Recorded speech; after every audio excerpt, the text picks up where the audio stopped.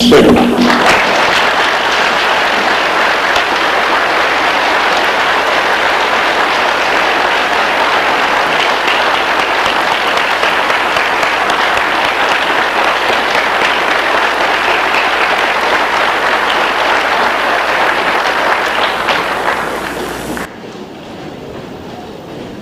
lecture to you tonight is based on the book I edited in 1983, Blacks in Science, Ancient and Modern. But what I intend to do is a series of 3 lectures. Tonight I will deal with Africans and African Americans in the field of science and invention, and I will also touch on some of the latest researches and discoveries in Africa. When I come again in April, I will deal with Egyptian science, and finally in May, I will deal with Moorish science. One of the things that astonished me, I was invited by the National Aeronautics and Space Administration a week ago to be the keynote luncheon speaker to the scientists who are at the moment involved in a brand new program, because with the success of the new space probes, NASA is getting a new lease of life, and they seriously intend to send rockets to almost all the planets in our solar system, with the possible exception of Pluto, by the end of this century. And there are lots of ambitious projects, etc. And I was invited to keynote the conference about a week ago. And one of the things that astonished me is that even though you have there the most brilliant brains in the world, they are totally ignorant of what has happened in the past in terms of what Africa contributed to the science of the world. One of the scientists, for example, was speaking to me at great length when we were in the car about von Braun, how we took half of the Hitler's scientists and the Russians took the other half in order for us to make the jump into space, because the Nazi scientists had gone further than anyone else in developing rockets. And that we had to build on that, and then afterwards we developed our own scientific program. But the great fear is that after major breakthroughs in science, we are at the situation in which they have become extremely afraid, because 1/3 of the scientific force has retired. These are men who belong to another men and women who belong to another generation, and they've reached a point now where they're not sure they can continue what they have started. In fact, so great is the fear, so desperate the situation, that they're now trying to build smart computers that will house the brains of the earliest scientists. By that is meant not the literal flesh, because the brain dies, you cannot capture anything by holding the brain itself, but to capture all the data. But not just simply to store that data, but to be able to activate it in such a way that not just the knowledge, but the insights of earlier scientists will be there. The computer will be able to make certain decisions based upon that knowledge, based upon those insights. I do not know if that is possible. That is where the machine really falls down, no matter how smart it becomes. It can only go a certain point and no further. That is why we really need the human resource. And one of the points that was made by the head of NASA at that conference is the recognition that the 21st century belongs to minorities, what they call minorities, okay? And that if we are to sustain our advances in science, it will depend on how many blacks, Hispanics, etc. enter the field of science seriously within the next few years. We are in such a position, we're receiving now 5,000 pages of data per second from outer space. We do not know what to do with it, because we do not have enough scientists in this country to process the information we're getting. In other words, we've built these incredible machines that are going in all of these places, and they're picking up data, but they do not know how to deal with that data, because we do not have enough scientists to analyze the data. And I was very struck years ago in 1983 when I was flown to Cape Kennedy to witness the blast off of the space shuttle, the first space shuttle that was to throw a black American into space. And the day before the blast off, I had a chance to meet many of the black scientists. In fact, that day was dominated by black scientists and their great lectures, both men and women. And I met a boy there. Well, he was a young man, but still a boy, not yet 20. And he had sent the first ant colony into space. This is a black boy from a very obscure little school in Camden, New Jersey. And some years ago, when I was doing studies of blacks in science, even before I brought this book out, I gave a lecture to his school. And he was very fascinated by the lecture. And when I mentioned that the cargo bay of the space shuttle is open to amateur experiments, he took that very seriously and decided that he would find sponsors and that he would get his friends involved. Eventually, they actually sent an ant colony into space, the first ant colony to be sent into space. And now all of the people who were involved in that experiment, all the young men and women, have been given scholarships or help in order to pursue scientific careers. Whereas there was only about a 2 or 3% interest in science in that school, it grew to 52%. We have got to realize that we are entering in a world of incredible machines. In 1983 or 82, Bell Labs reported that that is the year 1982 when there were more computers on the earth than people. There are more than 4 billion computers on the earth. There aren't 4 billion people. So we're no longer in that sort of situation in which we can afford to ignore. There's some of us who have had a very unfortunate education, but as I pointed out in many descriptions of my own life, that my education was very unusual. Went right up and went right down. It went right up and went right down. At the age of 16, I was sitting the same exam. I was sitting my final exam. And then I sat it again at 17 and again at 18. I couldn't go any further because I couldn't enter university. In my country, Guyana, at that time, there was no university. Therefore, unless you came first for the whole country, that was it. You went to high school and that was it. Okay, it took me 10 years to get to university. I never entered university until I was 28. Most American students finish university at 22. So I didn't have any particular advantage. I grew up in the bush. Guyana is no bush, but I grew up in the bush. I didn't come out of that bush until I was 14, yet I had read every classic, major classic, Greek and Roman classic. It just happened to be around. I couldn't find anything to read, so I read it, and it didn't occur to me that there were people around who were reading things like Dan is the man in the van, and the cat sat on the mat. I never knew that they treated people in that way. Because there is nothing finer than the human brain at the very young age. We learn fantastic things because the brain is not finished. That's the only thing you're born with unfinished. It's not closed. Your brain is actually partially open. It may have a certain kind of soft skull around it, but the brain is not finished. The brain actually is not physically finished when you're born. You have to be extremely careful about that. Therefore, a lot can happen. Those early years are absolutely vital, critical years. That's not the years to start talking baby talk. Because that is the year where the fantastic computer, billions of years old, is spinning and waiting. Babies are not born vacant. You have to start filling them because they have this incredible machine that is ready to pick up things. And if you start playing with that machine and taking it for granted, obviously the baby is an emotional idiot. But not, there is a fantastic computer there waiting to pick up stuff. And those are very critical years.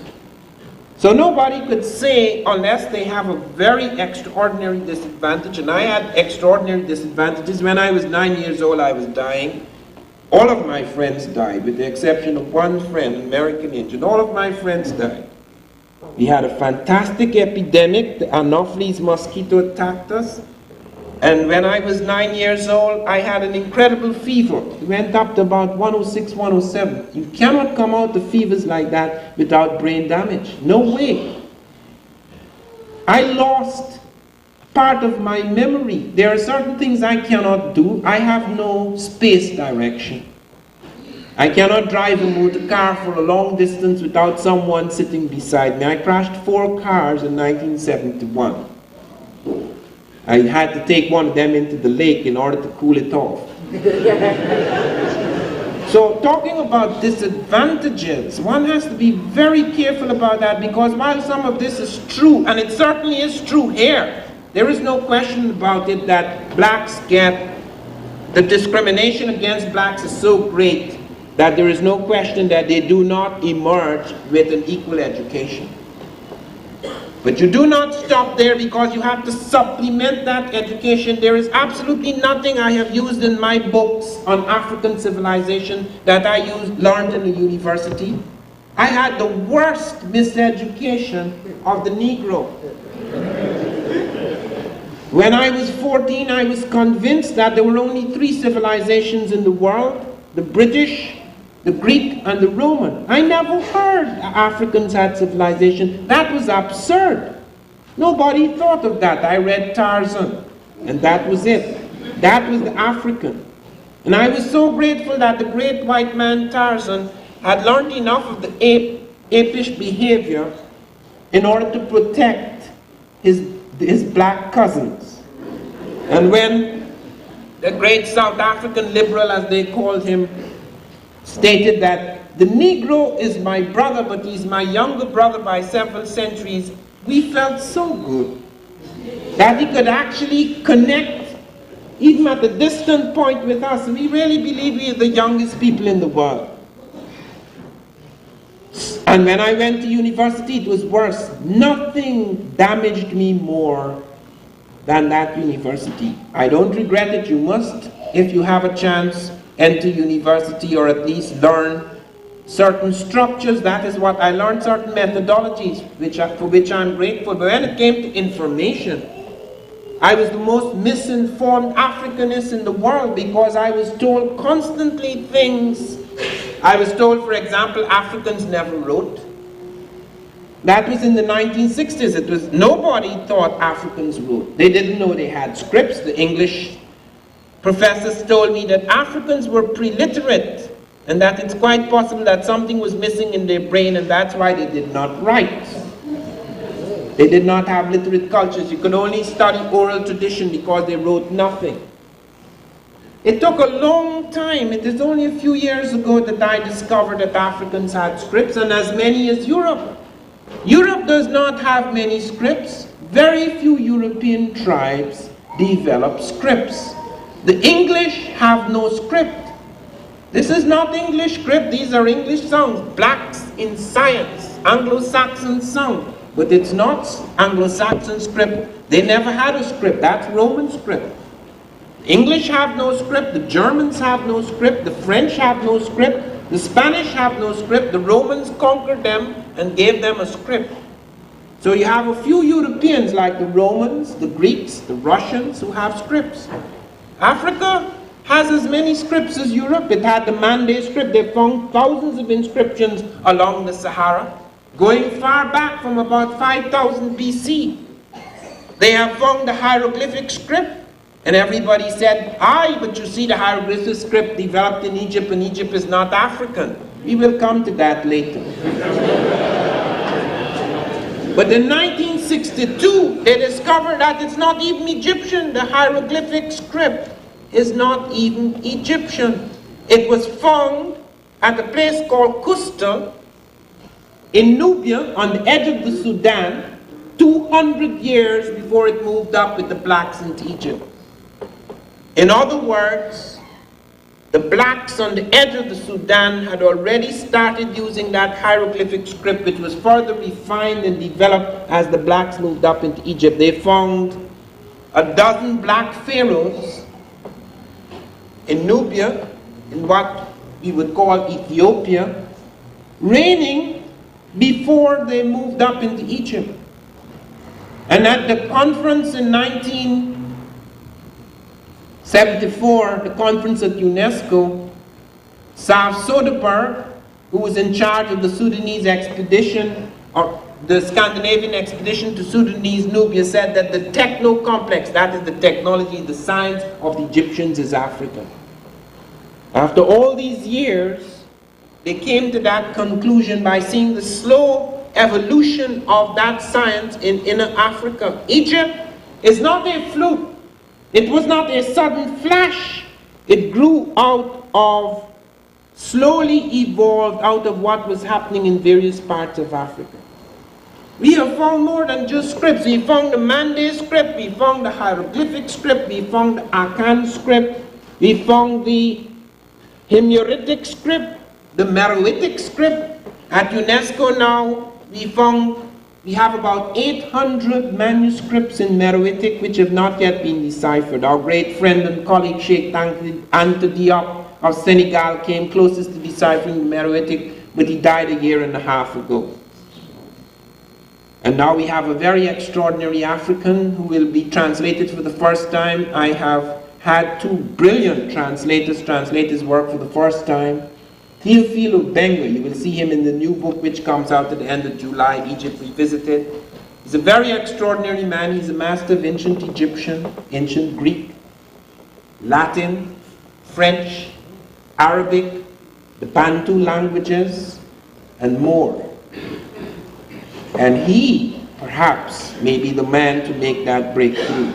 I have been reading his manuscript with great interest, dealing with the African conception of God, which is so complex, and which you find not only the Egyptian, but running among the Dogon and the Bambara and the Bantu. A lot of people have assumed that these were just primitive ideas. Now, for the first time, out of the mouths of the Egyptians themselves, translated for the first time by an expert, Obenga, with a tremendous and complex knowledge of all these cultures, you begin to see that lots of what we've been told about what these people thought is not valid. Their thought was far more complex than we had first imagined. But let me come to the question of first of the science in inner Africa. The scripts astonish us. For example, there is a script that actually traveled from Africa to the New World. That's very unusual because the slavers made sure that Africans were not allowed to speak to each other. If you found an Ewe here and an Ewe here, you split them.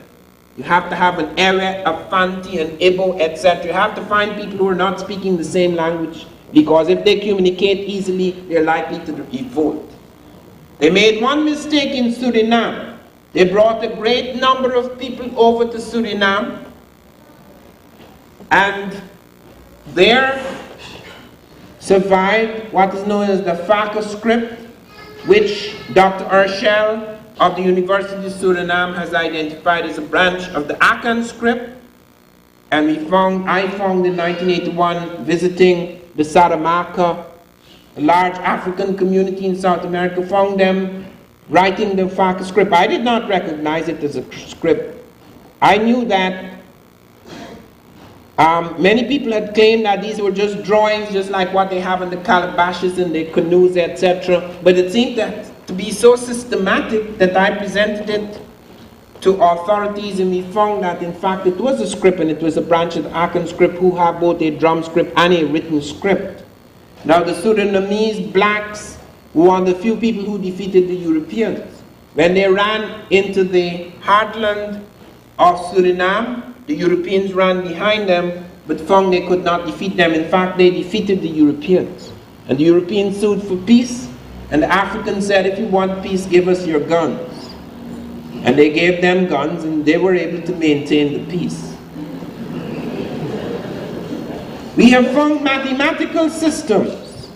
We did not know there were mathematical systems developed among African peoples, and why not? Because at the university, we found, as I said, here were my teachers. They were all world authorities in Africa. And what were they studying? They were always studying primitives. All small-scale communities, face-to-face communities, until we've come to the assumption that that is the norm. The little village that is the thing you study. Now that may be largely true today. After the shattering of Africa, we must remember Africa is not an advancement in the past. Africa suffered tremendous cataclysm. We know what happened to the black hair. We know as African Americans what happened to us. We were transplanted.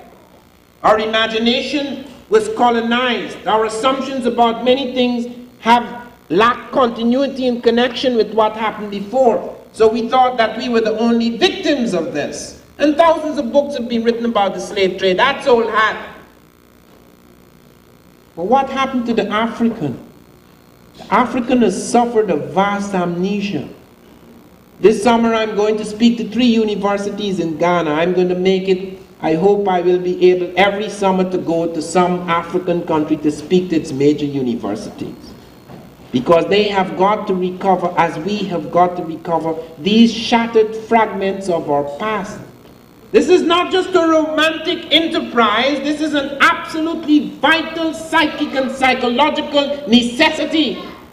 We will not be able to escape the fragmentation of our psyche until we can pick up the significant parts of our history and make ourselves whole again.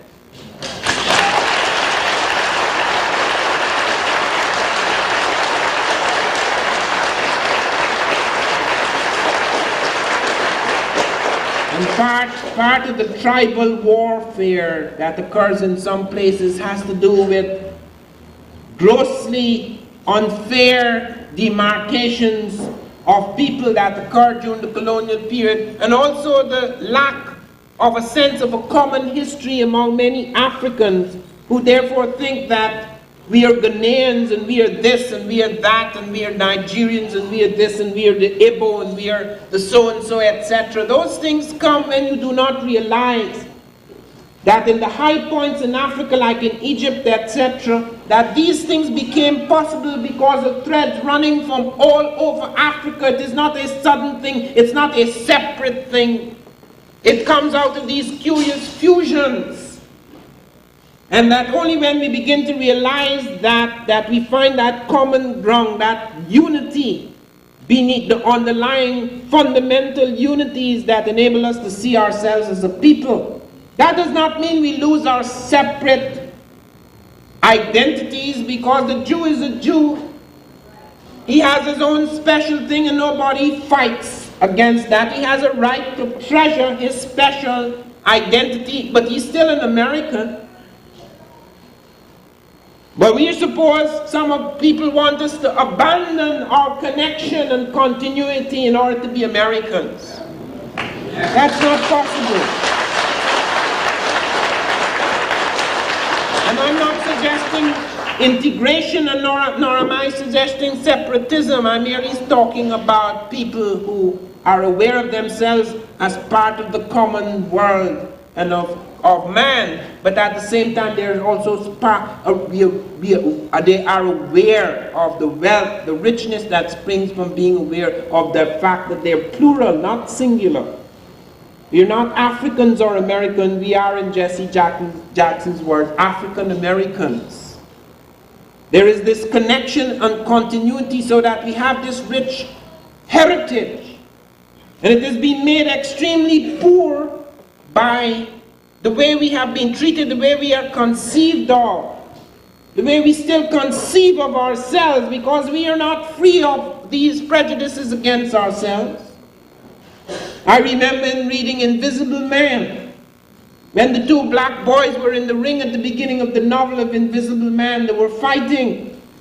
And they had blindfolds around their eyes, which was very symbolic and significant because they could not recognize themselves as brothers. They were fighting for the entertainment of the white Southerners. And because of a blow, the central character had his blindfold slightly shifted so that he could get a glimpse of the absurd reality of his situation. And he says to the other black boy, "Let's fake it, man. We don't have to kill each other. Let's fake it." And Tatlock, the other boy, said, "No, no, no.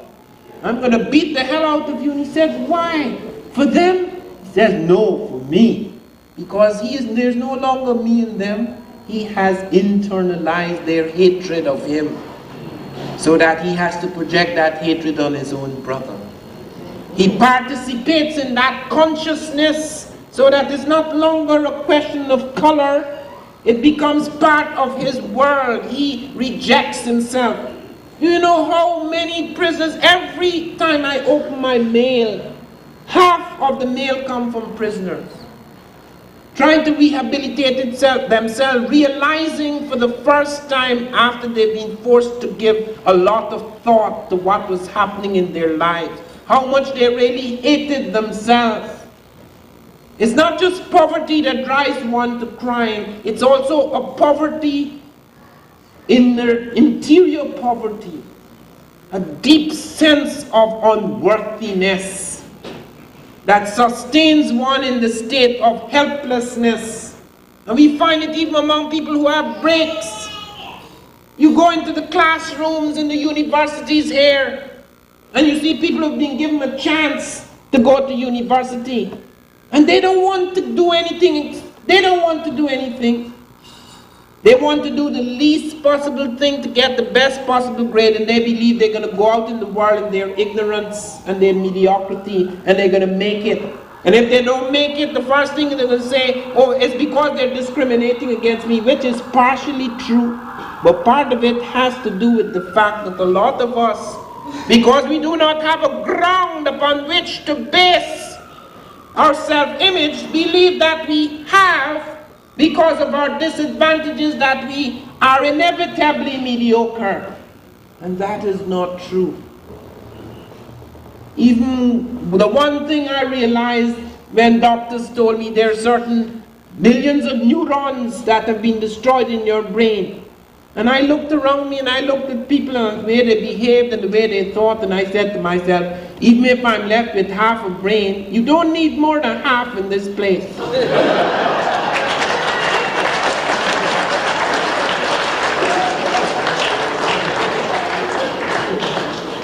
We've got to have higher standards, and those standards have to be built upon our sense of vision of the past.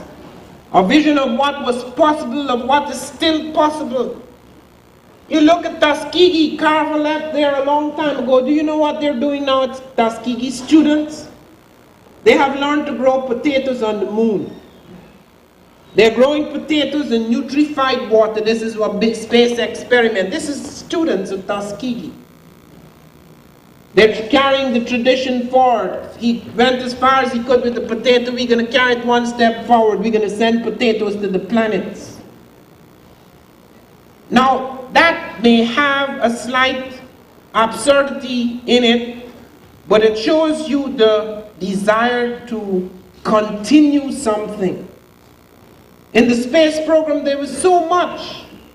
I went there in 1983 and I was startled because, as I've said before, when I went to NASA to study what blacks were doing in space, there was only one black in space I knew, and that was Darth Vader.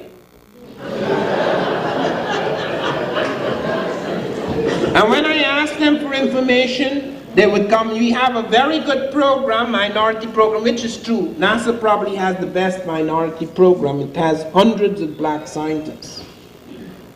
But they couldn't show me what these people were doing because they had never really worked out a way to deal with this problem, because they would say to me, yes, you know, science is neither black nor white, science is science, which is true.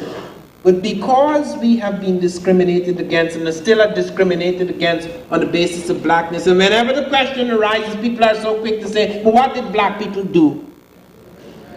That's why we have to find out what we did. It was surprising to find that Dr. George Carruthers, a black scientist, had developed the most advanced space camera. He was the first person. His ultraviolet ray spectrograph, which was taken to the moon on Apollo, was the first camera to take a picture of this planet on the moon. A first camera to take a picture of our solar system from another body in space. Gregory, Colonel Gregory, the first black to pilot a spaceship. Not Bluford, because Bluford was the first black American to go into space, but this was the first black to pilot the spaceship. And he was responsible for major inventions. He is our leading technical astronaut. He, for example, devised the micro-instrumentation landing system. And I had a chance to meet him at NASA, and I was very interested in that one because it affects the safety of our aeroplanes. He has developed a system where the computer locks the plane from the ground and brings it down safely, whether the pilot is blind or drunk. Now that's very important because I spend a lot of my life in airplanes, and I always remember this incident some years ago when I was flying into Flint, Michigan, and it was snowing, and I felt so happy because whenever I see snow I feel merry because snow is associated with Christmas. There's no snow in my country. I never saw snow until I was 24. So whenever I saw snow, it was artificial snow on the Christmas tree. So when I see snow, I go crazy. And I remember doing that in London. I took off my winter coat and ran into the snow and I got pneumonia. So I'm sitting in this airplane and I'm looking out and everything is absolutely white and the snow is coming down and I feel this lift. And we're going down, we're almost on the tops of the trees, and suddenly the plane made a violent lunge upwards as if it had been hit by something, and people screamed, the woman behind me vomited. And then about a quarter of a minute later came the voice of the captain, "Sorry about that, we just couldn't see the runway." And that thing frightened the hell out of me because I did not know in all that snow this guy with his industrial eye had to see that runway. And that I thought it was all computerized. And the plane had to know how far up or how far down it was, etc. But he has got this micro-instrumentation landing system. He's developed a whole range of things. He is one of the 3 men who actually goes into the spaceship and checks it out before it goes off. He's the man who was chosen to redesign the cockpit, the brain of the most advanced machine, the space shuttle. Then there were other people like Major Gillum, who was at the conference as one of the keynote speakers of the conference I attended a week ago. He was the leading black at NASA. He was the director of the Dryden Flight Center, and he actually supervised more than 1,000 of our space scientists to develop the space shuttle. He saw it from babyhood to blast off. We don't know about these people. Our young people need to know that this is not the end, that we are not in some kind of pit. We're in a difficult situation, but it's not a bottomless pit. There are things happening, things that our people are doing we know nothing of. It is not just in the space program. You go in Bell Labs and you're startled by black genius. One of the most advanced things in telecommunications today is glass fiber light guides. Something thin as the strand of a human hair. It can take information coded in pulses of laser light and send it flying at the speed of light. Channels, many channels in something thin as a human hair. It's not possible without black scientists. It is a black scientist, Northover, who did the mathematics that changed our whole understanding of glass, that enabled us to take 4-foot rods and stretch it for 6 miles. It was a black scientist, Cannon, who went onto the streets in Chicago to test the glass fiber light guide. He was the man who was in charge of the team that had to develop all the tools in order to take those light guides onto the streets. And it was a black man, Al Richardson, who went with the cable ship, the Bell cable ship, and actually laid the glass fiber light guides on the ocean and wrote the first guidebook for the world to show them how to put that thing on the ocean floor. And he developed a laser alarm to let us know when it twisted and was likely to break so that it could be dealt with immediately. He had a laser alarm to let us know that information. All sitting in the same New Jersey, an obscure little state like New Jersey. These 3 scientists at Bell Labs, the largest private research facility in the world. Have you ever heard of them? You've never heard of Richardson or Canon or Northover? The foil electrics, the lapel microphones we use, they have foil electrics which are critical. The co-inventor of that is right in New Jersey, a black scientist, James West. He's sitting, there's a picture of him sitting in the anechoic chamber, the quietest room in the world. And he's been able to develop microphones as thin as sheets of paper, so sensitive that if you stand before them, it could pick up the beat of your heart. We don't know about these people. Our young people need to know about that. When they look on television, they see black men beating up black women. Those are images. And that doesn't mean that it lacks authenticity. That happens all over the world. But why is it that's the only thing we see? When you see any great black film, you go and check it out. There's some brutalization going on. There's nothing to be proud of.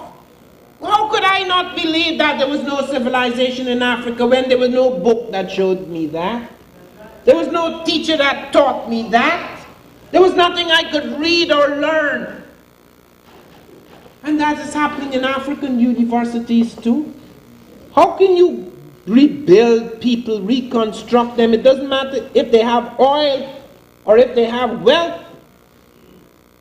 All that happens is that the white face changes to black face, so the black becomes powerful. But if the black mind is the consciousness that was inherited from his master, he's going to behave the same way or worse. So we have got to understand politics is not enough. Cultural revolution must precede political revolution or go hand in hand with it. It must go hand in hand with it. The Russians are learning that. They talk so much, learning about the democratic revolution, how it would be the masses the masses would have a voice. It would be the dictatorship of the masses of the proletariat. That's not what it turned out to be. After 70 years, yesterday or day before yesterday, it was the first time the Russians had a breath of a free election where they could actually speak their minds. What went wrong? Because the consciousness of that time, in spite of all the theories, etc., had been so heavily poisoned. Look at Nigeria, the same thing. We will do this, let us smash the British, and when we get the British out, we will do this and that. And they had marvelous opportunity, a population as great as Britain, with oil. And after a few years, you look around, you see, something never happened there. There was a rebellion, not a revolution. They seized power, yes. So there were black faces in power, but their minds were messed up. The colonization of the imagination, that was not over. They had seized power, so there was a surface thing, so they could make big stuff. We have won. Political revolution. There's no political revolution, that's a rebellion. A revolution involves a change of consciousness. And therefore it has to go hand in hand. It must go hand in hand with shifts in power. We have to train our young people. They have to be prepared. You do not take power unless you become responsible, because you will not know what to do with it.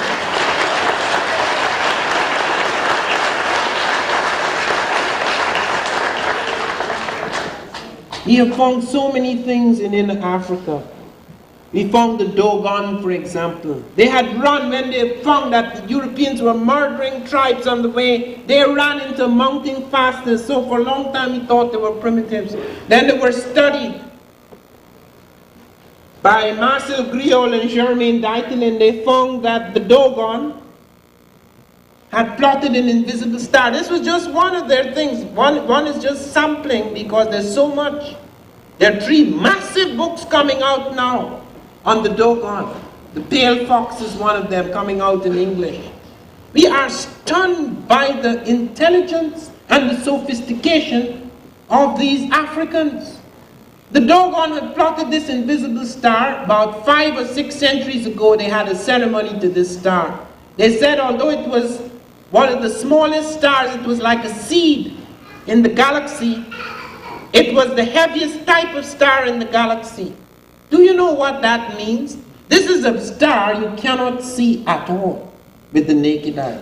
The Africans not only saw it, they plotted its orbit up to the year 1990. Our machines show they're dead accurate. They were able to intuit its mass. Although it was so tiny, it was an imploded star, what we call a white dwarf. They said that it was so heavy that if all the creatures on Earth were one lifting mechanism, they could not budge it. We have discovered it is the heaviest type of star in our galaxy. They said it was made of a bright metallic iron. We have found it to be true. They said it had an elliptical orbit of 50 years around its parent star, Sirius A. We have found that to be true. They said it has an orbit on its own axis. We don't know that yet. They said that there was an object flashing and darkening, contracting and expanding within the region of this Sirius B. Do you know when modern science discovered that? 3 years ago. Einstein orbiting satellite found the object the Africans were talking about. They mentioned that 5 centuries ago. You're not therefore dealing with idiots, because all of these systems of thinking are built on the assumption that the reason why you study the primitive is because you have to see where we first began, like how we study monkeys in order to see how man jumped into symbolic universe from the land of the monkey. You study black primitives because you could see where society began, the little kinds of simplicities, and then you jump into advance. And these simple people are in advance. Some of them, not all, because no world develops in that equal stage. You have high point, you have cultural centers. If therefore you study primitives and you ignore the cultural centers, many of which evaporated or were shattered, then you have no idea of what was going on. You have no idea. It is like going to Europe. I spent 10.5 years in Europe. I've been in parts of Europe where they never saw a black man in all history. And I went into villages where I found as many as 12 Europeans using one outhouse bathroom. They did not use flush toilets. They were aware of it. They didn't use it. They never showered. They had baths, but they didn't shower. Okay, now that would be most unfair for me to write a big book about that village and say, this is Europe. It is in Europe. It is authentic. I saw it. But it's not. It is authentic, but it's not the truth. It's not the truth in the sense that even though it's a partial truth, it's worse than a lie, because that's not the way to represent Europe. Europe has gone beyond that point. So why do we do this with Africa? And it's not only done by whites. You send a black out to Africa on a holiday with a camera. They always search for the worst things they could find. They don't want anything to be proud of. They're being told by Europeans, the African is such and such, the African is such and such. Therefore, how do I capture the African? How do I prove that I went to Africa? Let me get something like that.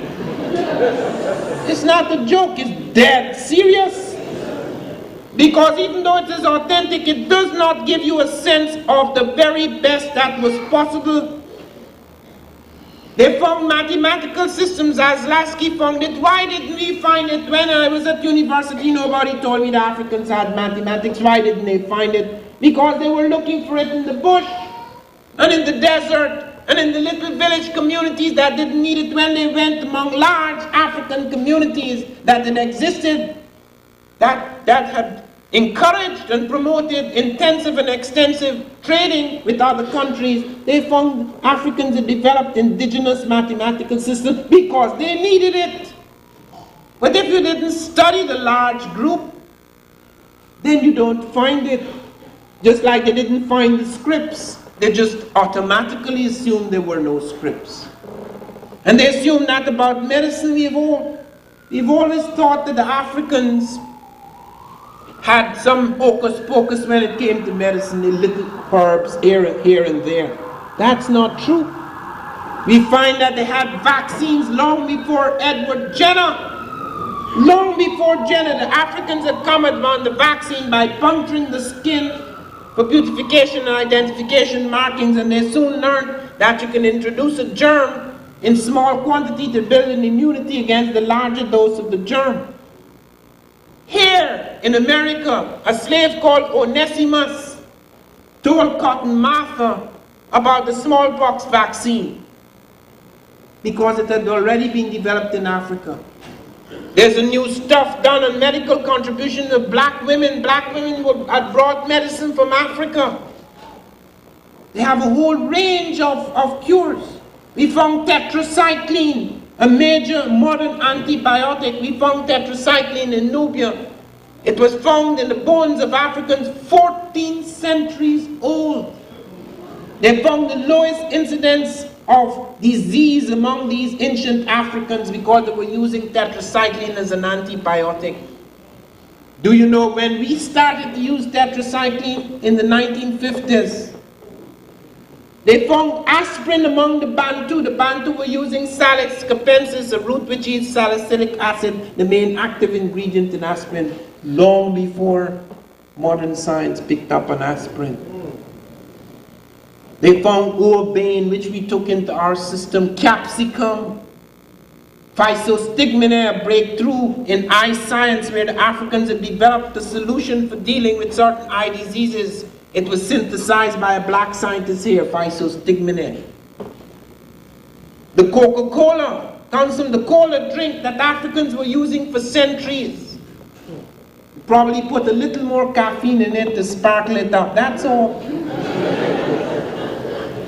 Reserpine, the first drug that was used to treat hypertension and psychotic disorder, they found Africans had introduced that. It was used in Europe, calpectin.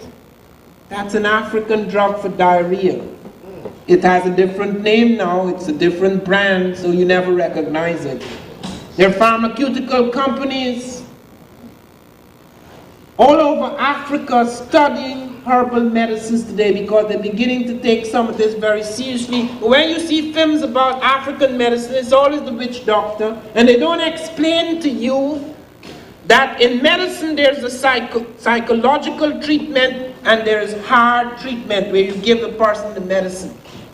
Now it's very important to have certain sorts of rituals which can assist in healing, because if a person thinks that they're being affected in a certain way, you can have a theatrical treatment which actually cures them. In addition to that, you can introduce scientific, already a hard concrete medicine. You have to look at this here in this book. Dr. Finch explains this in great detail. Dr. Finch has recently done a study of a medical treatise done by Africans thousands of years ago. It's known in the Edwin Smith Papyrus. It was copied over in the 18th dynasty. Dr. Finch showed me this is long before Jesus and long before the Greeks, the top Europeans, were even aware of these things. That they had only translated 1/3 of the book which dealt with the brain, the head, and the neck. They had more than 200 terms for things inside of the brain and outside. They had found the actual locus in the brain that processes auditory information. We only discovered that a few decades ago. In fact, a few years ago, some of the things Dr. Finch showed that only been discovered recently through X-rays. That the Africans had come upon a long time ago, the pulse. Herophilus was credited for the first work on the pulse, the Greek. We find 1,000 years before him details about pulse taking in great detail, something so complex that it took 1,000 years later for Europeans to catch up on it. These things are not in the books. That's why I speak now to scientists all over the country And they sit with amazement. And you say to yourself, look, what is this? I'm not a scientist. Here are these specialists. How come they don't know about this? No, but because there is a deliberate, some of it is unconscious, but some of it is, if it's African, it can't be anything. So why bother with it? It's like I entered the lab. This is the only, it's a whole island called Plum Island in New York State. The only lab that studies exotic diseases of animals. I had to be sprayed before I went there, and I had to be sprayed after I came out, and they told me I'm not to touch any animal except the domestic cat and dog, which is familiar with our diseases. You can't touch any, you can't go on a farm a week after you leave that lab. And when I went to lecture, I saw on the map rinderpest originated in Africa. And when I gave my lecture, I said, I have to point out that rinderpest did not originate in Africa. It originated in Europe. It was taken to Africa, and it destroyed a lot of cattle in Africa.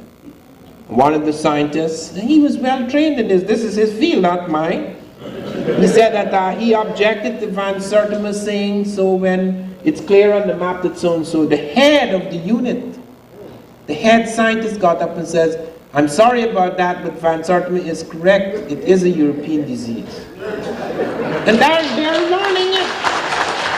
No, they're learning it. It's still there in the map. He said we should have updated that. Now if that, and I'm not saying anything against Jews because some of my best friends are Jews, but if that, but no, I'm very serious about that, they are. But if that was a Jewish thing, he would have lost his job. I'm sure there would have been a big uproar about it long before now, but because it's a black thing, does it really matter? Do you have to change that? Unless some smart black man comes in and notes it. It doesn't matter. What does it matter?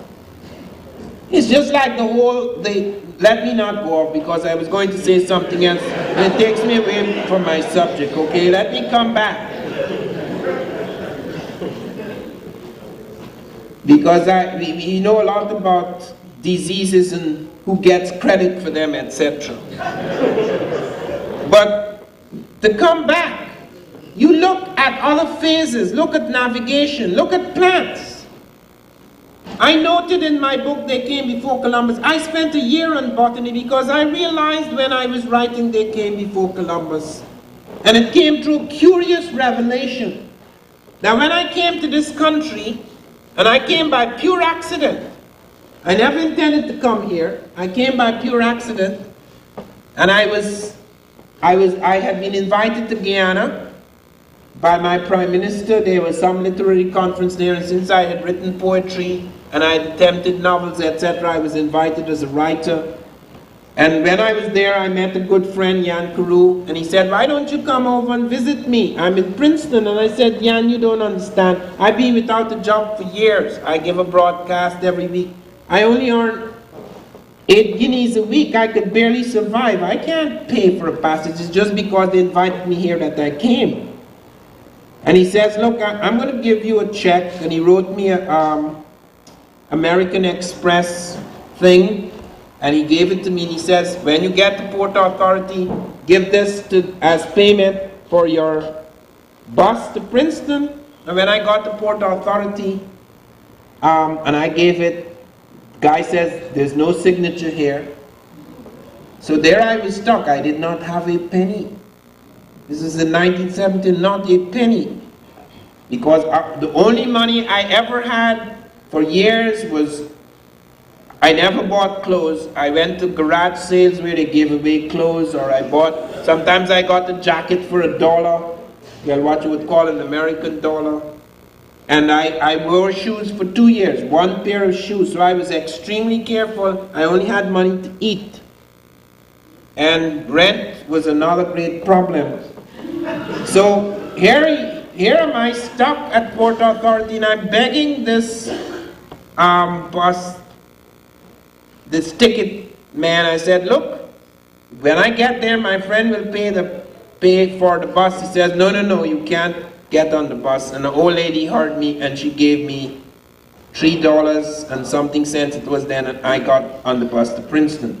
Now I spent that weekend in Princeton with my friend, and strangely enough I came upon a book in his library which he'd taken out to the Princeton Library, African, The Discovery of America by Leo Wiener. And I read that book. I didn't finish it. Fortunately, I was offered a job in America, and I came back months later and I started to read these books, this trilogy. And I knew enough linguistics to know that he was on the right track, but part of what he was saying did not add up. In other words, he was jumping the gun. I mean, he was not all there, but some of it was valid. And I wrote an article the next year actually attacking the thesis of African presence in early America, saying that it was not a proven thesis. And I ended by saying, if anyone could show me one head with African features clearly and unmistakably African, then I would begin to believe and to take this seriously. And I sent it off to Random House to be published in an article in a magazine called Amistad 2, which fortunately never came out. And a few days later, the editor, Charles Harris, called me and he says, a strange thing has happened on my desk. You ended your essay by saying, if anyone could show me a picture, and underneath your essay, something had just come from Mexico, showing a picture of blacks in Mexico, in ancient Mexico. And I said to myself, how could I ask a question, throwing it out into space, and in the same desk, in the same room, on the same day, the answer comes back? And that, to me, struck me with such force that there is almost a consciousness that if you throw out something, it comes back in that strange way.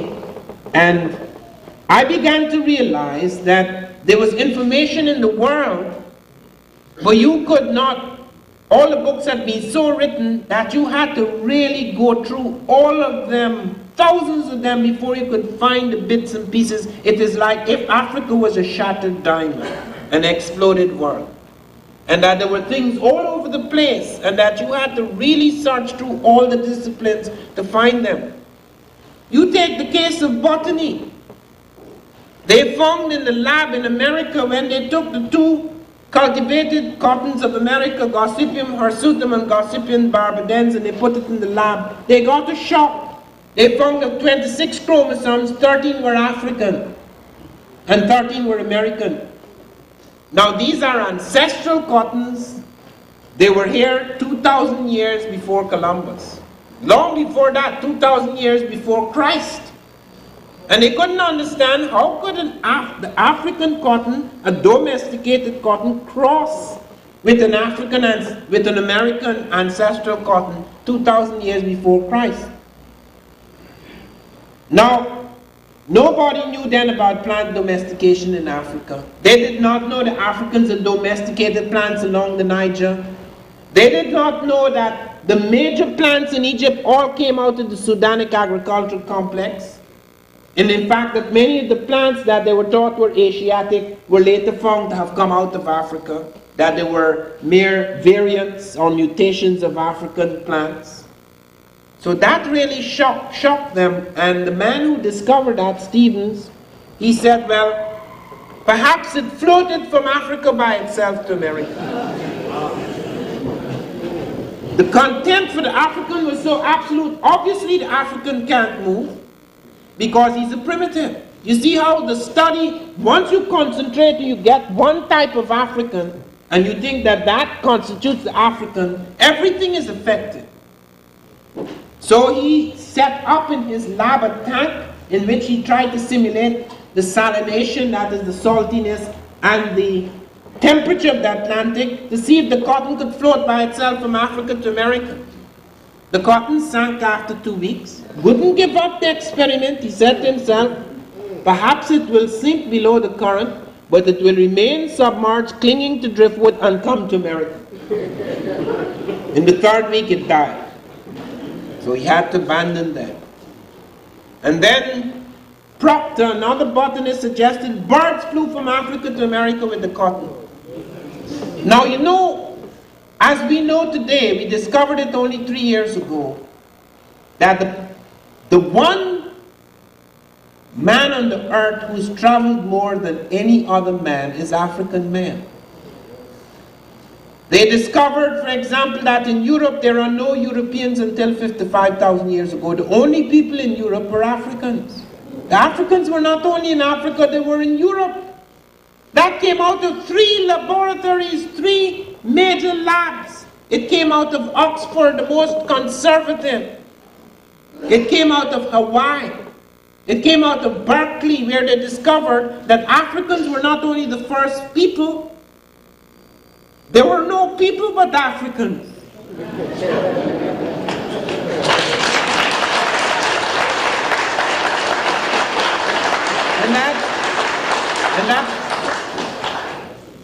Now that's nothing to suggest that Africans are superior. What it suggests is that we are more intimately related than we thought, because out of the African came the European. This is clearly established now. They can actually track it back. They can track it back in the blood.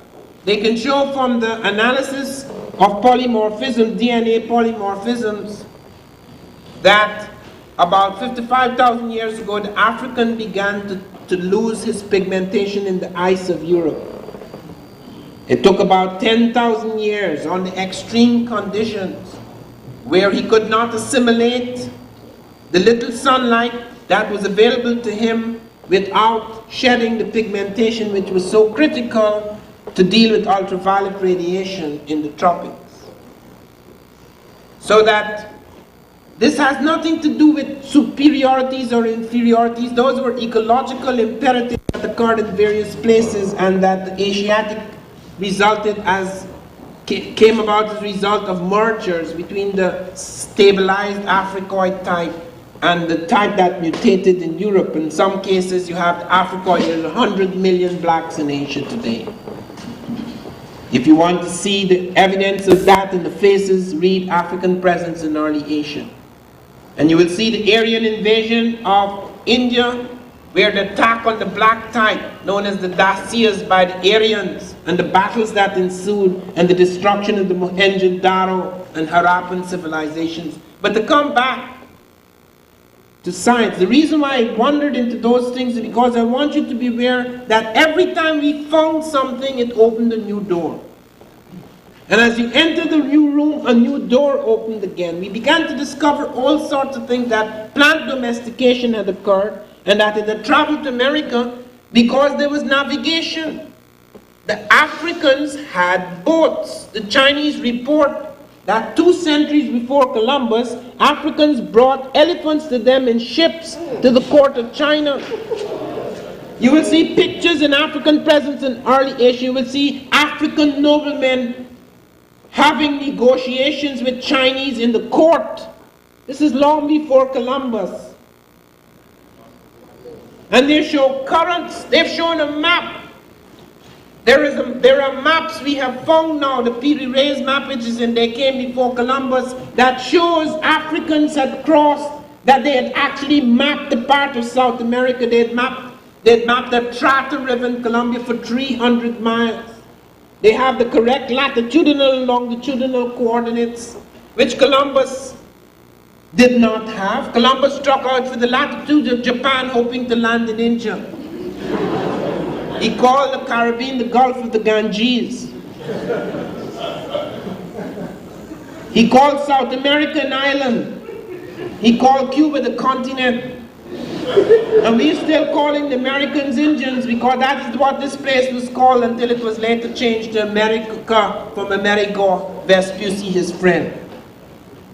And as I told Congress, we have got to stop talking about Columbus's discovery.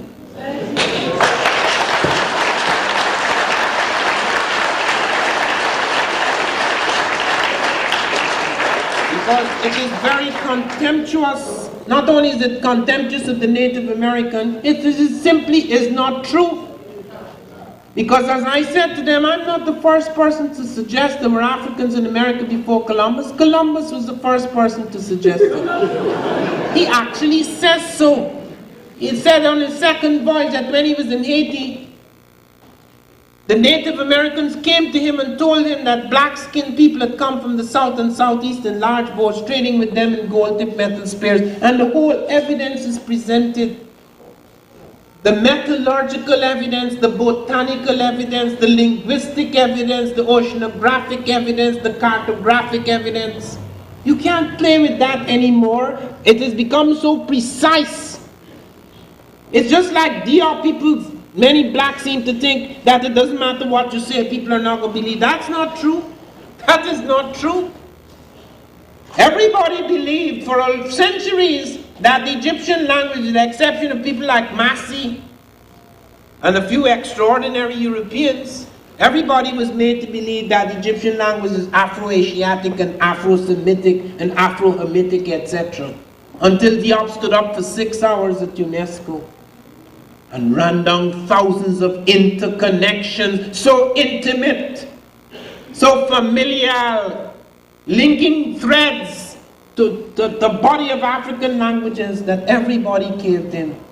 Nobody could contest that. UNESCO had to say, in spite of all the differences they had at that conference, that for the first time they were unanimously agreed that Egyptian was an African language. So I want you to be aware that the development of these facts, as they become more and more precise, it is impossible to deal with them. We've been arguing for a long time, was the African the last man or the first man?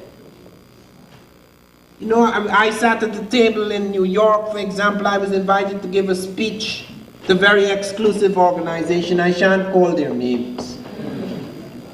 And when I was sitting at the table and everybody thought by feeding me I would get all nice. And I am a very nice man when you're talking with me. It's when I get up on the stage that I get crazy. And they didn't know that. So I'm sitting down and I'm enjoying my meal and we're all talking softly and nicely. And this guy said, you know the question about who was the first man and who was Adam and Eve and so has not yet been settled, it could still be Asia. And I said, we have to stop this nonsense. I mean, this has been going on far too long. I mean, with all that we have discovered now, and my voice rose, I stopped eating. With all we have discovered now, you could still dare, he was my host, you know.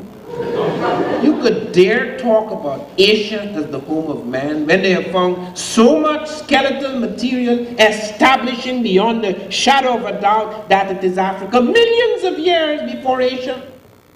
And when we have such machines now that you could actually go into the blood and check it out and show at what point that mutation started to occur, it is no shadow over anyone. It merely shows that we are more intimately connected than we first thought. And he started to tremble and so forth. And I looked up, everybody was uncomfortable. And I looked up and I saw his wife smiling quietly. Nobody noticed that. He'd probably been beating her on the head for years. I don't mean physically, but I mean so proud of his opinions that she'd never had a good chance. And she was so happy that I was with. She gave me some extra ice cream.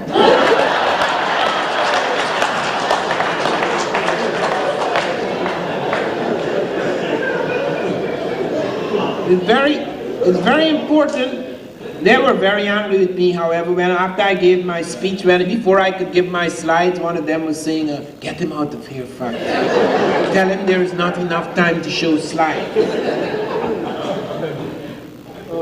Anyway, what we are finding is so astonishing. In every field, in the field of medicine, in the field of astronomy, we found that Africans had an astronomical observatory in Kenya 300 years before Christ.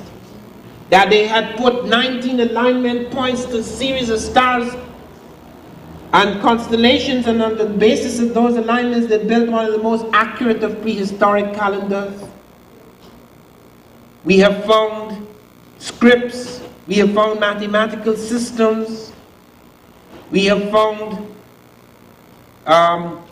breakthroughs in surgery, eye cataract surgery in Jenny in 13th century Mali.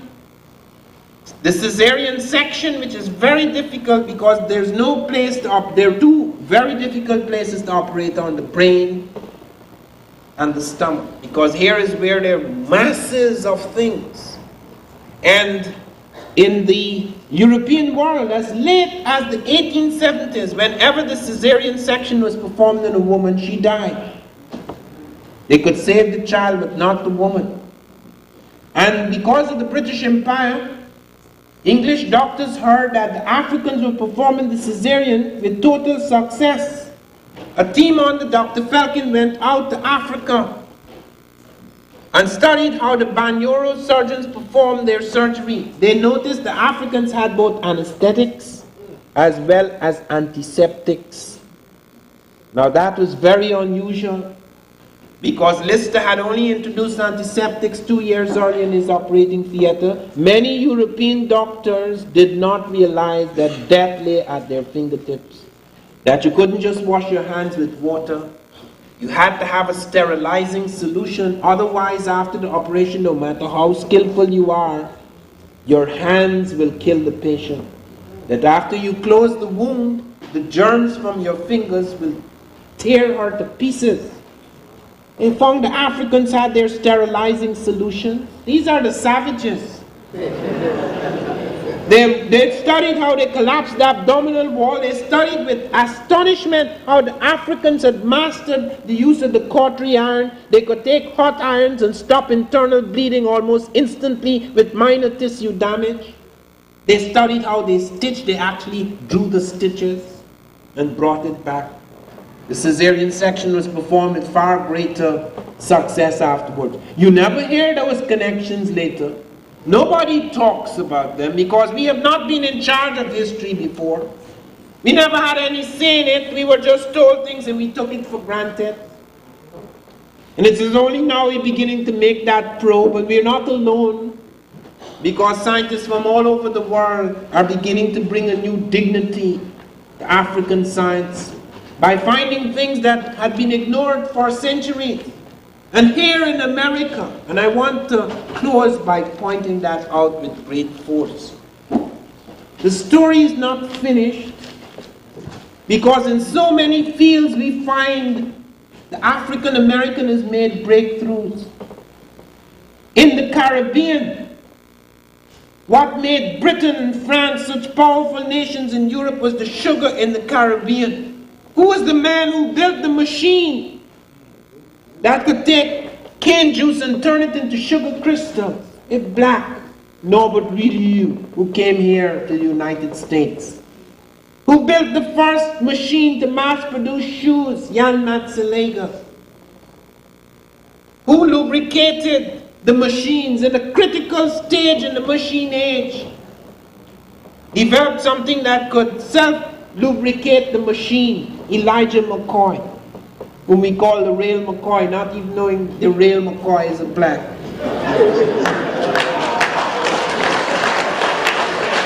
Who built the automatic stoplight which still regulates traffic all over this planet? Garrett Morgan, who also built the first smoke inhalator mask and actually entered a fire and saved 36 people using his smoke inhalator mask for the first time in public. Who was able to transform the food industry, the food transport industry in this country, when we were primitively transporting things with ice blocks.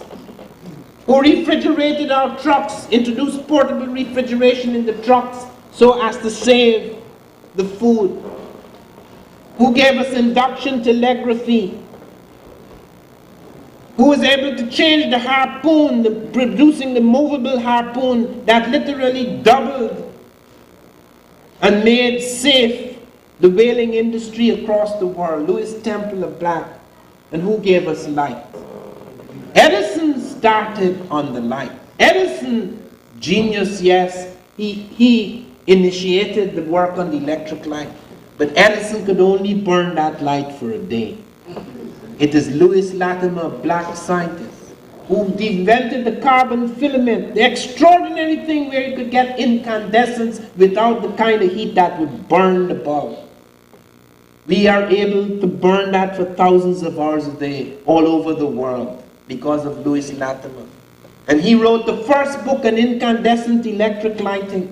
And he went to London, when it was the greatest city in Europe, and literally supervised the lighting of London. He supervised the lighting of New York. He supervised the lighting of Philadelphia. And you see so many films on Edison. There's a whole section of New Jersey State that is called Edison. Have you ever heard of Latimer? I went to scientific societies where they were celebrating Latimer, and they didn't even know exactly what he did. We become such a careless people. You know, when I went to Egypt last summer, the one thing that struck me with enormous force was the incredible precision of the early blacks. I'd read in books of how they'd abandoned an obelisk. And I asked one to see this abandoned obelisk, because I learned one thing: the best way to learn about people is to study their failures, because that is where you know the secret of their success. And I looked at that incredible obelisk to find the flaw, the microscopic flaw. Why did these people abandon an obelisk? It must have taken incredible, those quarries, you look in those quarries, you see the standardized blocks of stone. And you want to know what kind of black people were this, who could cut through granite, who could restructure mountains. You go and you see those mountains, they rip it, cut valleys through them, cut rooms right into the heart of the mountain. They couldn't be doing that with stone tools. They couldn't be doing that with bronze. As Diop, the great physicist, showed, the bronze would break. They had to have developed something more. They had iron. And he showed that the iron they found the Egyptian world was an advanced type of iron, that they were not in merely the Bronze Age, though they may not have had sources of iron at that time, until later on at Meroe, when they retreated. They had ironworks at Meroe, but they were using special tools. Because when I looked down at that thing and I said to myself, my God, how could they cut this thing? You touch it, you see the incredibility of this thing. Look at the Japanese. The Japanese are supposed now to be the smartest people in technology. Do you know they went to Egypt to build a pyramid? A small one. Using the methods they believed the early Africans used. Didn't work. So they went further. They started to use their technology. They couldn't do it. They could not do it. They abandoned it after using millions of dollars. That's the modern technology. When the Russians had finished building the Aswan Dam, and the teams rushed down to save things the Africans had built, they couldn't move. The cranes broke down. They couldn't move some of the objects the Africans moved. They found pictures showing that Africans had developed something they could throw on the ground that would immediately turn it smooth as glass. Mixtures that they could roll these heavy objects over.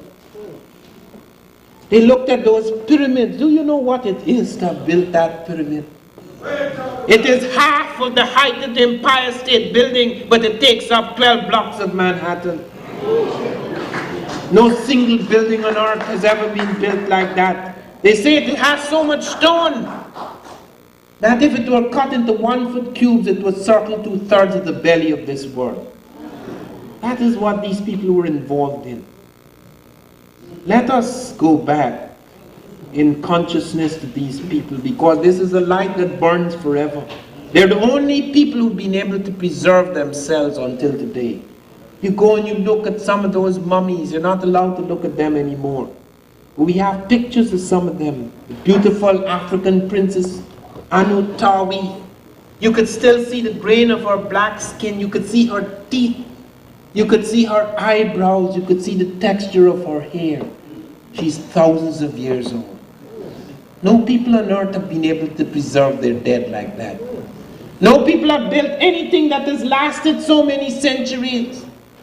If it had all disappeared, then we have an excuse. We didn't know about it. We didn't know what our ancestors did. We did not know anything. We could not correct ourselves. We could not redeem ourselves. We could not make ourselves whole again. We have no excuse. It is there. It stares to us now.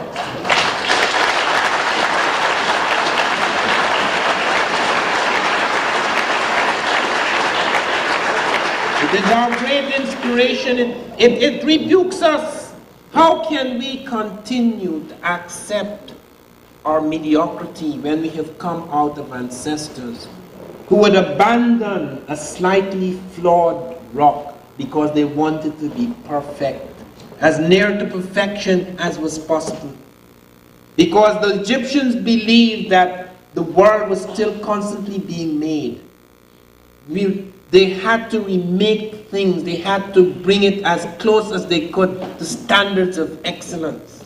This has to become our model.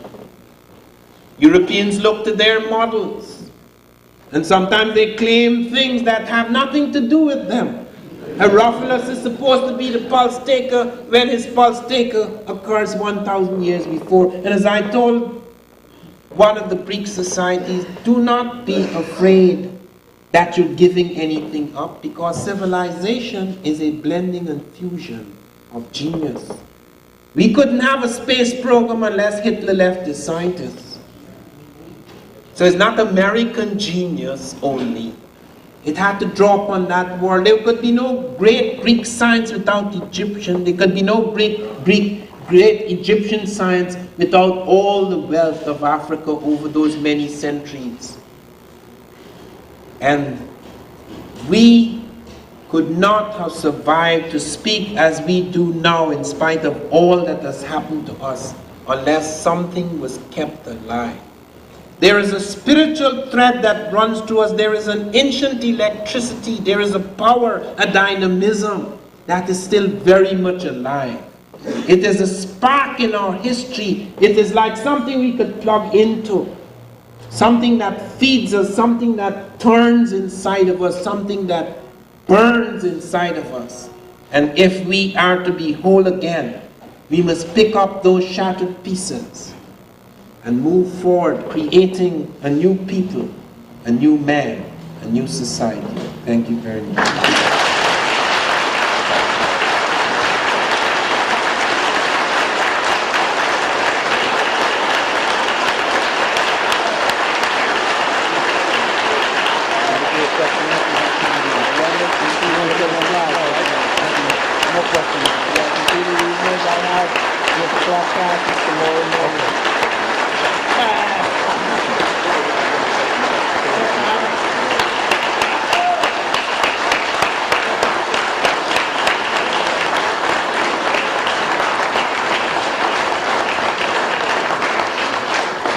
Professor Ivan Van Sertima.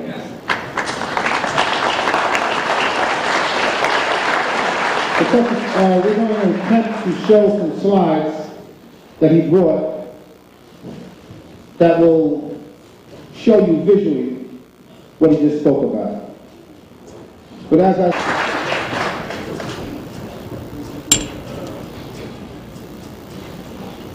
These are just a few slides that will give you some impression. All of these are found in this book and much more.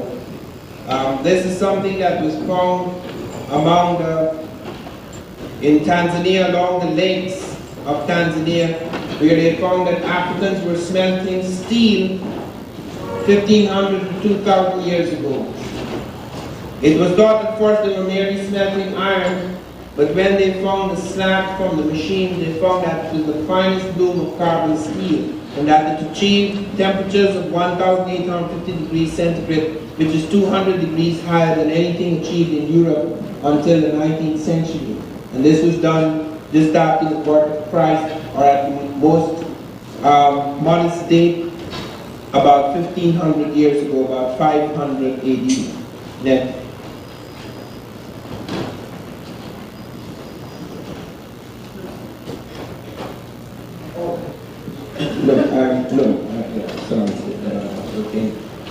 These are the higher people. This is what is most astonishing, that although Africa had been destroyed its centers had been destroyed, and these people no longer produced steel, yet they were able to reconstruct the cement, just based on things that had been passed down to them for centuries.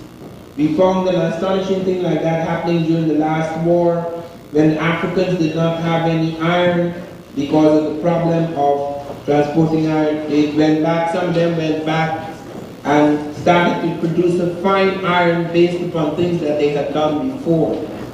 One of the astonishing things about this too was the fact that they were producing it in a single stage process, whereas in Europe, even as late as the 19th century, carbon steel was produced in a two-stage process, which was inferior to the African process. This is at Namawatunga in northwest Kenya, 300 years before Christ, where they found Africans had built an observatory, an astronomical observatory. This is the Dogon plotting the orbit of Sirius B, an imploded star which is impossible to see with the naked eye, plotting its orbit right up to the end of the 20th century, up to the year 1990.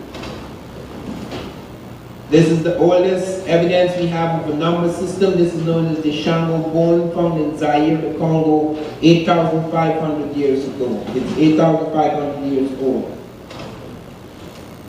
This is from Zimbabwe. Africans built a civilization in Zimbabwe 800 years ago, and this is one of the walls of the great enclosure.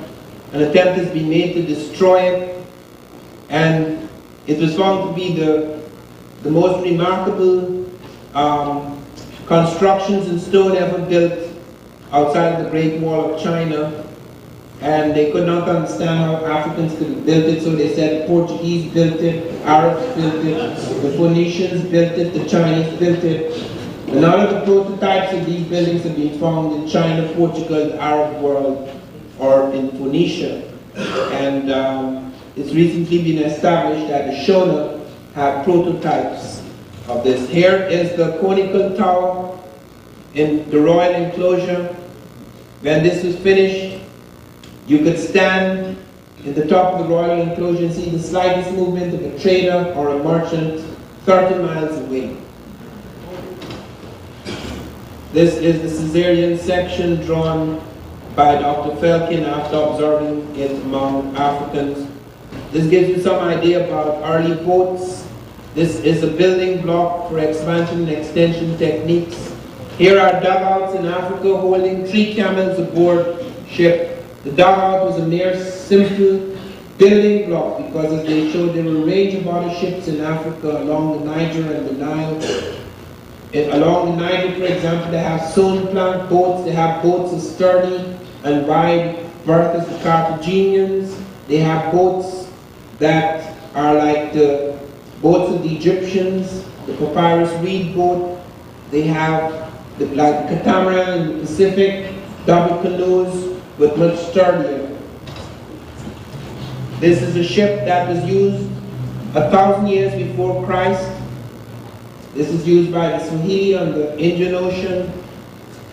There was such a respect for African shipping that the Mughals of India made African people the cities, admirals of the Indian Ocean, because of the respect of their shipping. And the Chinese put Africans, most of the Africans in charge of the coral diving industry because of their respect for African diving and knowledge of the water.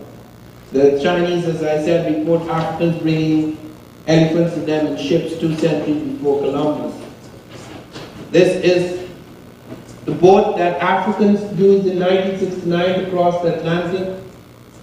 Haidar financed it because Haidar showed that this boat was used 1,000 years before Jesus, and that it could cross the ocean even as early as that time. Scientists scoffed at it. Scientists said that it's made of papyrus reed, and if you put papyrus reed in a tank, if you put papyrus reed in the ocean, it would get waterlogged and sink. And they tested it in a tank and it sank. And Haidar said if I took a piece of the Queen Mary, which is made of iron, it would also sink. So that it was tested on the ocean in 1969 on Abdullah the Jibrin and the Paduma people, and it crossed the Atlantic right up to Barbados. These are the currents in the Atlantic, off the Cape Verde, off the Senegal, Gambia coast, and off the southern coast of Africa that take things towards America, South America, and the Gulf of Mexico. Shows you the latitudes of those currents. The most extraordinary map found in the ancient world, a map which could not be drawn by Europeans. It was found in 1513, but it could not have been drawn by Europeans because Alvarez Cabral did not get to South America until 1500, and no Europeans had mapped the Amazon. They had not mapped the Trata River. This map shows in detail 300 miles of the Trata River. It shows the correct latitudinal, longitudinal coordinates between the African Atlantic coast and the American Atlantic coast. It shows parts of the Caribbean islands. It shows the Gulf of Mexico. And it starts from where the currents start of Africa. It was found in Egypt, Cairo, in the Satellite of Alexandria. This shows you how Africa was connected before it was shattered, how you have riverine connections and caravan connections that move from Cairo all the way down to parts of the Atlantic. This is the Piri-Reis map again. This is the map found in 1513 in the Satellite of Alexandria, going back hundreds of years. This is something I found in the Virgin Islands, which turned out to be a script at St. John. This was verified as the Dawson Crescent script, the Tifinagh branch of the Libyan script, by Barry Feld, the Department, Barry Feld from Harvard and Department of Antiquities in Libya. It reads, plunge in to cleanse and dissolve impurities. This is water for ritual ablutions before devotion. It's found in the Caribbean and predates Columbus. This is Jan Matsalega, the shoe lasting machine, the first machine to mass produce shoes, which we still use. It was known as the niggerhead machine. This is the graphite lubricator developed by Elijah McCoy, the first introduced into machines, the first machine that could self-lubricate. This is Granville Woods, railway induction telegraphy. He was responsible for 35 major inventions, Granville Woods. This is the first machine to make sugarcane juice into crystals, white sugar crystals. This was developed by Norbert Ryu. The machine is still used today with slight variation. This is the first removable cooling unit, the first portable refrigeration introduced into trucks, which transformed the food transport industry in this country. Frederick Jones responsible. This is Louis Latimer, and this is his invention, the carbon filament, which was to transform the lighting industry across the world. This is one of the black scientists who worked on the atomic bomb. 6 black scientists helped to develop the atomic bomb on Einstein. This is Dr. Lloyd Portman, who's now dead, whom I interviewed in Chicago some years ago. He's not only responsible for that, he was responsible. He changed U-235, uranium-235 into uranium-238, and set the basis for the development of the first nuclear research facility in this country at Oak Ridge. He also invented the diamond window, which was a new way of looking at certain things in the atmosphere which could not be seen with the normal eye. He also was responsible, the first person to suggest that you could synthesize blood, but he was not allowed to continue with his invention. Now the Japanese are ahead of us in that. Well, the Japanese have started to synthesize blood, but his funds were taken away from him. He was also responsible for combining various compounds and producing new gases and compounds in the world, things that had never occurred in nature. As he pointed out to me, if something was made of 3 molecules, 1 above and 2 at the bottom, he could take one and move it to the bottom, or he could take one completely out. He could transform the structure, molecular structure of matter, and thereby was responsible for major breakthroughs in linking things that were never linked before.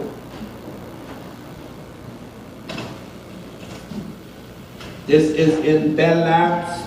Here we have Brian Jackson, who's been able to develop a machine that could place, that can inscribe circuits that are so small they're almost invisible.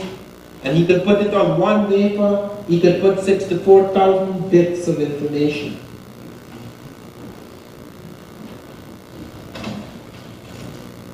This is glass fiber light guides, thin as the human hair. Here is one of the chips, which smaller than a postage stamp can carry thousands of bits of information. The glass fiber light guides I talked to you about, where Canon, Northrop, and Richardson are responsible for some of the major breakthroughs in this glass fiber light guide industry. This is Jesse Russell. And I don't understand his mathematics, but he's involved in doing something very extraordinary here, where he is building a smart data terminal, which is to be used for network management. These are the glass fiber light guides.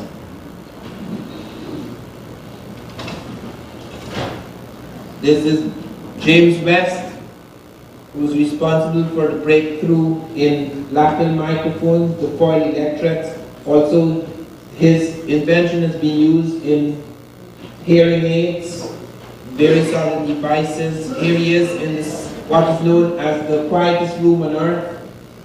If a pin dropped in this room, you would pick it up. This is an anechoic chamber. This is him here with his electron microscope at Bell Labs.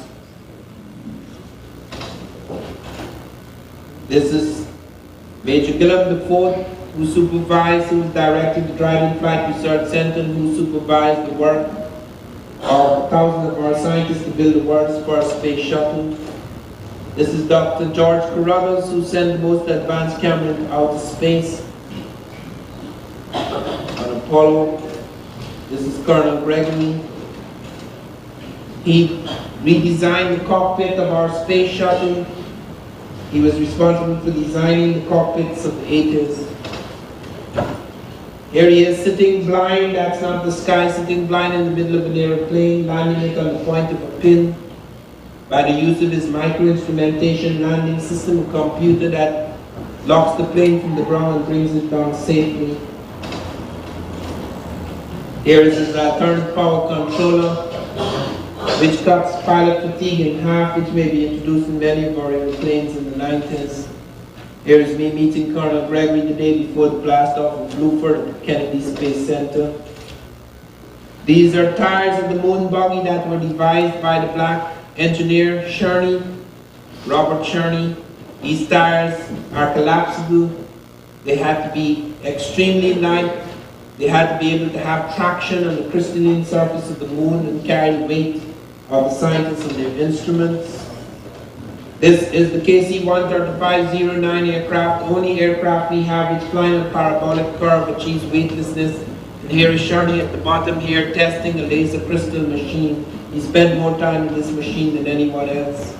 It's known as the Vomit Comet at NASA. And this is a Hispanic from Brooklyn.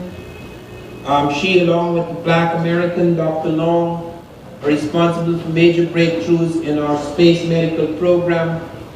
We have, when we go into space, it's an incredible experience because space is not just the green world. All the colors of the world, all the colors in the spectrum are in outer space. It is an unbelievable experience, and because you achieve weightlessness, you could come out of your spaceship and you could somersault in the air, you could swim in the air, you could walk in the air. But it also means that because you're weightless, you have other physiological changes which are very difficult to deal with. For example, you may sit down in your spaceship and when you come down on Earth you find you can't walk anymore. You have to train yourself to walk. This is what happened to one of our early scientists. He eventually, I believe, committed suicide. He never recovered his balance. This does not happen now, but involves a new space medicine. We, for example, developed a machine. Dr. Collins and Dr. Long developed a machine which quantifies yoga. In 6 weeks, you can learn to tell your heart go down. You can tell your blood pressure go down. You can actually train yourself to deal with what we have come to accept in Western science are involuntary muscular and nervous systems. So this is very important. When you're in outer space, blood could come from your legs and float up into your head. All sorts of strange things, so that you have to train yourself before you go out into that strange world. This is Dr. Patricia. So that was Patricia Collins. This is Phyllis Darden. Christine Darden, sorry, Dr. Christine Darden. She's in charge of hypersonic research in our space program. She's a very extraordinary woman because she has taught us how to crinkle the bubble. There are waves that come out of the wings of airplanes as we fly faster, and they create an enormous bubble which, when it bursts, explodes eardrums and windows for miles around. She's taught us how to reshape airplanes so that we can crinkle the bubble and deal with what is known as sonic boom factor. And here, finally, this is me some years ago when I was at the space program. I'm giving a copy of my book, Blacks in Science, which came out that same year. One of our young black astronauts, so he wouldn't get lost in space.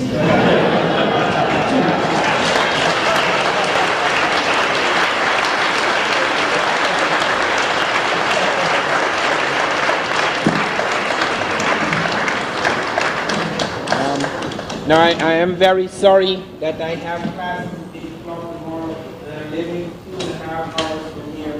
So I will be most grateful if you keep your questions for the next time. We will be returning here on April the 19th to talk about Egyptian science, and I will be quite willing to entertain questions.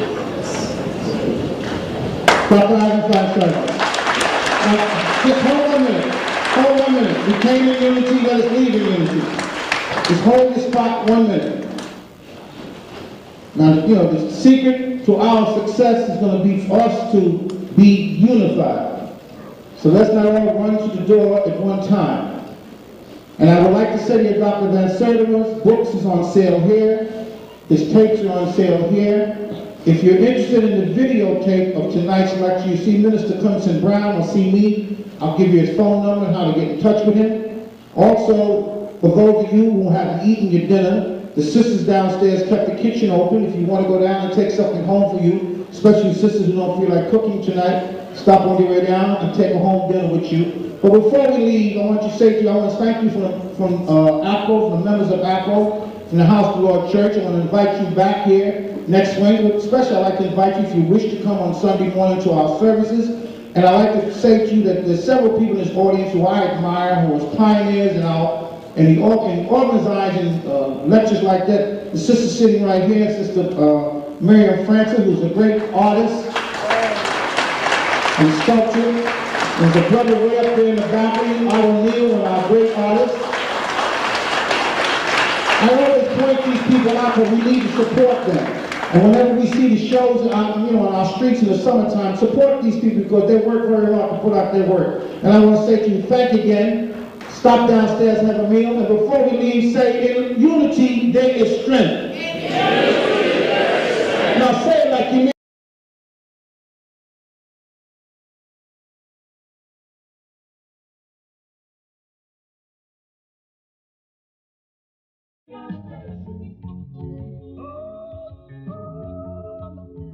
This is the final lecture in our series this year, and I want to dedicate this lecture to my great friend and comrade, the late Sheikh Anta Diop.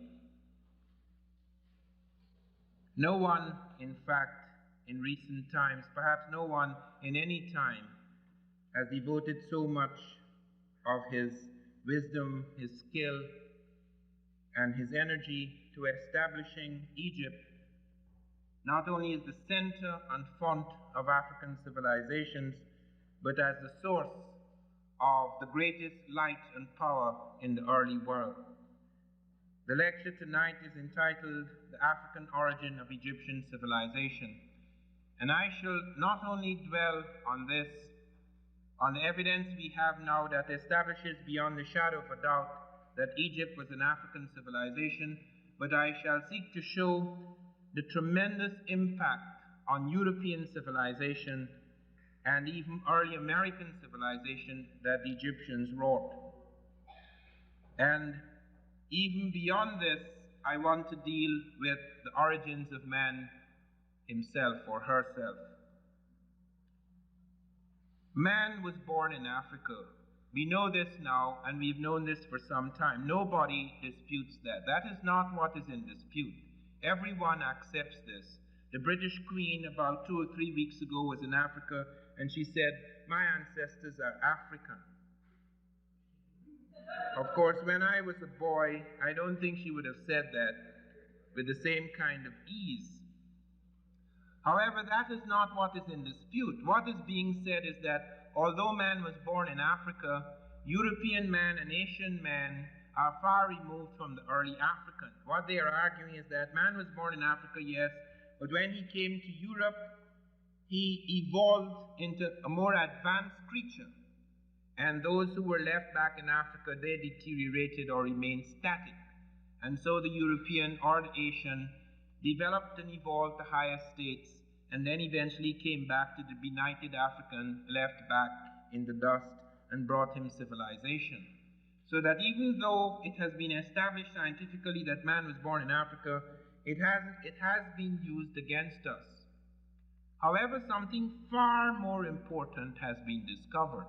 And the strange thing is that the discovery is made by people who just a generation ago would have seriously questioned any suggestion that man, not only man was born in Africa, but modern man was born in Africa.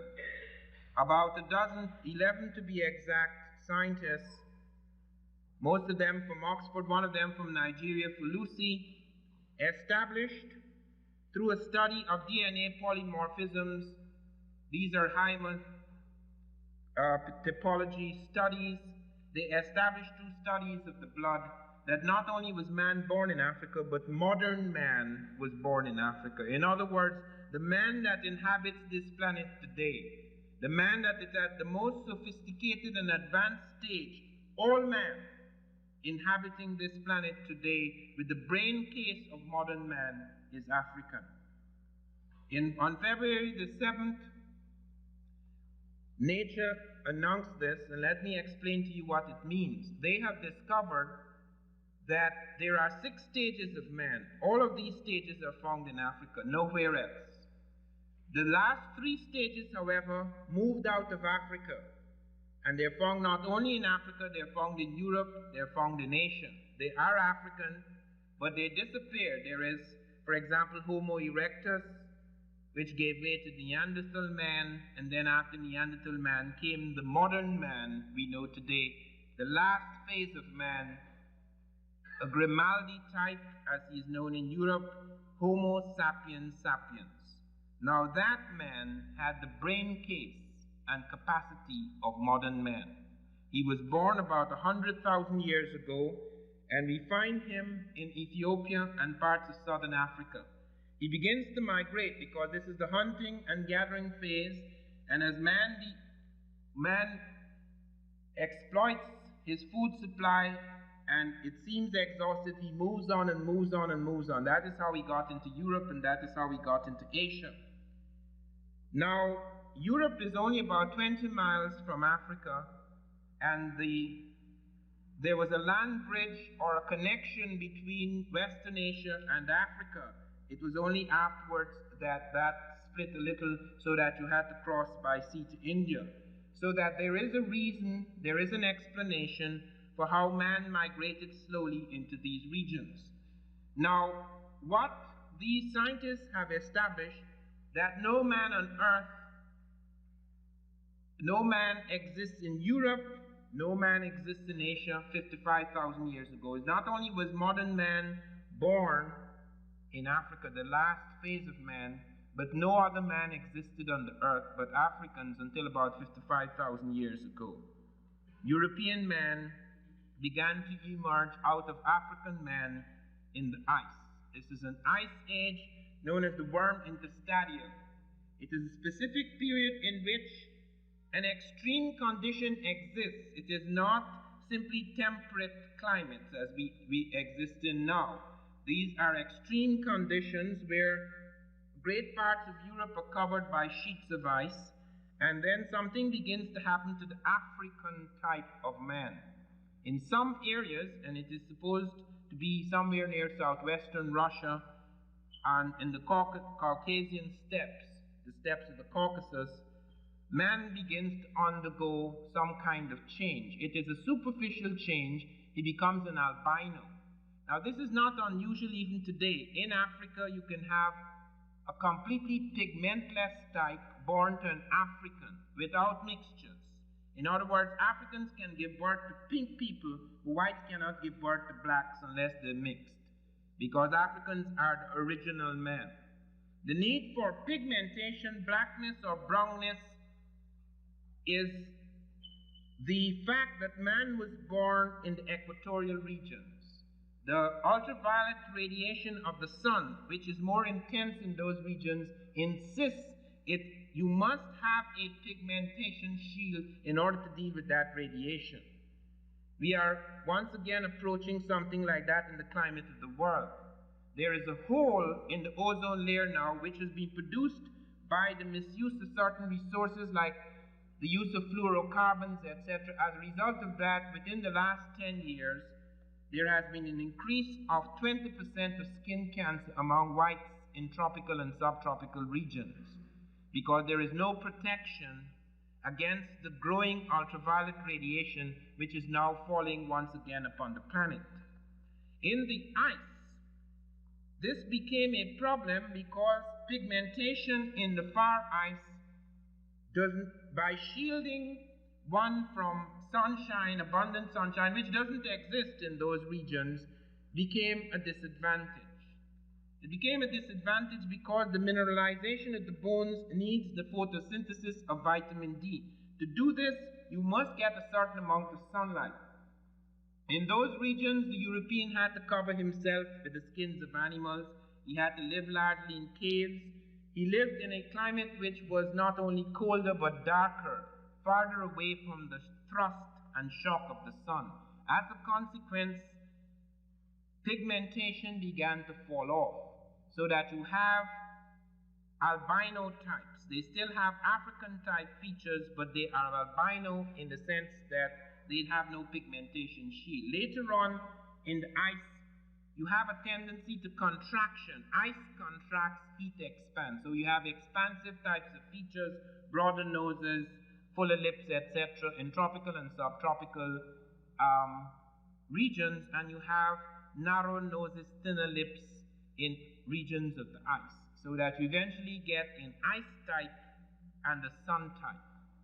Now, some people believe, and this is being preached by people like Cress Welsing and Dr. King and others, that in this mutation which occurred, producing the so-called white man or Caucasoid, that certain damage occurred. And they believe that there is something called the pineal gland which feeds on melanin, but because of the calcification of melanin in the European, you have a calcification of the pineal gland. Okay, I'm not going to get into that. I personally do not believe in biological difference between races. One of the things that has been established by recent discovery is that there are no inferior or superior races, that man is one family. There is no question, however, because of history, that we cannot see man simply as one family, since we are a member of that family that has been oppressed for centuries. We cannot look lightly and casually on this matter and make an idealistic or idyllic statement saying all men are one. This is true in a biological sense.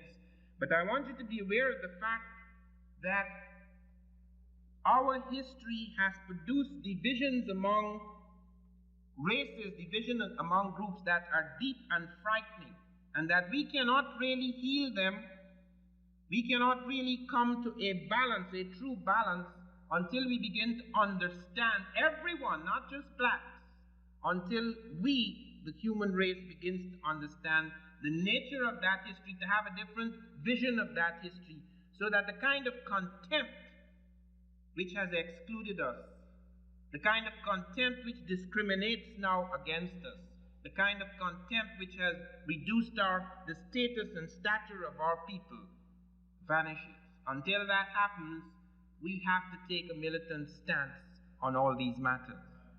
We cannot avoid that merely by drowning ourselves in idyllic statements about the unity of man. The unity of man is real, but it is not yet with us. It is important to understand that even if it were true what Cresswellson said, or Dr. King, or whoever, that you do have certain advantages of melanin in one state, you would have a balancing occurring. A mutation may initially be damaging or maybe a disadvantage, but then it becomes a stabilizing force, so that you can't speak of races being inferior. There's no such thing. Once that adaptation is made, that race stabilizes itself in that way. So you do have Caucasoid types, Mongoloid types, and Africoid types. It is very important to understand that because over the last 5 centuries, perhaps more in some places, that the Caucasoid type, which had not the breaks that the Africoid type had in the beginnings of the world, nor in the ancient period, nor even the medieval period, that type, having seized power, has reduced the Africoid type. All over the world, even where we are independent, we have been forced to undergo extraordinary pressures and punishments. And we cannot change that situation until we begin to understand the nature of our history. Diop was very much aware of that, very much aware that the fragmentation that exists in many parts of Africa is not only due to the colonial experiment, not only due to the colonial period, but it is due to the colonization of the imagination. It's due to things that continue to divide our people all over the world, because they do not understand the common roots from which they spring and the pride that they should know in looking at those roots. That lack of pride, that lack of understanding of where they come from, profoundly affects them. I get letters, I have got many letters over the years from psychotherapists, from prisoners, even in solitary confinement, from doctors who show the profound effect on the psyche of reading about our history in the way it is now being presented. Some of my books, some of the books I have edited have been used in prisons and have been used in psychotherapeutic sessions, and they have had a distinct effect in changing people. So history is not something about dead past. This past is not dead. We are a living continuum. What has happened in the past affects us now. It affects our thinking, it affects our prejudices, it affects our reflexes, it affects what we are. We are fed by that past. That is the food we eat. That is the food of our minds. We are fed by that past, and we therefore have to make a serious effort to understand it, to grasp it. And I don't mean it to grasp it in any hollow and general way. Beyond any lecture that may give some guideline or outline, you have got to read these books.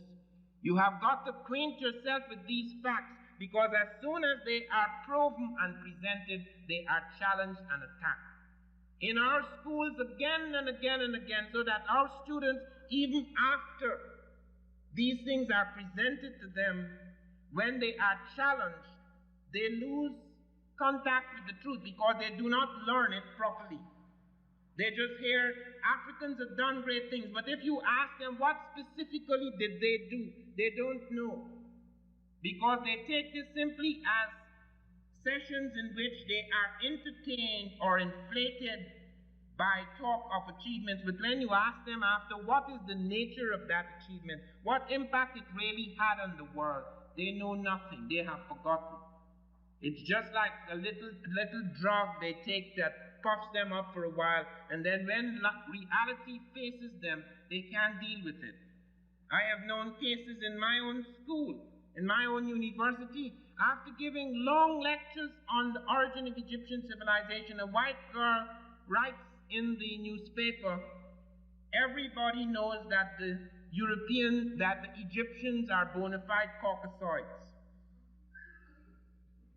And no black student who'd listen to me could reply to that. They want me to reply to it. I'm not there to do that. I can't do those things. I have my own research to do. That is your duty. This is a crusade. Jesus set down the guidelines for a different kind of life, a different kind of consciousness, and then he went. It was his disciples who had to spread that word across the world. Everyone had to understand in their own way, as best as they could, and spread that word and challenge that system, because no one person can do that. This is a vicious system. These lies are spread everywhere. They challenge everything. All of our children are involved in this. They go into those schools and they're poisoned from day one. The films they see, the books they read, the music they hear beats them down into the ground until they don't even know the difference, many of them, between noise and music.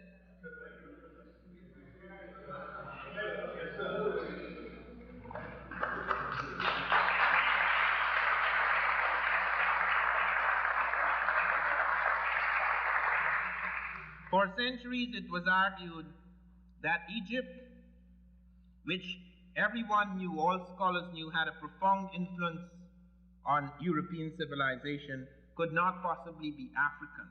Now, in the early stages, when the Europeans attacked Africa, when the Greeks, the fountainhead of European civilization, attacked the Egyptians, the Greeks were appreciative. Even though they attacked the Africans, they were amazed and they were respectful. Many of the Greek scholars came to Africa. Thales of Miletus, Democritus, Pythagoras, Eudoxius, Anaximander, and Anaximenes, they all came and sat at the foot of African teachers.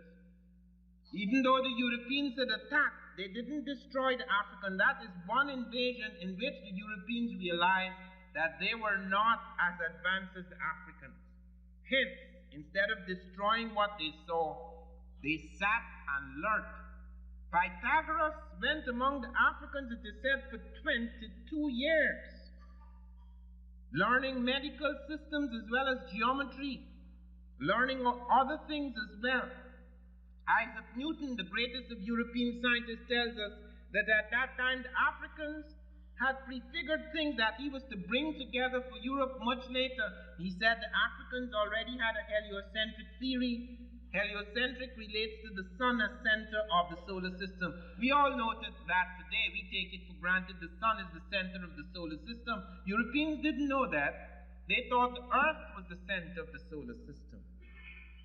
He said that Africans already had an atomic theory. They called atoms monads. Now that is a very extraordinary thing, because the atom is the building block of the universe. They had a mystical concept of it which was valid, because the atom, even though we know that is the cell of God, we know that is the building block of the physical universe, there is something inside of it. As we probe it deeper and deeper, we find that even though it is so small that you can't see it, there is, even inside the core of it, there is something else, the quark. And when you probe the quark, there is something else. In other words, the mystery of the universe doesn't become less as you become the greatest scientist. The greater scientist you become, the more you become aware of mystery. You are aware that there's something essentially magical about the universe, so that it doesn't end with matter. It's as Teilhard de Chardin pointed out, that there is almost spirit. Spirit almost has another atomic structure. There is an interior structure to the exterior structure. There is the mystical atom beneath the physical atom. Now, I don't want to get involved in all that metaphysics, but I want you to be aware that they have even found waves of probability in matter, so that when you all plot it out mathematically, and you say, well, if an atom does such and such happens, then you find somewhere else in the universe it didn't happen like that. In other words, there is something essentially uncatchable, ungraspable about the mystery of the universe. The Egyptians, the early Egyptians, the African-dominated period, dealt with all of these things. Their mysteries are, even today, we have not yet had any serious book done to explain some of the things they were involved in. But Isaac Newton pointed also to the fact that they had a sense of gravitational fields, that the harmony of the spheres which the Pythagoreans who had been affected by the Egyptians brought over into Greece indicated the Africans knew there were certain fixed orbits, that there were certain forces that attracted and held certain things in place. Now these things make us aware that that early period was dominated by a certain kind of genius. Genius is not necessarily having a higher level of brain. It is a certain focus of cerebral energy. Many of us are shattered people.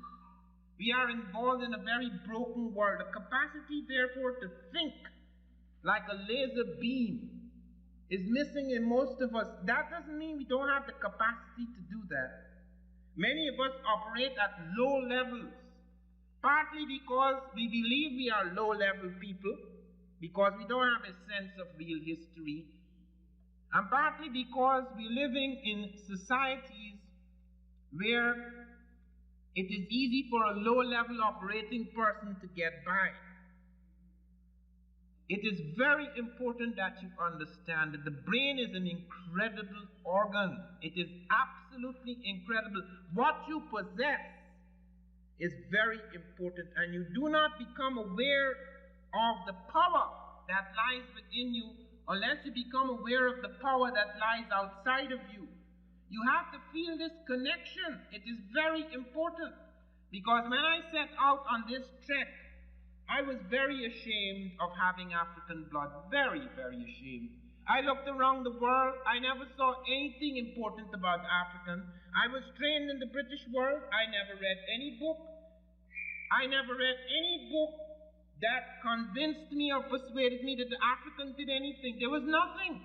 In my libraries, there was nothing on African civilization. That's an absurdity. Even today, when people write from universities and libraries all over the world, they don't believe my book is called Journal of African Civilization. They say Journal of African Studies or Journal of African Cultures, because the word African and civilization don't go together.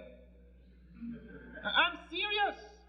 This is in the humans. This is become part of the human tragedy. When I was growing up as a boy, there were no African models. Nobody ever talked about it. The only African I knew was the African in Tarzan movies. There was no other African. All Africans were half-naked savages who came out of the trees. We were made to believe that. We believed that all the time. We never saw any different. I never saw any newspaper showing me any important African. None. The first time I read a book by an African and I was startled by its sophistication was Jomo Kenyatta. I was studying anthropology. I had to read Facing Mount Kenya. When I read Facing Mount Kenya, I couldn't believe that was an African wrote that. I couldn't believe it. When you see Kenyatta appear in Ali Mazrui's The Africans, look how he deals with Kenyatta. He just shows you a little flash. Bam, he's gone. You wouldn't think a man of great stature, a major anthropologist, and a leader who was the beginning of the breaking of the British Empire. If that was Gandhi, Mazrui wouldn't deal with him like that. But he doesn't want to deal with anything significant in Africa. When you're dealing with problems, people love problems. When you're dealing with black people, they're either problems in the present or primitives in the past. That's the focus. Please understand. Masrui is very good when it comes to political science, but when it comes to history, he knows absolutely nothing about the history of Africa. And what he knows, he suppresses automatically. When he comes to dealing with Kenya and he goes to Masrui, he mentions a few things about Mau, but you never see, and there's so many clips, beautiful film clips of Kenyatta in his glory. You don't see that. The African is never to be presented in his glory. He's only to be presented as a sick man, a beaten man, a slave, or a colonial, or a primitive. You cannot grow out of such images. You can never feel pride in any such image. You have to balance it against something else. We are aware of how horror is occurring in modern Africa. But you can't just be aware of the horror. You have to be aware of the great achievement of the African. You have to balance these things. You cannot just look at the edge or periphery of the African world. You have to look also at the core and center. If there is anything I have brought to anthropology, it is that. The absolute insistence, the passionate insistence that you have got to look again at what lies at the center of those worlds before the center fell apart. Because there is where we find the real genius. And that is what we have to relate to, because we have to feed on that genius. You must have models. You must have role models. You must see a figure that you can relate to with pride before you can change. Jesus was able to change people because Jesus was a role model of what was perfect in human consciousness and behavior. That is why for 2,000 years he has affected humanity. He may not have completely changed it, but he profoundly affected it. He overturned the Roman Empire. He overturned the values in that Roman world. He was able to do that because he stood as a thread of fire.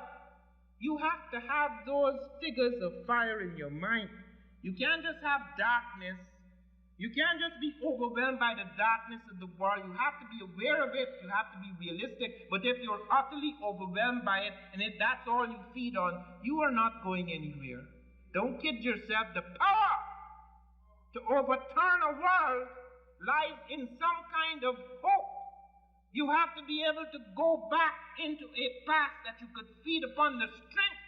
When I went to Africa,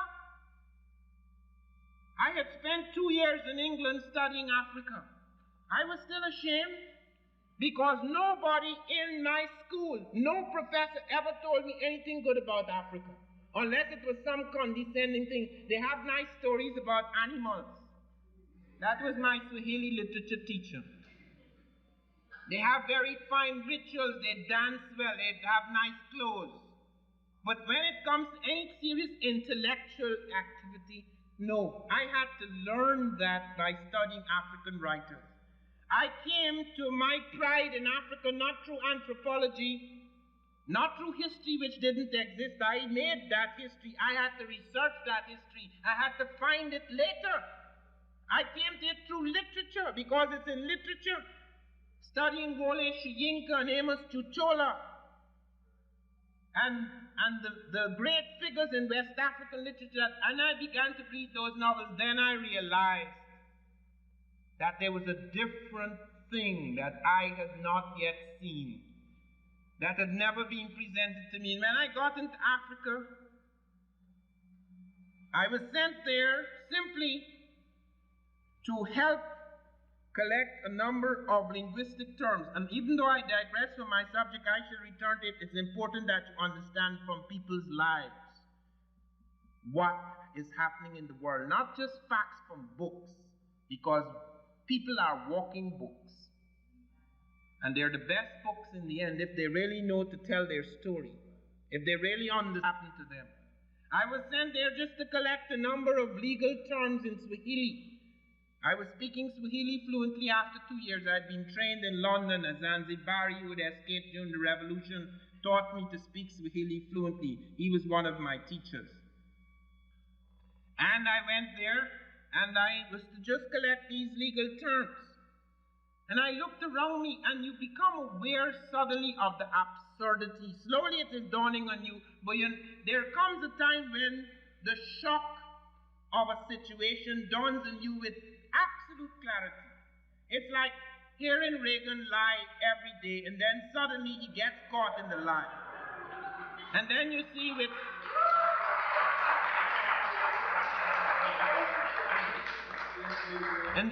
the expression in his face. Have you noticed his face recently? Study it closely, how he bunches it together. Trying to smile, the old smile, and it's not working anymore because he's being caught, frozen in the lie. All the while it worked. Suddenly it doesn't work anymore. You could see with glaring clarity for the first time, you could see right through the crook. Now that, or through the crack to the crook. That is what happened to me in Africa. Suddenly, as if a crack opened in the world, in my civilization, and I could see right through to what I was doing, where I was, what this was all about. Here are these Englishmen sitting in an independent country, making up a dictionary for these people, using their own concepts of the law, although they're being pushed out. And these people are trying to bring a new language to the law which they could work within. They're bringing their old concepts that do not relate to that. It is then when I began to see what colonization means when it affects imagination. That you could change power, and you could turn from a white to a black, and you're going to still be doing the same damn thing because this hasn't changed. And this does not change until you begin to understand where you come from. You can't change consciousness unless you change your vision of history. Because the present is in the past. It didn't suddenly come up like that. It has roots in that history, or that false vision of history. Diop had the greatest opportunity in the world. He wasn't like me. I was very fortunate in being unfortunate. I grew up in the bush. Diop had the best education. He came out and he went straight, bright young man, straight into the university in Paris. But one thing saved him: he was arrogant, independent. He didn't want to do anything easy. He wanted to challenge the establishment. So he wrote a thesis on African origin of Egyptian civilization. This, of course, was rejected because that is absurd. Africans created Egyptian civilization. And Diop brought massive arguments to establish it was rejected. Do you know, just 2 months ago, the university who rejected him wrote me asking me to send me a copy of the book I edited on Diop? Sheepishly, I told them I don't send out complimentaries. Please send a check.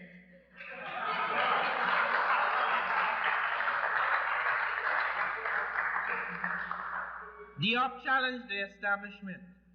Eventually, after 10 years, he won his case. Diop showed, first of all, he actually developed a method to test the melanin in the skin of the Egyptian mummies. He got mummies from the Museum of Man, where he was allowed to operate. And Diop took off inches of skin. And Diop told me, do you know there were people who were doing that discovered it already? Because when I went to take off the skin, I found some of the mummies, all the skin had been taken off. Not a word. They knew. They hadn't said a word. Diop used that evidence. He showed the dosage of melanin in the skin established their African origin. He showed the language, and that is the most powerful argument. Diop painstakingly built up a case showing that the linguistic connection between Egyptian and the interior languages of Africa showed beyond the shadow of a doubt that these not Asians came in or Caucasians came in to make Egypt. They're speaking an African language. Even in Uganda today, the Ik are speaking Middle Egyptian. Do you know that?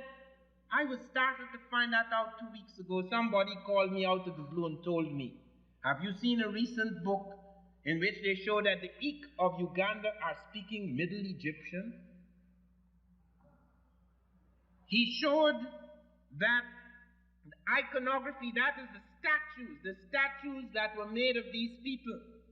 And there were all sorts of statues, you know. When these guys are photographing, they pick They would pick a statue that has, sometimes Egyptian has an eyebrow. This is painted, This has nothing to do with his real features. They have painted things and so forth, and they would photograph that to make them look like Asiatics, etc. When the very black ones are there, like in order to be a god, you have to be very black. Even if in real life you are reddish brown or dark brown or various shades of black, to be a god you have to be pure black, because for the Egyptians that was the color of divinity. Okay, Osiris was called the Great Black. When they were bringing King Tut here, they had several statues that were very black. The one that was very, very black, they said they couldn't bring it, it was too fragile to travel.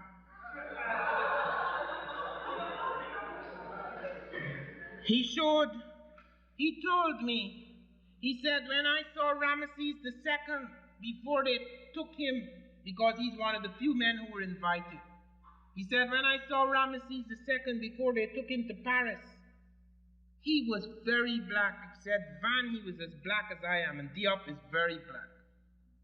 When Ramesses II came back, he was white. I mean, he was whiter than white, as they say in the ads. Okay, they had put gamma ray radiation down on that poor fellow. I mean, he's been dead for thousands of years, poor fellow. But they had put the gamma ray radiation on him until they had taken all evidence of pigmentation out of his skin. Well, now, Diop said you could still prove the pigmentation, but the appearance was no longer black. Do you understand that? I mean, these guys are not fooling around. I mean, you would think, that is something that has always bothered me. You have all the power in the world. You control everything. Even independent countries, you control their trade, their monetary policy, etc., their goods, their markets, everything. You have everything in the world. How could you be afraid of us? How could you be afraid of history, which just seeks to balance things out? I mean, what is this curious xenophobia, as Diop calls it, this fear of others, fear of strangers? It began, they say, in the ice. I don't know about that. But I do know that it is very, very strange that the one thing that distinguishes the African, even when he invades, he has a certain openness. When I come to deal with the Moors, I will explain that to you. Whereas when the European invaded, with few exceptions, like in the case of the Greek invasion of Egypt, he fears deeply the stranger, so deeply that he seeks to wipe him out in every way possible. Either to smash his nose and his lips, or to take the gun and aim it at the Sphinx. Do you know that that was pure fear? Here were the French under Napoleon entering Egypt for the first time. And then they saw all the great wonders, the pyramids standing there. How could that be related to a black people who, as Volney had said, had become our slaves, our servants? And they looked to the Sphinx, and there it was, with that godlike authority staring down at them, the broad forehead, the big nose, the full lips, staring down with a godlike authority, and they took the cannon and blew off its nose. I discovered through a friend that the splinters of the Sphinx nose were in a back room in the British Museum.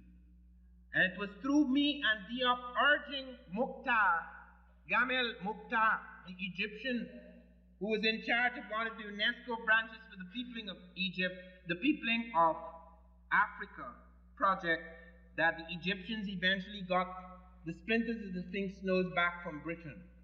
The British at first refused. They couldn't return everything. They said, if people started making claims, what would be left? So they gave it back on what they call permanent loan. It's on permanent loan.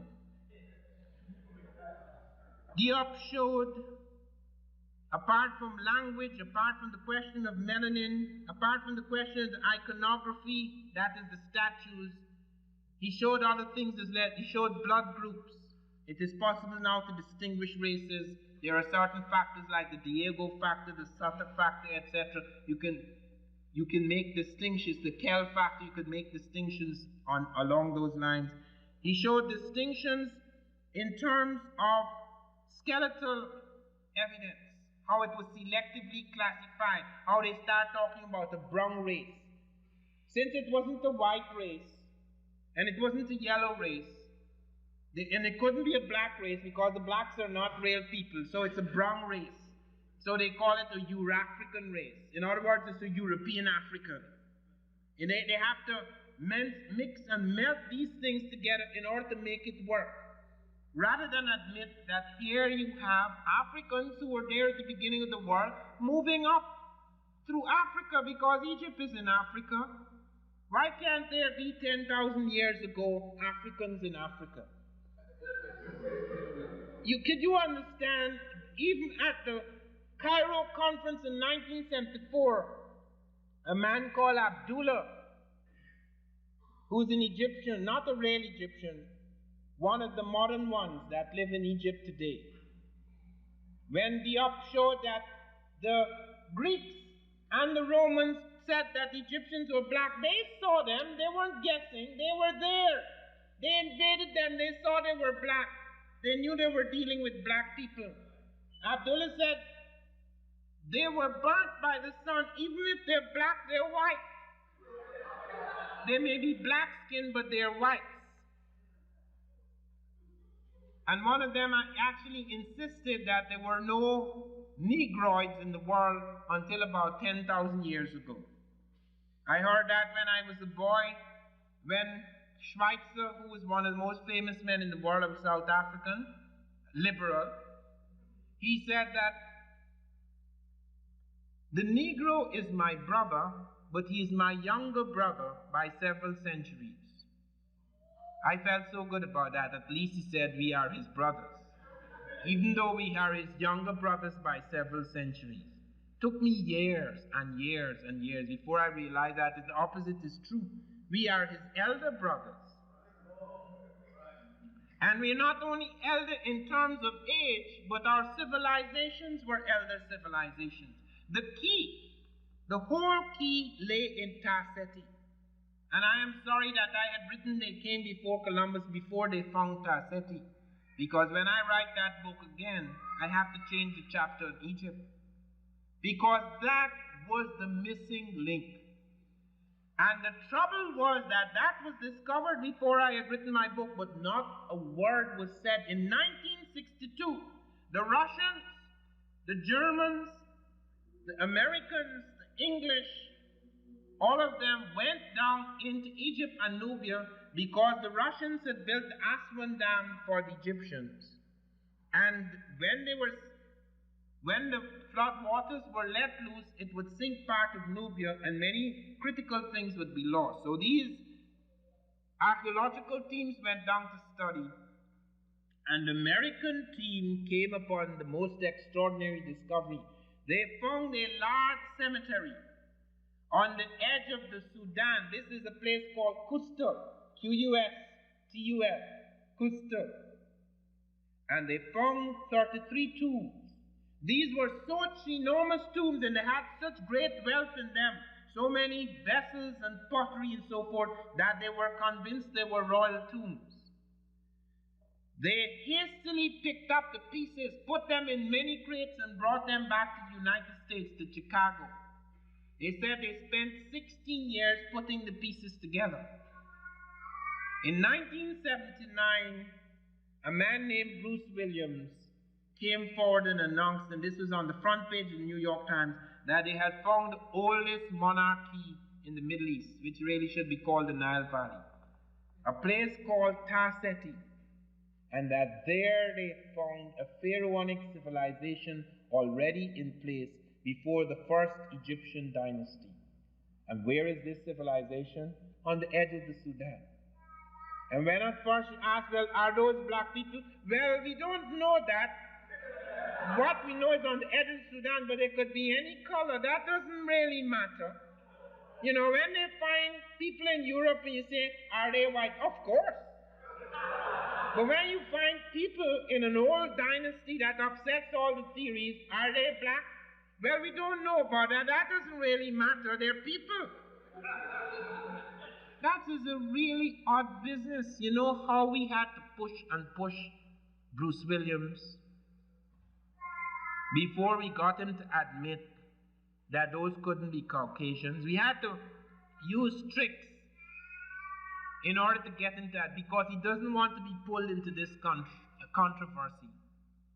You will see a picture of him with us at the Nile Valley Conference. I invited him. I split the cultural nationalist movement by inviting Bruce Williams, but I knew I had to invite him because I knew that that was the critical evidence, and I knew it took some courage on his part to do what he did, because his master, his teacher, kept that a secret. It is because the man who was in charge of that expedition, Keep Seal, died, that we know now about Tarseti this early.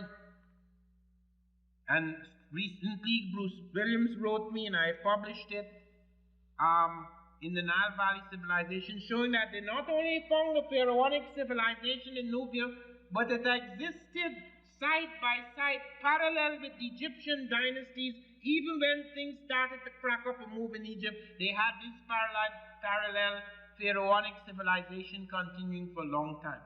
But what is important there is that the critical piece that was to prove that Ethiopia created Egyptian civilization and black people therefore did it, was a piece that wasn't broken at all. They said they spent 16 years putting the pieces together, but the piece that was critical didn't need putting together. It was there complete at the beginning, and that was in the back room.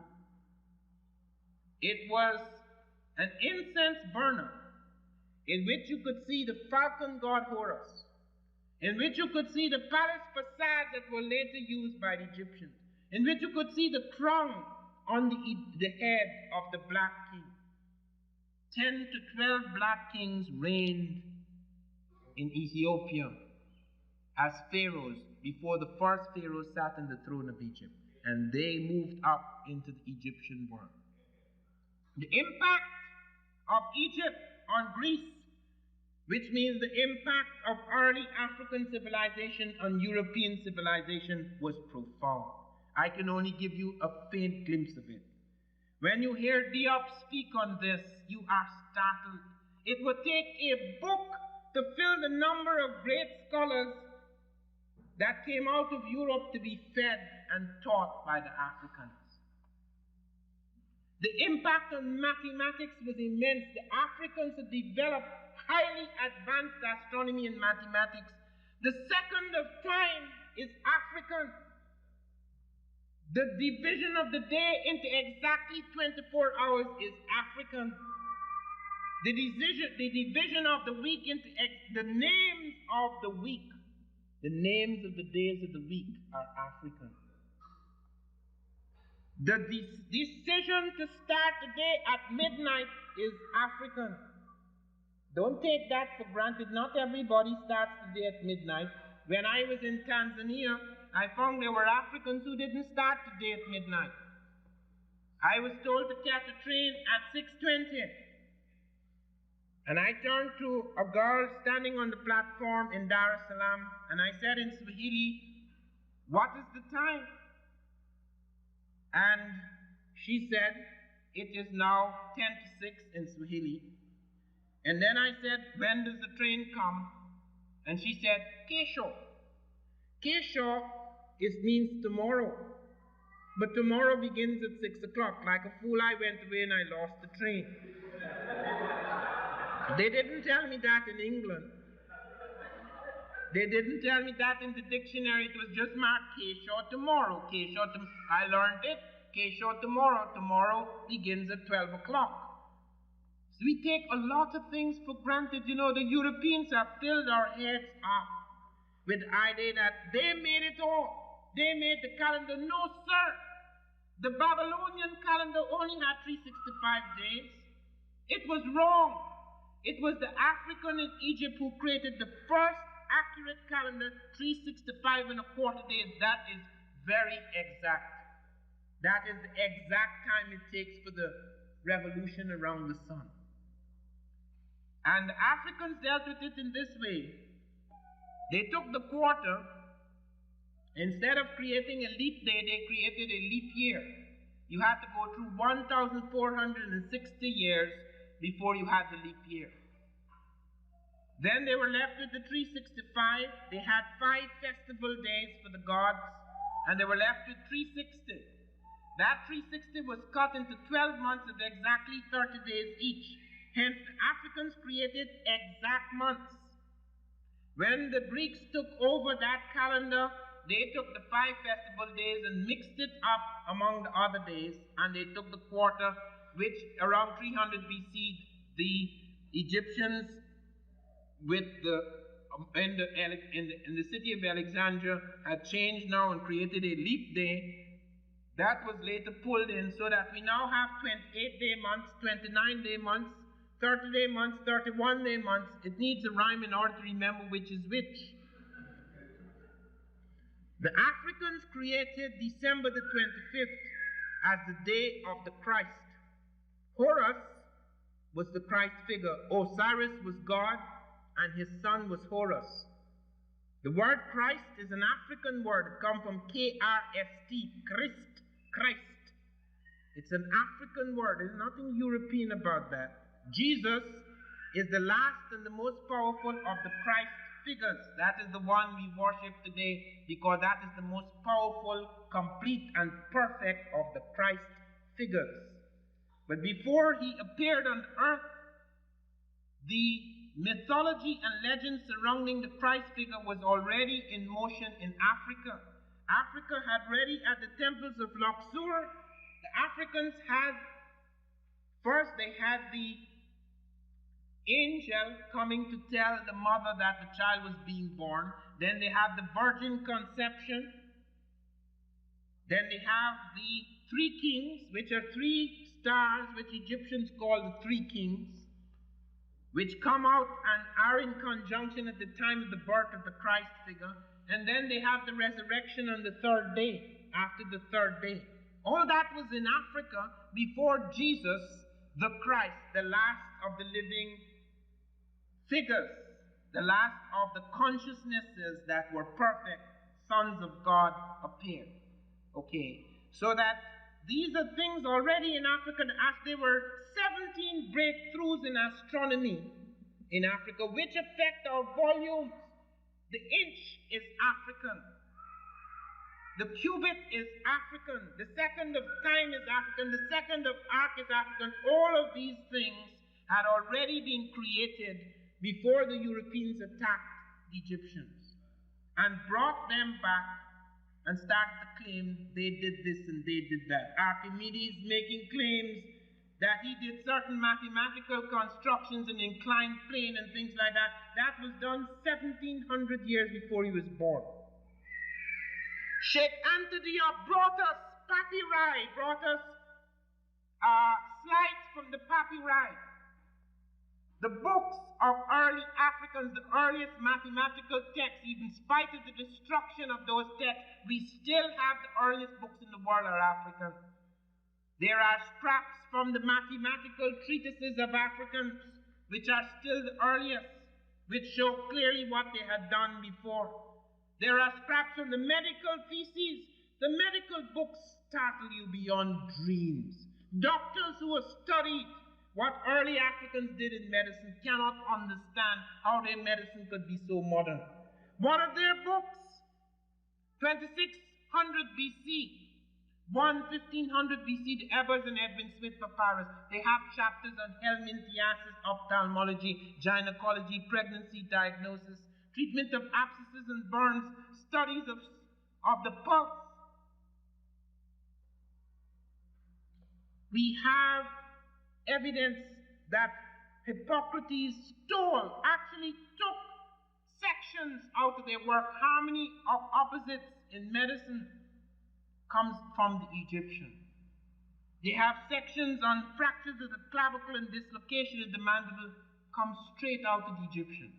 And all is claimed and all is pushed aside. These are the fathers of this and that. Here, little African, be content. We have dragged you out of the bush. You have never known civilization. You've invented nothing and explored nothing. Be grateful. You know it is still coming to look at Ali Masrui in the Africans. He has the poor African, the sick African in the hospital, and he makes this statement. And he has this beautiful, cultivated, debonair manner. So lots of black people like him. They don't know what that guy is doing to them. I know Masrui, you know. I know him through and through. I was a propagandist in the British government. I understand that mentality. I saw it inside out. And he comes with this charm. The African loves large families. And he makes these large families, and Western skills preserve them. And he has this European stabbing the African with the vaccine. Where the hell did the vaccine come from? He doesn't know that. Masrui doesn't know history. Knows nothing about African history. He picked this up in his college, where we are taught, as I was taught like Masrui, that the Europeans created everything. The vaccine was developed in Africa centuries before Jenner. The Africans even had developed the smallpox vaccine. Because they don't have it today doesn't mean they didn't have it. You know how much the Africans lost? Do you think you could take millions of people out of a continent, drag the youth, a whole generations of people out of a continent, smash it up, rip it, the guts and heart out of Africa, take away its wealth, take away its structures, and drag these people across the ocean, shatter them, and then say, well, look at the Africans, they never did anything. When you take every blasted thing away from them, when they were on the edge of burgeoning technologies, and then people come and tell you, oh, this is independence. What independence does Africa really have? Could you have independence when the richest part of Africa, Southern Africa, is still in white hands? Could you talk of independence when the trade of these people, their monetary policy, all of these things are still controlled from outside? Don't kid yourself. Don't kid yourself. This is just the beginning, and we have to become deeply involved in this. Because it's not going to change by sitting down and talking absolute rubbish like Masrui. He knows absolutely nothing about the beginnings of those crises. He may be good as a political scientist, but he deeply despises the African. He comes and he says, look at the poor African. The African believes that animals have souls. And here is this brutal European. He comes and shoots all the animals. And everybody cheers. Oh, brutal European, this nice African who believes in souls for animals. And we really believe that shit. We really do. Because that is what we are taught. We really believe that you have to be a nice human being. We are nice human beings. That's all we're good for. That is why Senghor, Leopold Senghor, could get up, the president of Senegal, and say, emotion is Negro, reason is Greek. So it is the white people who have reason, the white people who have science, and we are the nice people who have emotions. That's absolute rubbish.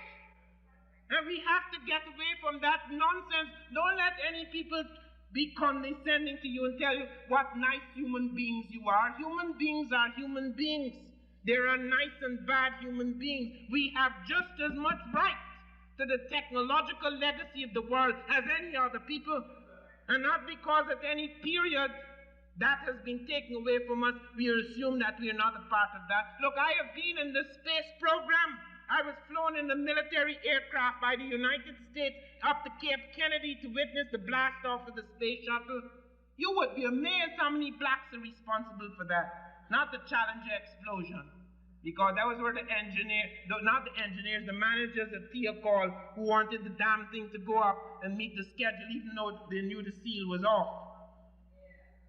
But let me tell you, when you meet those great scientists, when you meet people like Colonel Gregory, whom I met at Cape Kennedy, when you meet people like Major Gillum IV, who supervised the space program and brought that space shuttle from babyhood to blast off, when you meet scientists in our telecommunication industry, people like James West, critical developments in glass fiber light guides, critical developments in medicine, critical developments in space, even today, oppressed as we are, pushed aside as we are, when you realize how much blacks have given to the technology of the world, you are absolutely amazed.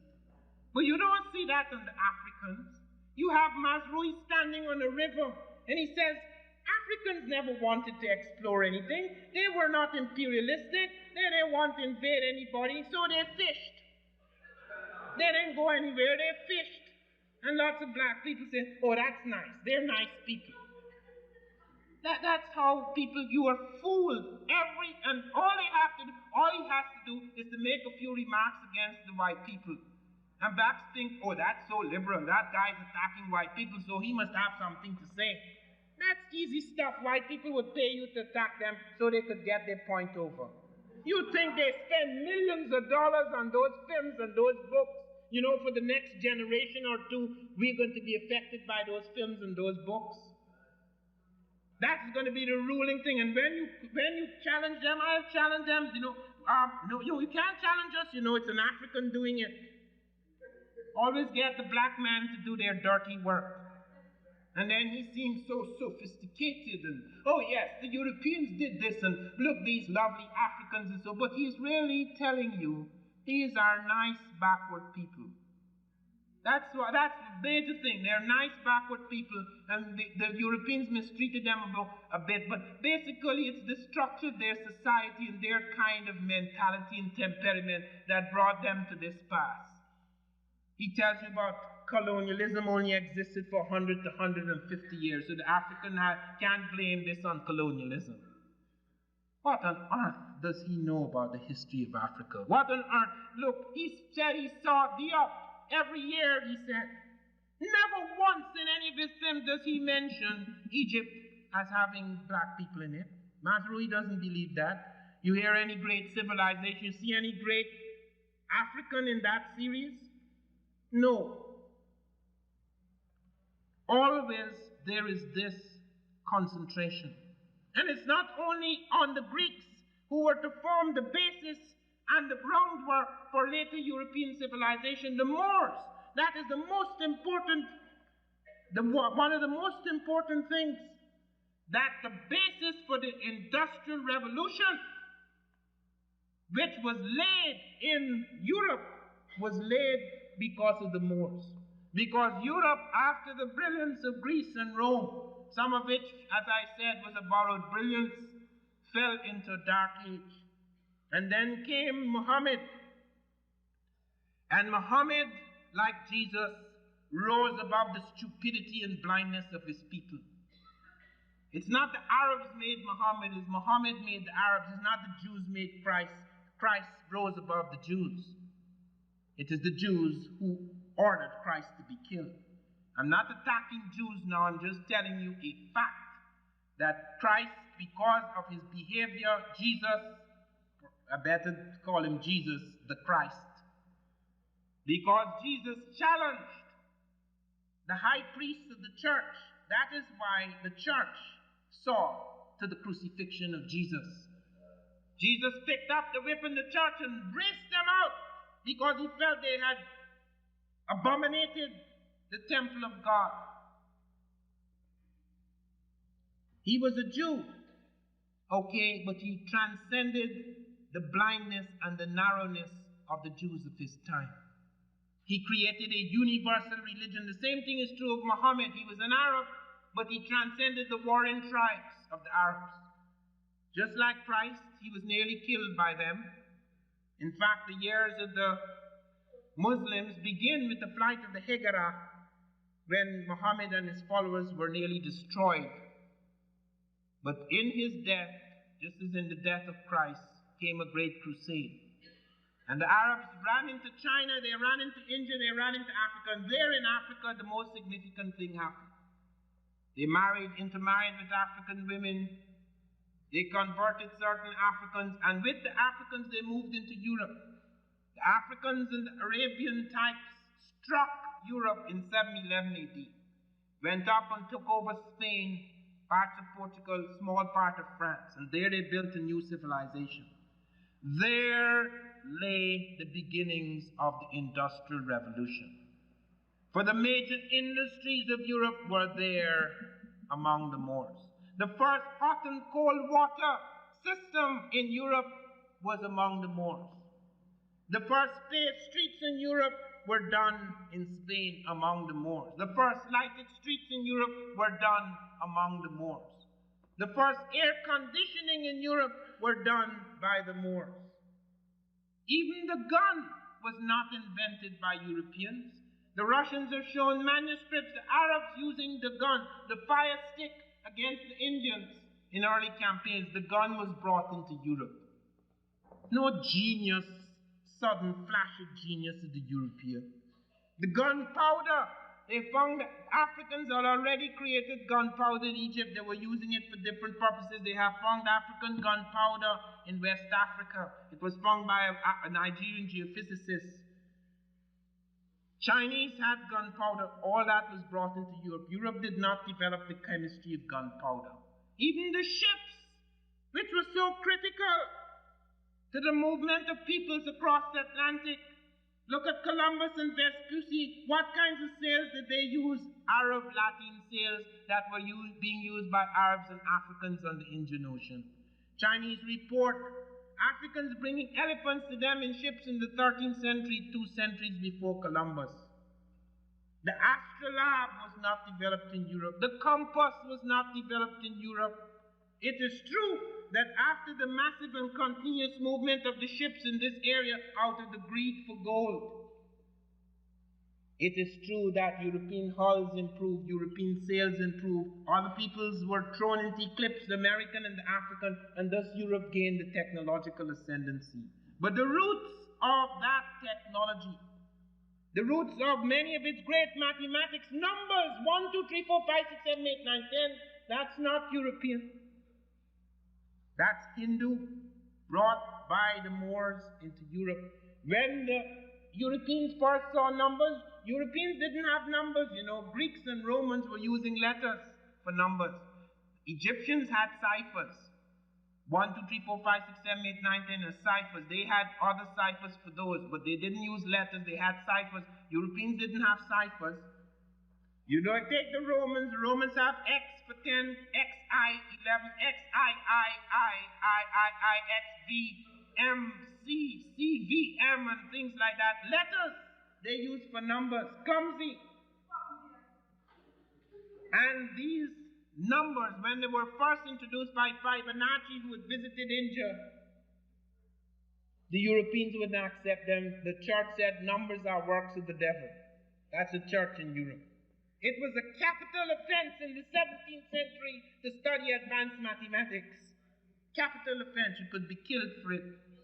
It is not an accident that many of the few individual geniuses in Europe were crucified, sacrificed, imprisoned, killed. Socrates had to drink poison because they brought foreign doctrines, foreign science into Europe. So please understand this. Become aware of the profound legacy that has come out of the African world. You can make a connection with this. This is real. I am not being metaphysical. When I was in Africa, and I was there under the worst possible auspices, that was the beginning of my real life. It is as if I died there and started all over again. And I will never forget sitting in my room above the clouds in the Uluguru Mountains in Tanzania, just above the city, which was the lost city of Simbamweni. And I felt power surge through me as it had never surged through before. It almost burst my circuits. I could work for 12 hours a day in that world without being tired. And I began there to write the dictionary Swahili legal terms. It never mattered very much to me what I was actually doing because I don't even have the dictionary now. It's in specialist libraries in London, in Germany, in Tanzania, etc. I don't even know where it is. I know the immigration has a copy and Rutgers has a copy. Because I've gone on to do other things.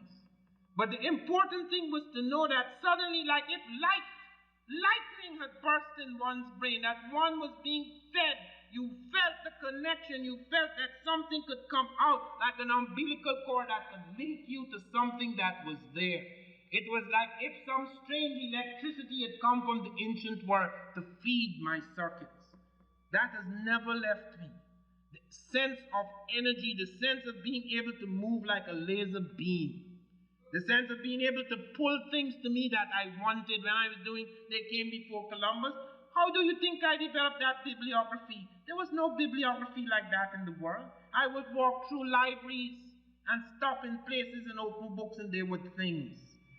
It is as if you reached a certain point where you could pull to yourself the things that you needed.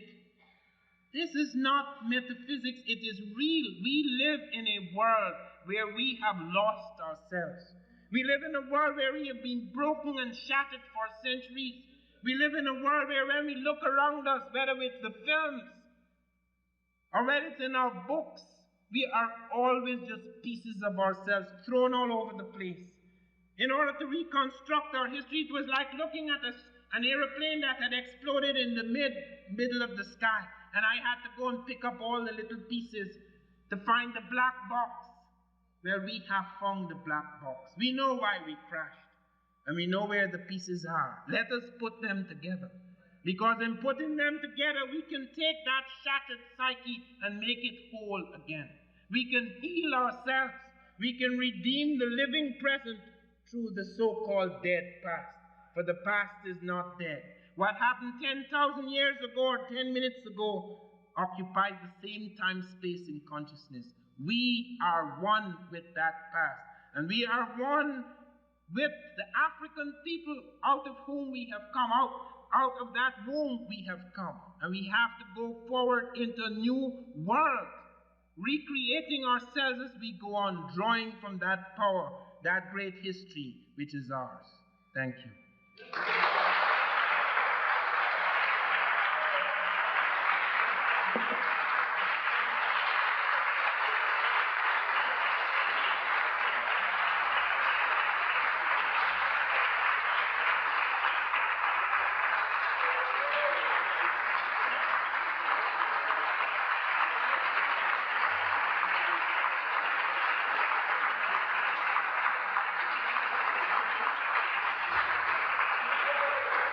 Dr. Ivan Van Sertima, give him another round.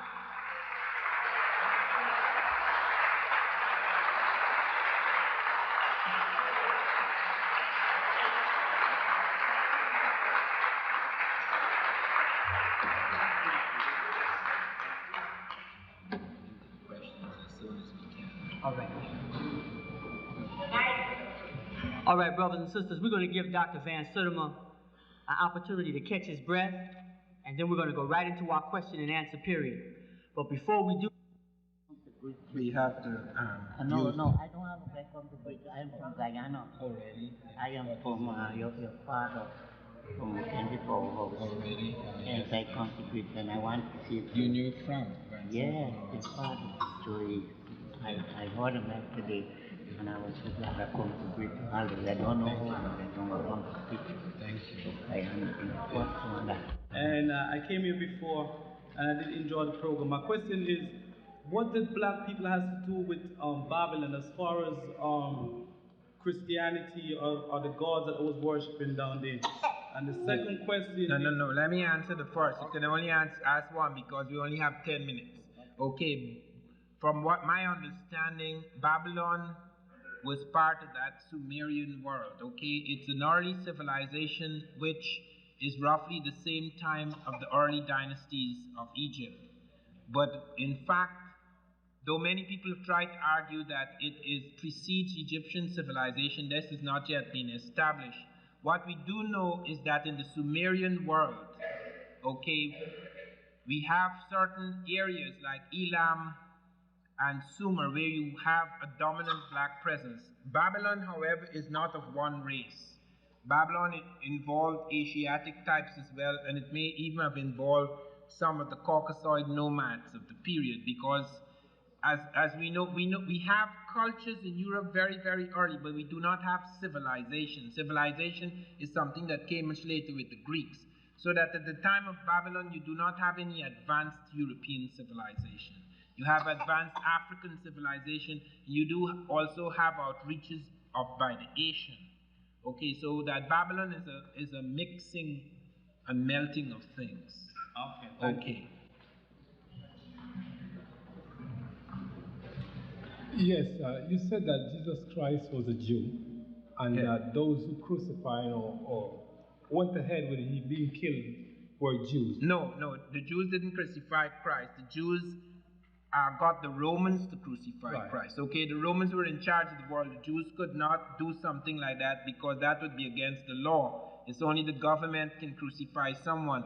But the point was that it wasn't, I'm not saying that the Jews as Jews crucified Christ, but the Christ antagonized Jesus the Christ, okay, because there are other Christ figures. Jesus antagonized the Jewish high priest. He antagonized the Jewish hierarchy of the time because he challenged some of their tenets. So that when Pontius Pilate said, look, we have these two men. I have tested Jesus and found him to be innocent. Here is Barabbas. Why don't you take Barabbas? And they say, no, we don't want Barabbas, we want Jesus. Okay, so that he had antagonized them. Yes. But my question is, the Jews who you refer to, did they look like the Jews that we see today? No, but they weren't all black either. Because you see, in the Egyptian world, you have black Jews, because the Jews were not a race. Even today, they're not a race, okay? Though you have a predominance of European Jewry, okay? You have the predominant type among the Jews today is white. The predominant type among the Jews at that time were black, okay? But you do have Jews who were not black. If you, for example, in the Pentateuch, you would find Abraham is white, he isn't black. His wife is black. Or no, Moses' wife is black, not Abraham's wife. You could see pictures of the early Egyptians against some of the Jewish patriarchs. And you could see the Jewish patriarchs are of a different color than some of those early Egyptians. So you do have black Jews, and you do have fair-skinned Jews, even in an early time. So because it was a sect, it wasn't a race, okay? So that you do have a dominance or predominance of black types among the Jews in a certain period. Yes. Dr. Sertima, I enjoyed the lecture very much. I'd like for you to, very briefly, I've heard the term Moreno. Moreno? Yes, sir. Yeah, I don't know anything about it. I'm trying to find the term that refers to the Moors. You mentioned the Moors in Spain, and could you briefly deal with what Fanon called the phenomenon of Negrophobia in what you would call the English and Spanish speaking cultures, the Negrophobia? No, that is quite, one of the things that you have to get very clear in your head, the Moors today are not the Moors I'm talking about. Just like the Egyptians today are not the Egyptians we are talking about. The Moors have become a very mixed people. You could go in so-called Moorish countries and find very few blacks. Just like you could go in Egypt and find very few blacks among the dominant people. When Sadat said, I'm a black man and I'm the first true Pharaoh in 2,000 years, he was making the distinction between himself and many other members of his cabinet. The Negrophobia, fear of the Negro, or hatred of the Negro, or contempt of the Negro, that's quite understandable. I don't think that needs a discussion. That grew out of the slave trade. And it became very advanced. Not in all contexts, in all history, do you have contempt of the black. That's not true. The black is worshipped in many contexts. Even in Europe, the black is worshipped. The god of chastity is a black woman. The god of wisdom is a black woman. The god of some of the greatest heroines, like Andromeda, is a black woman. Circe is a black woman. And Perseus, the Greek hero, marries the black Andromeda. So that you do not have, all through history, you do not have contempt or hatred of the black. Those are things that came afterwards. When they actually began, I don't know. There are some people who've attempted to answer that question, the origins of racism. But I do know that it isn't automatic. There's nothing automatic about it. Okay, thank you. Yes, okay. Yes, I think you gave a good lecture today, Dr. Van Sertima. Thank you. My question is about language. You mentioned that in Africa there were many scripts, the Meroic, the Mandi. Not many, half a dozen. There are only half a dozen in Europe too. In Africa, you have the Mande script, which we have evidence of still. We have the Meroitic script, of which we have about 800 and something texts, which is still awaiting decipherment. We have the hieroglyphic script, which we can establish clearly now is African, because we find the beginnings of it at Seti before it moves up into Egypt. We have the Akan script, both a drum script and a written script. We have the Afaka, which we find among the Surinamese brought out of Africa. Europe only has about half a dozen scripts too. Europe has the Greek script, Europe has the Roman script, and some aspects of the Roman script is borrowed. Europe has the Phoenician script, and half of the Phoenician script is African influence. Europe has the Russian script. You don't have many other scripts in Europe. My question is, how many scripts of cipher are there that existed in Africa? I mean, how many ciphers? Script, right. We don't know. Oh. Cipher is not a script. Cipher is using something to represent a number. Okay, we don't know that. We don't even know how many scripts there are in Africa. That is still being studied. But we do know that the Africans, even at this point of discovering research, we do know the Africans had as many scripts as the Europeans. Thank you. Okay. Okay, I just would like to say good evening to you. I'd like to ask you, is there an earlier recorded date before 4241 BC in which the Egyptians introduced the solar calendar? Not the Egyptians, the Ethiopians. The Ethiopians. Yes, okay. Is there an earlier recorded date before that, 4241 BC, in which they introduced that solar calendar? We are assuming that it was then. And the reason why we assume that is because of the use of this 1460. We don't know that they actually recorded that date. But the assumption is that since they could go back and go forward, that is a sort of starting date at which they would make the count. Okay, but there are earlier dates, but we are not sure about them, you see, because the problem that is occurring is that a lot of carbon dating remains to be done. Okay, we are finding earlier things than we expect. Every year we are getting startled. We thought, for example, that man was only about 3 million years, and then last year we found that they have 5 million year old things in Africa.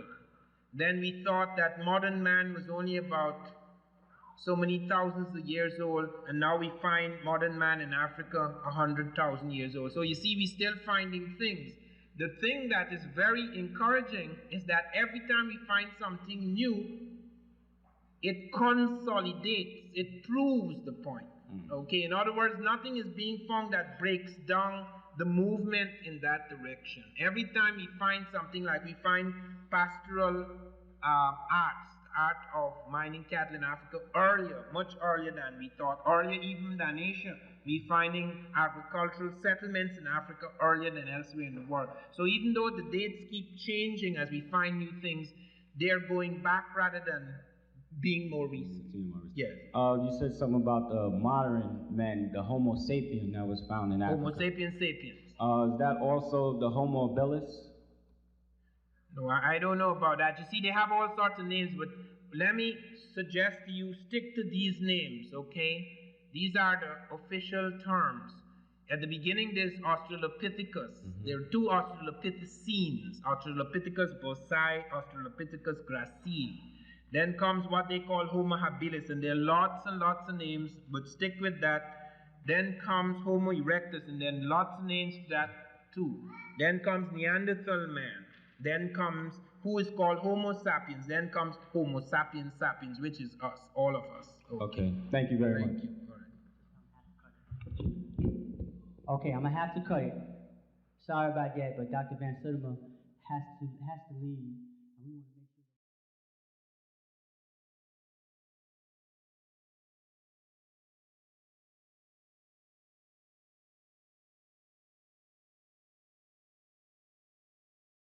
Follow the African in all of these areas is because Africa is a shattered world, and its fragments are scattered all over this globe. It is therefore impossible to study Africa simply by looking at Africa itself. In fact, a lot of early Africa has disappeared and survives, in fact, in the life and civilization of other peoples. One is very much aware of this, for example, when one is in Brazil or in Haiti. I was in Brazil and in Haiti in 1981. In 1981, I was studying voodoo in Haiti, and I was particularly struck by the way in which various African elements that had entered voodoo had, as it were, dynamically intertwined with things that had happened in the New World, and yet it retained an African dimension. But no one in Africa itself, going into Dahomey, where Vodun originally originated, could actually study Vodun in all of its aspects without going to Haiti. The same thing I found in Brazil, that when I went into the temple of the great high priestess, black high priestess in Bahia, I was aware that there were Yoruba rituals in Brazil that preserved intact what had already been destroyed in Africa.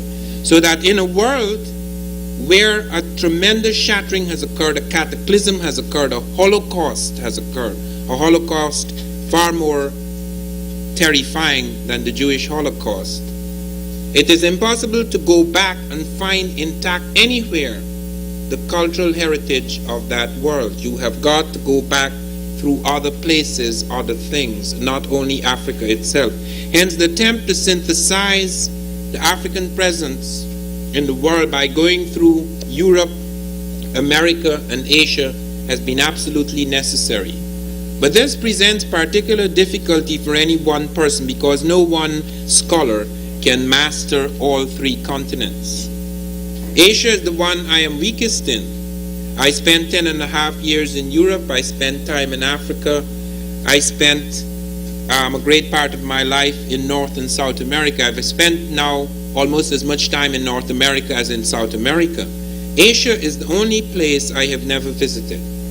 And that is very strange, because the radio in my country opens in the morning in Hindustani. I have lived in Hindu villages. Guyana is a very strange country, the land from which I come, because it's one of those few black-dominated countries in the world which has more Indians than Africans. 52% of my country is Indian, not American Indian, East Indians from Asia. And the curious thing was that the struggle we had at the beginning, and this is probably what led to my neglect of Asia, the struggle we had in the beginning, we fought very hard to weld the African and Indian population together, because it is only by that unity that we felt we could defeat the British. As a result of which, our party was composed of Africans and Indians. The Indian was the leader because the largest population was Indian. So our first prime minister was an Indian, Chedi Jagan. And later on, when a struggle developed in the party, Jagan lost, and Burnham, the black, became our prime minister and then president for life. At the moment, our prime minister is still black, and our cabinet is composed of Indians, that is Asians and Africans. So that the Asian element is something very important in my personal life. But because it was the reason why I was sent into exile, it is something that part of me has tried to forget. Because after the tremendous attempt to weld the Asiatics and the Africans in my country, an attempt that failed when the British eventually imprisoned most of us, we had a civil war in which Africans killed hundreds of Indians and Indians killed hundreds of Africans. And at that point, just before the breakout, I was in information services. I was very much aware of what was going to happen. I had my fingers on the nerve of the country. I knew exactly what was going to happen, and I knew that if I stayed, I would be killed. And as a result of that, I left home, and even though I have returned at odd times, I was really thrown into permanent exile because of this feud between the Asian and African. If only we knew our history, if only we knew how linked we were, not simply in the fact that we had a common enemy in the British, but if we only knew how profoundly the Asian and the African was linked, that kind of tragedy might have been averted. Because bear in mind that Merely being black or being Indian doesn't mean that you have a sense of what it is to be black or what it is to be Asian. Our history, both the history of the Indian and the history of the African, was wiped out. Whenever you read the history of Africa, particularly when you go into these books, you will see what is sustained, almost desperate attempt to wipe out anything that is not European. This is all pervasive. In Asia, it is just as true as it is in Africa. In Asia, in fact, there has been a tremendous attempt to destroy the black. There are 100 million black people today in Asia. Most of you are not aware of that. 100 million blacks in Asia. And when I speak of Asia, it covers not only India, it goes into parts of Melanesia, it goes through the Pacific Islands, all of these places. And Asia covers a vast area. It covered the Mesopotamian world, the Euphrates Valley in early times. It covered a part of Ethiopia. It covered India, China, Japan, parts of Australia, etc. It is a vast world. Now, my expertise, as I say, has not been in Asia, but what I'm attempting to do tonight is to pull together the work of many authors. I have been extremely fortunate that in this one book I have been assisted by Ranoko Rashidi. This is the only book that I have co-edited with anyone.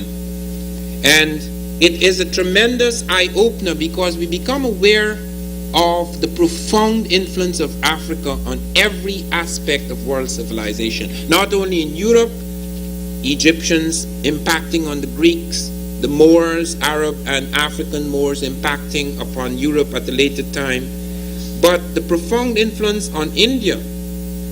The reason for that is that we have to understand that man was born in Africa. Now that in itself is not significant because people have used that against Africans.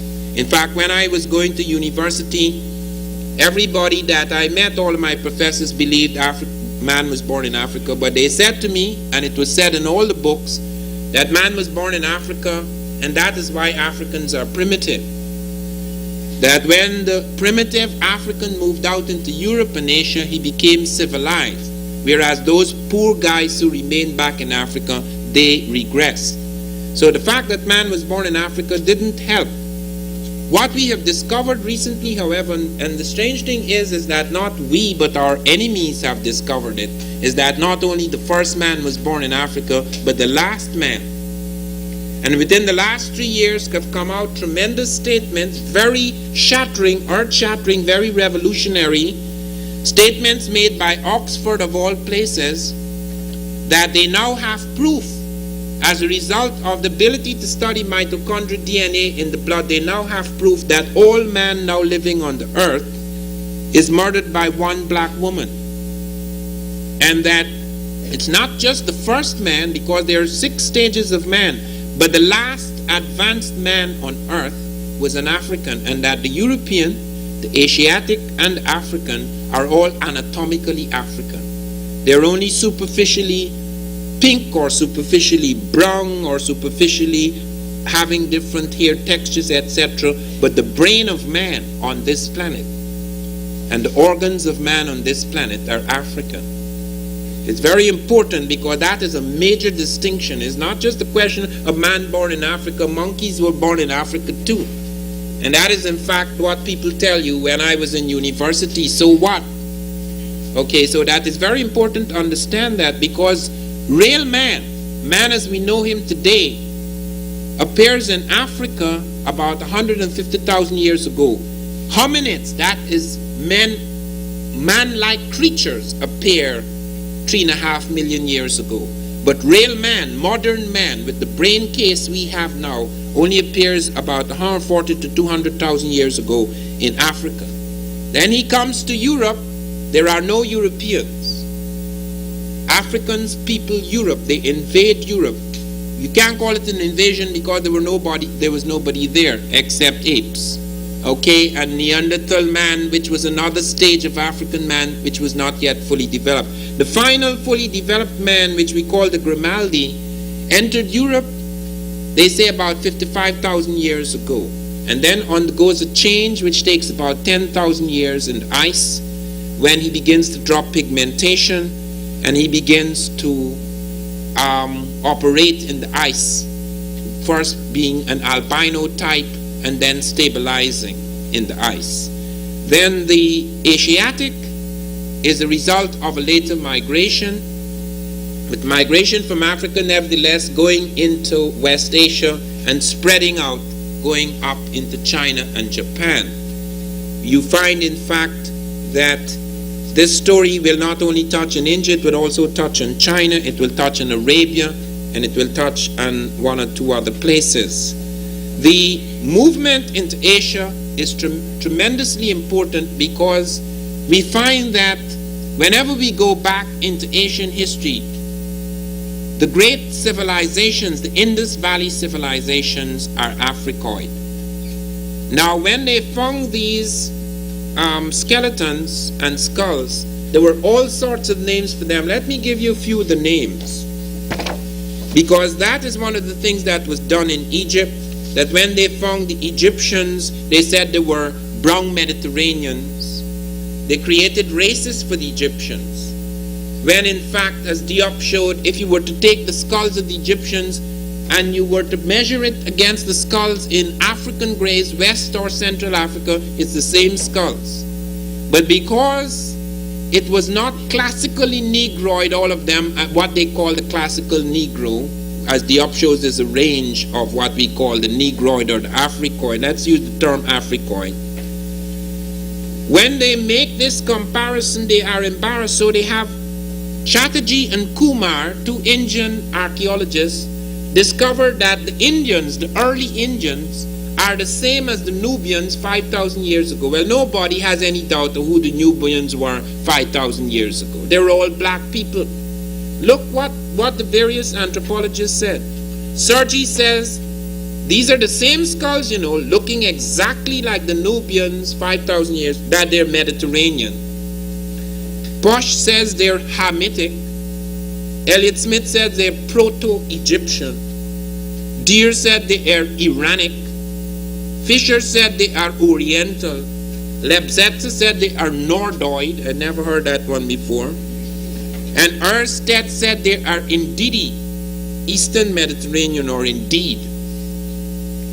Now all of this because they cannot face the black, because they call themselves Indo-Aryan. Therefore, if the Indian has something to do with them, the black couldn't be in there too. I mean, that's a double embarrassment. It's enough to find the black pushing his head up into Europe, being father of the Caucasoid, and then you go to Asia where they were searching for man until yesterday, and then at the bottom, at the very ground floor of the race, you find another African. So you have, that's the search for name. They're finding all sorts of names to explain this. They can't say European because they know it's not European, so they have to find a name: Hamitic, Iranic, Nordoid, indeed, Mediterranean, Iranic, all sorts of things to escape that fact. Now, why is it important? It is important because you see, the early Africoid Asiatics in India had established an extraordinary civilization. It is known as the Indus Valley civilization. We have found two of the great cities. They are almost twin cities, Harappa and Mohenjo-Daro. And those cities astonish us. We discover, for example, that although they are 4,000 years old, the cities are built with the same grid-like pattern as Manhattan.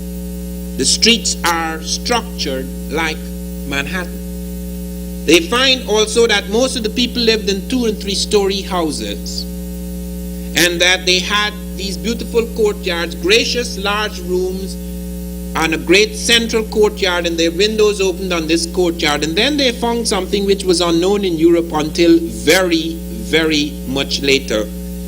They all had baths with drains leading to central sewage system. They had something which I don't know anyone in this room had. They had trash chutes that would take the trash down through tunnels. and send them out into the central sewage system. They had their own private wells. Every house had its own private wells for fresh water.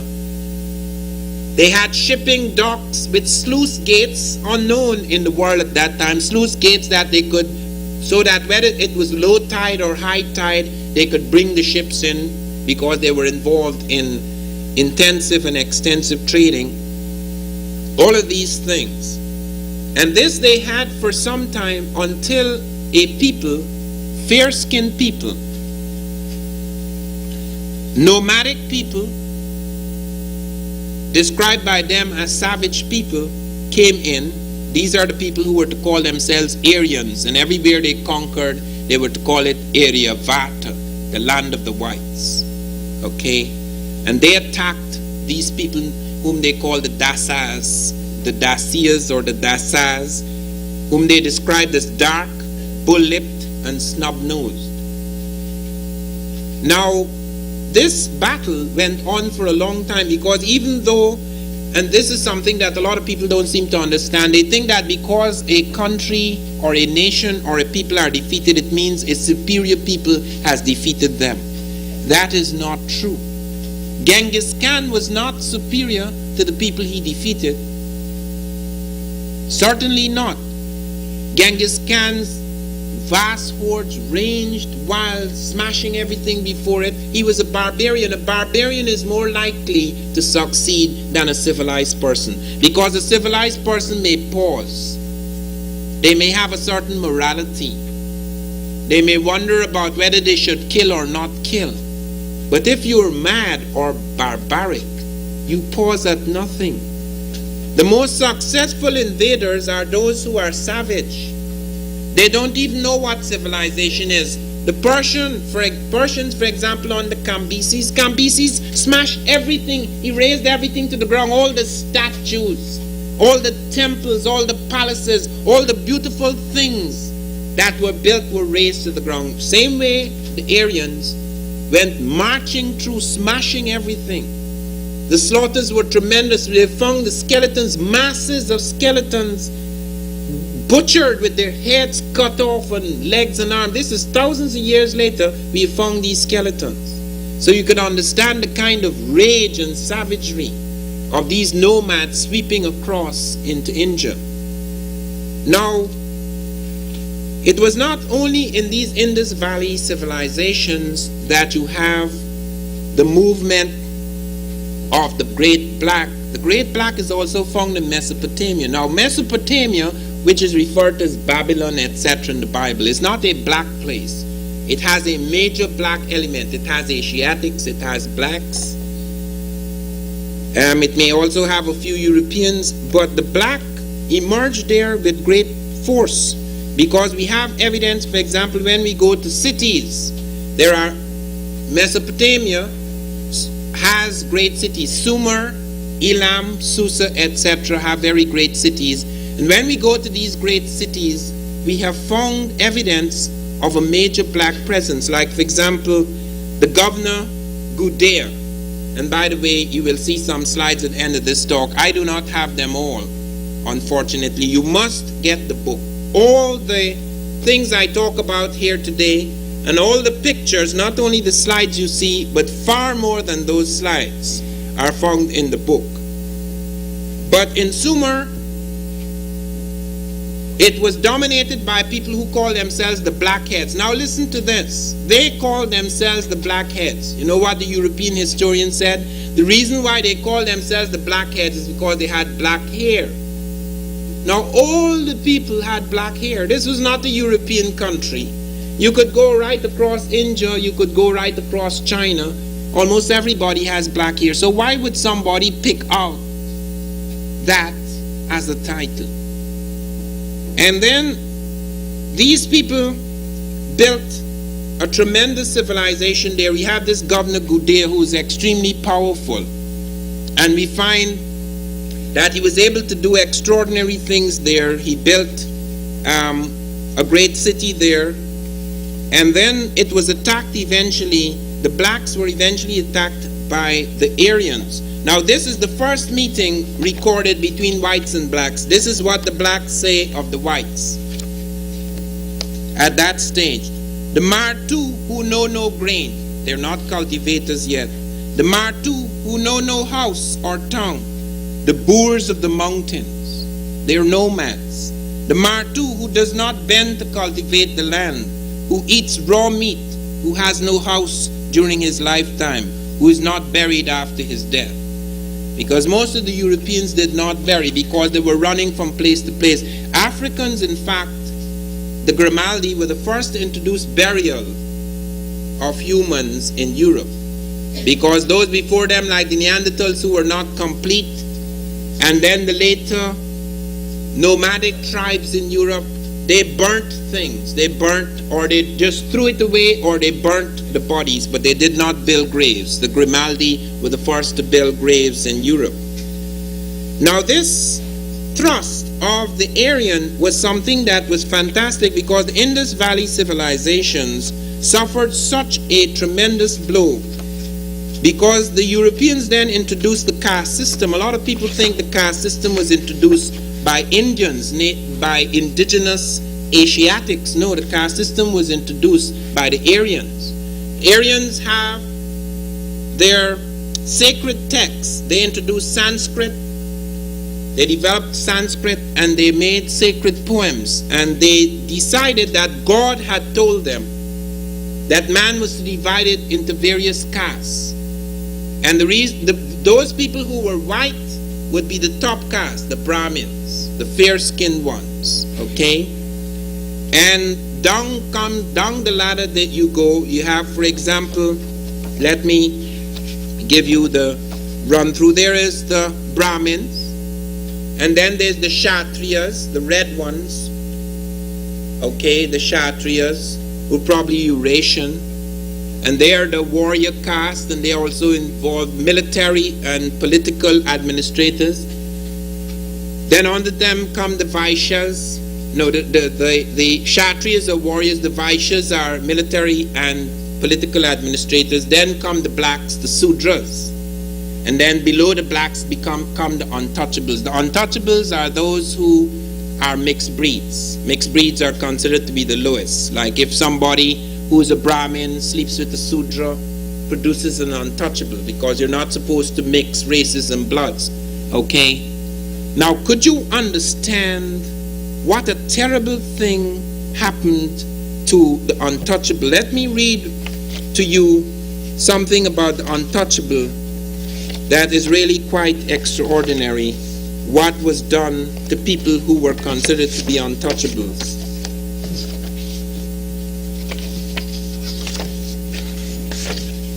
The life of the Indian untouchable was full of misery and impoverishment. Food and drink, if seen by them, were not to be taken. Generally, they lived in settlements on the outskirts of villages and towns. In certain periods in Indian history, outcasts or untouchables were not allowed to enter the community at night. In other periods, they were not even allowed to enter in daylight. Indeed, the outcast's very shadow was considered polluting. Outcasts were required to attach a broom to their backs so as to erase any evidence of their presence as they walked. Can you imagine that? They had to clean the place where they walked with a broom. A cup was tied around their necks to capture any spit that might escape their lips. The sole untouchable possessions consisted of dogs and donkeys. Their meals were consumed from broken dishes. Their clothing was taken from corpses. The principal functions of the outcasts included street sweeping, the removal of dead animals and human corpses, and the cleanup of cremation grounds, all of which was regarded as impure. Now, Rashidi, who co-edited this book with me, went to India and headed a conference with the untouchables. The untouchables, by the way, in India, find great strength from us. They associate themselves with us. They cry to us. Rajshekar, who is in this book, talked about the terrible plight of the untouchables in India. He says it is worse than South Africa.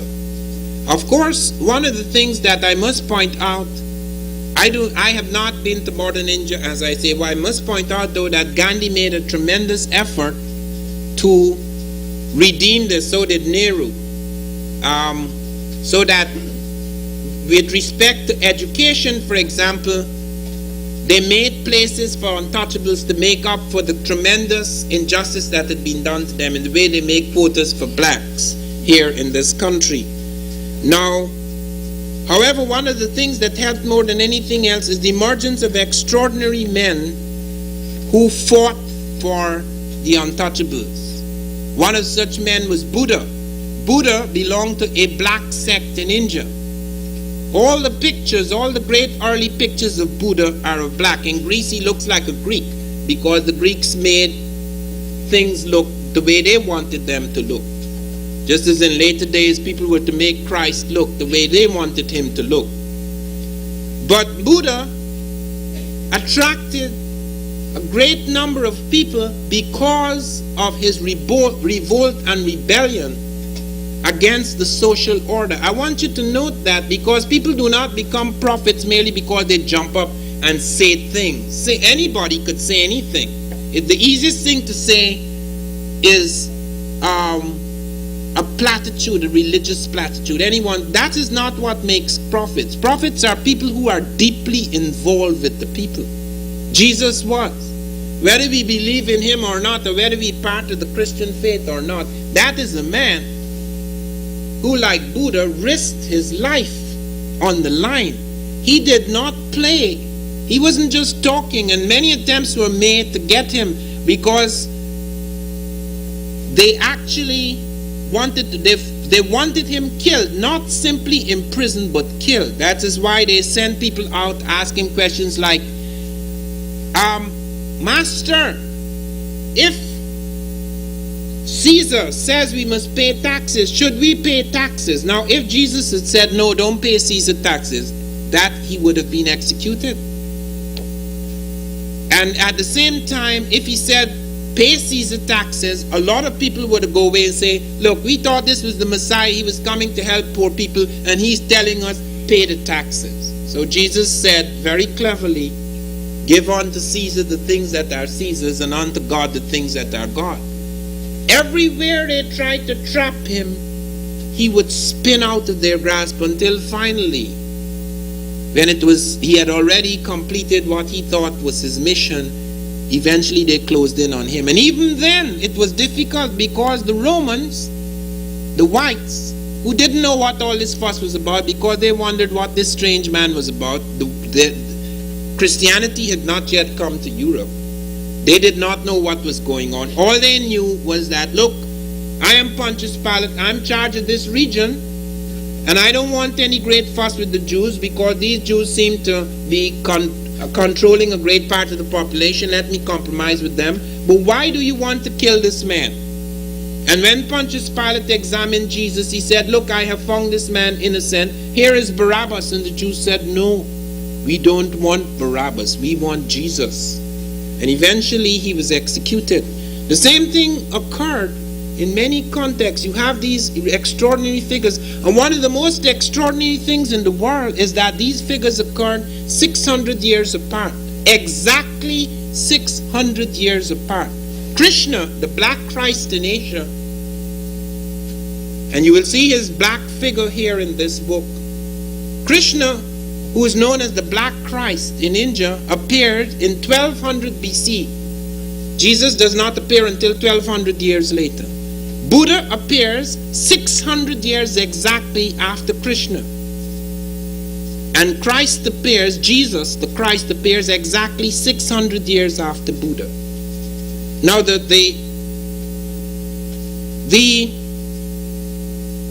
curious thing is that with respect to Buddha, apart from the fact that he was born from a virgin, they say, and the name of the virgin was Maya, which is close to Mary. But Krishna is extraordinary. Listen to this. Krishna has parallels with Jesus, which are really quite extraordinary. Krishna, for example, was born of a virgin.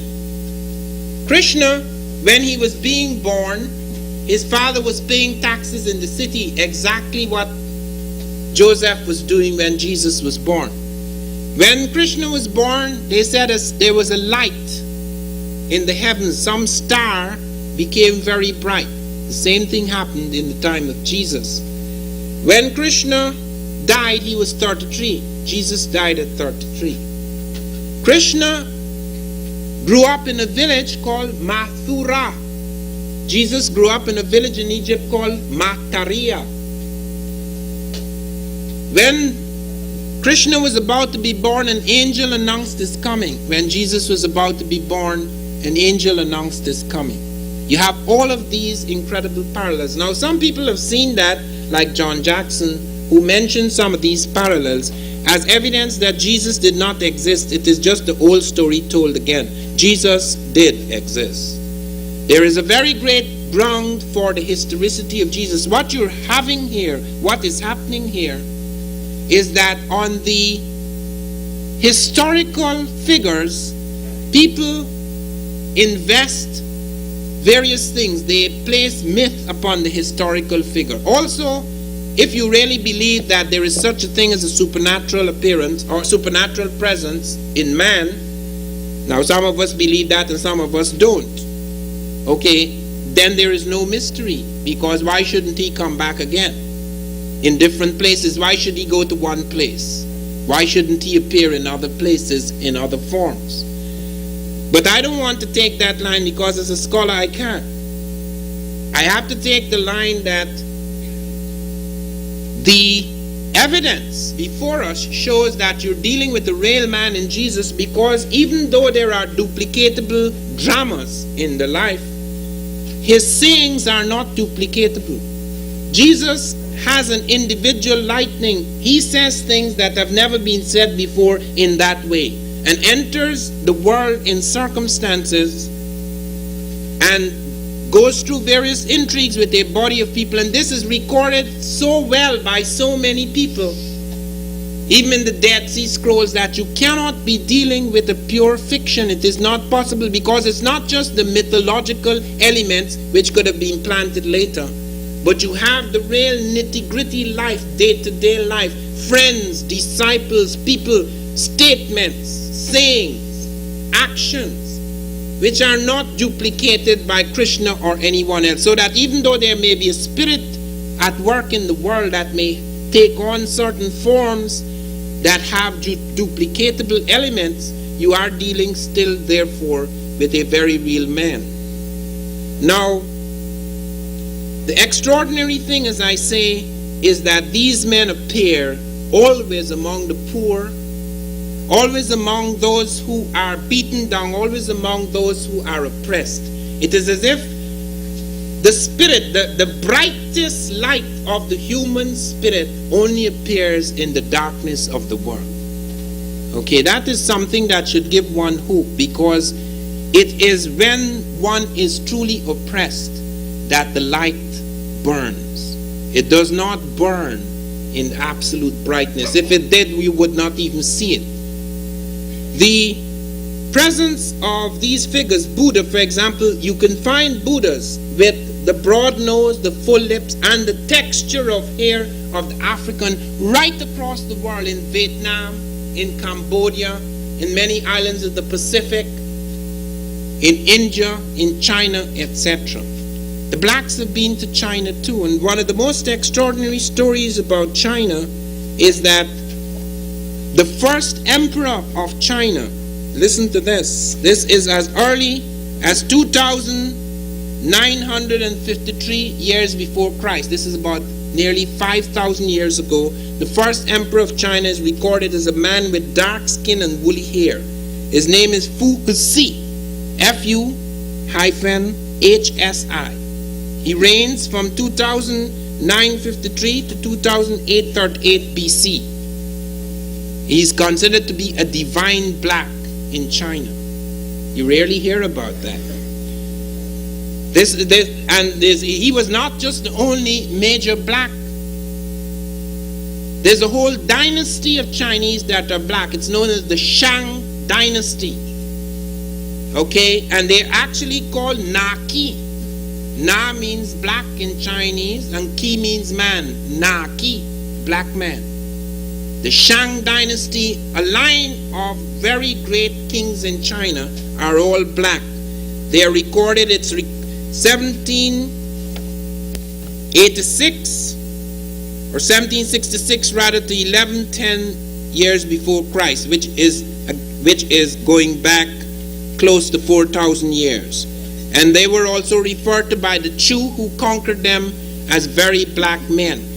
Okay, so that you have this black element which still survived, even though other elements came in, like for example the black underwent changes in China, the epicantic fold, etc. The original people of the world in different ecological zones underwent different kinds of superficial changes. But you have this survival of the black in various places. In China, for example, one of the things, and it's unfortunate we don't have that slide with us here, but it's in the book, you will find karate in Egypt. It is carved out on temples in Egypt. A man called Kalindi Ai has done a lot of work on this, showing the postures, the holds, the throws, which later appear in some of the Chinese and Japanese forms of combat.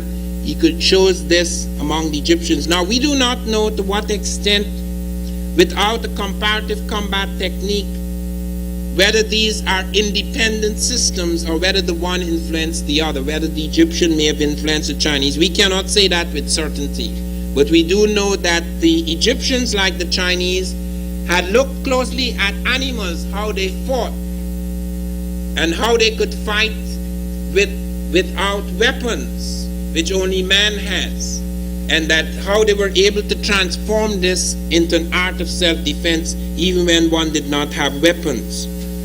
We've also followed the black in Arabia, and that is one of the most extraordinary stories. Today, unfortunately, you have many of the Arabs who in Egypt and some other places who may speak of their brotherhood with blacks, but who would not like to be associated with a black ancestry. I found this when my wife and I were in Egypt this summer. I was aware of that before I went to Egypt, of course, because all my reading showed me that, and I remembered some years ago when Sheikh Anta Diop, the late Sheikh Anta Diop, and I were talking to the Egyptians over the telephone, trying to push them into pressuring the British to give them back the splinters of the Sphinx nose. They don't want to do that, and I hope that they don't do it by themselves, because that nose is going to look real funny when they're finished with it. I don't know how they're going to get around that, because the structure of the face makes it difficult for them to reconstruct that with a falsehood without altering some other part. We found that in America, for example, where they altered a stela that was standing there with full lips and a certain texture of hair, and the nose had been slightly broken, and they recarved a straight nose, aquiline nose, and it didn't go along with the lip, so they cut the lip. We saw that also, some of you seen on television, where they go down into some of the tombs and temples and they're repainting things. They're putting on paint to make it look a little fairer, saying they're reconstructing things. I saw recently a Life magazine having the Egyptian. Now, since they found so many dark Egyptians, what they do is they darken the face, but they put an aquiline nose, and when you see the hair, that is so interesting. When you see the hair, when the picture is close up, you see it's African hair. But when it's a figure in the background, you see that it's a Bauderic thing, or somebody making up their hair in a certain way. When we were in Egypt, my wife and I, we were photographing the wigs. Now that is a very telling thing. There's two things that takes you right through the falsehood: hair and skin. And Africans are the only people who have preserved in mummification their hair and skin for thousands of years.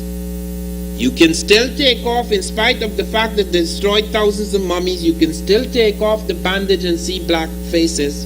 We have Anutawi, for example, an African woman who died 4,000 years ago. You can see her teeth. You can see the covers on her eyes. I thought for a moment that one of her eyes were open, but you could at least see the covers on her eyes, and the balls are full against the eyes. You can see the skin. You can see the hair. It looked like if she died yesterday. And the hair, the wigs. We were photographing the wigs for more than half an hour because these wigs are so clearly African. And this gentleman walked up to me, Arab, walked into me almost. Do you have a permit for your camera? And I said, of course. May I see it, please? I showed it to him. And is she using a video camera? Pointing to my wife, I said, first of all, if she was, she would have a permit for it. And secondly, she is not. May I see her camera, please? So we showed him the camera. He went looking at it, and then he gave it back. I'm sorry, I just want you to know I'm the curator of the Cairo Museum. And I almost shouted, big deal! Because he was disturbed for two reasons. One, he knows that when people pay that close attention, they're not fools. And secondly, he has not cataloged in the Cairo Museum catalog those wigs. It's not in the catalog.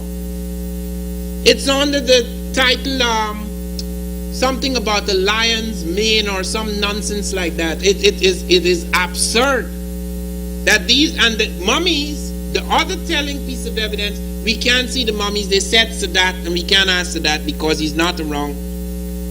That Sadat said that it's humiliating to watch these mummies. It's disgraceful to watch these dead people, and also their germs. Imagine germs coming thousands of years ago to hit us. Now I say this because I want you to be aware the same thing is happening in relation to ancient India. And it was very refreshing for Rashidi to meet Ratchakar and the Untouchables. Do you know what they named themselves? Dalit Panther. Because of their memory of the Panther Party. They look, you do not know how many people look to us here. That's why we have a tremendous responsibility. You do not know how many Africans, West Indians, and Indians look to blacks in America for leadership. We would not have our Prime Minister, we would not have had our break against the British were not our Prime Minister educated in this country, politicized. The breakthrough in Ghana would not have occurred if Nkrumah had not come here. When I came here, I was still using the word Negro. I didn't even suspect it had a social connotation that was disgraceful or humiliating. Because in spite of our revolutionary trend, our final education was here. And it had to do with the spirit of the people here. So do not misunderstand the importance of that struggle. It's not just here in America that struggle has significance. When you sit in Africa far away, especially in Southern Africa, but even in West Africa, people are hoping that something happens here. Wherever I went in the world, for example, within the past year, even in Egypt, people would come up to you and say, what is Jesse doing? That's in Egypt. They are absolutely fascinated. They want to, because that struggle is theirs too. They know that if that black image changes, it changes them. And I say it's tragic that my people, the Indians and the Africans in my country, could not see that common thread that bound them before the attack of the Aryans. That attack was to make a tremendous difference, because it did introduce, as Ratchakar says, it did introduce the caste system, and it made it binding, because they said it was religious. God came and told them that they should cut society into these castes. The untouchables, as I say, there's been some improvement, at least that's what I was told in the time of Gandhi and Nehru, but Ratchakar says that improvement is not enough. They're still within a trap. Now we go to Arabia, and that is what brought me into the question of Egypt. Early Arabia was completely black. This is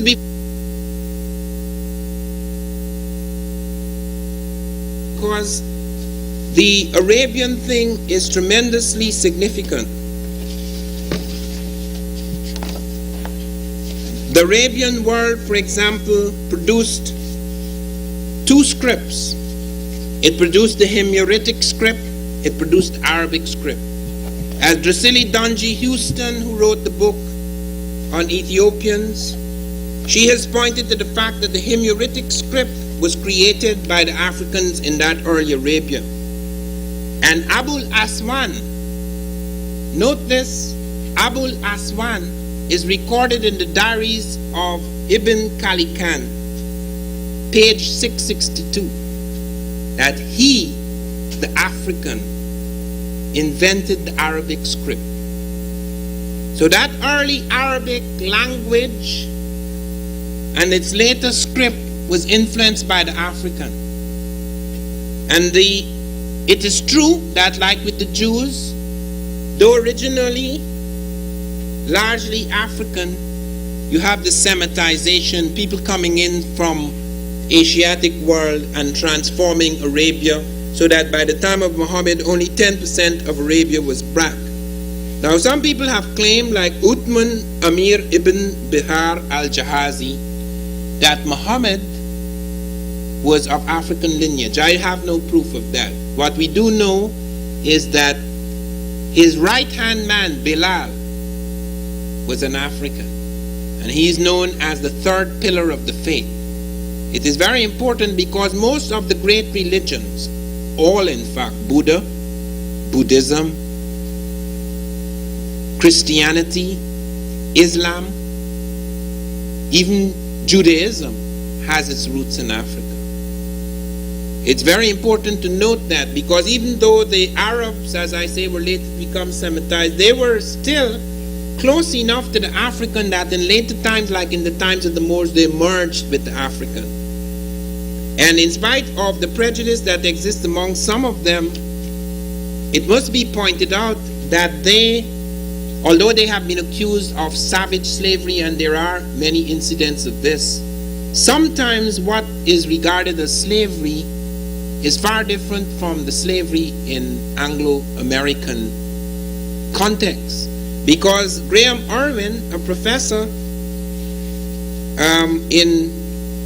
on Asia, has pointed out that they had a custom, many Muslims had a custom of calling a person a slave if they were foreigners serving them.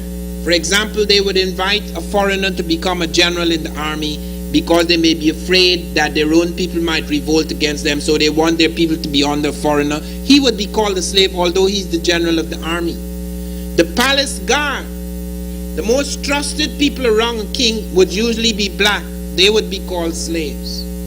The major administrative posts, sometimes as high as Secretary of the State, in one case a prime minister, he was called a slave, but he was in charge. Well, I don't mind being called a slave if I'm in charge. You found caliphs of Baghdad, black caliphs of Baghdad. So in spite of all that may be said about the Arab, I do not know of any European instance where the caliph who's in head is black. So obviously there was a different kind of system and a different kind of approach. You find, for example, the Mughals of India, who made the cities admirals. They were put in charge of the ocean. These are black people.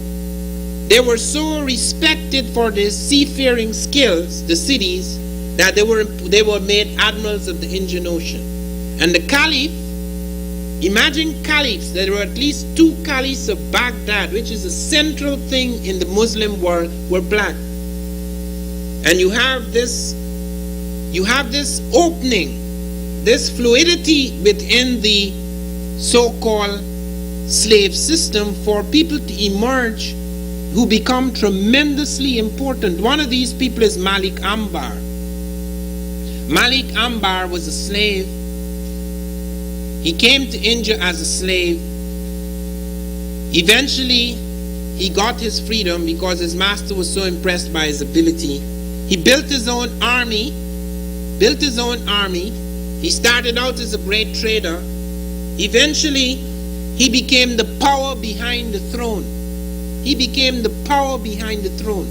As powerful as the Prime Minister himself, he actually sent his own African ambassador to Arabia, to the courts of Arabia. He encouraged manufactures, he built canals, he built mosques, he developed a postal service, and he was able to support poets and scholars from the treasury. That was the remarkable thing about him. And he had the air of the most powerful people in India. Also, he developed a land policy that allowed for both private and public ownership. This is the kind of extraordinary types of people who emerge. In China, one of the emperors and a whole dynasty of kings, black. In Japan, where they pointed out that in order to be truly brave, there is a particular sect in Japan, and in order to belong to that select sect, you must have black blood.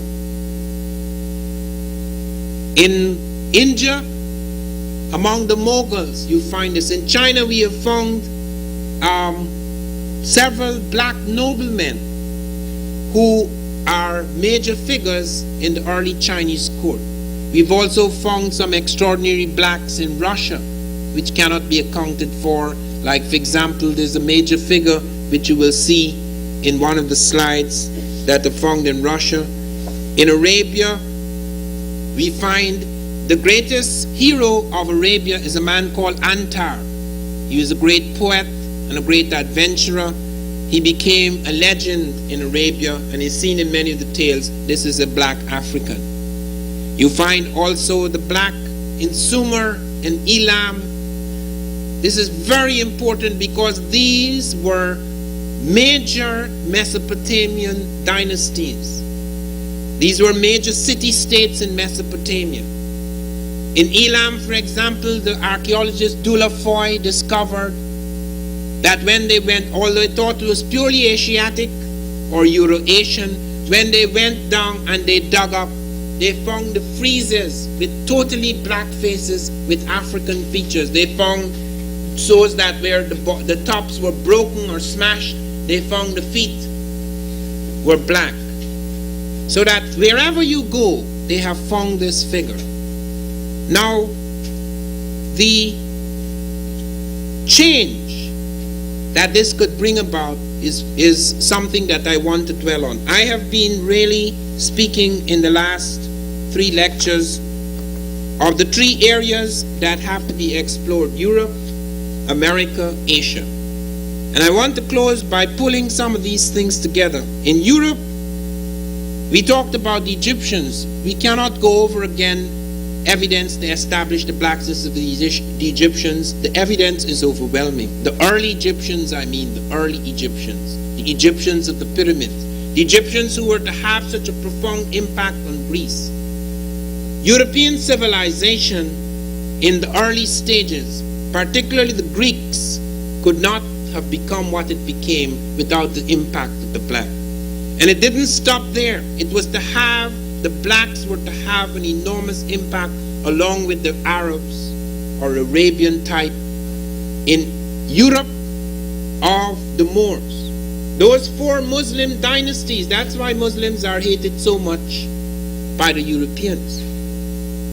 Because those Muslim dynasties, the Almoravid and Almohade and Abbasid and the Umayyad dynasties, those dynasties left a tremendous mark on Europe. They introduced the blacks, and the Arabs introduced windmills into Europe. They introduced silk industry into Europe. They introduced the cotton industry into Europe. They introduced strawberries and lemons and grapes and all sorts of exotic fruit into Europe. They introduced air conditioning into Europe, perfumed air conditioning. They were the first paved streets in Europe were paved by the Moors. The first streets lighted in Europe were lighted by the Moors. They introduced trigonometry into Europe, just as earlier the Egyptians introduced geometry into Europe. They introduced algebra into Europe. They introduced optics into Europe. The first experiments with eyeglasses and experiments that were to lead to the camera were introduced by the blacks and the Arabs in Europe. And out here in America, long before slavery, blacks were here. I was called to Congress last year, and that was quite a surprise to me, because I thought that all my enemies had pounded at me long enough for me to have vanished from consideration. But I got this letter, first a phone call that they wanted me to appear before Congress, a congressional committee, because 1992 would be the quincentenary of Columbus's discovery of America. And they wanted to know what I had to say about that. They wanted to give me the democratic right to discuss this matter. And one of the reasons was that they wanted to look very closely at what this Christopher Columbus Quincentenary Committee was doing.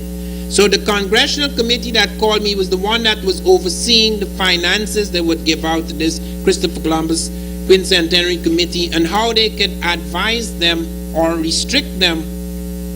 So I was called to give this talk, and I remember coming into that chamber, and of course everybody had prepared speeches. There are very few people who speak like me. You just get up and you talk. Everybody has their little piece of paper and they're reading it. Cliche after cliche after cliche, nothing jumping out of themselves. It's all well prepared and beautifully typed up. And I remember this gentleman in particular, he had a nice little page in his hand. He even had it, he even had it well beautiful, in a beautiful little file. And he came up to me and he said, I hear that you believe that there were Africans in America before Columbus. I said, yes, I not only believe it, I could prove it. You're not serious, are you? And I said, I'm dead serious. I'm more serious than you are. And he went back to his seat, because I certainly looked at him with a very stern face, so there was no need for the conversation. So he went back to his seat, and then after I was allowed 15 minutes. Well, you know, I can't talk in 15 minutes about something, but I spoke for half an hour. Nobody stopped me. And when I was finished, the chairman said that in the light of this, I was asked a number of questions. I was asked, for example, about the Caribbean. Should the celebrations just restrict itself to this one island where Columbus said he had landed first? And there was a discussion about that. And then there was a discussion about the fact that my speech aroused suspicions about the commission. So they asked them, how many blacks are on this commission that is celebrating this marvel? No blacks. How many Native Americans? No native. Could you imagine that? The Native American created the country. The blacks were dragged here to build it. And they're going to celebrate America, the discovery of America. And there are no blacks and Native Americans on their commission.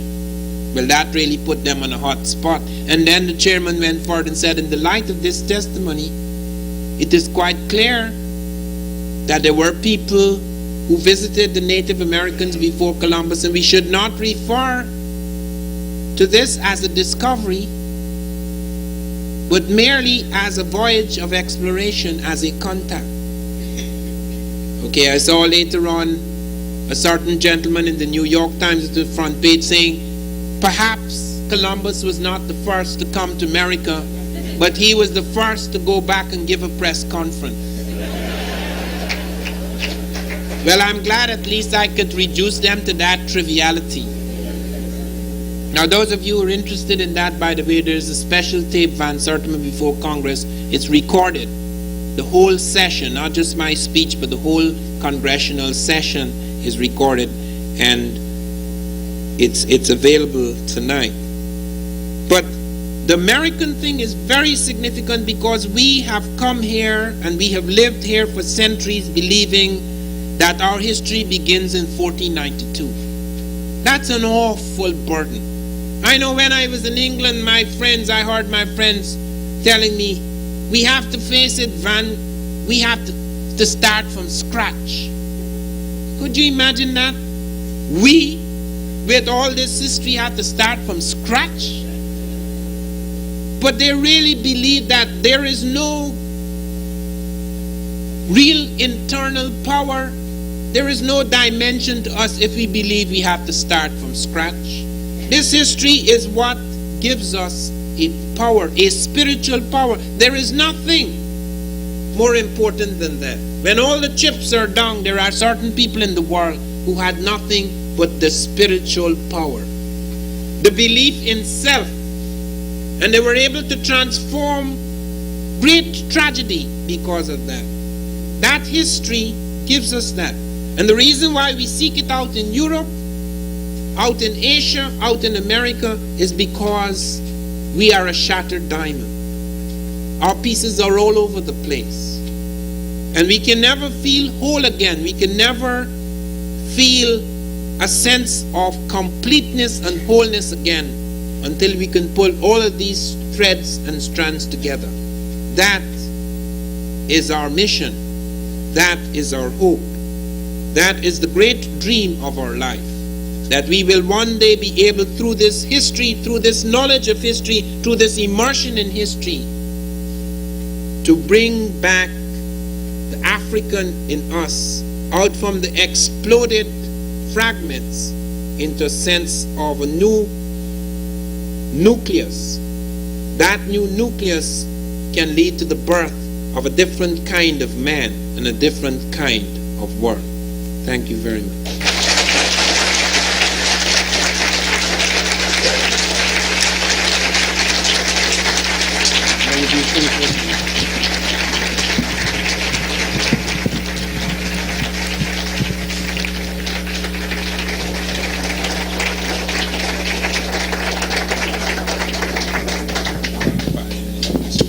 Okay, brothers and sisters, Dr. Ivan Van Sertima.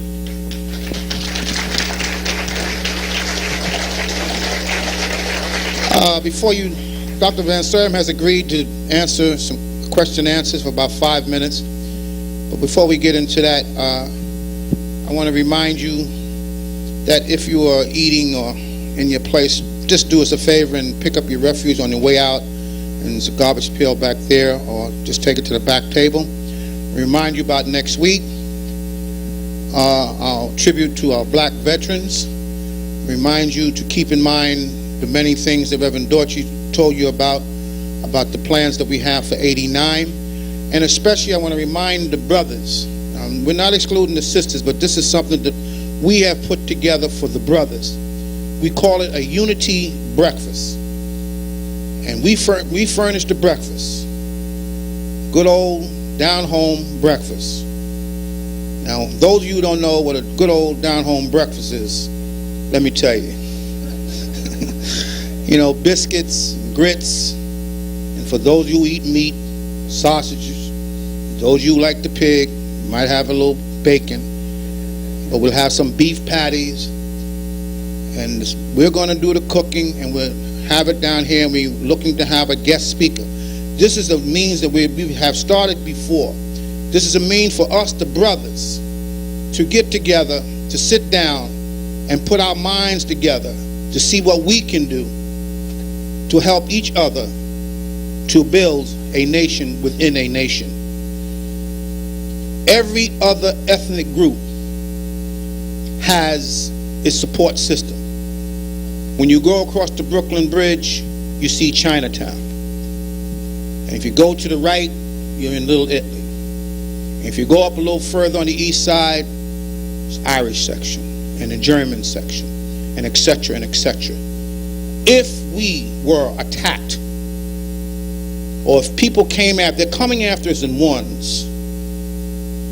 But what happens if they come at us in bunches? What do we do and where do we go? But we need to sit down and talk about some economics.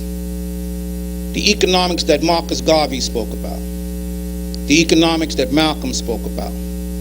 And I believe the integration that Dr. King was talking about was not about us leaving our communities, but that we had the right to go where we wanted to, but to build our own institutions, our own places of business, put our own brothers to work, our children to work.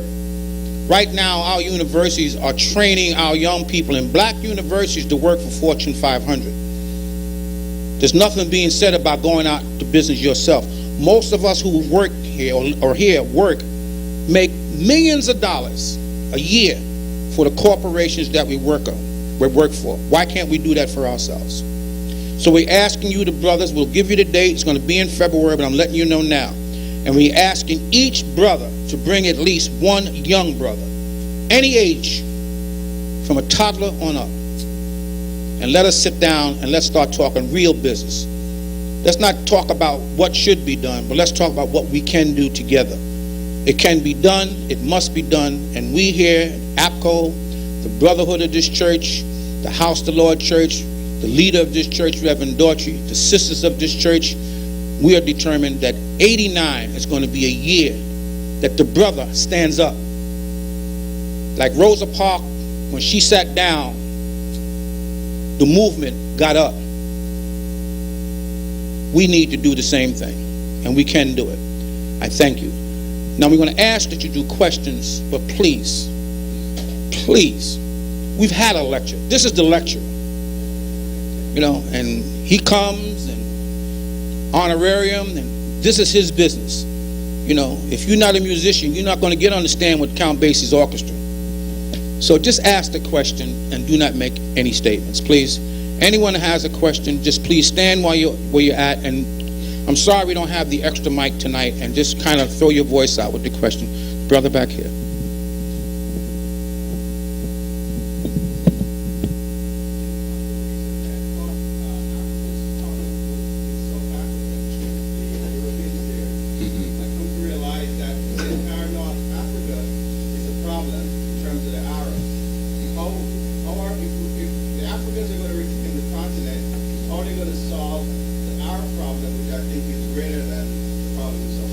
I don't think the Arab problem is as great as the problem in South Africa.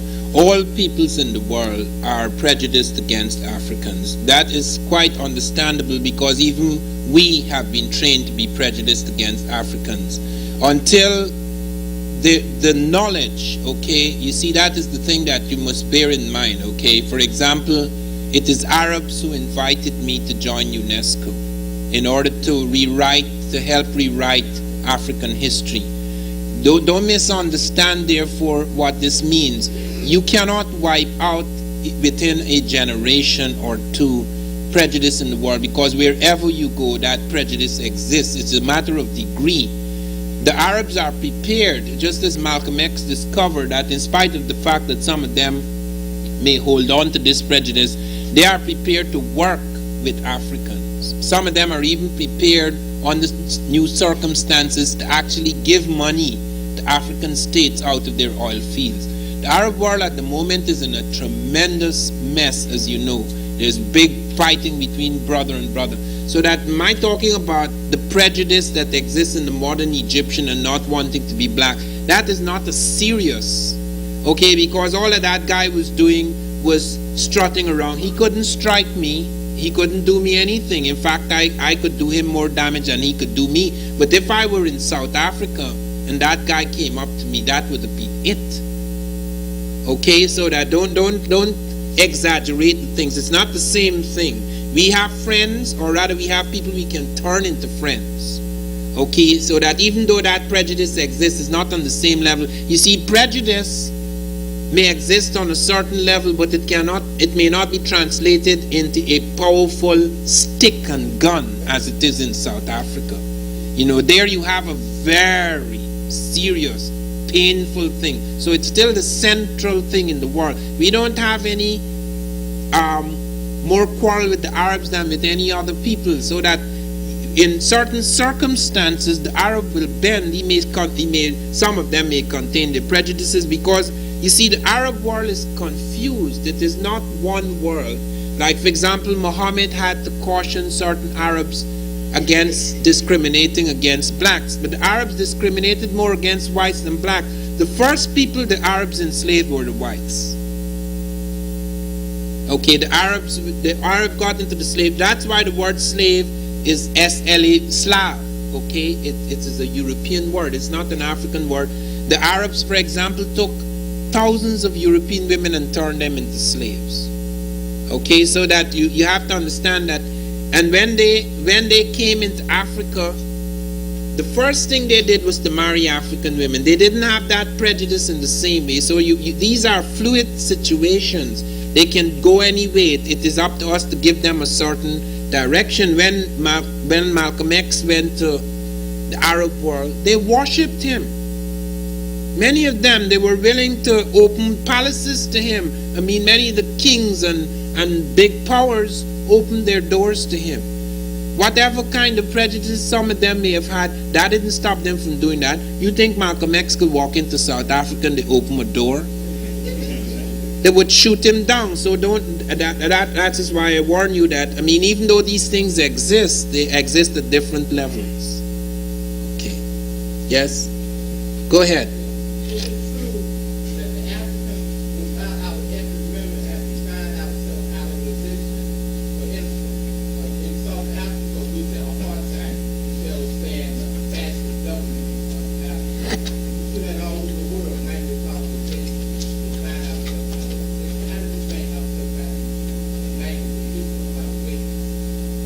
I don't follow. What are you asking? I'm asking, like, all over the world, throughout the most recent history, we have participated in language colonization. Language, linguistic, yeah. So we have to find ourselves out of position. Yeah. We participated in the part of South Africa, apartheid.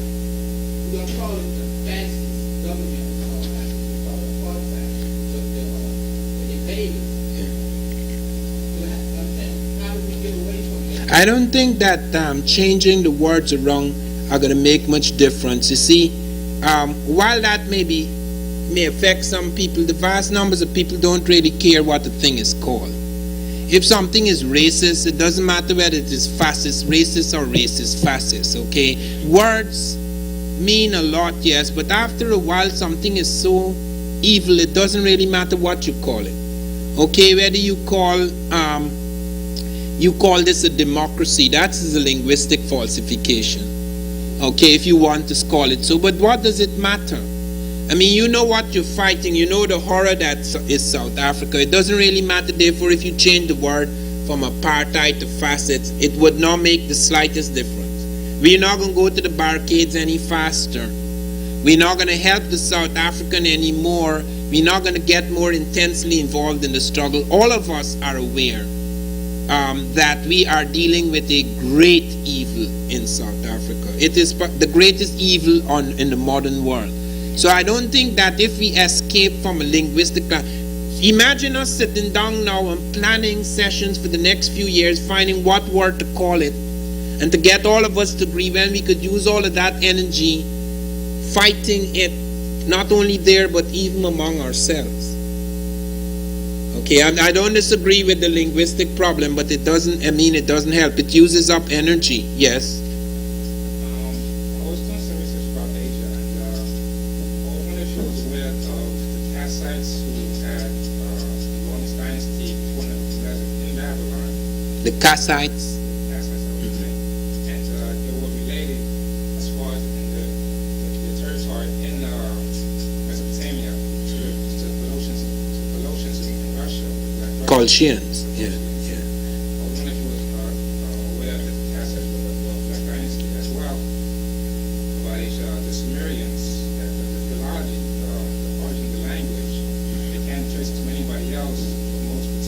natural language, right? And more specifically, the Zulu language. I was wondering where is that?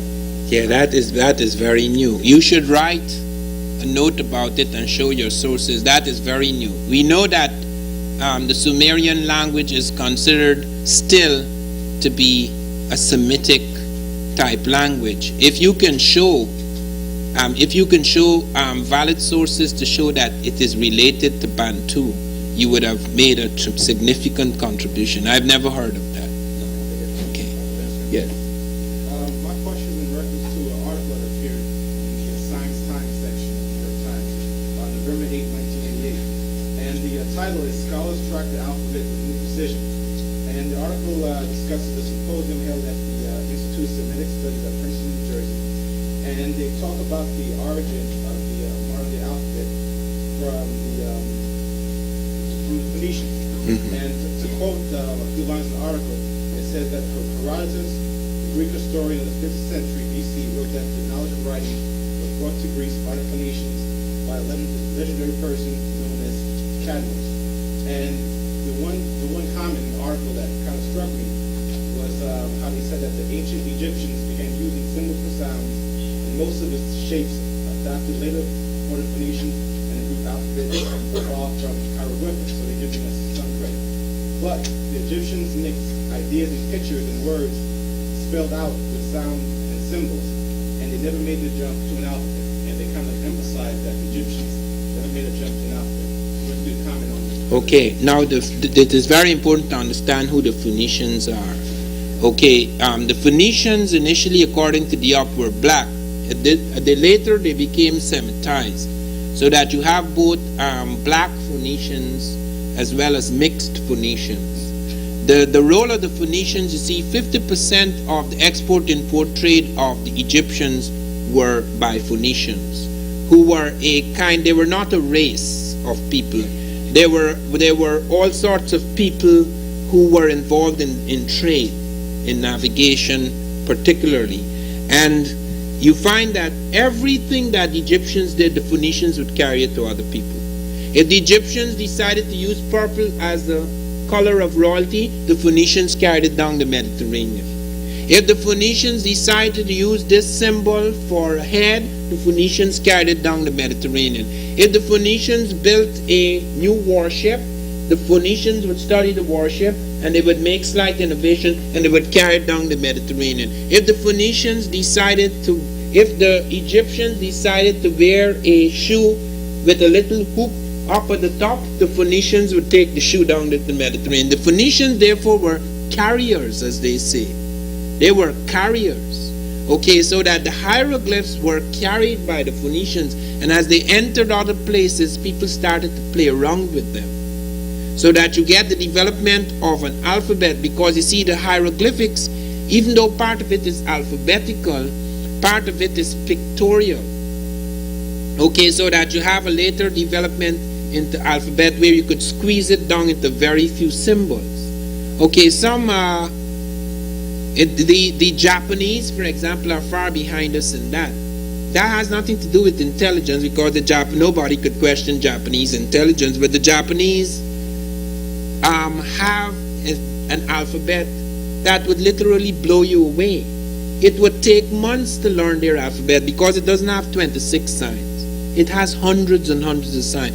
So that you can have signs and symbols, part of which are pictorial, before eventually you have that kind of alphabetic thing. Different African peoples had alphabets, like the Akan developed an alphabet, the Mande developed an alphabet with 200 and something signs, the 140 to 150 signs in Akan, etc. The Egyptian thing, however, as I say, the Phoenician thing was a carrier, but the reason why they want to place it all in the Phoenician now is because the Phoenician to them is Semitic. Remember, those are Semitic. That's a Semitic study going on. Okay? They don't want the Egyptian, they're not going to tell you, well, but these signs began with the Egyptian. You know, that is in passing. They're going to try and show you the Greek got this fantastic abstraction, and the Phoenician, the clever Phoenician. Where are the Phoenician books? Where are their books? The word biblos, book, comes from Phoenician. And why do you think the word book comes from Phoenician? they had the material that made books, but they never wrote books. This brother here, the sister there, and the brother over there. Yes. We'll have to close it out. Okay, go ahead. We've had certain black leaders getting on radio stations attacking other black leaders. I'd like to know what effect you think that has on the black movement. I am a historian, okay? You could deal with your politics with other people. I don't have anything to say about that. That's a normal thing in politics. People attack other people. Okay, go ahead.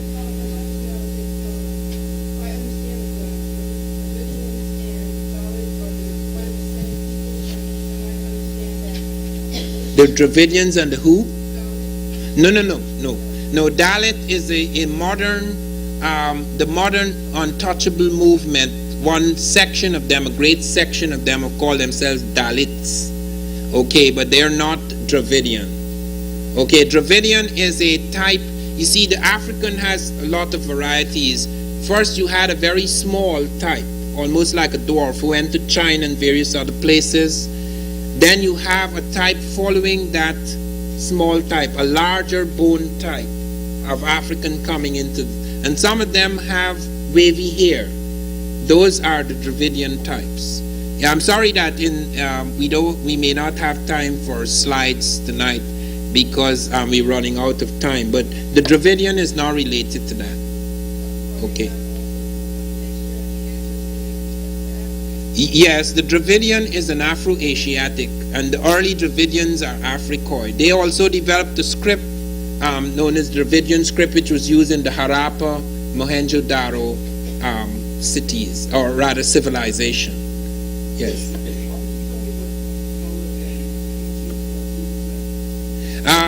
Jesus is first represented on a coin that was struck in the 2nd century AD. On the one side is a European, that is the king, the Emperor Justinian II. On the other side is a man with woolly hair and brown skin. His nose is Semitic. They're leading us to the conclusion that he's a mixed man with black and Semite. Okay. One more question. Yes.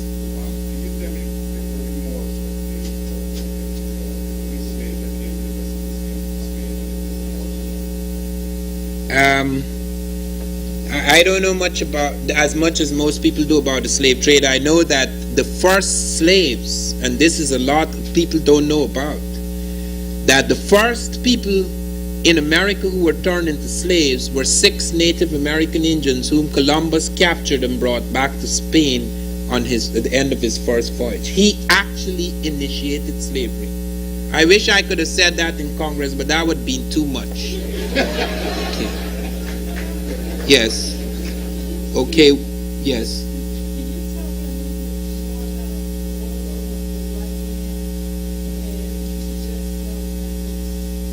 Okay, the best essay that has been done in this concise essay is done in this book, African Presence in Early Europe, which deals with the evolution of the Caucasoid. Okay, and it really deals with how the black went into Europe and how the Ice Age came, what is known as the worm interstadial, and how the blacks were trapped in the ice, and that after a long period locked away from the sun with tangential sunlight, you have dropping of pigmentation. Because you see, in sunlight, the pigmentation, we're not talking about the temperate zone as it is today, because this is a zone that is changing. In the next 75 years, according to scientists, it will become disadvantageous to have pink skin, because the hole in the ozone layer is bringing back into this, on the side of the planet which is now called the temperate zone, ultraviolet radiation is increasing. Hence, pigmentation once again will become an ecological necessity. Okay, so that those are changing situations, but in this specific time in which the blacks who were trapped in Europe underwent pigmentation change is a period that lasted 10,000 years. It's not an overnight phenomenon. It's not a passing phenomenon. That became a very cold zone of the earth. Okay, so that you have not only pigmentation change, you have hair change, because in heat you have a tendency to have scant hair, because it's supposed to you're supposed to throw off the heat. In cold, you have a tendency to, your hair has a tendency to grow longer because it has to protect you from the cold. So that you will have, also you have different kinds of drynesses and wetnesses in these ecological zones. So you'd have different, the hair follicles will grow differently. Those are superficial things. And because the Aryans, who were not as developed as the Africans, struck African capitals and defeated them in many places, the Aryan then began to set up what is the aesthetic, what you should look like, what you should do, and things like that, so that you have these problems. Their religion came from outside. The Christian thing, the Muslim thing, and so forth, those are things that came out of an elder people, the Africans. But the thing is that they set up a system, okay, and the problem that we have is that we begin to see in that system. Our eyes, even in spite of even all our protests, our eyes see things in that system. Okay, but what science has established is that those are very superficial, irrelevant indices of humanity. What is significant is the organic structure and the brain structure, which is Africa. That is what science has established, that anatomically we are all Africans, because the brain was developed in Africa. At the final stage, all stages of the brain, right up to the stage at which it now occupies in this planet, was developed in Africa. The breakaway, or rather speciation, it's not speciation really, it's mutation, because you don't have different species in man. The mutation occurred on the special conditions. Okay, we must break now. Thank you.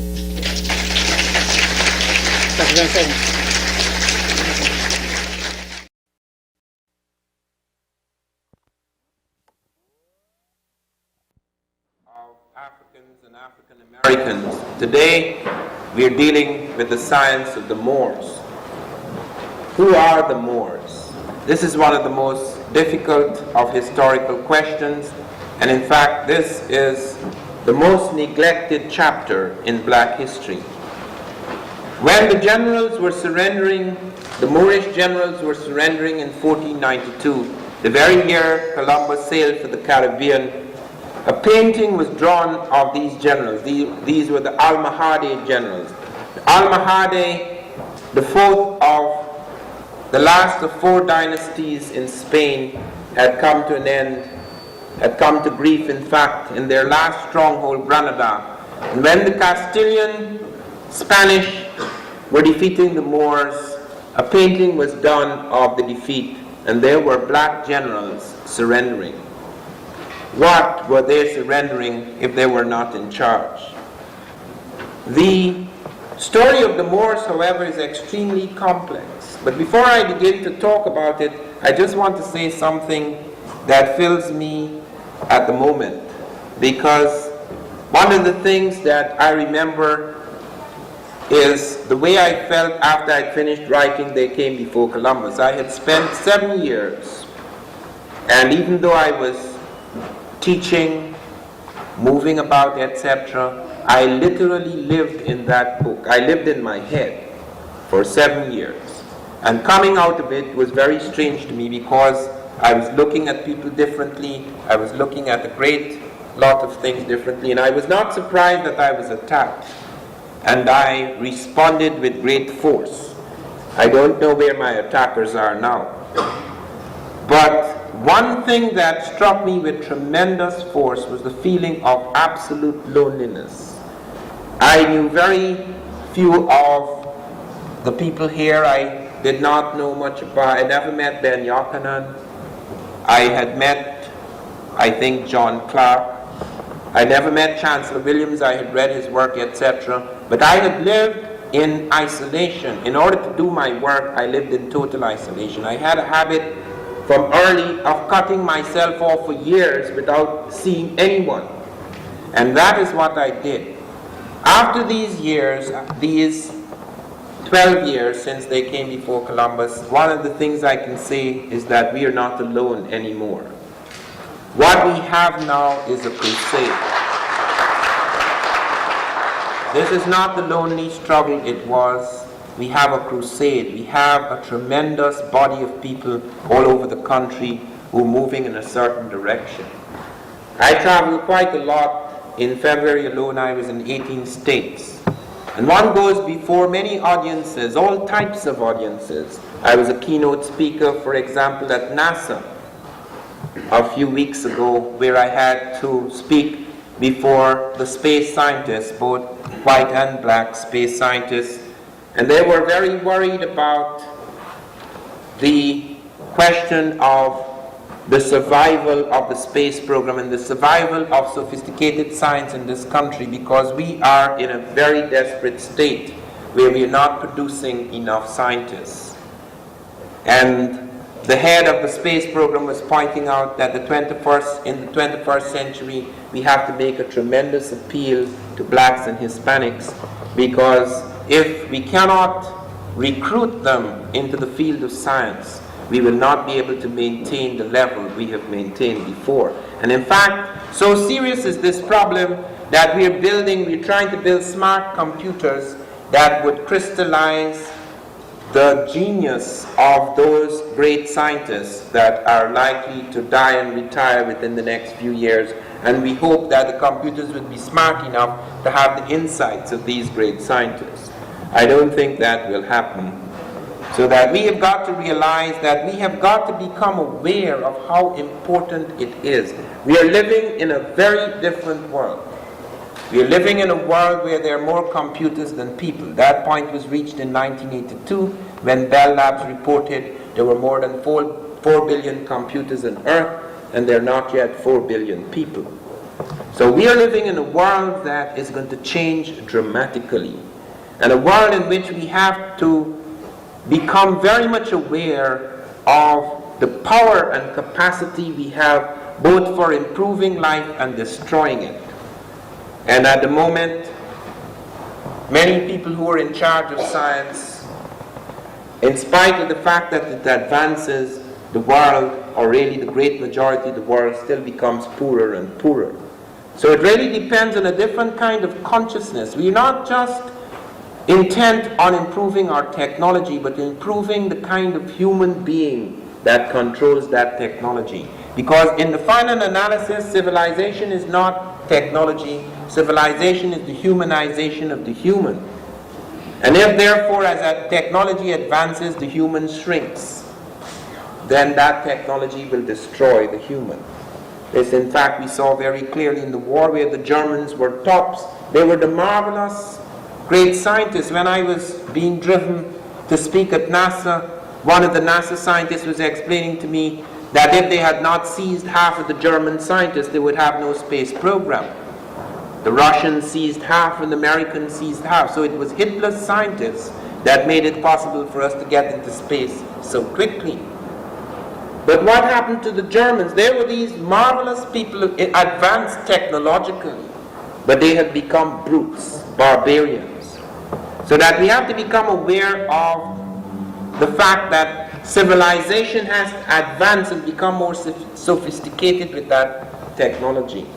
This is our chance.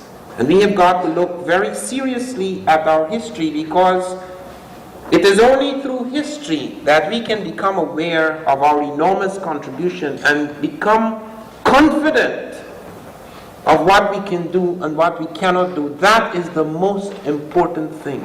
Our young people, and when I say young, I mean people up to 50. That is very young in the modern world. Gorbachev, for example, who is now in charge of Russia, is considered to be one of the most extraordinarily young men of the world. Leaders are usually in their 70s and 80s. It is very unusual to find a man close on 60 who's a leader, a major leader. That is a very young man. And that is something that I have to stress, because I am very startled by people who by the time they're in their mid-20s, because they didn't get a break, they say, well, I've had it. I lost my chance. When I was 28, I entered university. I got my BA at 32. And I was no special student. When I was 9, I was struck by a terrible disease which killed half of my country. I lost all my friends. Part of my brain was damaged. It didn't stop me, and it didn't make me think that, oh, I am lost, it's all over. I hear this over and over again. I even hear people going about talking about, hey, AIDS will kill all of us. That is pure nonsense, defeatist thinking, because Europe was struck by a disease worse than AIDS. It killed half the European population. And it was not like AIDS where it was restricted for a long time to a few people. Every morning when the Europeans woke up in certain parts of Europe, the way we collect garbage, they collected bodies. Everybody, every household was struck by that disease. So you have to understand that, and they did not have the science we have today where we could say, well, in 5 or 10 years we will find a cure. There was no cure. It had to live itself out. It had to destroy, practically wiped out the population of Europe. So we have got to realize that if we are going to go back into history, we have got to use it as a force, as a positive force. History is such a force. It is like a religious thing.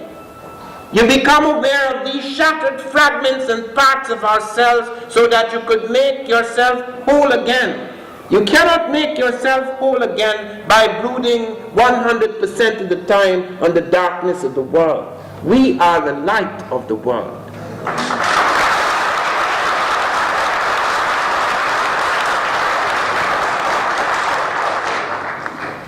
There was Jesus standing there, and he knew that the Roman Empire seemed to be all powerful.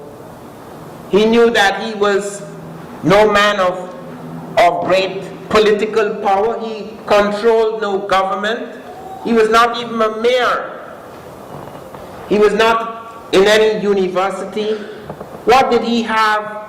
Where did his strength lie? It lay in some great spiritual force, which in fact was to turn the world upside down. The very Romans who were in charge of the world, they were the people who were to become the first major European force that was to become subverted by Christianity.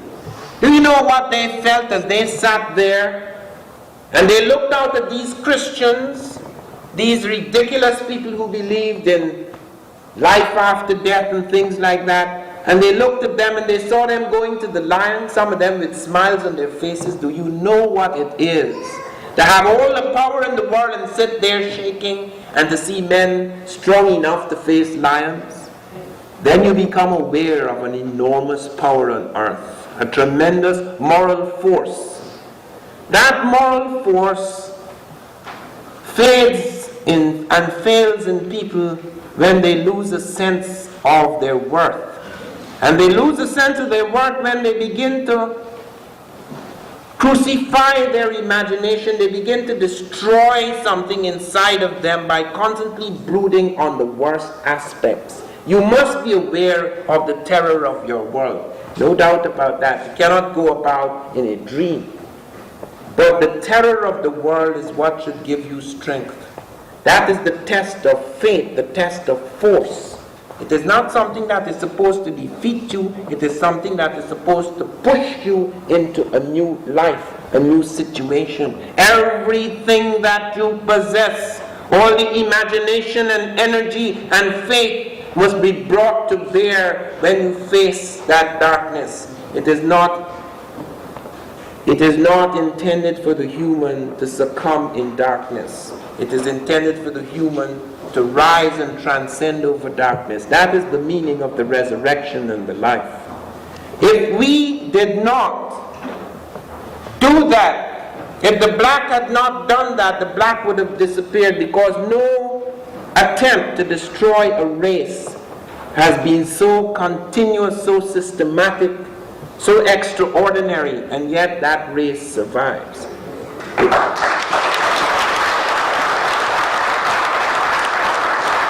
It not only survives, but it speaks with fantastic new vigor and power and confidence. We are involved in a restructuring of history. Even those who are powerful in their academies find they're being subverted. I speak now more and more to professors who 10 years ago would have torn me to pieces. Now they sit quietly, trembling, knowing that these ideas are like viruses, that you cannot contain them anymore, and they're here, unlike AIDS, there is no vaccine.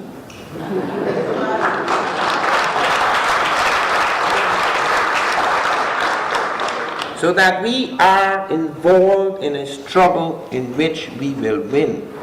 And one of the struggles is to make us aware of the fantastic capacity and potential that lay in our world.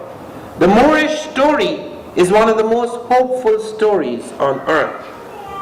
Who are these Moors? The word Moor comes from moros, which means dark, which the Greeks used, and then the Romans made it Mores, and then some people say it also came from Meroe. Moor came from Meroe. When Shakespeare uses it, he means black. Whether it is Othello, or whether it is the figure in Titus Andronicus, he sees the Moor as black. Now, not all the Moors were black. What really happened is that Arabia at first was completely black. Later it was invaded by Asiatic or Semitic types. By the time of Muhammad it was only 10% black. But the Arabians or the Arabs are not the only Moors. But let us first, before we come into the question of who are the Moors, because the Moors, of their 4 dynasties in Europe, 2 of them were overwhelmingly black. They were developed in Africa, and the first 2 had a very powerful and dominant black element. But how did this begin? How come black people invaded Europe? Because most of us know Europe invaded black countries, but very few of us are aware that blacks invaded Europe. And we have to make a comparison between the black invasion and the white invasion, because they're very different types of invasion. The black invasion enriched, lifted Europe, even though as all invasions there must have been some kind of punishment, but the white invasion sought to destroy utterly the cultures and language, even the humanity of the people they invaded. All invasions are not the same. When the Greeks, the first great Europeans, invaded Africa, they did not despise Africans. Even though they invaded them, they were spiritually invaded by the Africans, culturally invaded by the Africans, because the Europeans, the first Europeans who invaded Africa, this is before the slave trade, did not make slaves of the Africans. They made them their teachers. The Greeks, when they saw what the Africans had done, could not believe that Africa could be so advanced. They could not believe their arithmetic and their geometry and their calendars and their clocks and their medicine, even their religious system. Many of the goddesses that were taken into Europe were black goddesses. They worshipped the black woman. They worshipped the genius of the black man. The European never said anything against blackness at that point in time. In fact, he went overboard worshipping blackness. He made the goddess of wisdom black, Minerva, the goddess of chastity black, Artemis. Andromeda, who was to marry the great Greek hero, was painted black in the initial Greek vases. Circe, the enchantress in the Odyssey, was a black woman with African features. Medea, who had Jason win the golden fleece, she was painted black in Grecian vases. Isis, the sister wife of Osiris, was worshipped by Europeans just as Africans had worshipped her. Imhotep, who was known as Imhotep among the Greeks, was worshipped as a god. It's the great black multi-genius Imhotep. And every major Greek scholar went to Africa to study. Thales of Miletus, Democritus, Pythagoras, Eudoxus, Anaximander, Anaximenes, Heraclitus, they all poured into Egypt. Alexander built his city in Africa. So Africa was considered to be a cradle of civilization. There was no doubt about this. The doubts about this only began around the 18th century, when slavery had been put in its place. People started to, their Christian conscience started to be gnawed. How come these Greeks, who are our mentors, who are the fountainhead of European civilization, how come they keep insisting they got this from the black Egyptians? Surely the Egyptians can't be black, because these are our blacks, they're our servants. How can we feel good if these are equal people like us, who in fact, before we enslaved them, actually had done things in advance of us? It doesn't sit well on our conscience. Therefore, there must be a mistake here. Black people cannot be the same black Egyptians. Therefore, something went wrong. Perhaps the Greeks didn't see well. Perhaps they got so excited about black people, they wrote down the wrong thing. They were subjective. Perhaps they weren't really talking about true black people, they were talking about white people burnt black. All sorts of excuses, and then a whole body of people got into the act. If you're black, you have to have a skull shaped like so-and-so. This skull is not like that. This nigger is not black. It's amazing. You see some of these debates, you want to really know. These are highly intelligent people, like Vorkuta, for whom I have an enormous respect at UNESCO in 1974 in Cairo. He said, okay, it is quite clear that the writing is African, the culture is African, the techno-complex as Soderbergh has showed us is African, the language as Diop has showed us is African. We still have the problem, more academic and more scientific, that you lose this emotional attachment to things. No, sir. When it comes to power, thank you. When it comes to power relationships, and when it comes to being challenged deep inside the system, right in one's guts, one does not sleep at night, knowing that you are crushing and oppressing a brother who is not only equal, but who at one time had given you critical elements in your civilization. You cannot sleep with that, therefore you have to prove to your satisfaction so that you can sleep peacefully again that that is not really a brother. It's just like when I was in Guyana, I heard of this marvelous man, this South African, very liberal South African. Strange how I forget these names of these hypocrites. What is Schweitzer? Yes. He said, the Negro is my brother, but he's my younger brother by several centuries. What a beautiful phrase. And we really took that. We thought that was really a compliment. At least, even though we were his younger brother by several, we were still his brother. So we felt we had joined the human family again. That is the horror of it. And we find when we go through Spanish history, no major Spanish scholar will allow you to talk about the Moors for more than half an hour. They get angrier and angrier. That is one aspect of European history that is swept under the carpet. They would not talk about that because that haunted the generation after generation. The Spanish, the Sicilians, the Portuguese, it haunted them for centuries because the Moors did not just go in and come out. The Moors went in 711 AD. They were not totally defeated until 1492. The Moorish occupation of Europe was longer than the European slave trade, but it was not a slave trade like the European. When the Moors entered Europe, They did not destroy its culture. They did not stop the people from speaking their language. They did not put them in chains.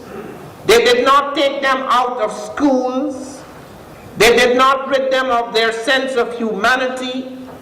They did not rid them of a sense of equality. So do not compare the Moorish conquest with the European conquest of Africa. Because it's a one thing to invade, as I told you, when the Greeks invaded Egypt, it was a different type of invasion. They took it over, yes, and for a while they controlled it, but they didn't seek to destroy its culture. They fed on it. They were enriched by it. And we will see the story of the Moors as an enrichment of Europe. Europe, because of the Black Death, and the things that went before that and after that, had fallen into a dark age. Greece and Rome, the glory of Greece and Rome had faded. And when the Africans and Arabs attacked Europe in 711 AD, Europe had two universities. The Muslims, the Muslim Moors, the Islamic Moors, introduced 17 universities in Europe. 17. Europe had two. Europe was 99% illiterate. 99% illiterate. Even some of the medieval European kings and queens did not write or read. But who were the Moors? How did this all start? It started in a sense with Muhammad. Therefore we have to say something about him. Who is he? Muhammad, like Jesus, was a very extraordinary man. He transcended the race or sect in which he was born. He developed a universal religion. First of all, he accepted Jesus. Jesus, by the way, is part of the pantheon of prophets in Islam. They did not reject Jesus. Muhammad saw Jesus as a great prophet. He only saw himself as the last of the prophets. Muhammad also encouraged commerce. That attracted the townspeople. Muhammad insisted on equality and brotherhood among all men. He made a black man his right-hand man, Bilal. And he actually talked to the fair-skinned Arabs, because they were both dark-skinned and fair-skinned Arabians, that they should not treat their darker brethren with contempt. He insisted on racial equality, and he established that in his own life by making Bilal his black right-hand man. Muhammad also insisted on conquest, that we should go out into the world and conquer it, not destroy the people, but teach them a new life, bring them that religion. And he also did not seek to destroy the indigenous cultures, where he saw an indigenous culture where the Muslims entered and they saw indigenous culture. Even though they would bring their ideas, they did not completely seek to swing it around. For example, where in Walata, for example, one of the African places where Ibn Battuta visited, he went in and found that even though the Africans call themselves Muslims and they observed the festival days and various things, they still kept up their own cultural observances side by side. It's very important to note that, because many people wonder, why did Islam become so powerful? Because Islam has more converts than Christianity. It's hard to believe that, but it is true. And at that time in the world, Muhammad was just as unfortunate as Jesus. He was born among very bigoted little people, narrow-minded people. Now, I'm not saying anything against the Arabs or the Jews. People are people. People are usually narrow-minded and bigoted until a great leader arises among them and transforms them. Muhammad, in fact, nearly lost his life. because the little warring Arab tribes did not fully understand the nature of his mission, and some of them tried to kill him. Where did he flee? Into Ethiopia. And there, the beginning of the years in Islamic time begin, 622 AD, the time of the flight known as the Hejra. Now, the birth of Muhammad was around 571 AD, the flight was around 622, and he died in 632 AD. After he died, a fight broke out among the Muslims, because the Sunnis and the Shiites, there was a quarrel about hereditary succession and succession by merit, etc., and as a result of that, they split. That split has haunted the Muslim world up to this day, the Sunnis and the Shiites, and you will see how, in fact, it was to affect the Moorish occupation. Now, the Arabians then charged down into various parts of the world. Now, what was Africa at that time? Africa, the Moorish, most of the Moors, the Arabians came down into parts of Africa and started to try to turn people into Muslims. Some Africans resisted, some of them accepted Islam, some of them, the kings would make lip service to Islam, but they would not allow Islam to affect the common people.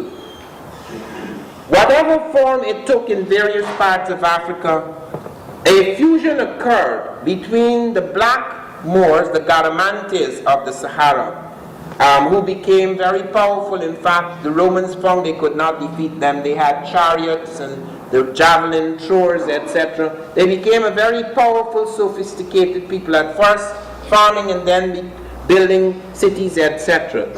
Those were largely the black Moors. However, there came another type, Libyans, etc., people who had come into the Sahara, fair-skinned Libyans who had mixed with black types. So you have both the mixed or tawny Moors and you have the blacker Moors. Into this came the Arabian, some of them fair-skinned, some of them dark, some of them becoming dark through intermixing with the women of the Garamantes and other African peoples. So it was a very mixed bunch. But when they attacked Spain in 711 AD, out of 7,000 troops, 6,000 were black Africans. Now, why did they attack Europe in the first place? Now, the Moors were intent, the Muslims were intent on conquering as much of the world as they could in order to bring their religion into the world, just as the Christians earlier in the Crusades had tried to conquer as much of the world as they could in order to bring Christianity to various people. Now, the Muslims advanced in various places. They advanced into India, they advanced into China. Even to this day, you have many Muslims in India, you have many Muslims in China. In my country, half the people are Muslims and Hindus, and the other half are Christians.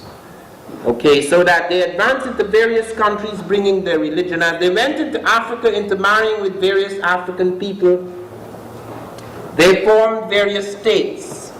In North Africa, there was a battle going on between the Muslim forces and someone by the name of Count Julian. There was a little Greek outpost called Ceuta on the edge of Morocco, and they kept fighting, but they could not conquer it, because even though it was small, it was almost indestructible. And eventually, however, Count Julian had sent his daughter to Spain. Spain was ruled by the Visigoths under King Roderick. And Roderick seduced Count Julian's daughter. Count Julian got very upset about it and decided to join with the Africans and the Arabs. Gave them ships and showed them how to get across at a vulnerable point. The first man to enter Spain, though he did not attack, was Tarif. That's how we get the term Tarif. Okay, because he actually imposed a duty. He went into Gibraltar, he imposed a duty on various places. He went into And that's how we get the word Tariq. He was followed by another man by the name of Tariq. Tariq led 7,000 troops, 6,000 African, 1,000 other types, Berbers, Libyans, Arabians, etc., up into Europe, and they defeated Spain. Within a short span of time, the Africans and the Arabs conquered a vast part of Europe, from Spain right through to the Pyrenees. In a very short space of time, they took over Sicily, Spain, Portugal. They took also a small part of France, though in France they had a very difficult time. General Martel repulsed them in France, so they got a very small slice of France. They set up courts. They set up courts in Africa, North Africa, and they set up courts in Europe. Now, because of the ideas of equality and brotherhood, they did not seek to make slaves of these people. Some Arabs, and it has to be pointed out, that the Sunni, the marvelous Sunni Abdurrahman, Sunni Muslim, although he did not participate in the slave trade, some of the Arabs and Jews did start a white slave trade. Okay, so that you have some white women who were taken as slaves and sent to other countries. But on the whole, you had an insistence by law that the Jew, the Muslim, and the Christian should be treated alike. They did not destroy their legal system. They did not destroy their language. But they brought a whole body of new things into Europe. Europe did not have a single paved street at that time. Europe did not have a single lamp in its streets. Europe did not have a single public library, only private libraries for the elite. Europe did not have a single public market. There were one or two, yes, but they were not institutionalized body of public markets. They did not have public baths. All of these things were brought in by the Moors. And everything that could be translated in the world out of Egypt, which the Arabs conquered in 638 AD, out of India, out of China, out of the universities in Africa like Timbuktu, Sankore, and a range of other universities in Africa, out of ancient Greece and Rome, which had lost for a long time much of its sciences. These things were revived, translated, and brought up into Europe. Europe had 2 universities. The Moors introduced 17 universities into Europe. Europe was 99% illiterate, so was the rest of the world. A few people wrote and read in Africa, a few people wrote and read in Europe, a few people wrote and read in Asia, the same thing in America. I want you to note that Africa was not backward in relation to Europe. Africa had as many scripts as Europe. Let me repeat. Africa had the Meroitic script. It had the hieroglyphic script. It had the Akan script, both a drum script and a written script. It had the Mande script, which we find at Udmurtetek even 5,000 years ago. It had the Afaka script. It had the Vai script.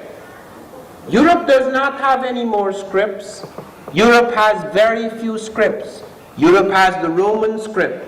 It has the Greek script. It has the Celtic script, which is half and half. It's not entirely European. It has the Russian script. It has 1 or 2 more, just like the African. Many European tribes, just like many African tribes, do not have scripts. The English have no script. We do not write in English script. All we have are Anglo-Saxon sounds. We use the Roman script. The Spanish have no script. The Germans have no script. So it's not a question of being civilized and making up scripts. They didn't make up any scripts. Scripts were brought to them by conquering Europeans. The Romans conquered Britain, and when they conquered Britain, there were no books, there were no writers, In fact, Cicero said, and I quote him, and I think it's rather unfair, but I quote him because he said so.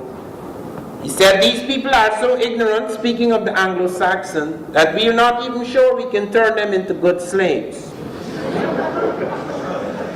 Yet when I was at university, I was being told about how literacy, that the Africans were pre-literate, and literacy began in Europe. We have found Africans writing on the edge of the Sudan, in a place called Kuster. The dynasty of Tarseti, we have found them doing this 200 years before the first Egyptian dynasty. There is nobody else. In Sumer, Sumer was to come later. The earliest dates we have at Sumer or Babylon is about 2600 BC. We're talking about 3300 BC. So nobody can talk about the African being backward in this regard. Not at all. All these things were brought in, translated into Arabic, which became the language of science. Just as Latin earlier had been the language of scholars, Arabic became the language of science. And Arabic is not just used by Arabs. The Arabic script was invented when Arabia was completely black. It was invented by an African called Abul Aswan. It's recorded in the diaries of Ibn Khalikan, page 661. They are aware of that. So it's not something confined to a certain type of person. Okay, the Arab is not a race, just like the Jew. The Jew is not a race. You have black Jews and white Jews. In fact, the earliest Jews were the dark-skinned types who became, then you have Semitized people coming into that sect.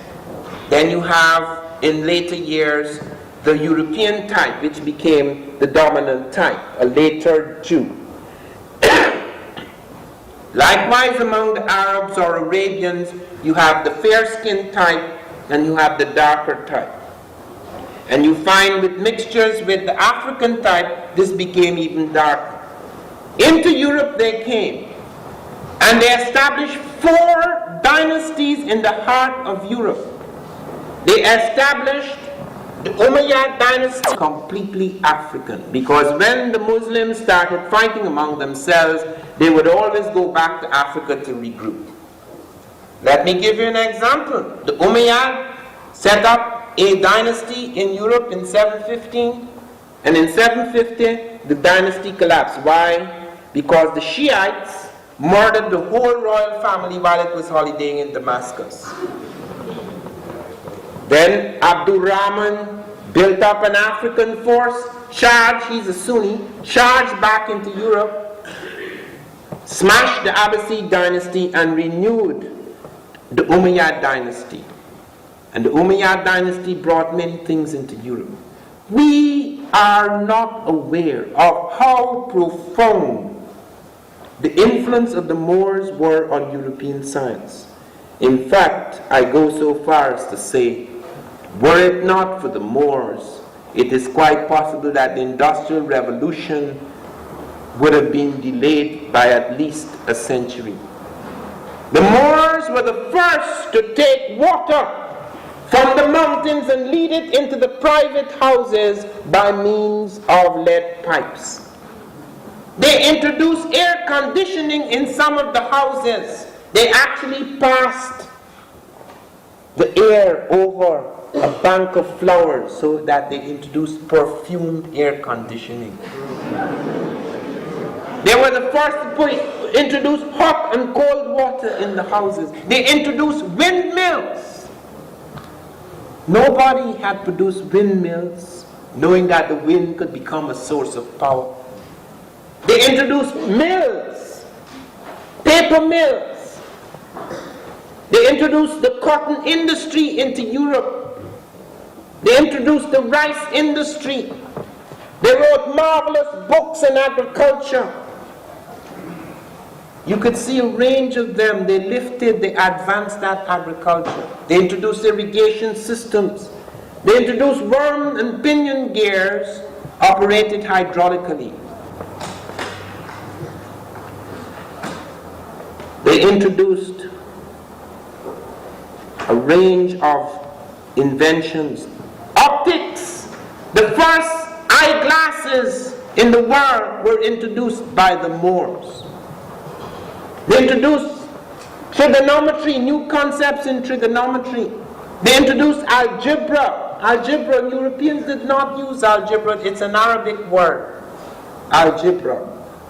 Introduced algorithms. They introduced public markets. They introduced public baths. They introduced public libraries into Europe. There was not a single public library then in Europe. They paved the streets. They put lamps on the streets. You could walk for miles through Cordova by the flash of lamps. There was not a single lighted street then in Europe.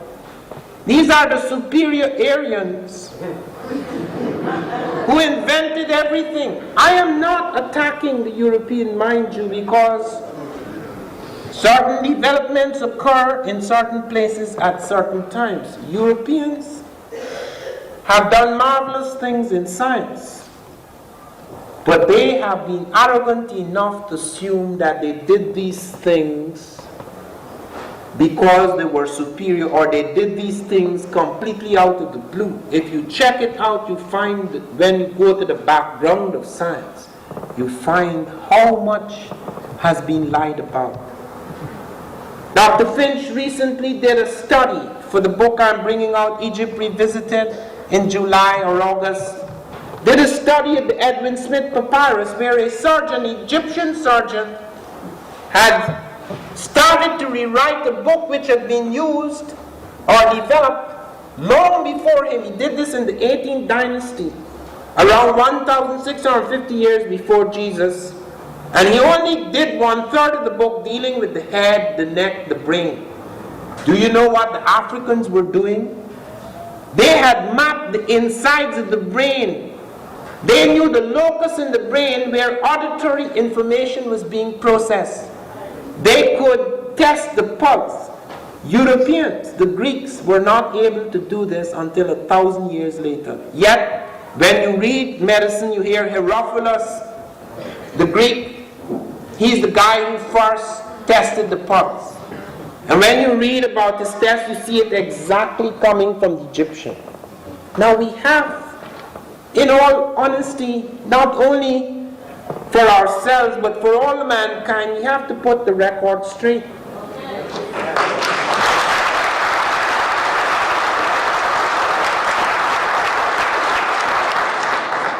Because that is the foundation of these myths of superiority. If we do not put them straight, the black will always think he did nothing. I heard my brother say we have to start from scratch, let us face it. And we will always have this arrogance and contempt springing from people who have no ground for arrogance and contempt. What we are here to do is not to prove blacks are superior. There are no superior peoples. We are here to establish that equality is no fantasy. It's no liberal cliche or sentiment. It is rooted in hard historical realities.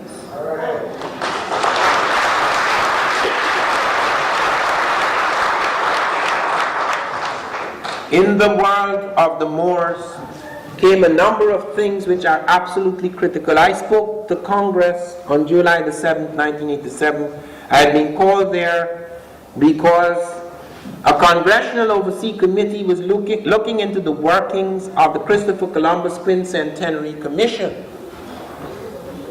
This commission had set up its base.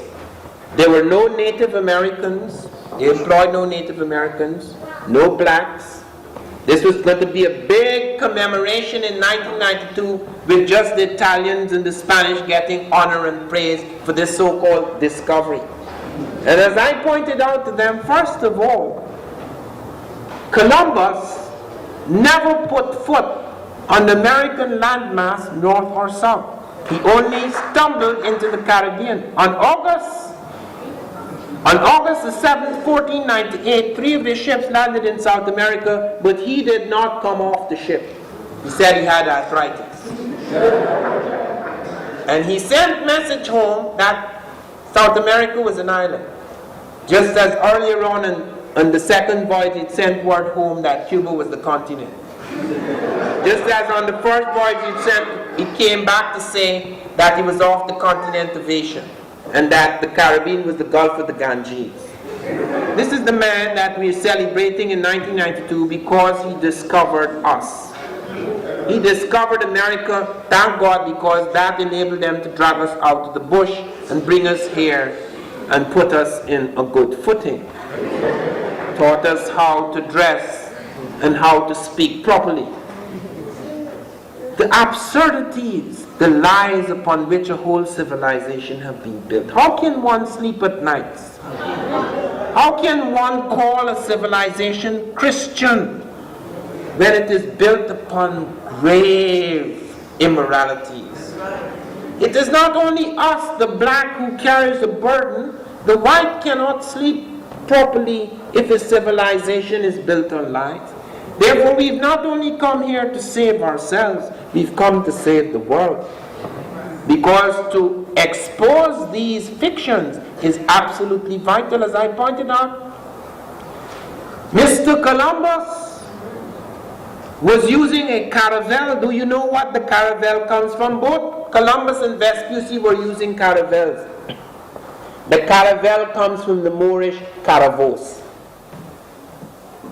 The instruments on their ships, the compass, the Moors had brought in the compass. It had been refined, or rather earlier it had been brought in, though they were to refine it further. The astrolabe had been brought in out of Asia, not out of Europe.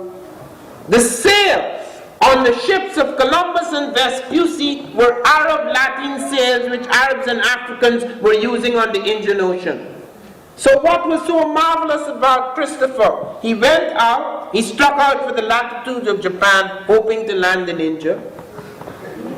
And then when he landed in the little islands in the Caribbean, he was so frightened he could not go back home and say, "Sorry, man, you wasted your money. I did not find the riches of India."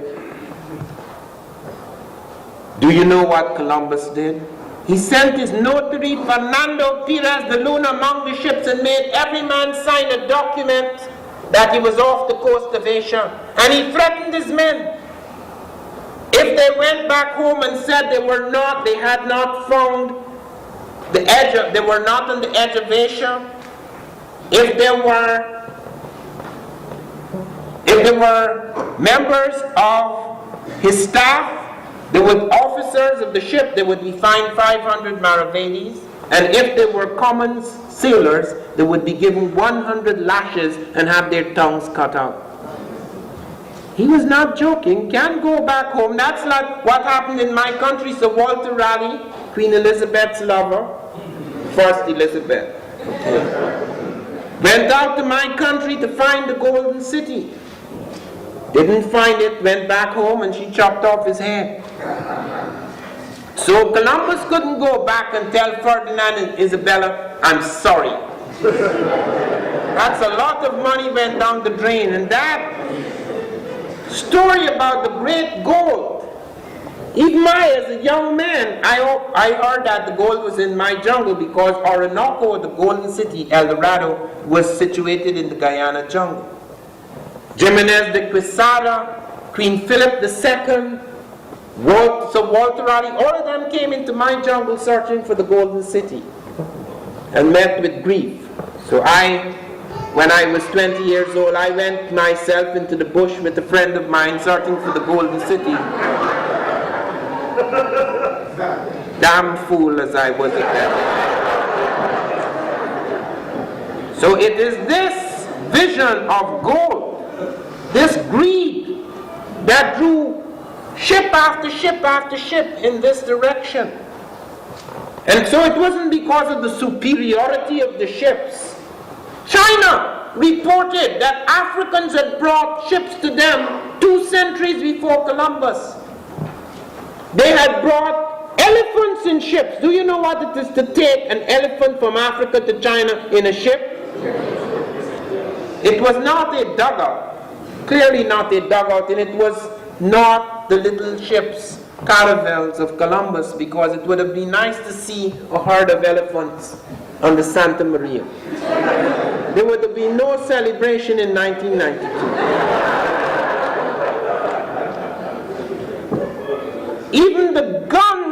Even the gun is not European.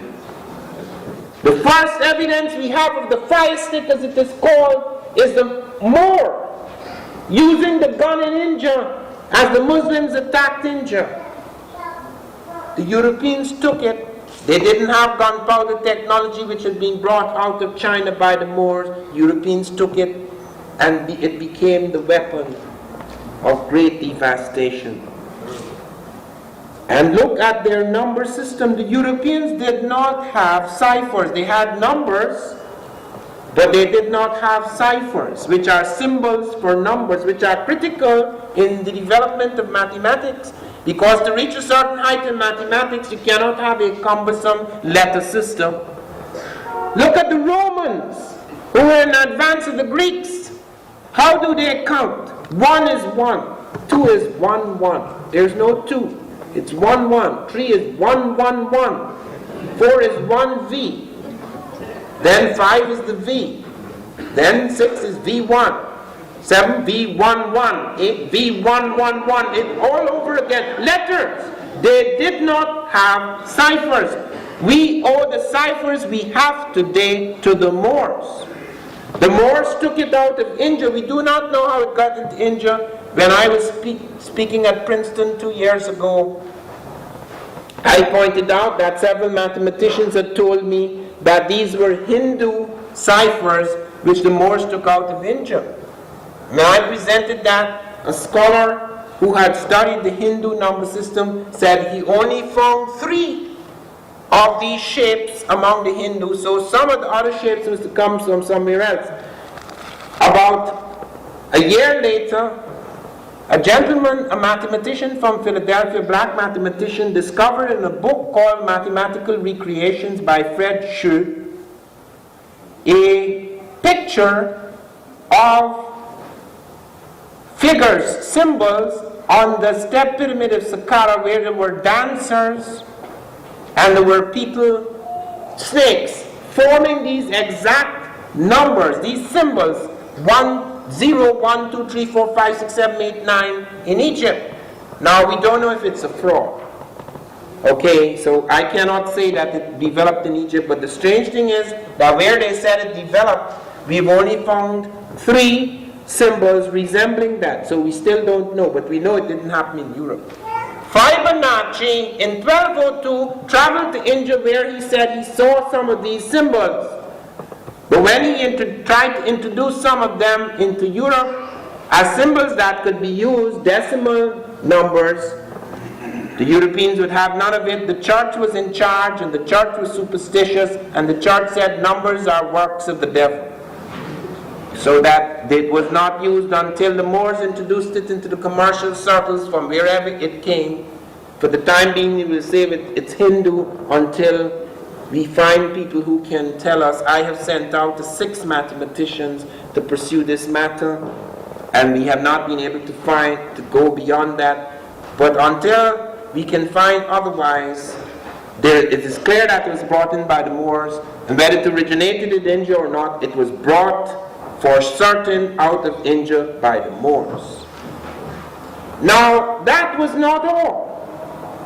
Every major thing, every point of excellence in the world at that time, industrial excellence, was where the Moors were. The carpets of Tulala were the finest in the world. That's where the Moors were. The leather of Morocco was the finest in the world, the tanneries of Morocco. That's where the Moors were. The blades of Toledo were the finest in the world. That's where the Moors were. The iron and brass that was the finest in the world was at Murcia. That's where the Moors were. All of these things. And they brought the finest sashes from Almira and the finest carpets in Tulala.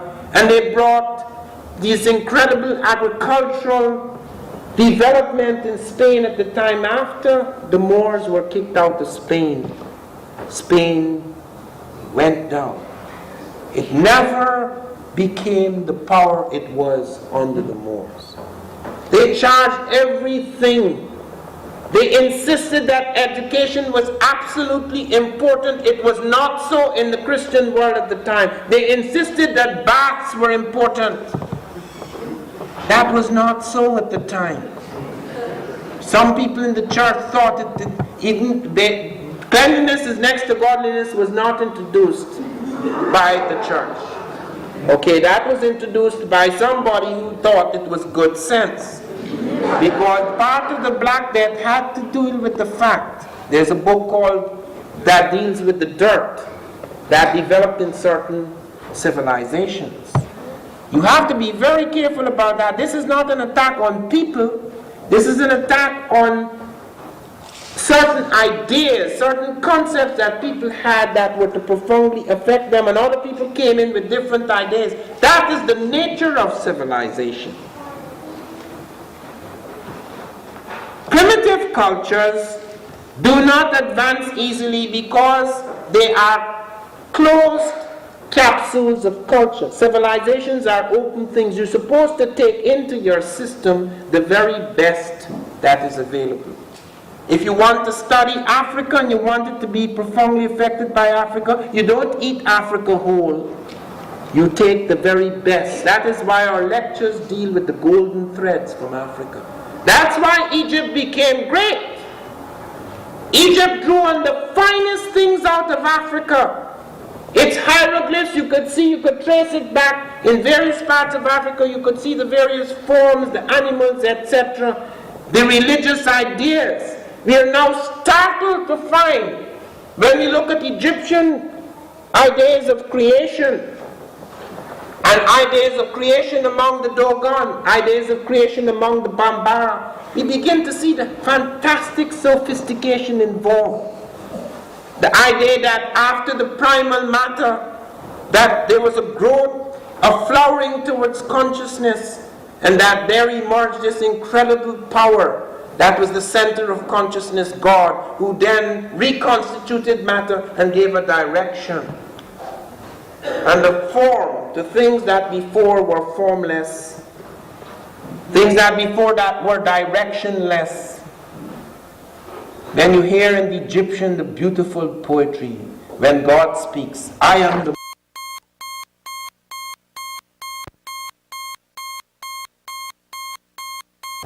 settlements. They were the first to domesticate cattle. So there is no backwardness in the African. The tragedy is that we have become so colonized in our imagination. Here is where the colonies are. Because even when some of us have a certain measure of freedom, it is far from total. But even when we have a certain measure of freedom, we would prefer to use a crutch. I can't do anything, man. Don't you see how rough it is here, man? They control everything. And if ever an avenue arose, if ever there was a road, we would not energize ourselves to take that path. To use Farrakhan's phrase, they gave you freedom and you didn't even take a walk.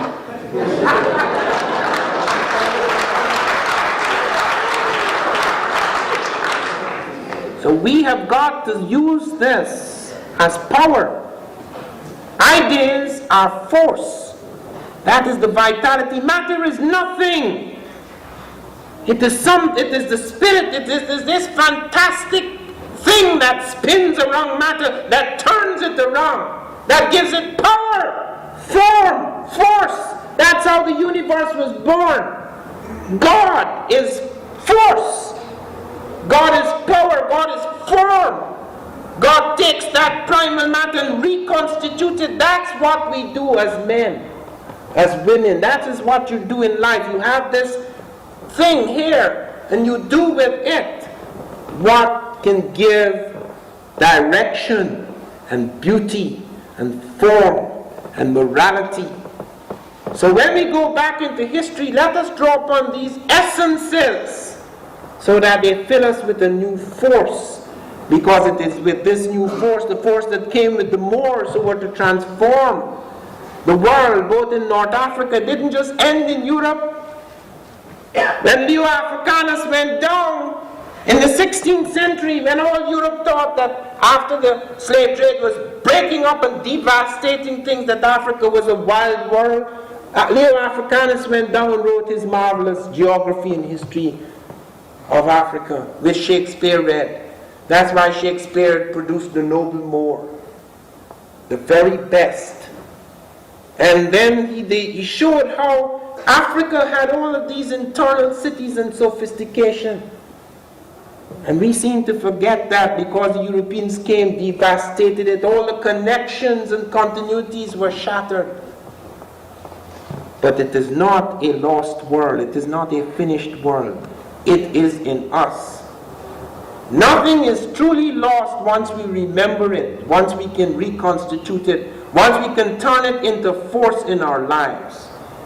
That, therefore, is our mission. That is the magic and the meaning of the Moors, to be able to draw upon that very special experience, that great conquest, that enabled them to transform both Africa and Europe.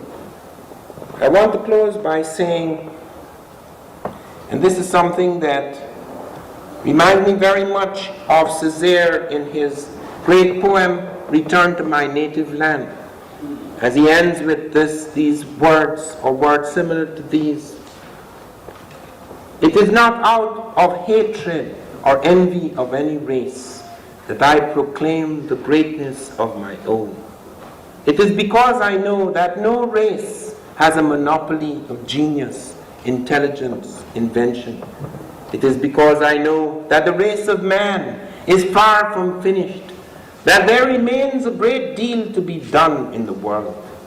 The race of man is only just beginning, and there is room for all of us at the rendezvous of history. Thank you.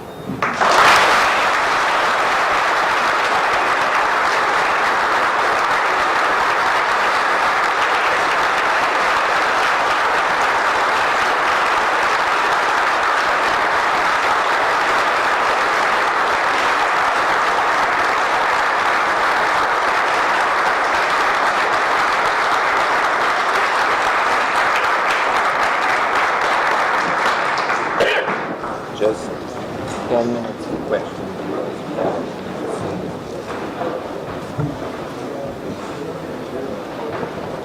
Professor Ivan Van Sertima.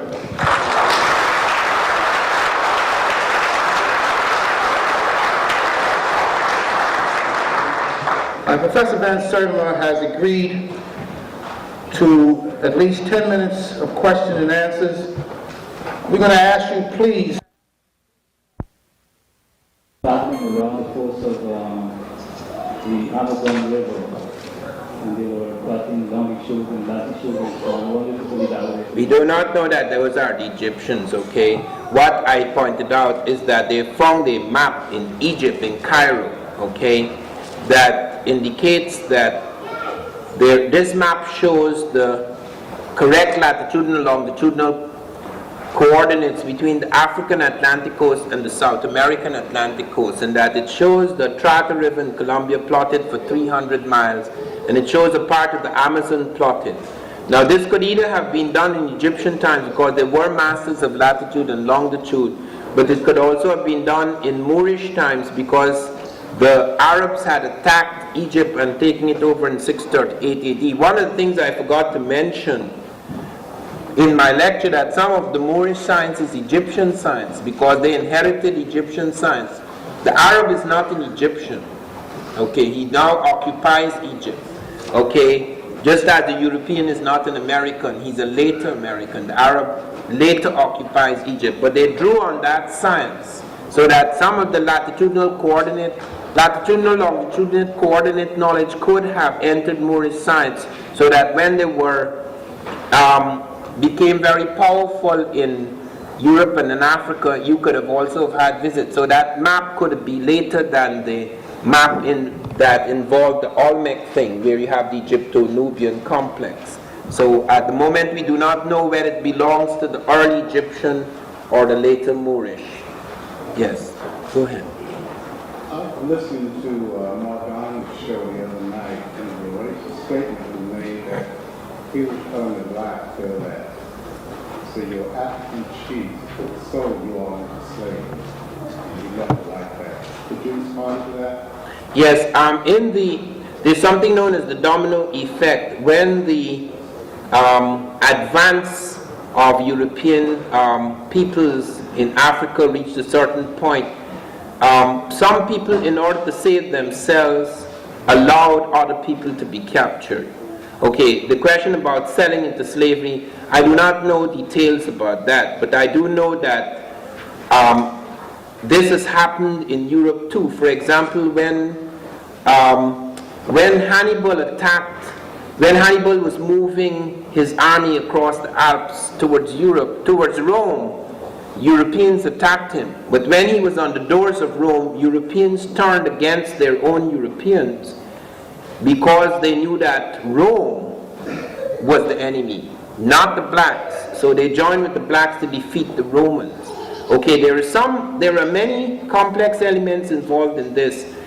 Some Africans who, in order to save their skins, allowed some people, perhaps their enemy tribes, into European hands, did not have any idea of what slavery was. You see, because slavery had existed in the world, but it's not the same thing. Like, for example, we have instances where a slave is a prime minister.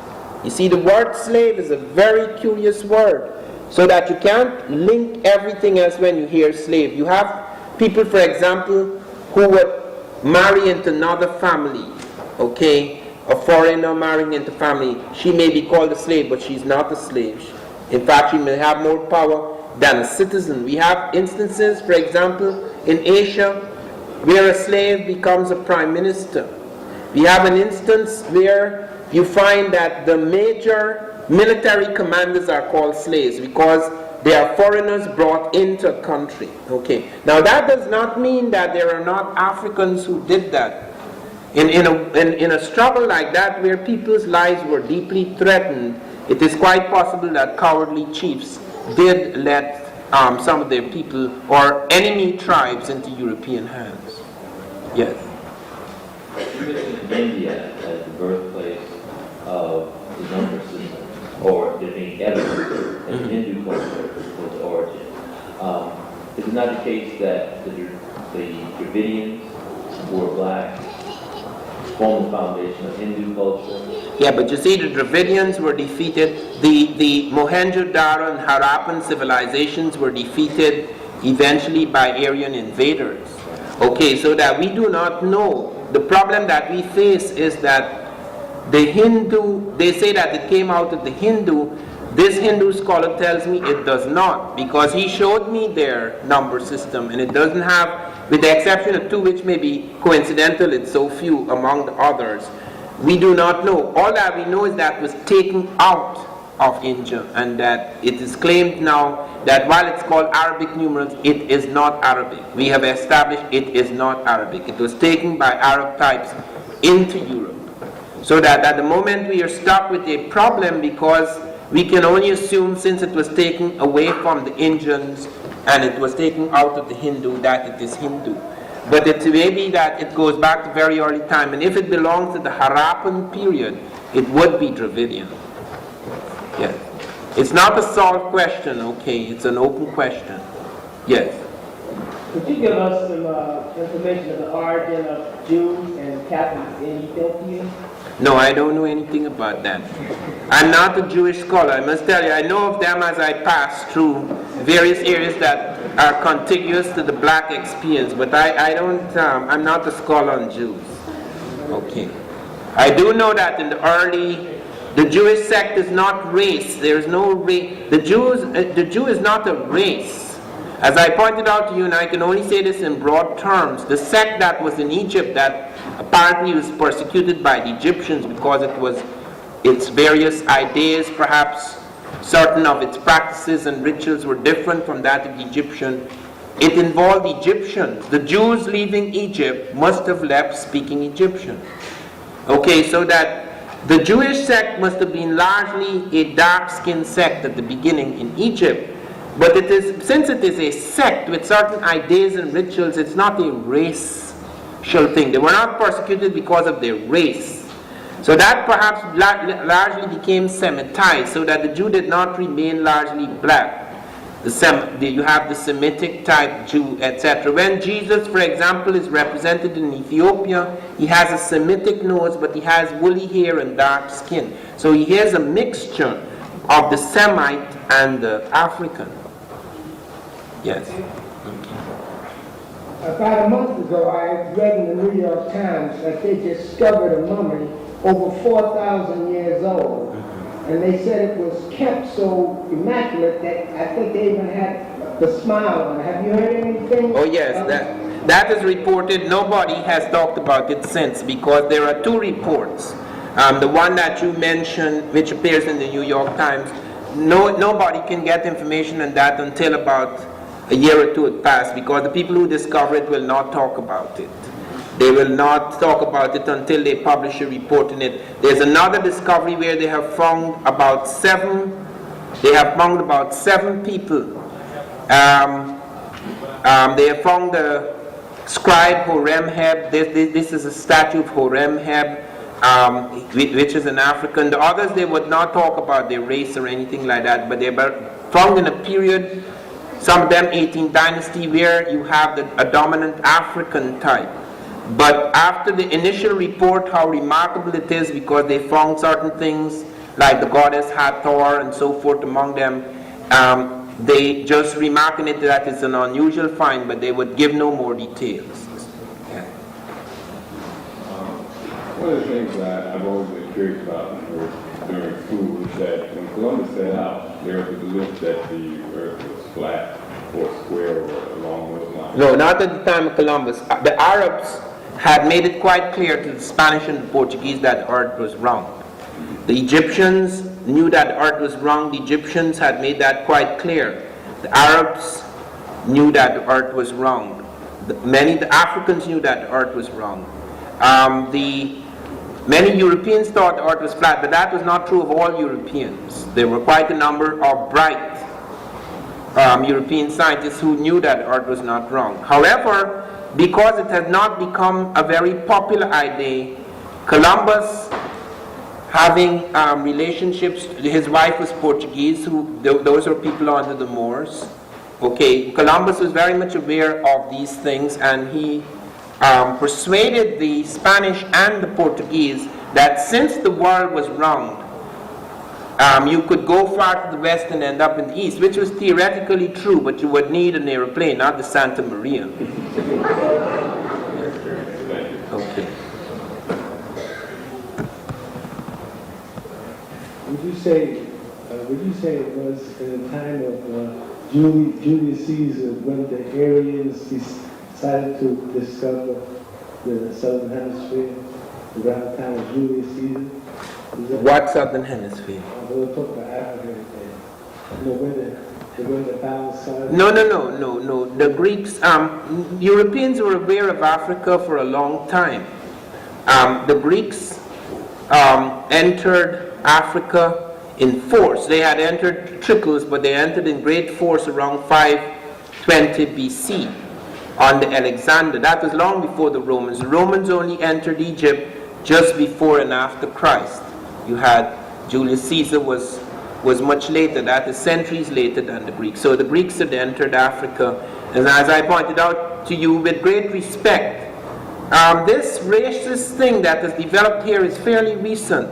People have had all sorts of notions, like among Africans there are notions that red people are devils, but that's just a superstition, just like Europeans had a superstition about dark peoples, but that had nothing to do with race. It was just images in the mind. Racism as an institutionalized thing where you actually believe that you're dealing with a totally different thing, like a sub-animal or a non-human and so forth. That is a very recent thing. Very, very recent. Yes. When I say recent, I mean 500 years or so. That's very recent in history. Yes. Dr. Von Sertima, I'd like to start off by saying that I am a second generation listening to you. My father listened to you, and here it is, I'm the second generation. I hope you're around for many more. I have a two-parted question, sir. The first question is, did the cross that's behind you, did that originate from the Ankhs? And also, would you like to elaborate what you mentioned on WLID about the fiber optics that a black man invented? Well, you have the cross appearing in Africa long before it appears in the Christian thing. Of course, as you know, the concept of the Christ appears in Africa long before Jesus appears. So you have Christ figures before Jesus, the last and most powerful of the Christ figures. But you also have the cross with different, like the tree of life is the cross. This appears very early in Egypt. It appears early in Africa. Okay, I don't know if it necessarily grew out of the thing you talk about, because you do have, in many parts of Africa, you have the cross. It's supposed to be an intersection between the living and the dead. So it does become the tree of life. At the crossroads, you have the god of the crossroads, for example, like Legbe, etc. So the cross appears very early. Yes. And the fiber optics? In Bell Labs, there have been several breakthroughs that have been made by black scientists. I mentioned Bill Northover, whose mathematics change our understanding of glass and enable us to stretch glass from 4 feet to 6 miles, producing glass fibers as thin as human hairs, through which messages coded in pulses of laser light could move as fast as the speed of light. And that you have also in that same lab another black scientist who is able to teach us, took these glass fiber light guides onto the streets, and Cannon is his name, Thomas Cannon. He created all the tools that were used in the operation of laying them onto the streets. And another black scientist also at Bell Labs in New Jersey, Al Richardson, who took these glass fiber light guides onto the oceans and with the Bell cable ship, and was able to write the first guidebook to teach the world how to lay these glass fiber light guides on the ocean floor. Sir, roughly 3 weeks ago, you mentioned WLID, and there were quite a few African Americans who contributed to making the bomb. Now, could you briefly discuss that? Yeah, I don't know their names. I was told by Dr. Lloyd, yes, he's dead now, and he pointed out that I should not stress his work on the atomic bomb. First of all, it was secret, and secondly, he had no control over that one must remember other aspects of his work. He did mention there were 6 other scientists. There were 6 of them in all. 5 other black scientists who worked on the atomic bomb on the Einstein in New York, the Manhattan Project. He did not give me the names. The names are, however, in a thesis in some library. Somebody has pointed that out to me. But he did not give me the names of the black scientists who worked with him. He refused to discuss it in detail because he said it was secret. And I said, but Dr. Quarterman, how could it be secret after so many years? And he said, no, I am not going to talk about it. That is secret. But he was responsible for the building of our first nuclear facility at Oak Ridge. He's also responsible for what is known as the diamond window, which enables us to see certain things which we'd not normally be able to see with the human eye. He also was the first person to experiment with synthetic blood, but he said funds were withdrawn from him and he did not succeed in taking this to conclusion. The Japanese have since developed synthetic blood to be used in blood transfusions or changing the blood during operations. He's responsible for a great number of other things as well. But the question as to who these other people were, I do not know their names. So, in other words, you're saying it wouldn't be documented? It is documented. So, somebody told me after lecture that they're aware of this, the document that names the black scientists.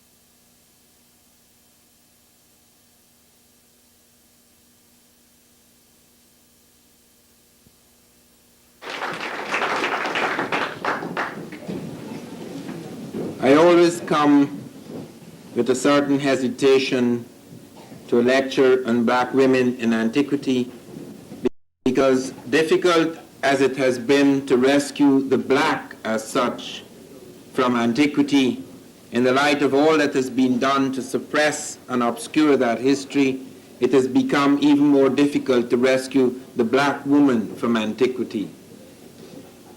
In the same way in which we have found an attempt by the white to overwhelm the black and to put a shadow over the black, we have found in many cultures and civilizations of the world an attempt to put the woman under the shadow of man's ego.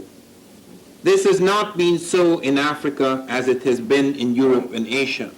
I'm not going to present to you some idyllic story of the African respect for the woman. It is rooted not in simple idyllic legends, it is rooted in a profound creation myth.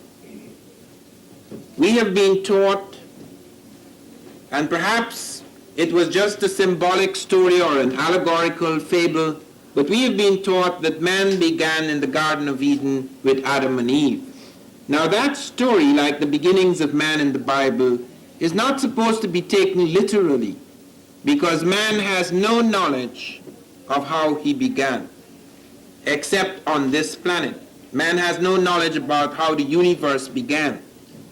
Within the last few years, we have come very close to understanding how the universe began. Bell Labs, some years ago, found the noise that is behind the universe, a noise that will never pass, because that represents, they say, the bang, the first big bang out of which this universe came, the tremendous explosion of the universe.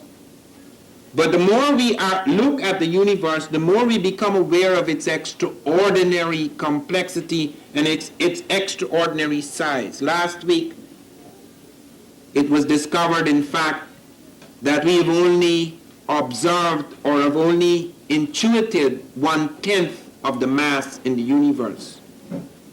However, in spite of the mystery and the magic that still surrounds us, one thing we are very clear about now: we do know how man came on this planet, and we do know beyond the shadow of a doubt that that first man was African.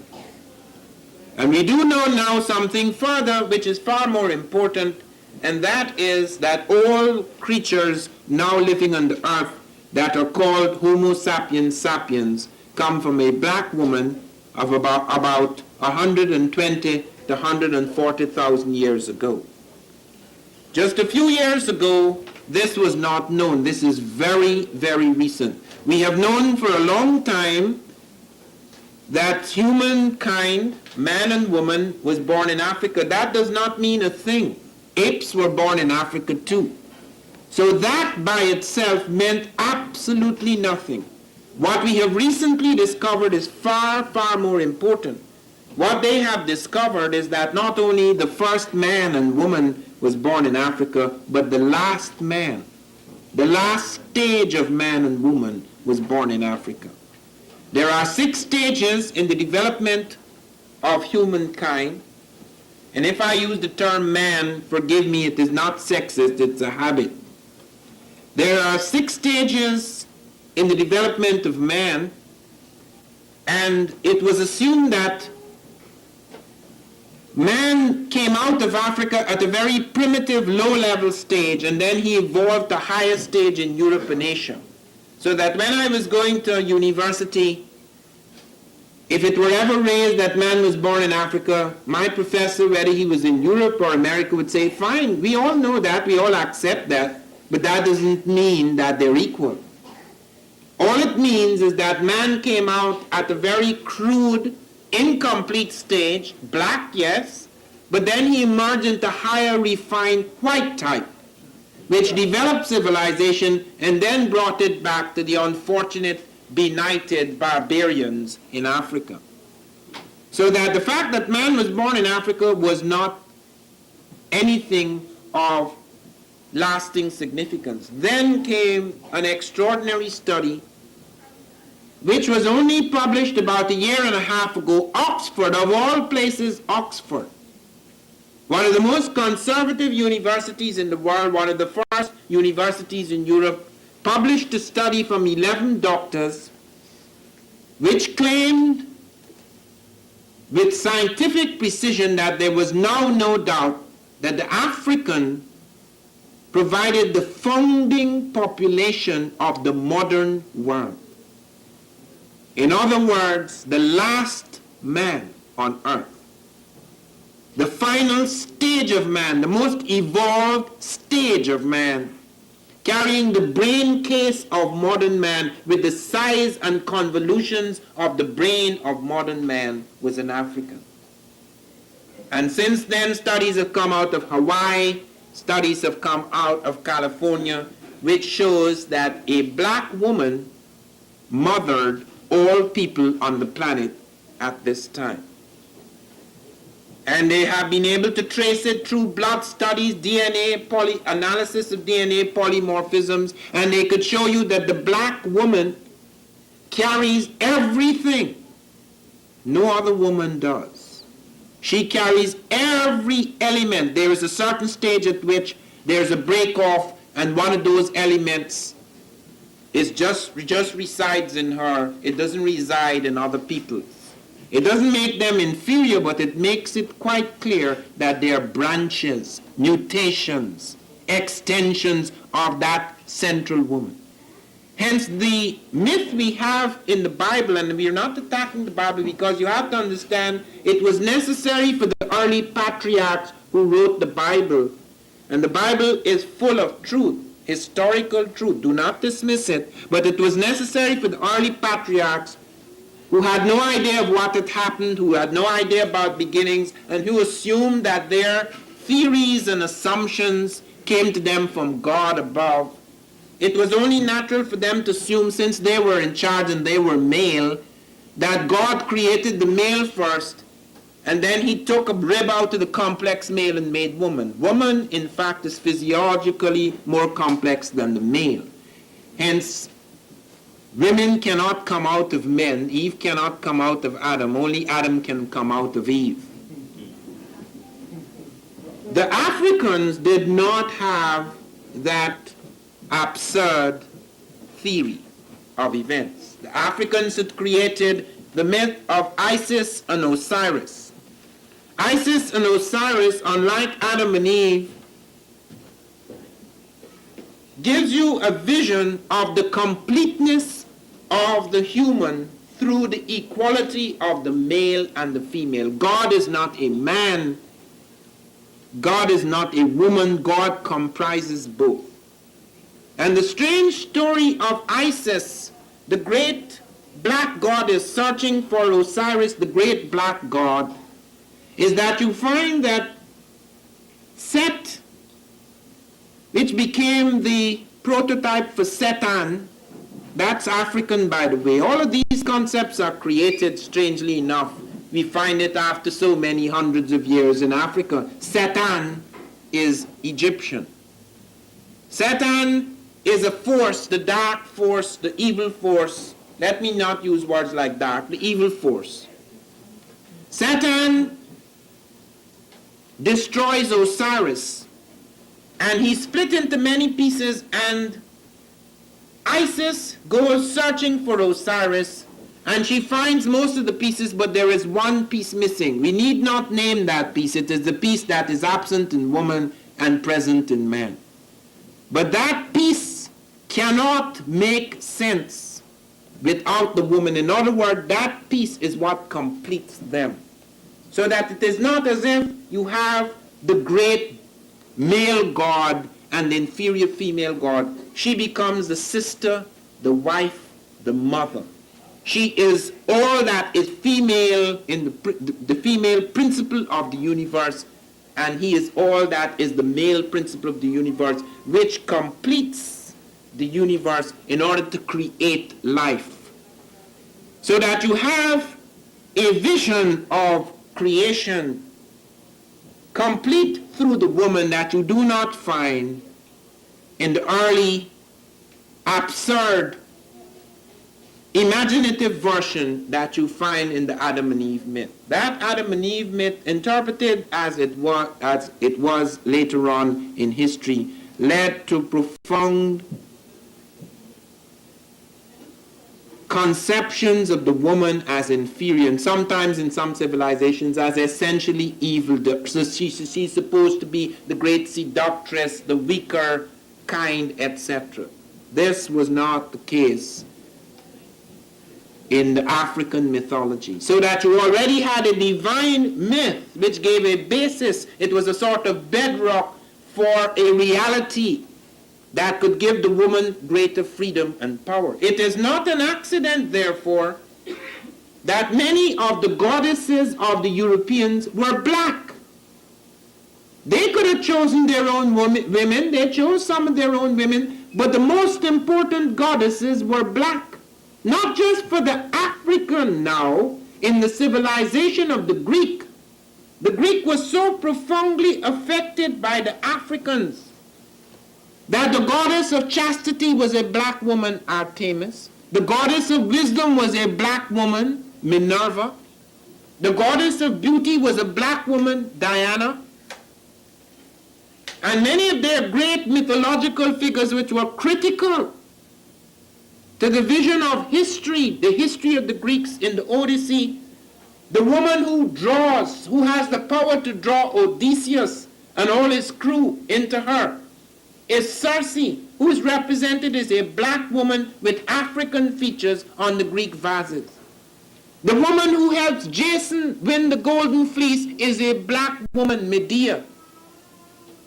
The woman who marries Perseus, the Greek hero, is a black woman, Andromeda. If you see them represented in Hollywood, they're all white. But if you go back to the original vases, the original art of the Greeks, you will find that the only women they could find to represent the finest attributes in the feminine world were black women. Actual black women. They were literally living black women in Ethiopia who were made into legendary goddesses in Greece. That first invasion of Africa by Europe was not an invasion like the invasions that occurred later. The European was startled by the advances of the African. So startled that Alexander decided to build his capital in Africa rather than go back into Europe. And every major Greek thinker, Thales of Miletus, Democritus, Pythagoras, Eudoxus, Anaximander, Anaximenes, Heraclitus, they all came down. Plato, all of them came into Egypt. And those who did not come claimed they came because it was so prestigious. And they therefore saw women differently. In this new edition of Black Women in Antiquity, there is a remarkable woman called Hypatia. For a long time we thought she was a Greek woman, until Beatrice Lumpkin, doing studies in the rights of women in ancient Greece, found that black women had power and freedoms that the white woman was not allowed. The Greek woman could not head a department in a university, but she could in Egypt. She could not pursue a scientific pursuit without a companion or someone in charge of her. It was possible in Egypt, so that when she studied Hypatia and the freedoms Hypatia had and the kind of work she was doing, it was easy to come to the conclusion no Greek woman at the time was allowed those opportunities. And in that Alexandrian world where you have a mix later of the Greek and the African, you find the African woman has certain advantages that the Greek woman does not have and was not to have for a long time to come. Now, Isis, the great goddess, affected, as I say, Europe as deeply as she affected Africa. All major European powers built shrines to the black goddess Isis. Even the Roman lunatic Caligula built a shrine to Isis.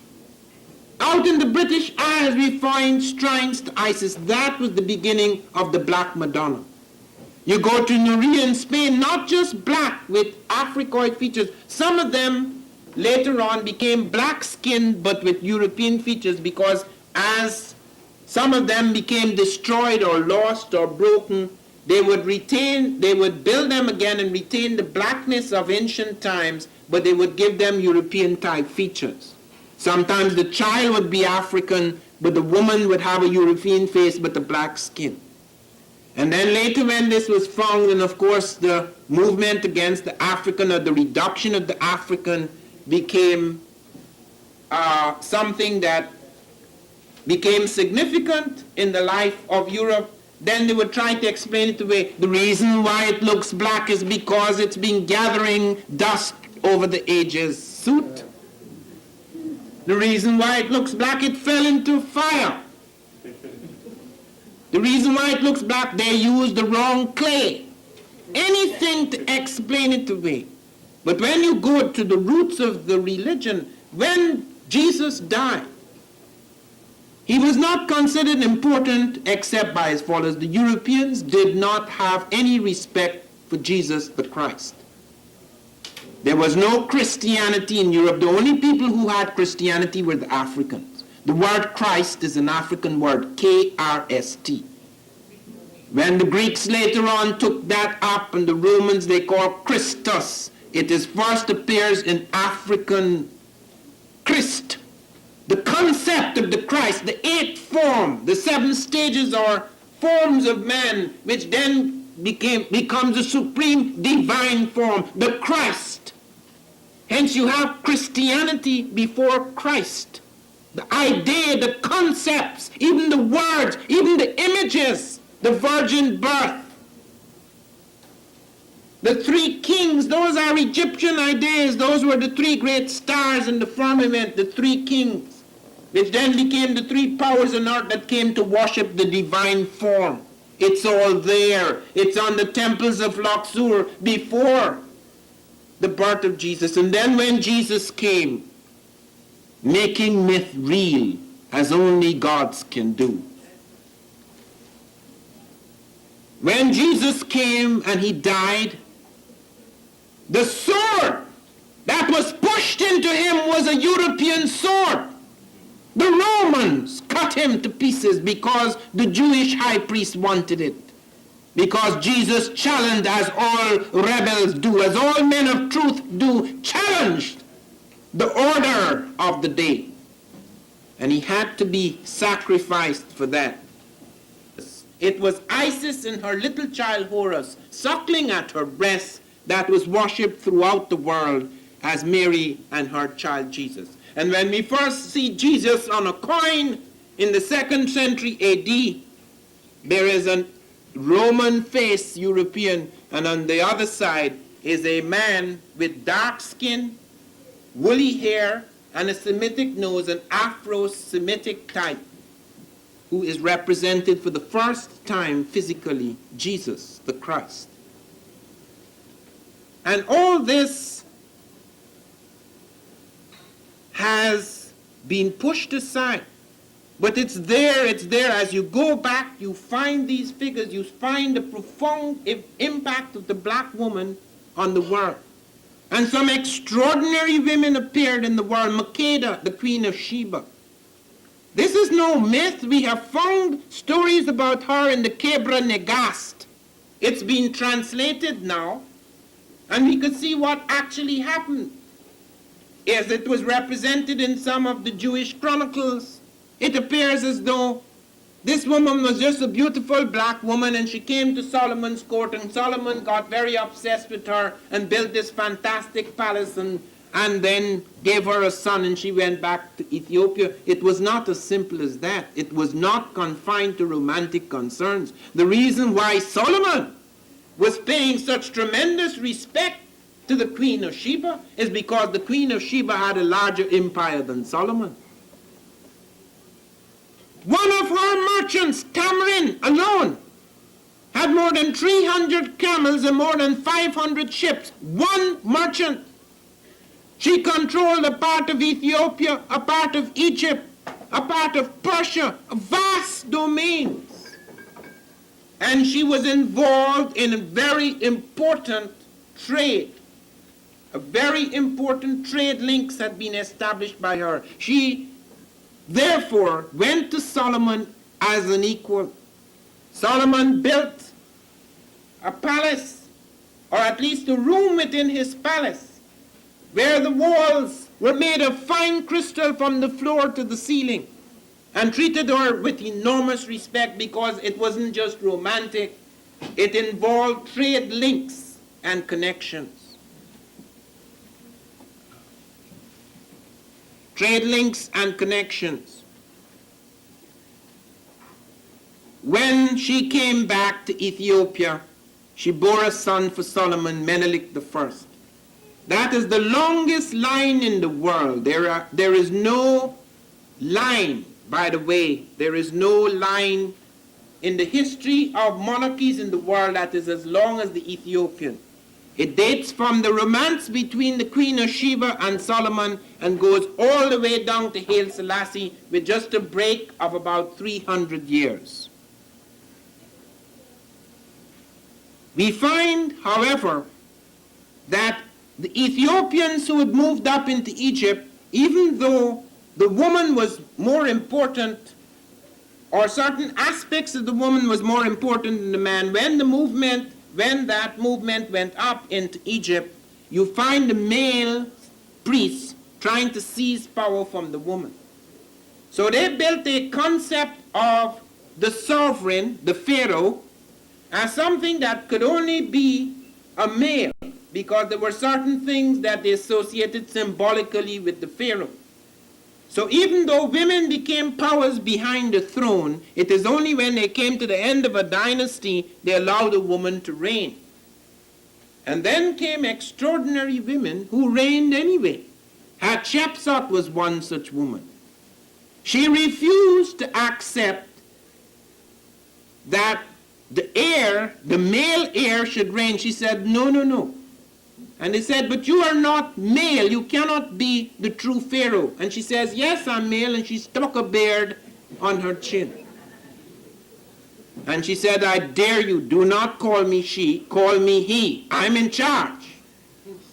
And she said, I came as Horus, darting fire among my enemies. And everybody was afraid of her. For half a century, no one on earth, male or female, wielded such incredible power.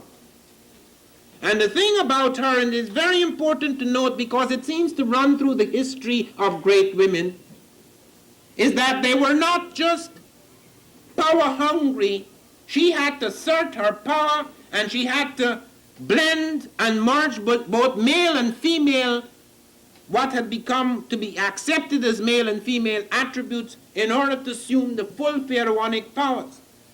But she was not so much concerned, as males usually are, being first the hunters and gatherers, whereas the women protected and built the household, that the strange thing we notice with women, it is very rare that they get involved in expansionist wars. Whenever a woman is fighting, she's fighting a battle of revolution against an invader.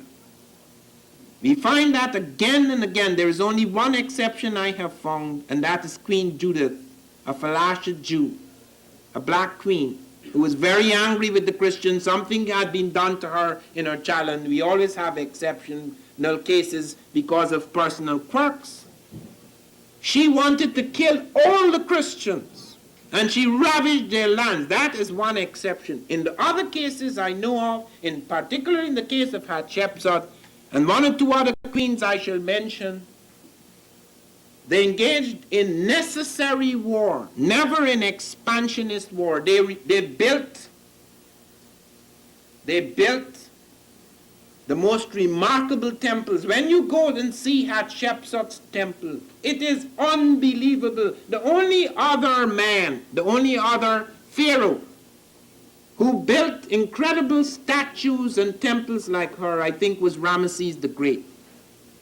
Her temples were extraordinary. And she didn't just build, She traded.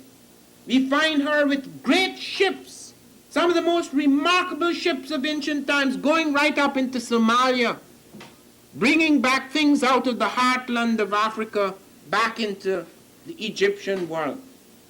And you find that there are other queens who did not assert themselves with such aggressive authority, but yet had fantastic power. Queen Tai, or Queen T, is one such woman. That is the one I admire most, because in spite of her incredible power, which also lasted for half a century, she crystallizes within her the fantastic power of a great queen. She crystallizes within her not only that authority, but also the finest things we associate with woman. When she was 13 years old, still a child, she married the Pharaoh, who was 53. She bore him several sons. Almost all her sons are immortal. Akhenaten was her son from this marriage.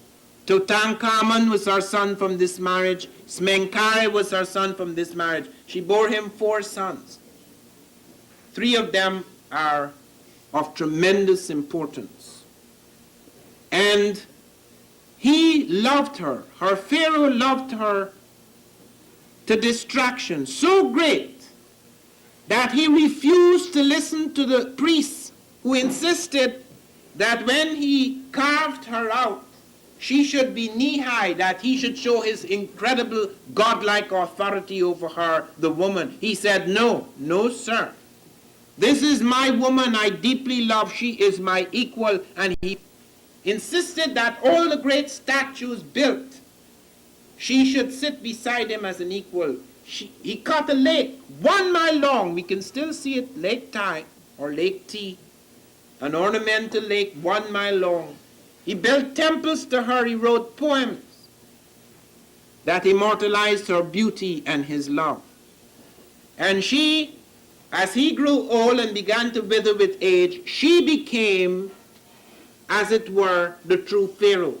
When the kings of Asia wanted to talk with Egypt, they went to her, not to him. And then came Akhenaten, her great son. Akhenaten was the man we associate with the religious reformation. Akhenaten insisted that there was only one God, which the Africans had accepted before, but he went further. He was to affect Moses. He went further. He says, not only is there one God, I don't want to see any other form but one form of the God. So I don't want to hear any more about your idols and your statues and your semi-deities. I just want one form of the God, Aton. He insisted on that, caused tremendous upheaval in Egypt, insisting that there should be one form of the God. And in fact, he changed his name from Amon, which was the great African deity, to Aton, hence Akhenaton. Even Tut, his son, had to be called Tutankhamun. It was later changed to Tutankhamun because he lost out in the end, in spite of his great power. But the one thing, while he was going through this religious reformation which split the country and weakened it, he weakened the defenses of that country. And it was Queen T who made sure that those defenses were kept strong. And then with the passing or the failure of the Akhenaten revolution, Tut began to reign. Tut was a little boy. He was murdered by the prime minister. And once again, in the vacuum created by his immaturity, Queen Tai became the power. So that in all that time, all the upheavals and on the times of weakness and challenge, Tai became the force. And she was not just a force in terms of her great authority over Egypt. She was a woman of great beauty. It says here in this poem by her husband, the princess the most praised, the lady of grace, sweet in her love, who fills my palace with her beauty, the regent of the north and south, the great wife of the king who loves her, the lady of both lands, T. She was a Nubian, and she reinstated the African principle that the princesses should have precedence over the princess. And her beauty was such, and her authority was such, and her nobility was such, that everything she did, everything she wore, everything she was imitated by other women. Her eyeshadow, her earrings, her jewels, her necklaces, everything, her wigs, all of these were imitated by the women of the court and the common women. And as I say, once again, as in the case of Hatshepsut, rather than waging war, she built things. She filled the vacuum left by the immaturity of Tut, the age of Amenhotep III, whom she had married at an early age, and the religious obsession of Akhenaten. She gave strength where these men, because of various reasons, were weak. Now beauty, apart from the question of power, and before I leave the question of power, let me mention one thing.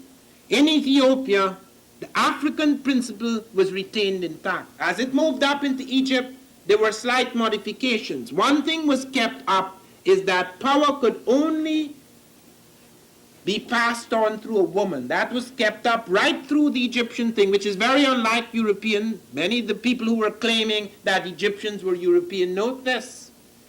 That was not so in Europe. That was something that ran through Africa. Power can only come through a woman. And therefore, even in spite of all the fights to balance themselves up with the power of woman, it was always understood right through that the heir is determined by the mother, property, succession, power is determined by the mother.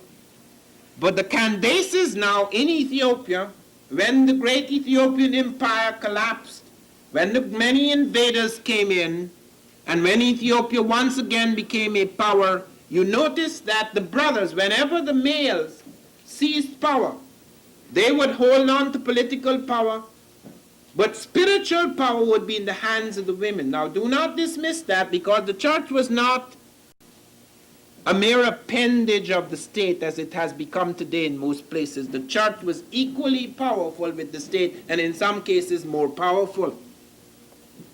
And the Candaces were women who became powers in their own right. They were extraordinarily powerful women. They formed almost a sort of matriarchal clan. And even when they were not, as I say, when their brothers were in heads of state, they were heads of the spiritual capitals, running equally high priestesses of Ammon with the kings of Ethiopia. Now beauty was something, images of beauty at that time were black. For a long time, in fact, the black woman was considered to be the most beautiful woman, not just in Africa, but in Europe. Let me deal with that. Many things were discovered by black women in the ornamentation of the face and the body. For example, it was black women who first discovered lipstick, though lipstick at that time was confined to concubines. It was the first people to use eyeshadow, antimony, which ran right through the world. They were the first people to develop a vast range of perfumes and oils and pomades for the hair and the skin, etc. They were very much involved in dressing themselves up. And one of the things that happened partly by accident, which they made a great use of, was they discovered in puncturing the skin for beautification markings, they came upon the vaccine long before Europe. The vaccine, in fact, was used in epidemics because the Africans discovered that you could take a germ, certain germs, bacterial germs, and put a small quantity into the body, and the body would develop an immunity over a period of time, so that when it came in larger force, the body would already have an immunity against it. They therefore discovered the vaccine partly through beautification markings and also identification markings. In Europe, the black woman was considered to be so beautiful that only rich and powerful whites could have black women. As a consequence, all the French kings had black mistresses. Regardless of who they married, they had to have a black mistress. This is also true of the most powerful families in Italy and in Portugal. In Italy, the Medicis, all of them had black women. The Gonzagas had black women. The Medicis, in fact, one of them, Cardinal de' Medici, one of the most powerful and richest men in Italy, he had a black mistress. He bore a son. And when he became the Pope, Pope Clement VIII, he took his black son and made him Duke of Florence. The same thing happened with the Portuguese kings. 3 of the Portuguese kings have very strong African features as a result of that intermixing, because some of the black children who were born out of wedlock were taken quietly into the court. We had the most astonishing case in France. All the French kings had black mistresses, particularly the Louis. And Louis XIV had a black mistress which annoyed tremendously his queen, because it was all very well for him to have a black mistress, but he totally neglected his queen. His queen decided to get back at him and had an affair with a black man. This was Queen Marie-Therese. And a black child was born in the French court. And the king was astonished, and he turned in distress to his doctors and he said, "How could I give birth to a black child?" And the doctors looked at him quite calmly and said, "Your Majesty, it is quite possible that while your wife was pregnant, that black man in the court, Nabo, looked at her and the child turned black." And the king said, "It must have been a very penetrating look." Nabo disappeared. We don't know what happened to him. But such a scandal occurred that they had to take the black daughter of the king and queen of France and put her in a monastery. She became quite famous. She became known as the Black Nun of Moray. And the Duke of Chartres fell in love with her. He writes an ode to her in which he speaks of the texture of her hair and the nature of her cheeks, etc., is different from that of other women that he knew.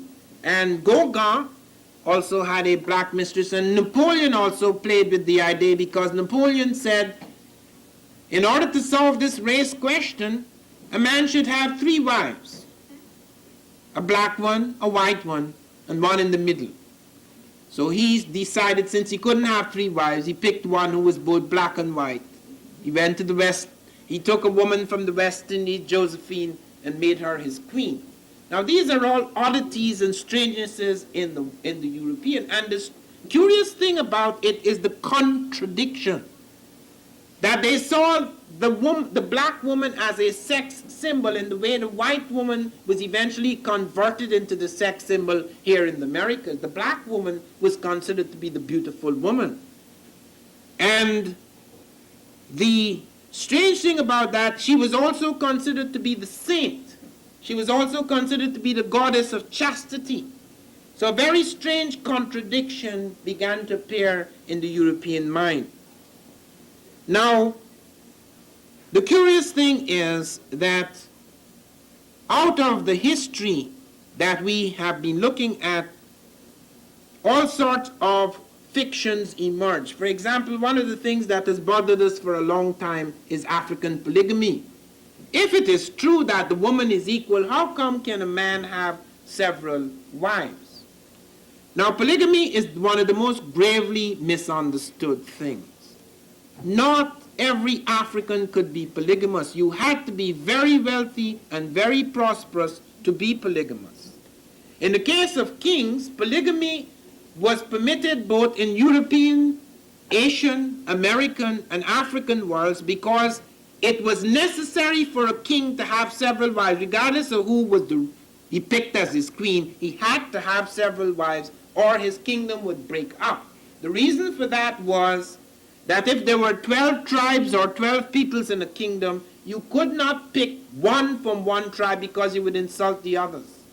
so that you had to have in your harem a woman from each representing each. But one of the things that people misunderstood, they thought that polygamy arose out of some kind of lust. Polygamous institution at its best was not a man having many wives to satisfy his lust.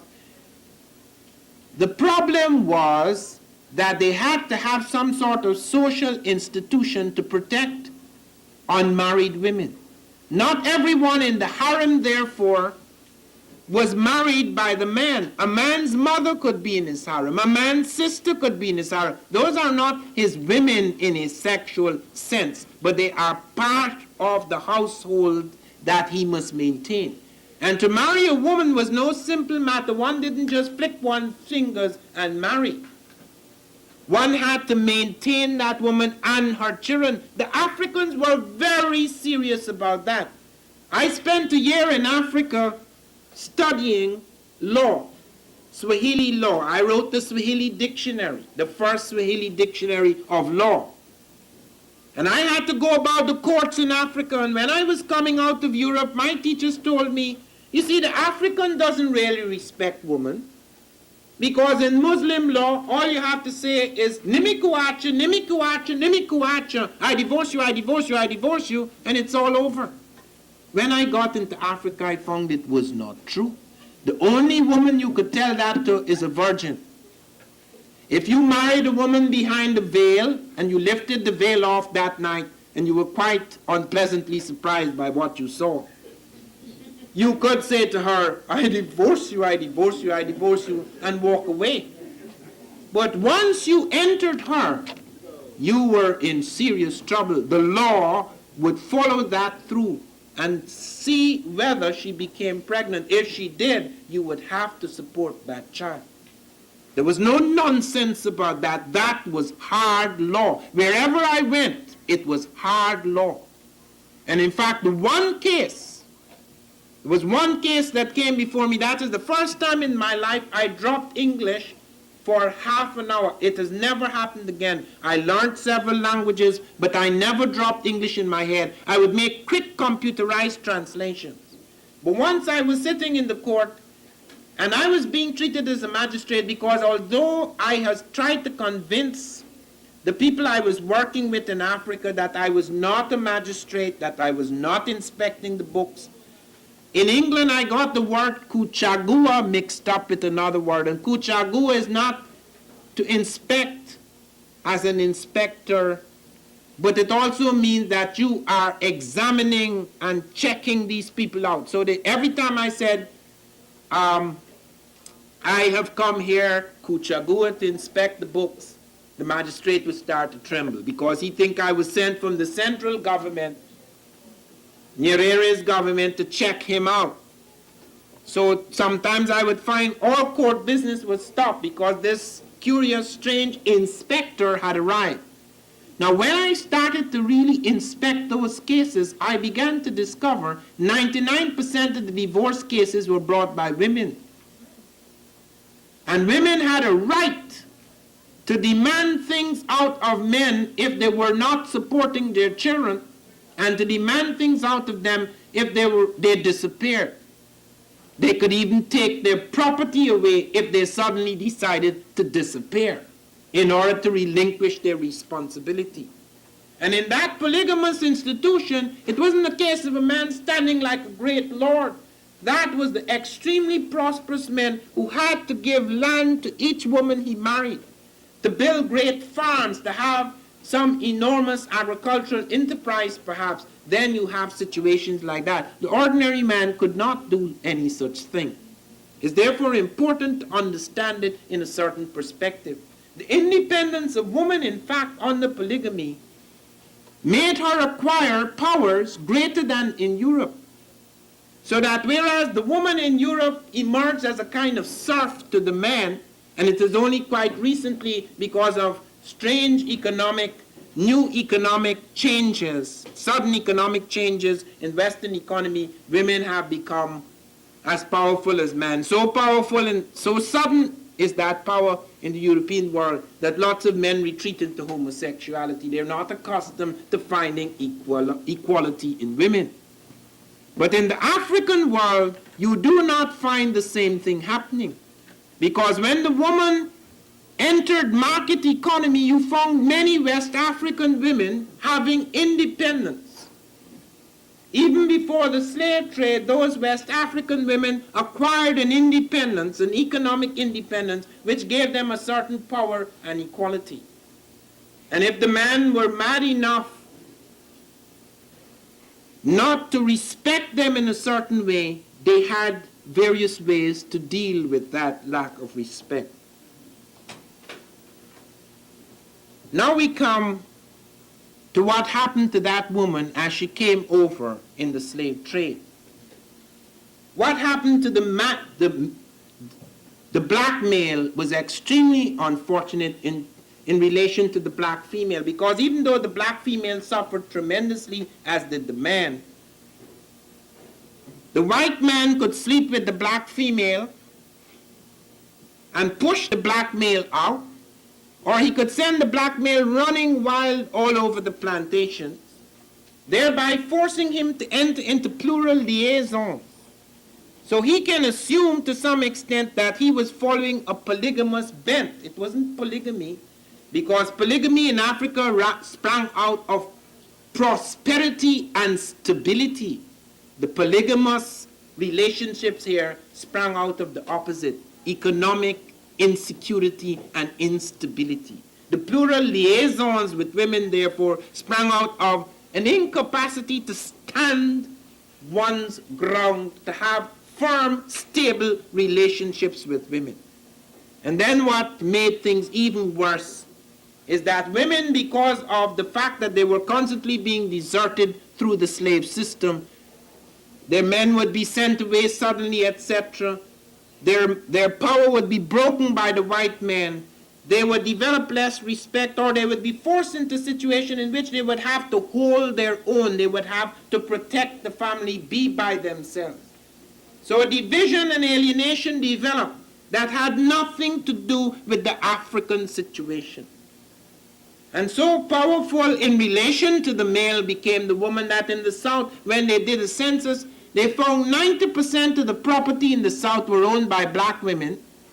90% of the property owned by the whites were owned by white men. In other words, only 10% of white women owned property, largely through death, whereas 90% of black women owned the property owned by blacks. So that you get a shifting occurring. And you have to understand, therefore, what was continued and what was discontinued as a result of the shock, the various things that happened as a result of the shock of the slave trade. We have to understand that a great crisis has arisen in the black family. It is not an easy thing. We have been fed with images of white beauty, for example, for a long time. Many of our men have come to disrespect their women.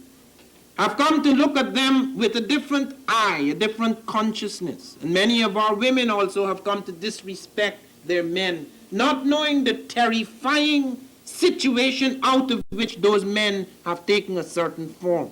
You have many films now which try to show the black in the most appalling perspective. The Color Purple is one of them. You read that book and you will find Alice Walker made a great point out of showing the enormous, first of all, the psychological and social situation out of which the cruelty of that man began, and then his guilt and pain and his attempt to redeem himself. When you see it in the film, you don't see that background. And when the time comes for him to send money to bring the sister back from Africa, that is put into sort of vague thread, so that all that is good or strong in that man, or all that is redemptive, is put in the background, and only his darkness, his cruelty, his evil is put in the foreground. We have to resist such films, because it does not help to emphasize the fantastic alienation that has divided us as a people, not only from brother, but brother from sister. We have suffered that all over the world. And only in trying to go back into the past, trying to understand the the kinds of ideals which our ancestors built for us, that built this beautiful balance between the man and woman, the complementarity, so that you could find certain strengths in one and weaknesses in the other, weaknesses in one and strengths in the other, that makes it possible, as in the case of Isis and Osiris, that the piece that was missing in Osiris was that which is missing in woman. And yet, Osiris could not be found and made whole again, save through his woman. And that is a symbol, an allegory, in fact, that gives us an idea of how the wholeness of humanity, and the wholeness particularly of the black race, cannot be found again, save through that peculiar complementarity and fusion of the black man and the black woman. Thank you very much.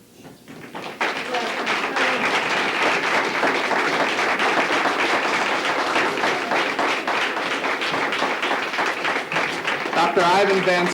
This evening is definitely a pro. He's a master teacher. All right, and I think that when you leave here tonight, or when he finishes lecturing, I think that your feeling about what he has to say will probably just be as ecstatic as the brothers and sisters uptown. So he is a professor of African Studies at Rutgers University. He has written several books. The African presidents in early Europe, the African presidents in early Asia, Blacks in Science, that came before Columbus, several books about our African heritage. He's a man who is well known amongst our people, well known in the activist community, and he's one of those persons that has a mind almost like a well.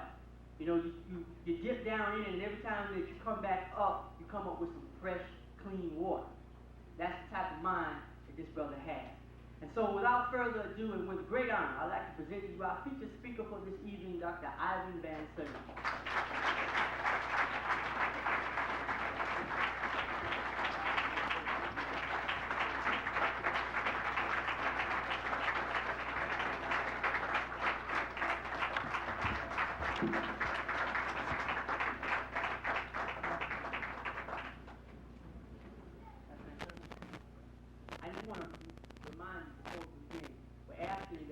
Those of you that have brought tape recorders, we would appreciate it if you would respect our restriction of not taping the program, because we're selling things here.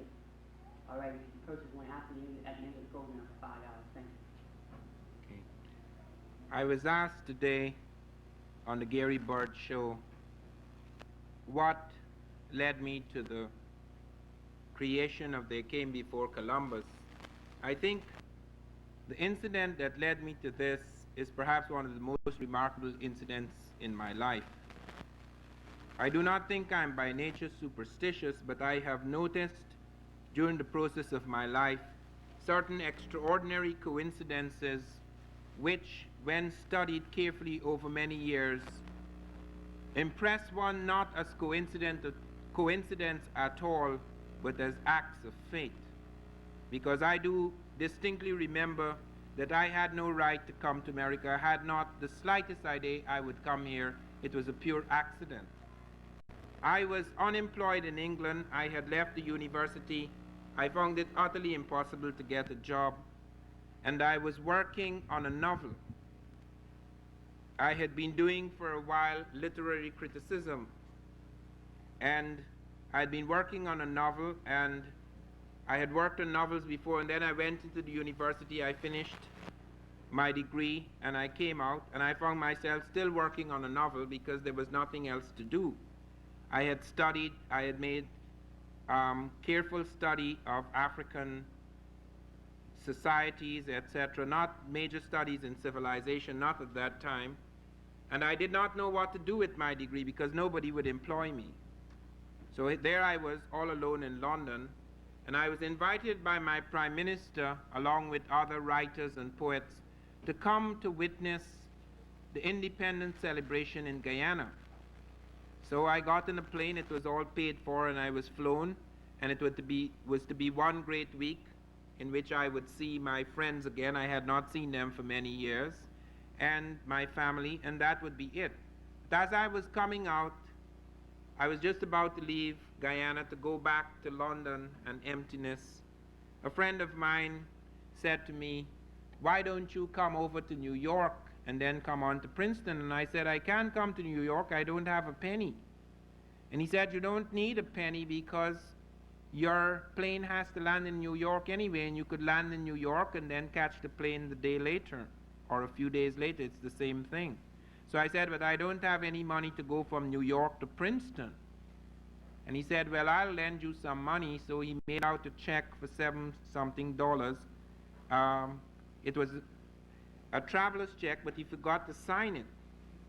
So when I got into Port Authority in New York, I found I could go no further because I did not have a penny. It was as rough as that. At that time, I was earning 7 guineas a week from broadcasting, which is about $14 a week. I lived on about $14 a week. That included food, clothes, rent, everything.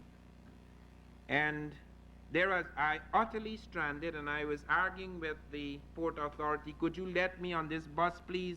When I get to the other end, my friend will pay the fare." And they said, no, we can't do anything like that. And some old woman heard me making this plea, and she gave me $3, and that's how I got into New Jersey. And the next morning, I got up and I was going through the library of my friend at Princeton and found to my astonishment 3 books. These books looked as if they had never been read for years. They were called Africa and the Discovery of America by Leo Wiener. This was a man working completely on his own, a linguist, a great linguist, in the 1920s at Harvard. And he had been asked, he had no intention, just like me, pure accident. He had no intention of working on this subject.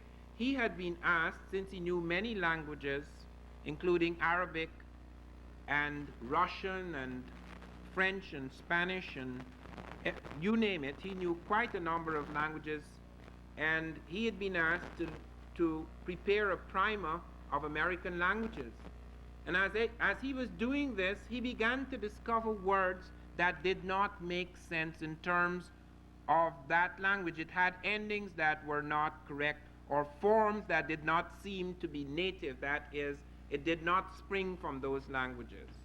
And when he began to check this out, he discovered to his astonishment all of these words were coming out of a certain area in Africa along the Atlantic coast.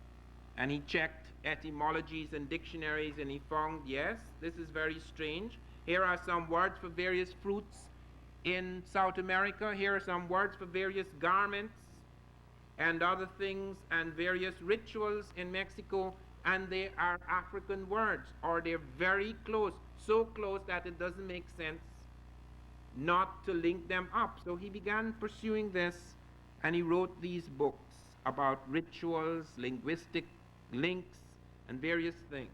However, what puzzled me was that while some of this was extremely persuasive and convincing, it left me feeling that he hadn't proven his case. Half the time he had to guess and plunge in the dark, because no great archaeology, no serious archaeology had yet been done in the 1920s. So I left that weekend. That's all. I only had 2 days to look at these books, and I left and I went back to London, and I forgot all about it because I couldn't pursue it any further. It intrigued me, but I couldn't pursue it any further. And then about a month later, somebody called me on the phone and said, "We would like you to come back. We want you to take a job at Rutgers University. We're forming a Black Studies program. Would you teach Swahili literature?" I had been trained in Swahili and Bantu languages, etc. So I said, yes, I would do that. And I came back here. And as soon as I came back, I looked for those books. And I started looking and looking very closely at those books, and I wrote a critique. Now, the strange thing about that critique, as I have said, is that when I wrote it, I had no intention of going any further. I had checked all the references I could check, and I wrote saying I was not convinced. It was intriguing, it was persuasive in many respects, but it was not total proof that Africans were in America before Columbus. So I actually began by criticizing this thesis, not by accepting it. My scholarly approach to the subject was such that I would not take anything for granted unless it was proven beyond the shadow of a doubt. So I wrote an article about it and I sent it to Random House. They were publishing a magazine called Amistad, and they were about to publish Amistad 2. Fortunately, they never did publish that. And the same day this article I wrote, this critique I wrote, landed on the desk of this editor, Charles Harris, at Random House. The very same day, a black novelist who'd written The Man Who Cried I Am, John Williams, had been to Mexico, had written an article of an interview he had with von Wutenau in Mexico, and my article ended, if anyone could show me just a handful of heads, sculptures in America with African faces, then I would begin to believe. And on the very next page after that question, there were photographs John Williams had brought back from Mexico, from von Wutenau's studio, with these terracottas, that is, clay sculptures of Africans. Now that was the beginning of something entirely new for me, because that told me something. It said I had thrown a question out into time and space, and somewhere life had brought an answer back. And it was a signal. It wasn't enough, because von Wutenau is not a trained anthropologist, and von Wutenau, although he had picked up these terracottas from various places, etc., had built up some kind of a case, but not a case that had a kind of very logical sequence. It was drawn from various periods, etc. So even though he showed that there must have been a physical presence of Africans, that was not enough. What did these Africans do? When really did they come here? Where did they come from exactly? What were they doing here? Did they go back home? Did they have any influence on the people, or were they just there and that's it? Because there were other presences in America, therefore that was not enough. So I began laboriously over the years to check out all the various things in which people had made discoveries. I began to look again at all the people who had claimed things in America that had similarity with things in Africa, etc. A lot of it was nonsense, because similarity is a very, very dangerous thing.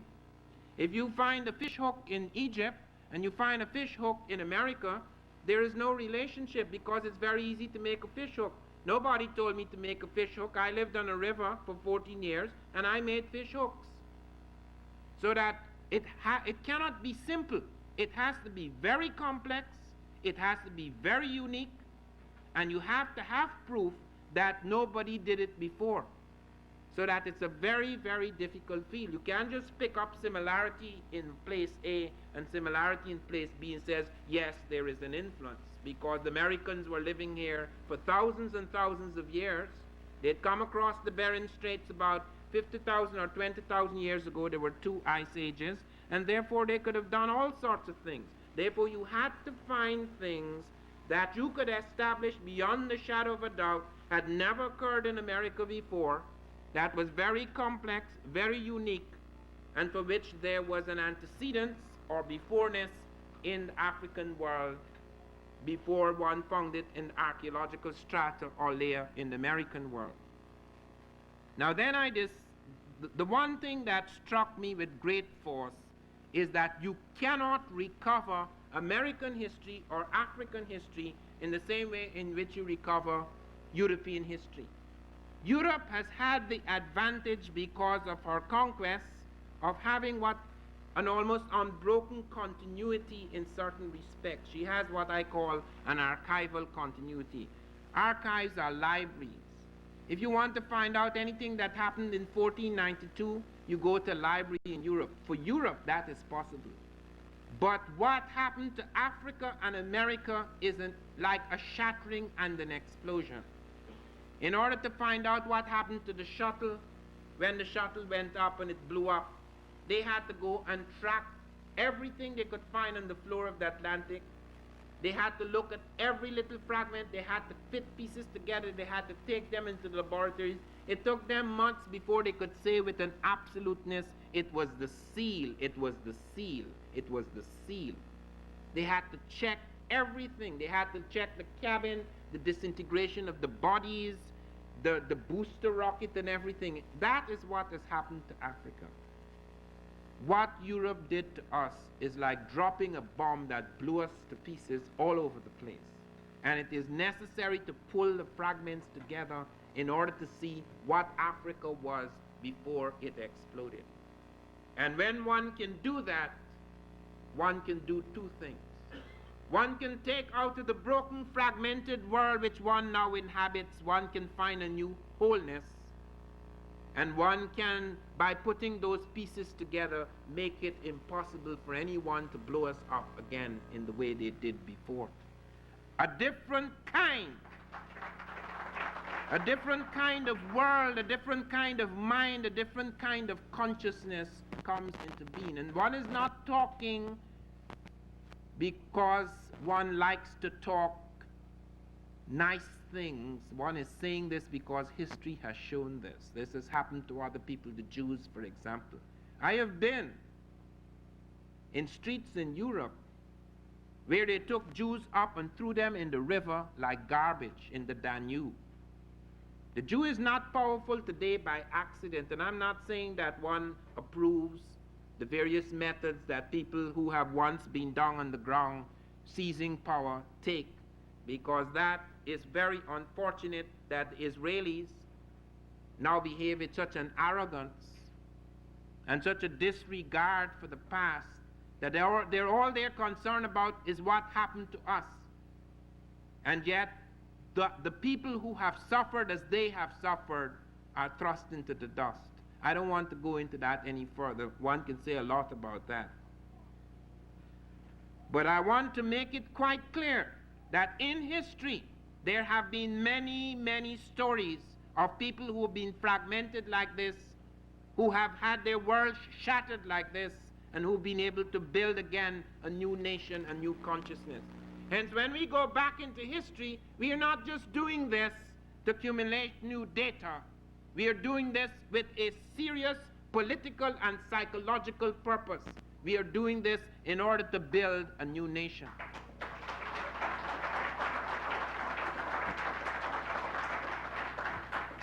Take Columbus.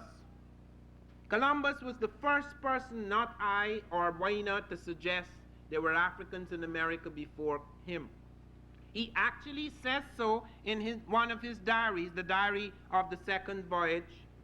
Columbus said that when he was in the Caribbean, in a place then called Hispaniola, which is Haiti and Santo Domingo, natives of those islands came to him and told him that blacks had come from the south and southeast with gold-tipped metal spears. Now I want you to note this fact. Look at that. If that had happened in Europe, there would be no question.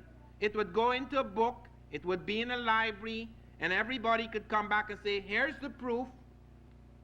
This has been established. In fact, it is in a library. It is there in the diaries of Columbus, but it is not accepted because the reason is that black people were considered by that time, having the slave trade begun, black people were not considered to be anything after these facts were being examined years later. Blacks had already lost their power, and therefore it did not make sense that they could have boats that could cross the Atlantic. Hence all of that was thrust onto the rug. But look at it carefully. The question may arise, who are these people, these dark-skinned people from the south and southeast? And some people have said, yes, those could be dark-skinned Indians living in the equatorial regions. But it didn't stop there. Columbus actually had these spears, these gold-tipped metal spears. He actually had samples sent back on boats, mail boats to Spain. And the Spanish metallurgists looked closely, inspected these spears, and found that they had the same ratio of gold, silver, and copper alloys as spears then being forged in African Guinea. So first of all, the Americans said so. Secondly, the metallurgists say it is African. Thirdly, Leo Wiener discovered that guanine is what the Americans were calling the spears, because Columbus said that's what they were calling it, and it comes from guani. It is just have the final consonant end to bring it into the language. It comes from guani, which means gold, and which is used for those spears. And thirdly and fourthly, there is evidence that comes from the Portuguese documents that blacks, Africans, were leaving the Cape Verde Islands, which is just off the coast of Africa, and going far to the west with merchandise in large boats. And then oceanography shows us that if you go off the Cape Verde and you go in a boat, you have to come to America. It takes you right into the Caribbean towards those islands where they were trading, and there's a current that spins off Africa and brings you right back, spins off Florida, and brings you right back into the African Atlantic coast. And then furthermore, botany shows us that Europeans settling in the Cape Verde 30 years before Columbus in 1466 introduced a cotton, Gossypium hirsutum var punctatum, a variety of American cotton, into the Cape Verde. Now, how could an American cotton get into the Cape Verde 30 years before Columbus? This is the very place where the boats are leaving, and an American thing has got into Africa before Columbus. This is not a cotton that is African. In fact, these Portuguese, who had entered since 1450, they discovered this cotton growing plentifully on the Atlantic coast of Africa, thinking it was African, took some of it and planted it into the Cape Verde as they settled there. And when botanists studied it, they found it was not African, it is American. So if you go to botany, you go to metallurgy, you go to the Portuguese documents, you go to Columbus's diary, you go to linguistics, they all bear out the case. In Europe, you do not have to do this. We have got to do this. We have got to develop teams. We have got to enter several disciplines in order to recover our history, because it's all shattered and fragmented. It is not a simple matter, but what makes it quite clear is that it still exists. We have not lost the critical elements of that history. We are now in a position to recover those things. But far more serious, far more important than what happened in the late pre-Columbian, which is between 1450 and 1500, that is a trade between West Africans and people in the Caribbean. Something far more serious happened in America. I'm not talking about just before Columbus. I am talking now about America before Christ. They have found irrefutable evidence of an African presence here among the Native Americans before Christ. Let me discuss that evidence. In 1858, more than 100 years ago, Mexican peasants were wandering about in a village called Tres Zapotes.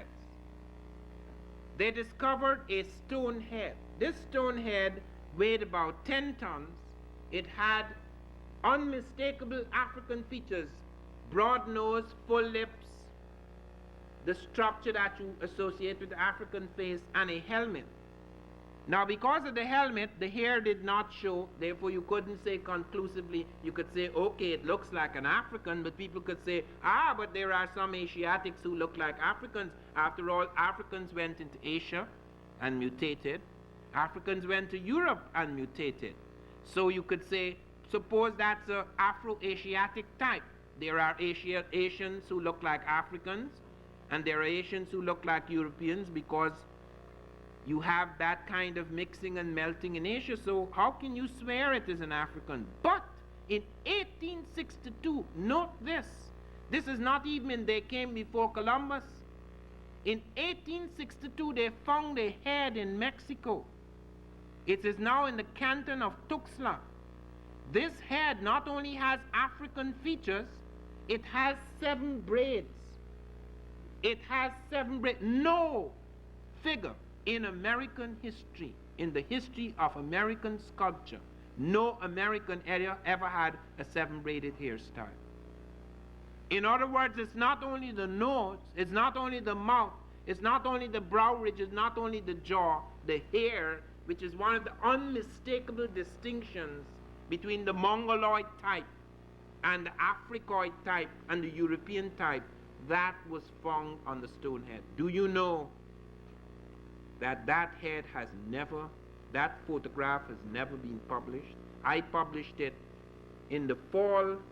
In fact, it did not come out in the fall, in the spring, in the winter of 1985, that head was published for the first time. Do you know where we found it?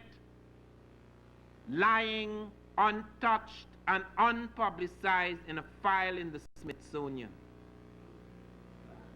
All these are masters and experts of ancient Mexico, like Michael Coe, etc., never published that head. And then they went on in that early stage, Mexicans like Jose Melgar, Roscoe Berra, etc., Nicolas Leon, Riva Palacio, these people wrote about Africans in America before Columbus. Palacio made a fool of himself because he said that this probably happened when the continents were joined. That's absolute rubbish. There were no human beings, there weren't even apes when the continents were joined. That is long, long back in geological time. That has nothing to do with the development of humanity and culture. Okay? These things happened within fairly recent times. When I say recent, modern man goes back about 100,000 years. I pointed out in Gary Bird's show today, and I want to repeat it here. It has now been established scientifically from the most conservative establishment in the world, Oxford, that modern man is African. In other words, it is not only was man born in Africa, everybody accepted that for some time. Not only was man born in Africa, but the most advanced type of man at his present state of evolution, occurred in Africa.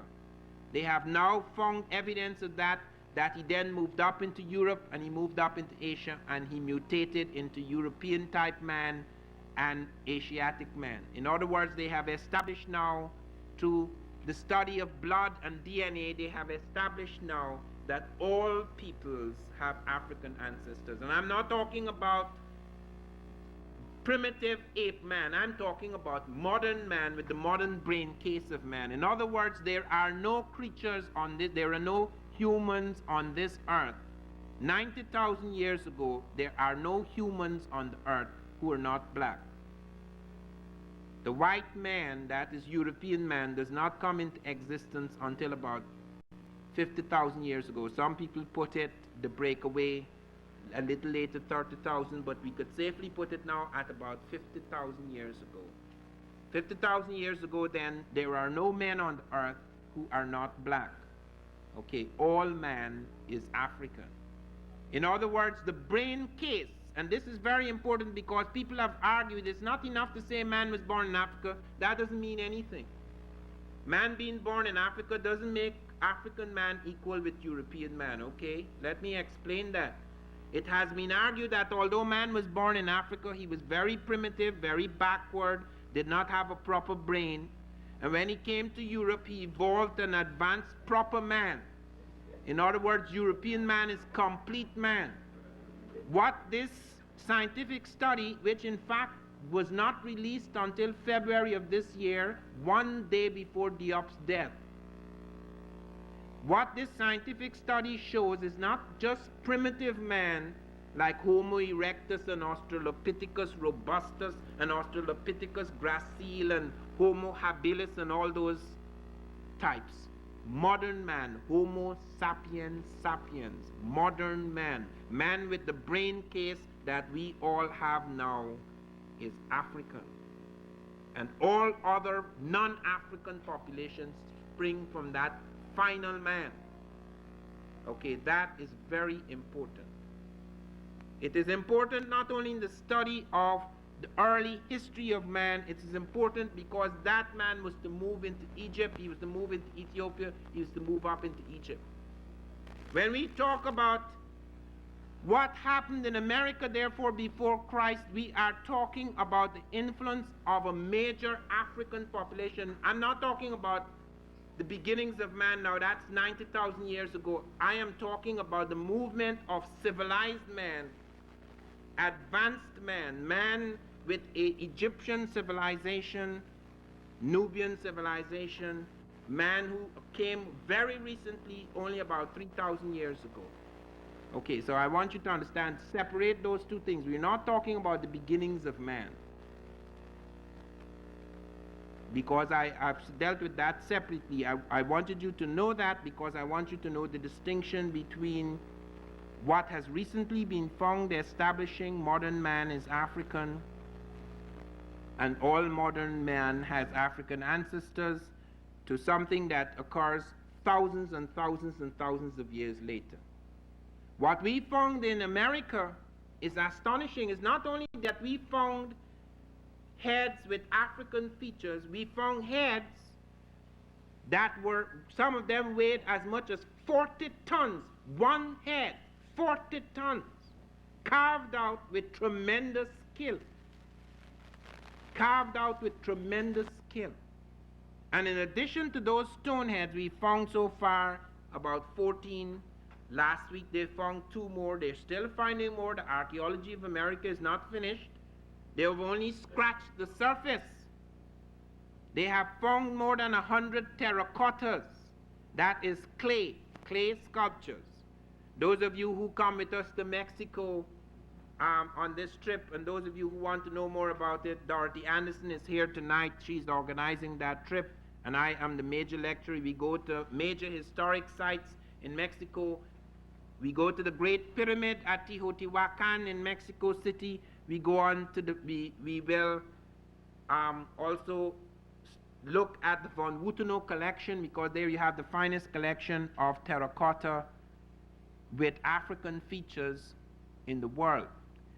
There you have evidence through all the periods pre-Columbian of an African presence. Not only are they African in terms of their noses, lips, etc., brow ridge, jaw, etc., texture of hair. On the stone heads, there is only 1 or 2 where you could see the hair because they're covered by military-type helmets. But in the terracotta, where you do not have these helmets, you can look at the texture of hair.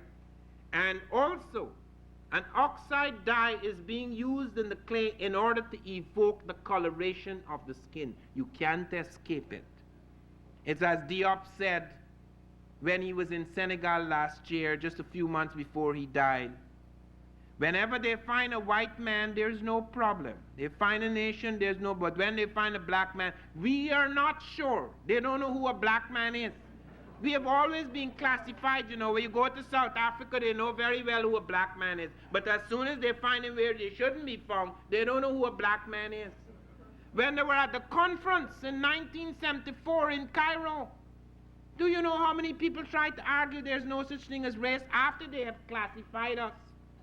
After they've shown that we had nothing to do with civilization, when at last Obenga and Diop faced them, and only the Africans did their homework. You know, UNESCO was so embarrassed, they had to note in the report, they said the debate was unbalanced because the other participants did not have as well researched contributions as Diop and Obenga. Who told them not to prepare?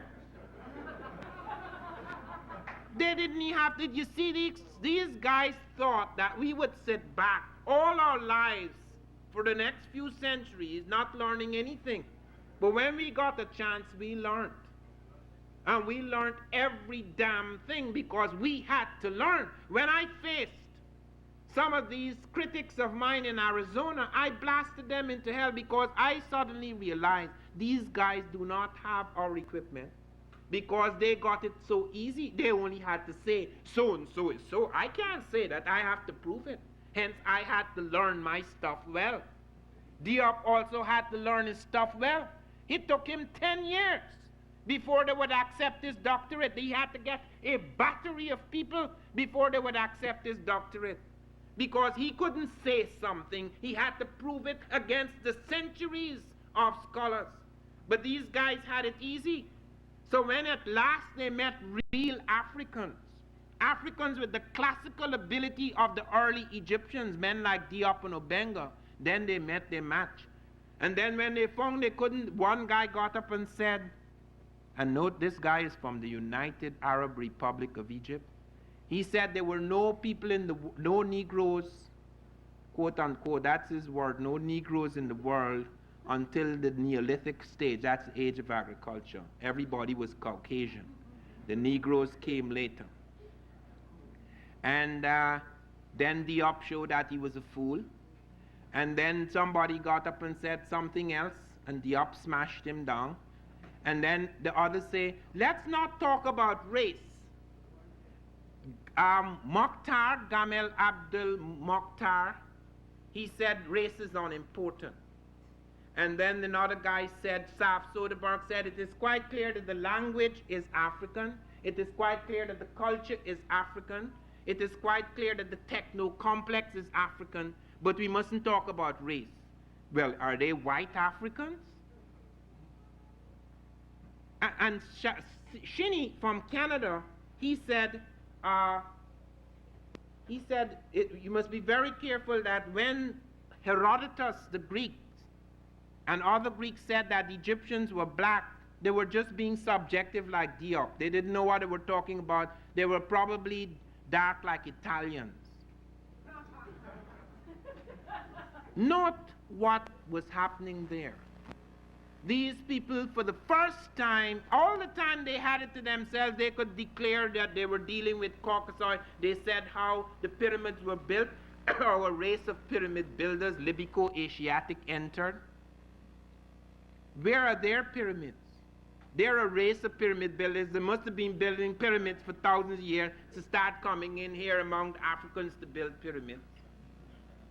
All of these silly statements which could have been made for centuries without support.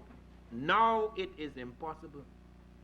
There is too much embarrassment. Nobody could make any more easily the statements they made before, because the rot has to stop. We are going to make a stand now, and we are going to prove every damn thing, because science is on our side.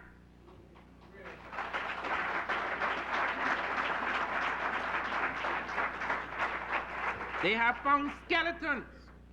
Now they're saying skeletal evidence, when they were using it against us, to show this is the Caucasoid skeleton and this is the Negroid, and they define who's the Negroid and who's the Caucasoid.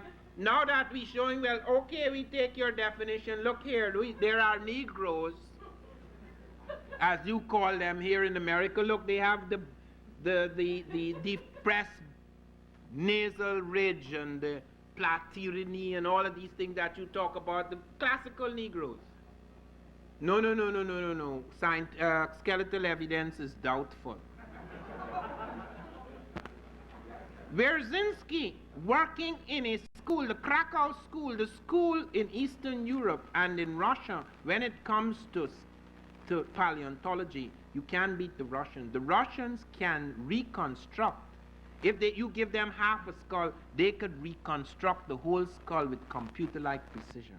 The Russians are the only people at the moment who have recovered the secret of mummification. From Lenin right through, they are preserved. All the Russian leaders who died, you could see them in the 21st century. They are mummified like the Egyptians. When our president died a few months ago in Guyana, we sent him to Russia to be mummified. Unfortunately, our refrigeration unit broke down. So by the time he got to Russia, there wasn't much to mummify. The Russians had to burn him. As I said before, it depends on your politics whether that's a tragedy or not. But it is important to note that Wierzyński, the Polish craniologist, discovered as much as 13.5% of the skeletons in the dry areas of the Olmec world, a place like Tatilko were African. In other words, and this was not among the general population, this is the ruling class, what is known as the priest caste. This a major minority, a significant minority of the ruling class was African. In other words, even though you had a few Africans coming in, they were significant, they were not general. Just scattered in the general population, they had significant roles. Major monuments were built to them. And when we look, we can look beyond mere physical evidence like stone heads, terracotta skeletons. Look at the stylistic things that began to appear. Take the plumed serpent. Nobody had the plumed serpent. The plumed serpent is the bird and the serpent. Okay, you look on the diadems and crowns of the ancient Egyptians, and you're going to see a bird and a serpent. You come to America after this contact between Afro-Egyptians and Americans, and you're going to find the American moves away from his jaguar and he has a plumed serpent. You can actually go to one of the temples of Quetzalcoatl. Quetzal means plume, Coatl means serpent, plumed serpent in Mexico. And you will find at one stage the jaguar, which was the main motif of the Olmec, the first civilization in America, Olmec. You can find that jaguar, his tail is becoming a serpent, and instead of having the normal wool on his coat, it turns to feathers. You can look at the pyramids. It is true that the Americans kept building pyramids long after the Egyptians, after they got the first start, but the first pyramid to appear in America appears on the same platform, a place called La Venta, where they found 4 of the stone heads and were able to date them. Do you know what the carbon dating was at that platform? 814 plus or minus 134 BC. That is between 948 to 680 years before Christ. You have the African presence. And the very first pyramid appears, both the true pyramid as well as the step pyramid that appeared in Egypt. And when the greatest of all pyramids in Mexico appear at Teotihuacan, you will find that the measurements are the same. The sacred numbers that have gone into the development of pyramids in Egypt, those sacred numbers are being used in varying degrees in Mexico. Now, I cannot speak for long tonight, but let me close by mentioning certain things that are absolutely important. Scripts. In my book, there is no mention of scripts, because nothing was known of it at that time. While I was writing that, a man named Barry Fell was writing about scripts. And he shows Egyptian scripts appeared in America. The Micmac, a branch of the Algonquians, were found to be using Egyptian scripts. They said Father Maillard, the Jesuit priest, brought these scripts to them. And then Barry Fell showed that Champollion had not yet deciphered the Egyptian script, so how could Maillard bring it to them? They would not know what it means. The very symbols with the same sound and the same meaning are there. He showed the Phoenician, which was a critical element among the Egyptians and the Nubians at that time, have been found in America. Many rituals, all the traits of the kings, the flail, the royal parasol, feathered sunshades with the same 3 concentric circles, the same colors, the use of purple as a sign of royalty, the double crown which is found nowhere in the world, things unique, things complex, paper made from wood pulp, appearing nowhere in the world except Egypt. The technical process turns up here in America. How come? If in addition to all these physical pieces of evidence, stone heads, terracotta skeletons, you find stylistic parallels that are complex and unique and have no antecedents in America, occurring for the first time here as they occurred for hundreds of years in Egypt, you have proof of a connection. And let me close by saying one of the questions that has been raised is, okay, how could it be possible? How could Africans cross the Atlantic? Everybody has shown that the Europeans had superior ships that's why they were able to come across the Atlantic. Africans only had dugouts. That is not true. That is not true. The sails that were used on the caravels of Columbus and Vespucci were not European sails. They were Arab Latin sails that had been used by Arabs and Africans on other oceans. The compass was not invented in Europe. It was brought into Europe by the Moors. The Africans and Arabs, it had been developed partly in Asia and partly in the Arab-African world and brought into Europe. It is not a European invention. The astrolabe, all the nautical instruments used on those ships came from outside Europe. Even the guns that Europe was to use to destroy our forefathers were not invented by Europeans. The gunpowder came out of Turkestan, China. It was brought into Europe by the Moors. And the first use of artillery in the world was the use of Muslims against the Indians. It appears in documents now from the Russians. You could see an Arabic manuscript illustrating this. All these things were stolen from us. It's not only in the Egyptian period, but in the Moorish period, when Africans and Arabs introduced the first paved streets in Europe, the first lighted streets in Europe, when they introduced the first air conditioning in Europe, air conditioning that even has something to it which we rarely see here, perfumed air conditioning, and they ran it over banks of flowers. They were the first to lead pipes from the mountains in Spain and run it into the houses. We never hear of that. We do not hear of the contribution of the African and the Arab to the Industrial Revolution. All we hear about is what happened after we were slaves. But when we first came here, we were not slaves. We came here and occupied positions of power, and we had an influence. The Native American and us stood side by side, as I have seen them now. When I go to give lectures in San Francisco, the audience is not just black. American Indians come to hear me. They beat their drums when I speak, because they know that they suffered as we did the destruction and twilight of their civilization, and they know that when the time comes and the drum is sounded again and they are to recover the dignity and the strength and the wholeness, they will recover it side by side with us.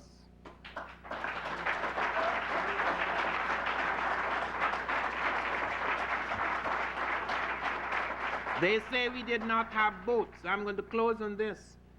I have shown that 120 experiments were made in boats crossing the Atlantic. The most famous is that by Thor Heyerdahl. Thor Heyerdahl had Africans rebuild a boat, the Ra-1, a papyrus reed boat, which Africans used before Christ. And in 1969, built by Abdullah de Jibrin and the Buduma people, it crossed the Atlantic safely and came all the way from Safi in North Africa right up into the Caribbean. This gives us clear evidence that we had the capacity to do it, that we had the civilization with elements ritual and technological which are repeated here, and also that our heads are here, sculptures representing our variety of people were here. The evidence is overwhelming. And I want to close by saying this type of thing can make a tremendous amount of difference to us all.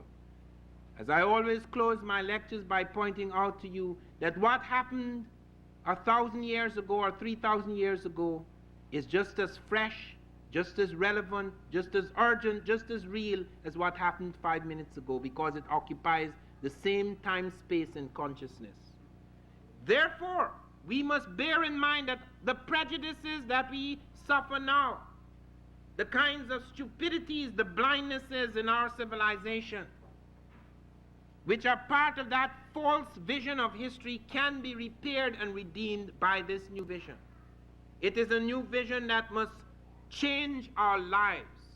It must fill us with a new sense of pride and a new sense of strength, because it can bring a wholeness to a fragmented psyche, so that what was exploded and fragmented for centuries will now be healed and made whole again.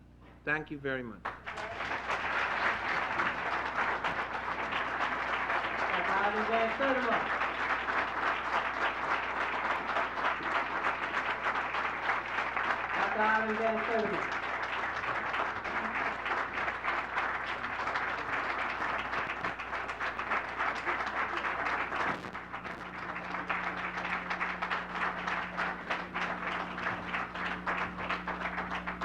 All right.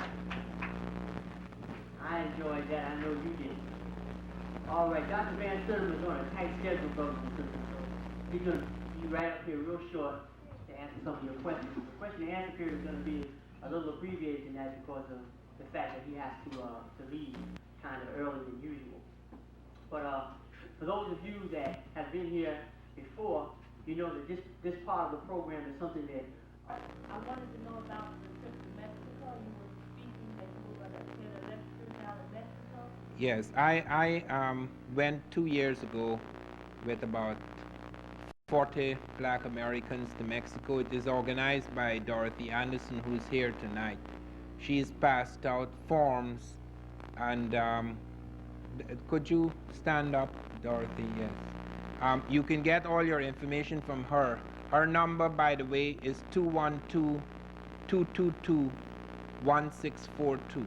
212-222-1642. She's organizing the trip, and we go to various cities in Mexico, various archaeological sites in Mexico, and I give lectures on the various sites. Yes. Yes.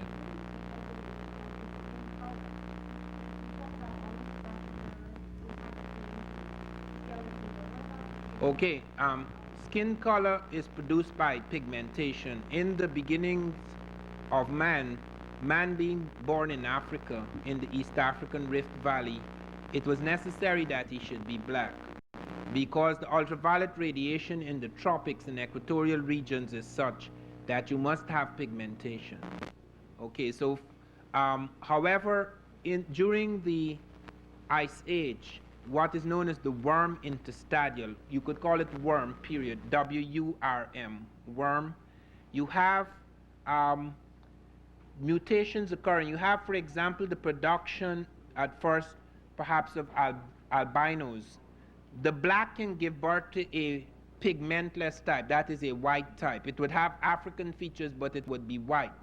A white person cannot give birth to a black person unless they have they have mixtures, but a black can give birth to a white, okay, so that you have initially perhaps an albino type which has every element of the African but does not have pigment. The pigmentation or lack of pigmentation affects hair color, it affects eye color, it affects skin color. Okay, in the situation where you have long periods, like for about 10,000 years, where there is no sun, the sun is tangential, the sunlight is slanted, it is weak, it is thin, it is a twilight environment, you would have a tendency for pigmentation to be lost. This would begin by the melanocytes, which are active to protect you against ultraviolet radiation. Those would begin to get weaker and weaker until you would find them becoming inactive. As soon as you approach inactive melanocytes, you approach albinism. That is the movement from pigmented to pigmentless. It's a superficial change, but it's a change that occurs after thousands of years in the ice. Okay, that affected hair color, skin color, eye color. Okay, texture of hair has to do with wetness and dryness. That is a different feature, okay?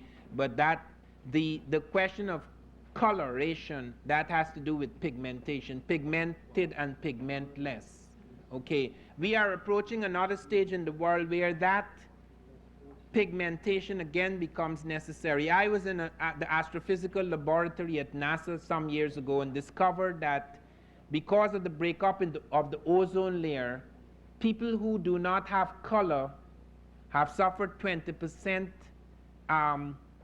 skin cancer within the last 10 years, 20% increase in skin cancer, because it will become necessary again in many zones, not only the equatorial zone, to have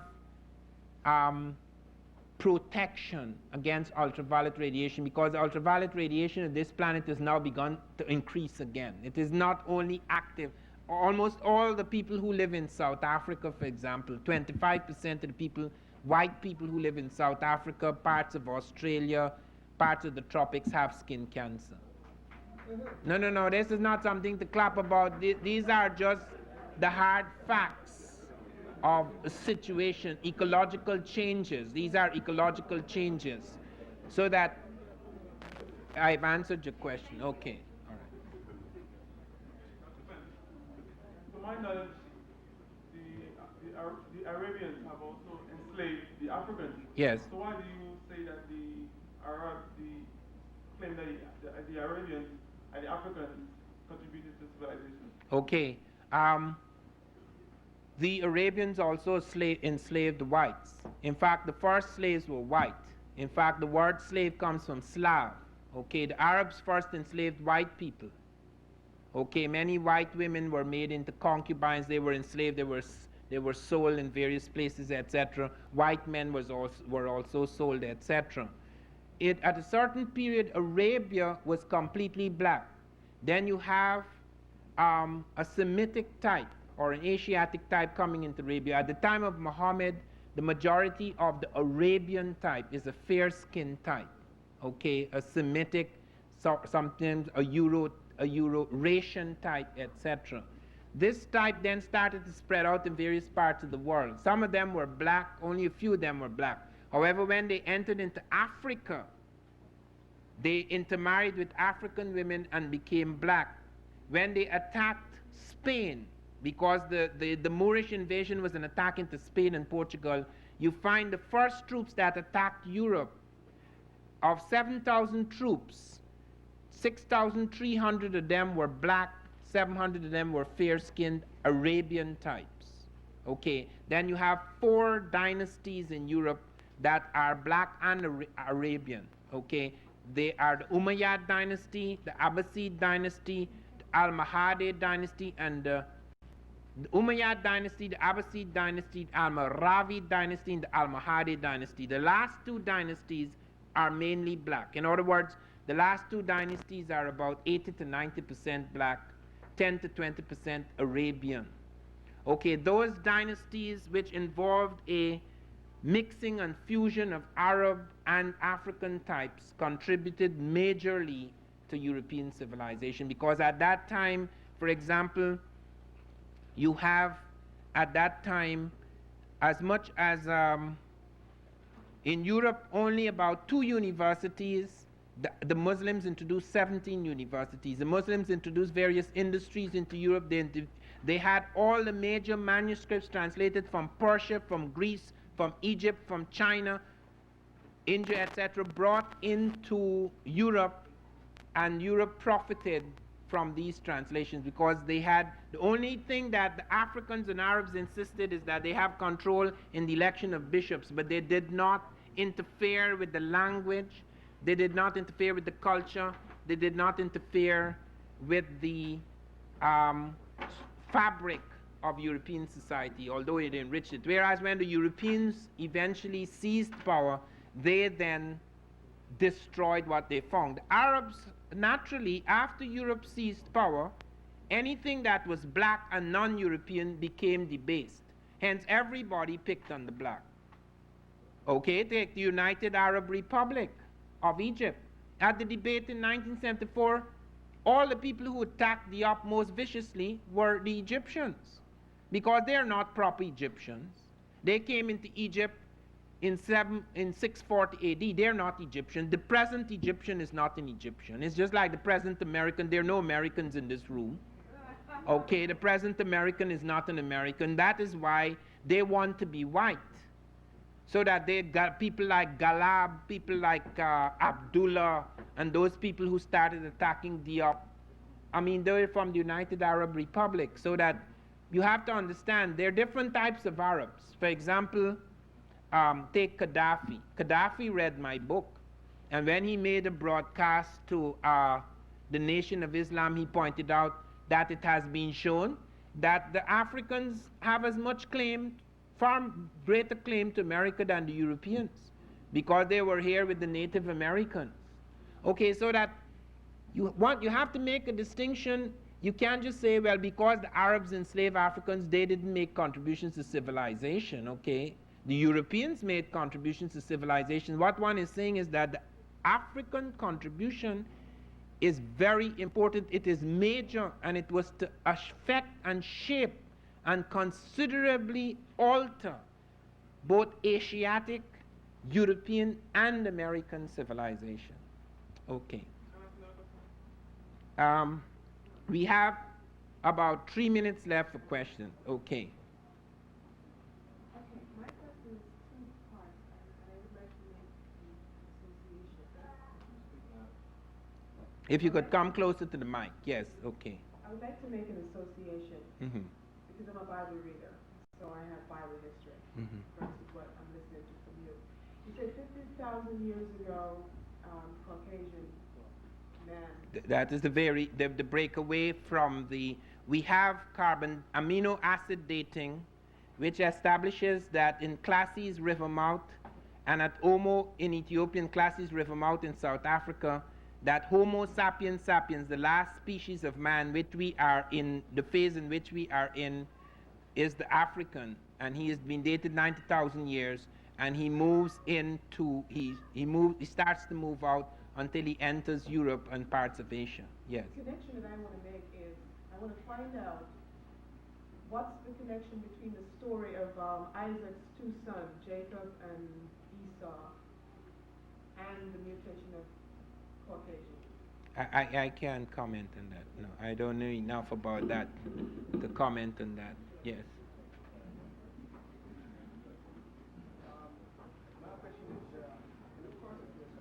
Could you come into the mic? Yes.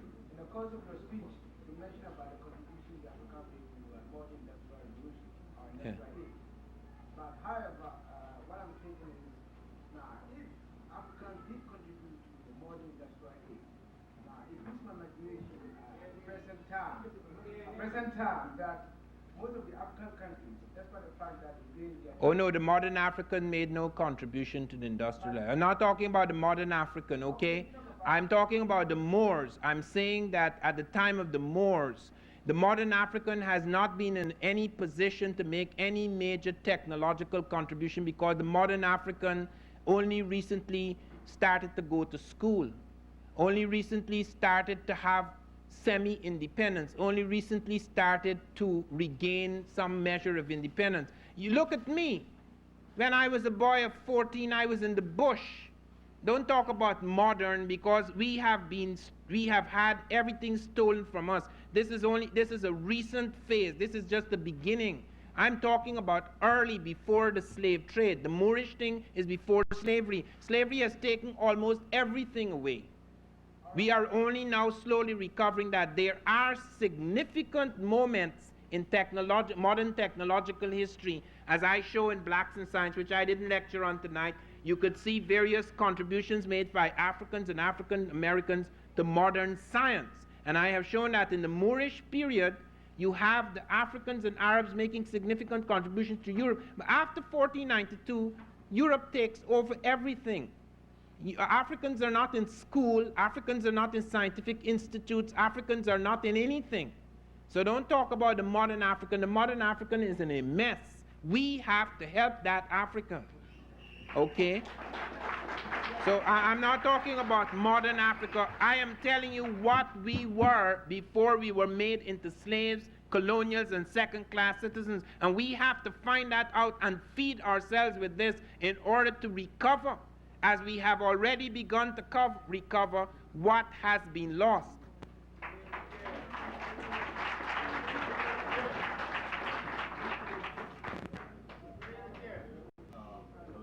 You were here, you mentioned that the European is an adaptation from us rather than coming, or direct descendants, if you will, from us. They were an adaptation. I'd like for you to explain to me what that means. Well, I just explained it with skin color and so forth.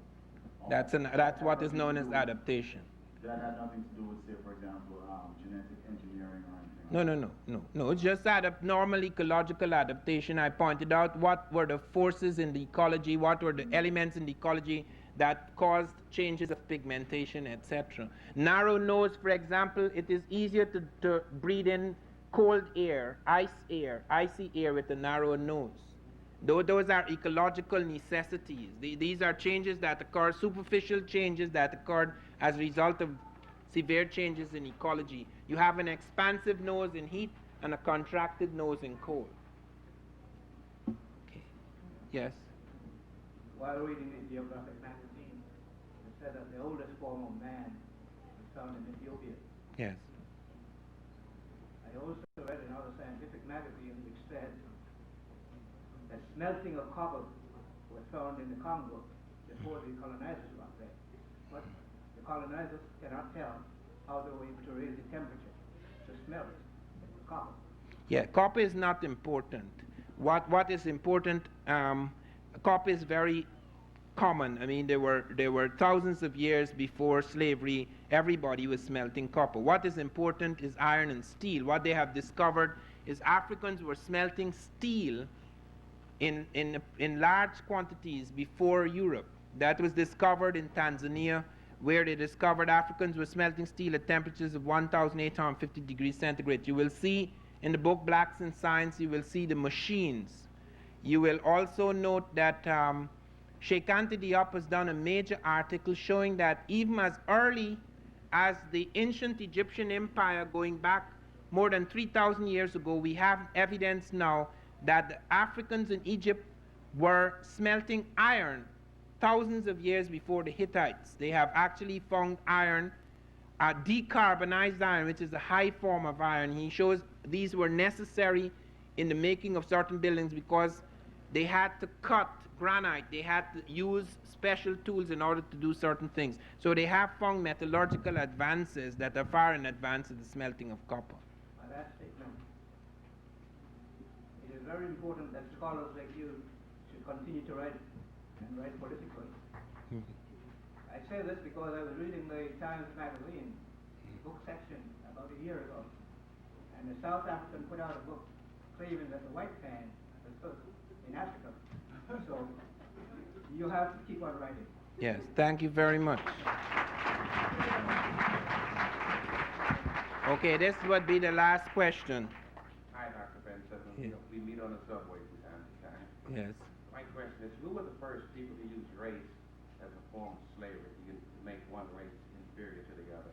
Was it Arabs or Europeans or who?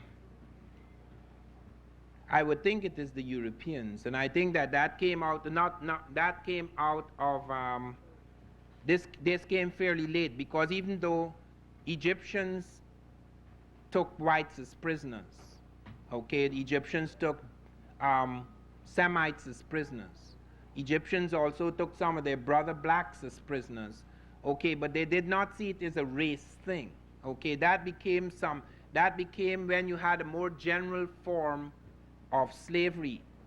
Okay, we have to distinguish this from slavery of early times, because people had rights. They were often prisoners of wars or being punished as criminals, etc. But here you had an institution of a kind of slavery which destroyed the humanity of the person, which turned him into cattle, worse than cattle. In fact, he could be sold, he could be killed at any moment. It's just like objects, okay?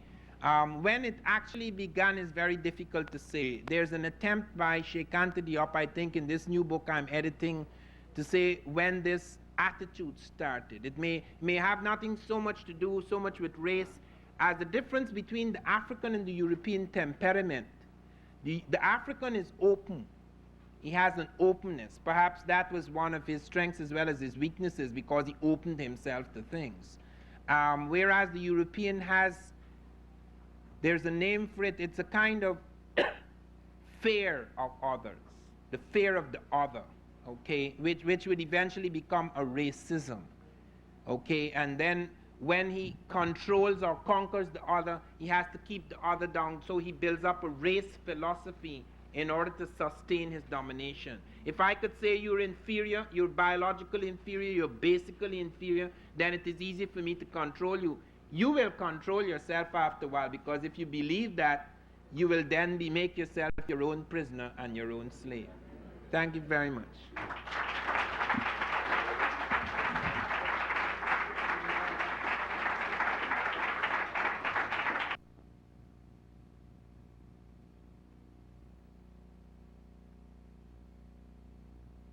Come and take your seat, dear brother.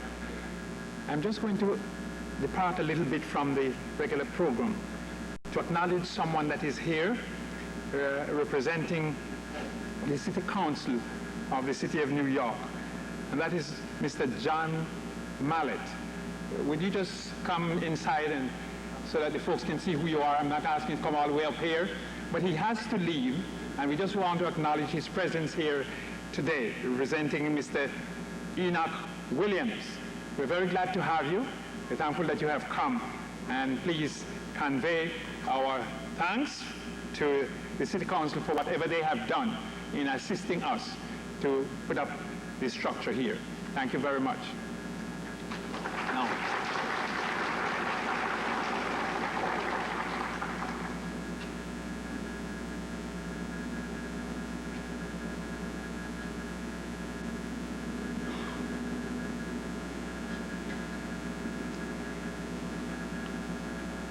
it is indeed a privilege and a joy to bring you greetings this evening from Bethany Chapel, 204 Fenimore Street in Brooklyn. I very much believe that each and every one here this afternoon has heard of Fenimore Street, located between Rogers and Bedford. Now, I am particularly glad for this opportunity because Good Tidings has been of tremendous help to us at Fenimore Street. Apart from their regular speaking, there is a commitment by the brethren from Good Tidings to bring the gospel there every last Sunday in each month. And as a result of this, we are spiritually blessed. As a matter of fact, they have become a member of forbearance. We look forward to every last Sunday to have the Good Tidings team coming over. I would like to mention some of the names that has been of great help to us there, but as a result of my memory may not recall them all, and I don't want any touch of jealousy to intervene. I rather don't mention names. But there has been a vast number of our brethren from here. They knew fully well who they are, who has constantly been coming. And I find it a joy and a privilege to get on the telephone to call them up. They've always been willing. I do remember a brother, he said, "Anytime, brother, I'm always at your service when it comes to Fenimore." So we just want you to know, beloved Good Tidings, that it is a privilege for us to unite our hearts with yours in returning thanks and praise to God today for this wonderful building that he has built here. We know this was constructed by the Lord. Psalm 127 tells us that except the Lord builds the house, they labor in vain that builds it. And we do know that you're aware of this, and that's why you have invited us here today to join with you in to the Lord.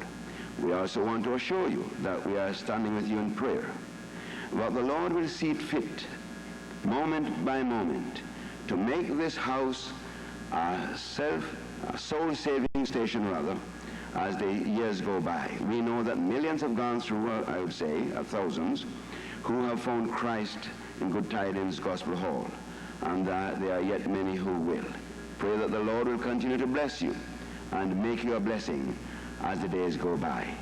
I had a scripture in mind, and I was robbed thereof by my brother. But I don't think any portion of scripture is more fitting for an occasion like this. So, you have heard it hundreds or thousands of times already, but you're going to hear it again. Therefore, my beloved brethren, be steadfast, unmovable, always abounding in the work of the Lord. For as much as you know, and we know, that our labor will not be in vain in the Lord. The Lord bless you all.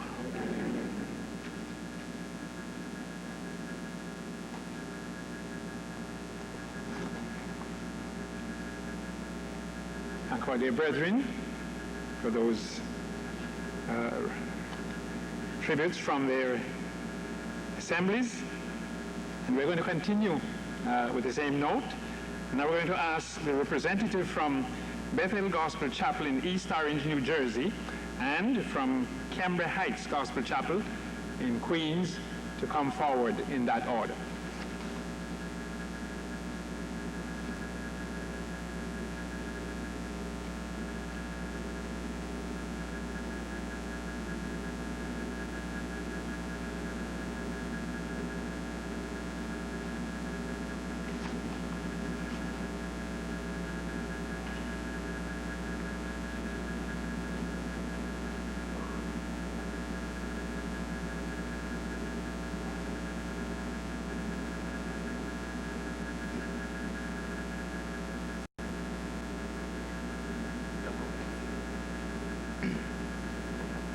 Good afternoon. I can say thank the Lord for all of your lovely faces out there. You know, building a church is somewhat like having a wonderful, pleasant dream. Except a dream sometimes, pleasant though it might be, sometimes comes to an end. But I recall years gone by how all of the wonderful, loving and kind brothers and sisters from Good Tidings Gospel Chapel who come to Mount Clair at the little mission there on the side of the road to encourage the work, the things that remain. I got to know many of the wonderful patriarchs of Good Tidings Gospel Chapel. This evening I would like to bring you greetings from Bethel Gospel Chapel, presently at East Orange, New Jersey. I want to say to our dear brethren and sisters here to continue to build your dreams upward, facing the sun till heaven is reached and the dreaming is done. God bless you. Our prayers will be forever with you. Continue to develop the necessary patience and grace, long-suffering one with the other, remembering the words of our Lord. How good, how pleasant, and how faithful it is for brethren to dwell together in unity. The Lord bless you.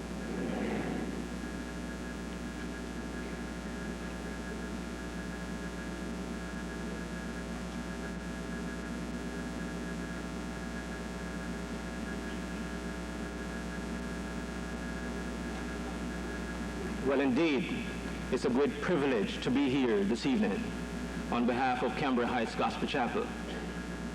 You know, we have had a similar experience. Ours is condensed into only 10 years, while yours has spanned about 60 years. And with that, we can really share in all the developments that has taken place to bring you to this wonderful point in your history. We've recognized over the years your contribution to us at Cambria Heights and your support, the amount of interest that you've had in our assembly. And then as we heard of the construction program, we start praying earnestly for you. And it's really wonderful what the Lord has done. Great is the Lord and greatly to be praised, because He's done great things. You know, it's very difficult when you embark upon a project of this magnitude to find that everything just works smoothly. Many times the enemy is at the forefront, trying to divide and set us at naught and to cause problems. And when we as brethren can overcome the enemy because we have been given the victory already, and we can come to this place in unity and in love, it's a wonderful experience. And it's great to know that the Lord Jesus Christ is still alive and well because he has brought us to this place. I won't be long because I like to make history also. So this will be the shortest greeting. I just want to share passage of scripture, Ephesians chapter 3, reading from verse 17. Brethren, that Christ may dwell in your heart by faith, that ye, being rooted and grounded in love, may be able to comprehend with all the saints what is the breadth and length and depth and height, and to know the love of Christ, which passeth knowledge, that ye might be filled with all the fullness of God. Now unto him that is able to do exceedingly, abundantly, above all that we can ask or think, according to the power that worketh in us, unto him be glory in the church, in Good Tidings Gospel Chapel, by Christ Jesus, through all the ages, world without end. Amen.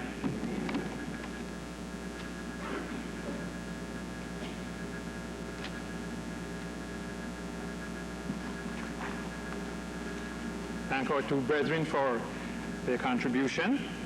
Just praise the Lord for all the things that they have said, and especially scriptures, appropriate scriptures that they have referred to. Now it has come to an important point in this program.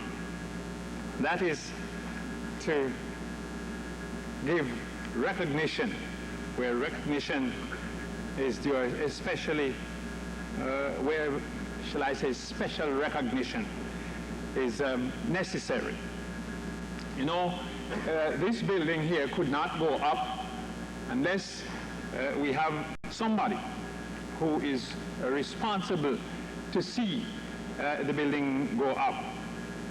And so we want to give very special recognition to the Board of Trustees who took care of this building program. I refer to them as the former Board of Trustees because there is at present a new Board of Trustees. And that's why we state the former Board of Trustees. They are the ones who took care of this building program. And I want to make special reference to our brother Cecil Waldron. Is our brother Cecil Waldron inside this auditorium? All right. Probably he's not in this auditorium. And we want to make special reference to our brother Winston Simon. Our brother Winston Simon, just stand up so that they could see.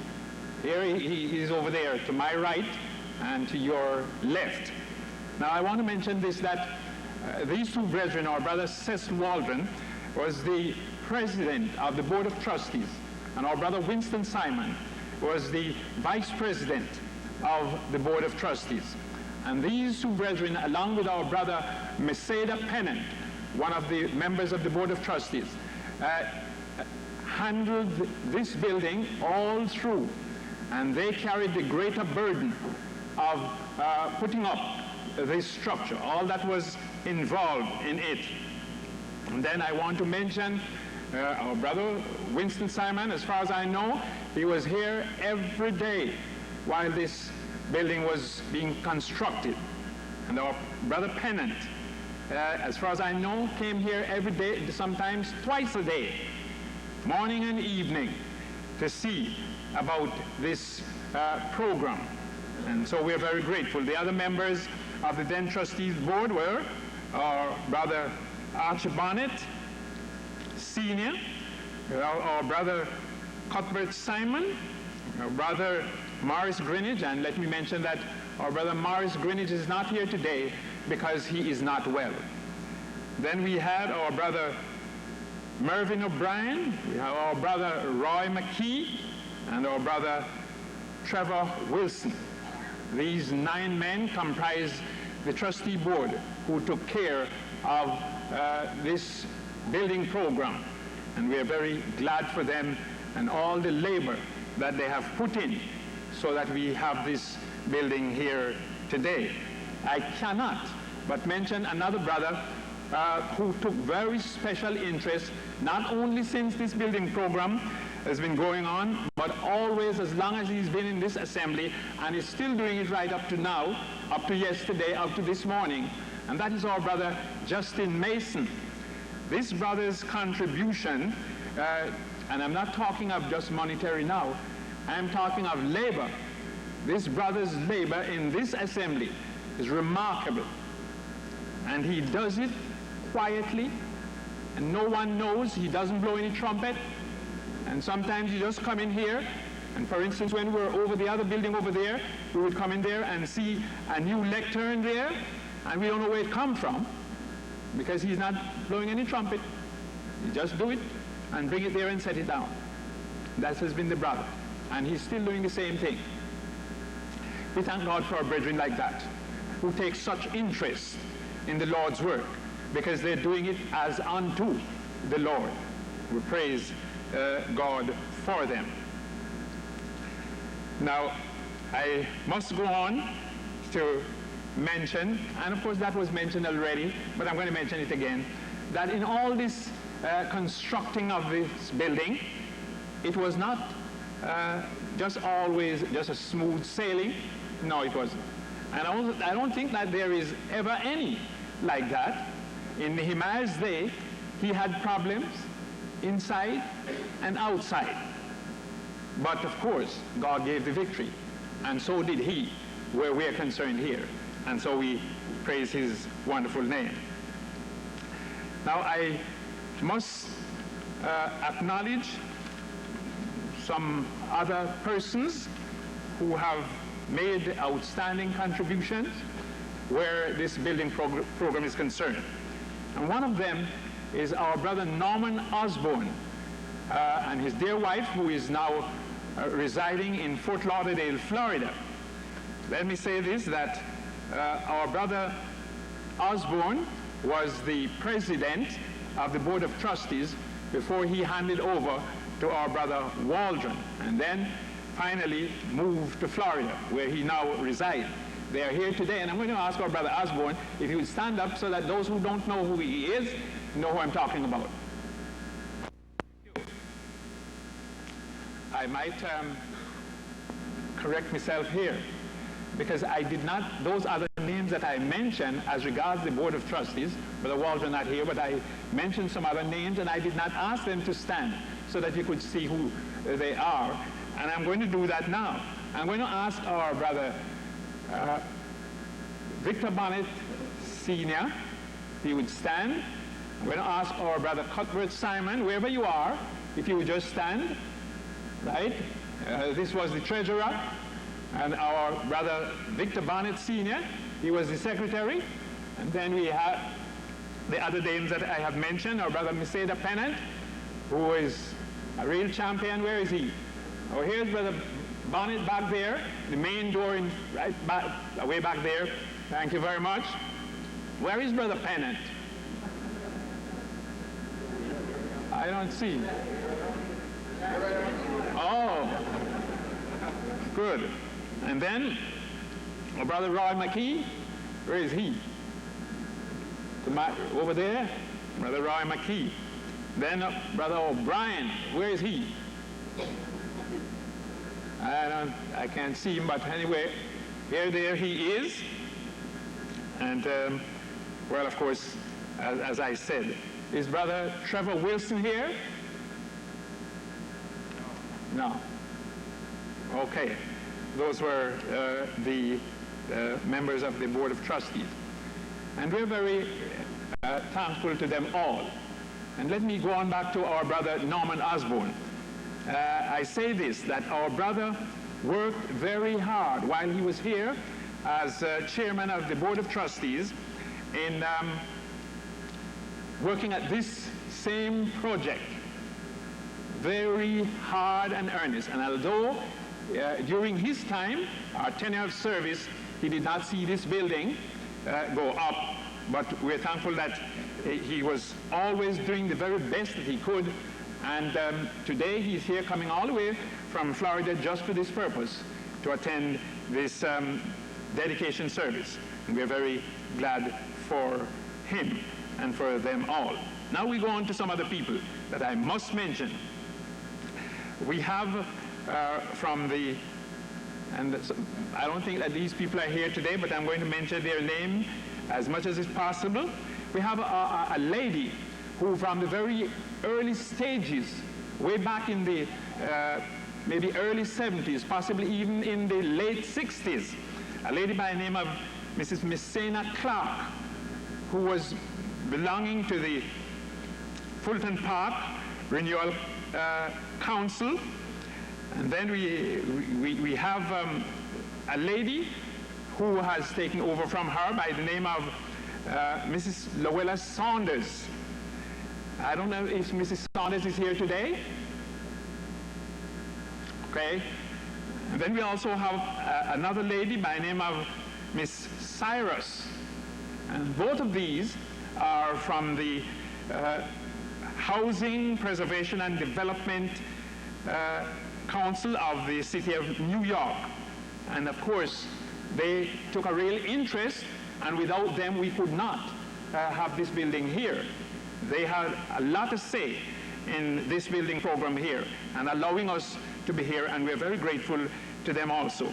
We also have a gentleman, I'm sure he's not here today, by the name of Philip Johnson, who in the early stages took real interest in our affair with regards to this, attended several meetings. He was belonging to Model Cities. Possibly that is going by another name today, I'm not quite sure. But however, these are gentlemen and ladies who took real interest and assisted.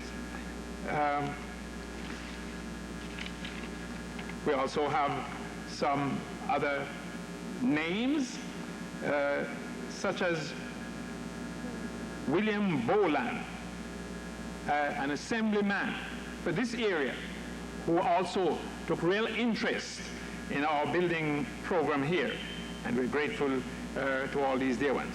But I must go on to mention somebody without which we couldn't have this building. We would have, well, if we didn't have him or that company, we would have to have another one anyway, but we had them taking care of it.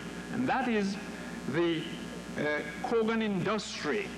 That is the builders and contractors who took care of this entire project. And we have Mr. Roy Hayes, who was the man who championed it for Kogan Industries on our behalf.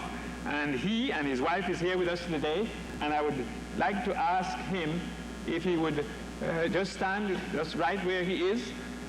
That is Mr. Roy Hayes. A lot of us have met with him and with others from his company over and over again. We're very glad that he found it possible and convenient to come all the way from Ohio to be with us here, him and his dear wife, today.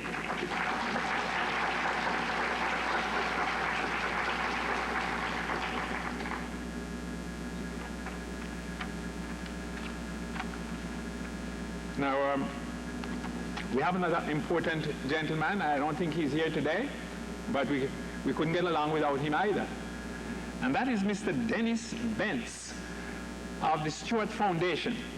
This is the gentleman who championed for us loans, that is finance, to help us to take care of this large project.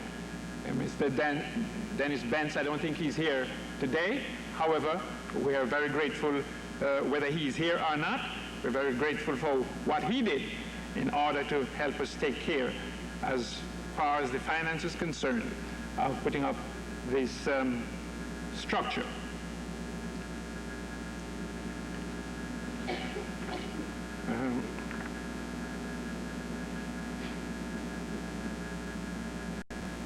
Now, I think those are some of the names. Possibly I will have missed some of the names that are important to us. I want to mention also our attorney at law, that is Mr. Regan Stripe. he also played an important part as regards to our putting up these buildings. I just want to say that it is very possible, as I have said, that I may have left out some important names that played an important part as regards to our putting up this structure. If I have, then I'm asking you to forgive me, and because you know time is against us, one have to be watching the time, and that makes a whole lot of difference. We want to express on behalf of Good Tidings that we appreciate all that everyone has done, whether you are a prominent person in the area, you belong to some prominent agency or whatever, and you assist us in any way. We are very grateful, and we trust that whenever we need you, especially those who belong to agencies in this area that will affect us from time to time, that you will be willing, as you did before, to assist us and give us special consideration in whatever way you can. Without you, we would have had to move possibly some other area, but we're glad that we did not.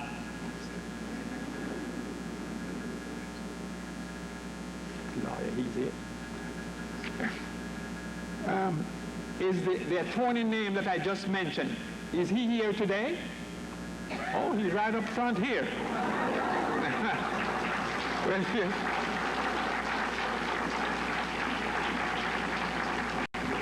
glad for you, because I just took it for granted that he wasn't here. I've never met the gentleman. I saw him sitting up here, sure enough, but I didn't know who he was. And as I said, time is running out on us so much, and when one is rushing like that, you're likely to forget some of the things that you ought to do. But we're glad to have this gentleman here with us today, who represented us from a legal point of view. We thank the Lord for that. His name is Mr. Regent Strife. Regent Strife.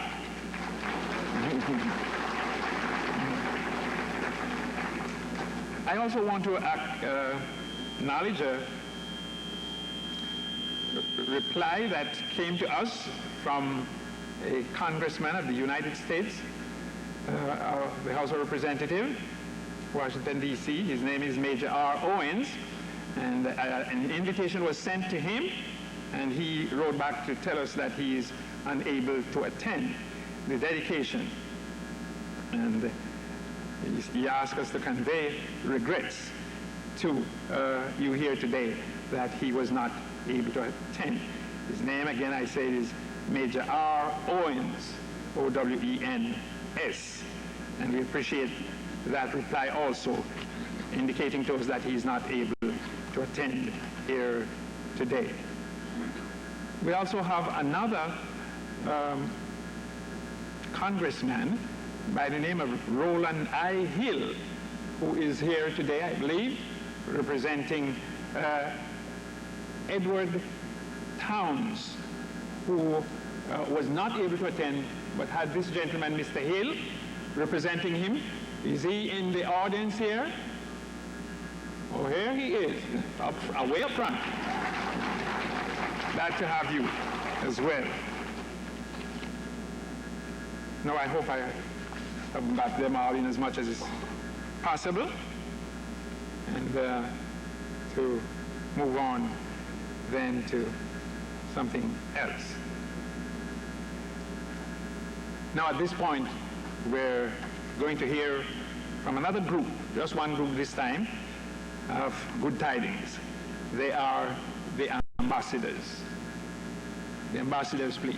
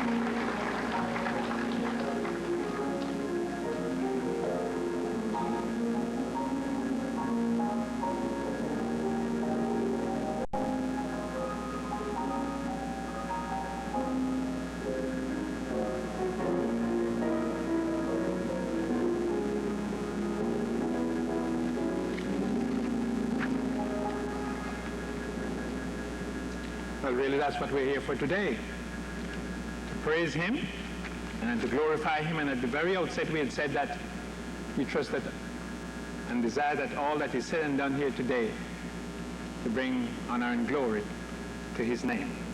So we thank the ambassadors for that number. Now we're going to continue with some more tributes.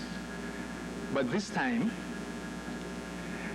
if anybody go over 3 minutes, I'm going to ring a bell. So don't allow yourself to be embarrassed.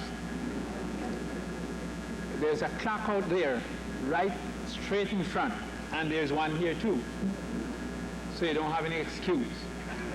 The best thing you do, when you come up here, look at the clock over there. And you might not be able to judge the minutes from here, but you will have a very good idea of where 3 minutes finish if you look at it. And if you don't want to look at that one, look at this one right here. It will also help you as regards to the time. Now we're going to have them in this order. First of all, we're going to have, representing the assemblies in the Philadelphia area, our brother Dr. B. Sam Hart, who's right on the platform here. He's going to be first. Then following him, we're going to have tributes from Galilee Gospel Chapel in Corona, Bethany Gospel Chapel at 521 Hopkinson Avenue, and Shiloh Gospel Chapel, White Plains, in that order. Please bear in mind, 3 minutes.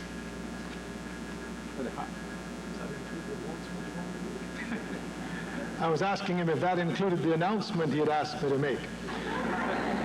But I'm on radio, I will be no more than 2 minutes 55 seconds. And I just want to say first the announcement. The entire service today is being recorded and will be put on cassette tapes, Lord willing, so that you can take them with you when you leave today. If you want the 2 cassettes, it'll be 2 cassettes to take the whole service, and you can get the 2 cassettes in an album for $10. You can get any one of the cassettes or both for $4 each. They'll be out there by the time you're finished eating. Everybody will have them. Now I want to bring you greetings. There are 4 assemblies in the Philadelphia area that the Lord has used us through the years to see established. Unfortunately, we got the notice for this particular dedication much too late to be able to organize anything to come up here. But then it's just as good, for you wouldn't have had space to put them anyhow. But I want to bring you their greetings, and also greetings from our own staff there at the Grand Old Gospel Fellowship, and my brother Charles, who will be well known to all of you. We all send you our very best regards. In fact, I bring it to you. Now, if you have the emotional sensitivity to feel it, I want you to feel some of the Philadelphia warmth. In fact, one last thing. Turn to the person next to you, shake hands with them, tell them I love you, and then imagine it's coming to you from Philadelphia.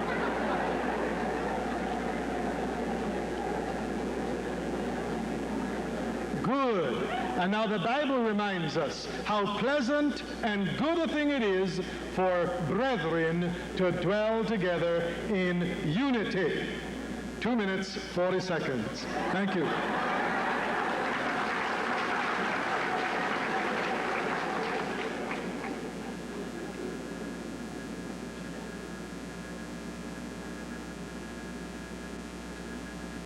It's hard to beat that, isn't it?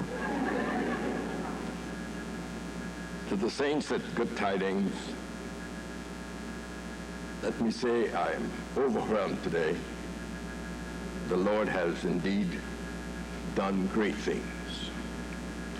And we join with you.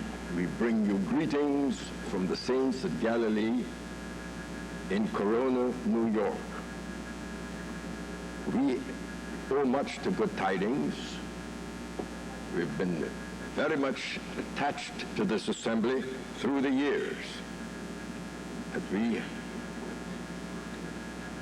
carried on our own building program, we shall never forget Good Tidings. And today, in bringing you warmest greetings and congratulations from the church there is one brother who specially asked about 2 hours ago, 2 or 3 hours ago, that I mentioned to you that I incorporate his best wishes in my remarks, and that's Brother Evans Welsh. He is the oldest amongst us, 96 years old. And I bade him goodbye about 3 hours ago from a hospital bed as I left his bed. He is critically ill, and we ask you to remember him in prayer. Remember his daughter, Elaine, please. They're very, very closely knit together, and his son, Clive. Please remember them. 1.5 minutes of my time has elapsed. Please, Philippians chapter 4.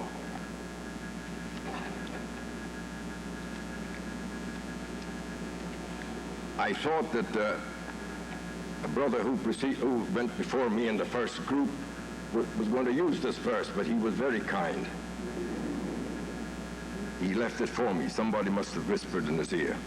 Philippians 4 and verse 18. But I have all things, said the apostle, and abound. I am full, having received of Epaphroditus the things which were sent from you, an odor of a sweet smell, a sacrifice acceptable, well-pleasing to God.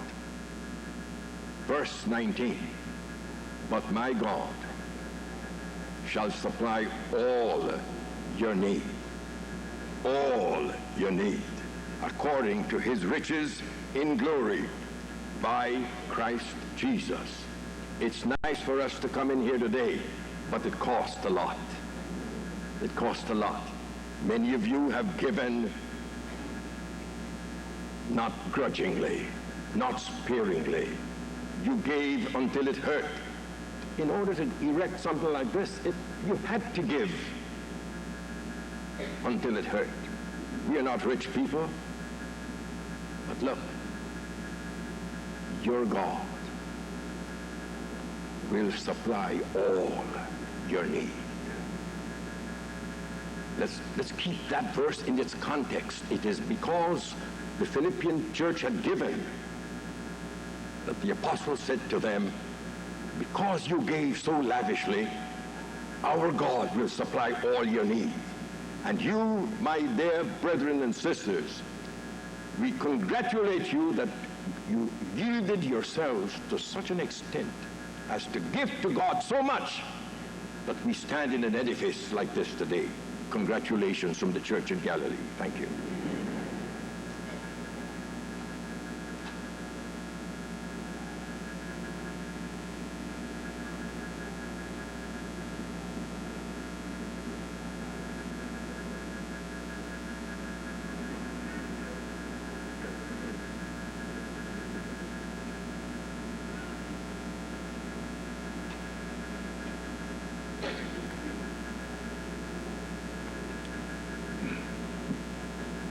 I deem it a wonderful privilege to be here this afternoon to represent the Bethany Gospel Chapel at 521 Hopkinson Avenue. We praise God for a day like this. We praise God with you, the folks of Good Tidings. I've known this assembly since 1923, when I came from the other side, stopped in some other parts, and when I got here, it was a wonderful privilege, and I felt very happy to be in the fellowship of this assembly at that time. We stopped in many places, myself, my brother, and my brother-in-law at that time, and intended. We weren't able to fellowship in the places that we were directed to because they had a different belief to what we held, still hold. We couldn't fellowship with them because they asked us if we had an instrument in our church, in our assembly. We told them yes. If we practice the method of putting a name on the door of the church outside, the building outside, we said yes, we do put a name. They said, well, we know who you are, and therefore you couldn't fellowship with us. So I was glad when I came over here, and after a year and a half or so, maybe more, to fellowship with God's people here. It's been a long time. Many changes have been made. That time there were 169 3rd Avenue. A storefront, of course, at that time. But to think of it from a storefront to Good Tidings over in Sumter Street, and then over here, what a big change, what a big difference from that time. Now this is what we call progress, and this is all done by the Lord. We believe this, of course. And we are happy from Bethany Gospel Chapel to share with you in your joys. Today is a day of rejoicing. You have accomplished, through the help of the Lord, much. In fact, the Lord has used you to accomplish mighty things, great things. And we rejoice with you today. This is your day. This is Good Tidings, the day of Good Tidings. And it is a wonderful thing to share and to publish it about the great things that God has done. Imagine a building like this, from a stage way down up to something like this. Indeed, God has done wonderful things, and we join together. We are glad concerning it. I want to leave you a portion of God's word. It's found in Philippians chapter 1 and verse 6. He who hath begun a good work in you will perform it until the day of Jesus Christ. God bless you.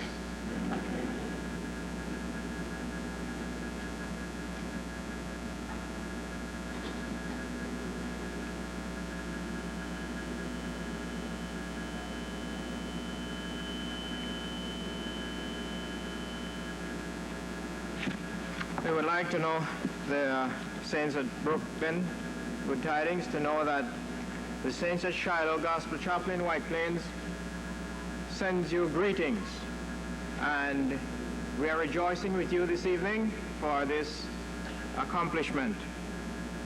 We want to remind the saints here also that we have not forgotten your labor of love. We remember the labor that you gave us there in White Plains. Our dear Brother Welch and many others from this chapel, our Brother Murray, they have labored with us in bringing to pass what is now Shiloh. And so we rejoice with you today to know that the Lord has blessed you to the extent that this building that was contemplated many years ago has come to a reality. I would like our Brother Simon to know that I'm not a radio preacher, so I should take my full time. Nevertheless, I won't. But I just want to leave you a verse, which is food for thought. And it is found in the Acts of the Apostles.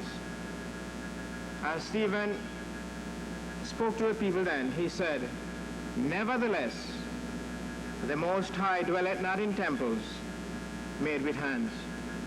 We trust you will use this house of worship to the praise and glory of God, that souls around may come to know him, whom to know is life everlasting."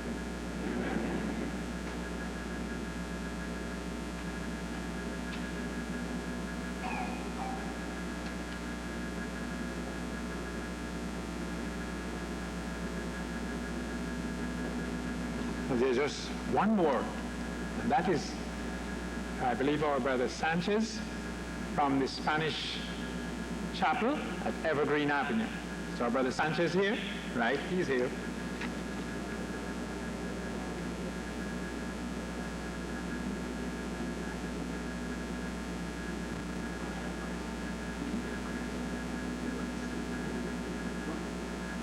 Okay, there's one more that I found here.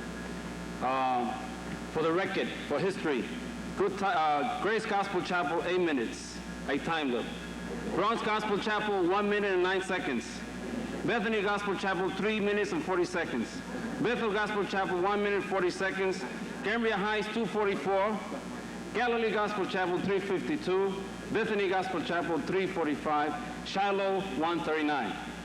The winner is Bronx Gospel Chapel, 109. So a big hand. Okay, I'm not timing myself. I have one particular verse that comes to my mind, a couple of verses that we could bring in just to think about what God has done here through the saints at Good Tidings. And that is found in Galatians chapter 6 and verse 7. Be not deceived, God is not mocked. For whatsoever a man soweth, that shall he also reap. For he that soweth to his flesh shall of the flesh reap corruption, but he that soweth to the Spirit shall of the Spirit reap life everlasting. The saints of Good Tidings have sown in the Spirit, and today they're reaping for the glory of God in the Spirit. It doesn't end there. The Bible says in the next verse, and let us not be weary in well-doing, for in due season we shall reap if we faint not. Each one of us is building our own personal lives, our own family, or building in the assembly. Let us build in the Spirit. The Bible says the world passes away and all the lust thereof, but he that doeth the will of God shall abide forever. I bring greetings from all the saints at the Spanish assemblies, especially from Mrs. Montalvo, who is here with us. I can think of Mr. Montalvo, who has passed away a few years ago. He received many blessings from you, and all of us in the Spanish assemblies have received much from all the saints of all the assemblies in New York City. We pray that God will richly bless you. And those of us who live in Brooklyn, we pray that we will keep working together to bring souls unto the name of Christ. The Lord bless you.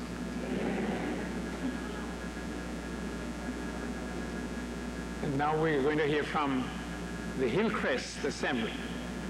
Hillcrest.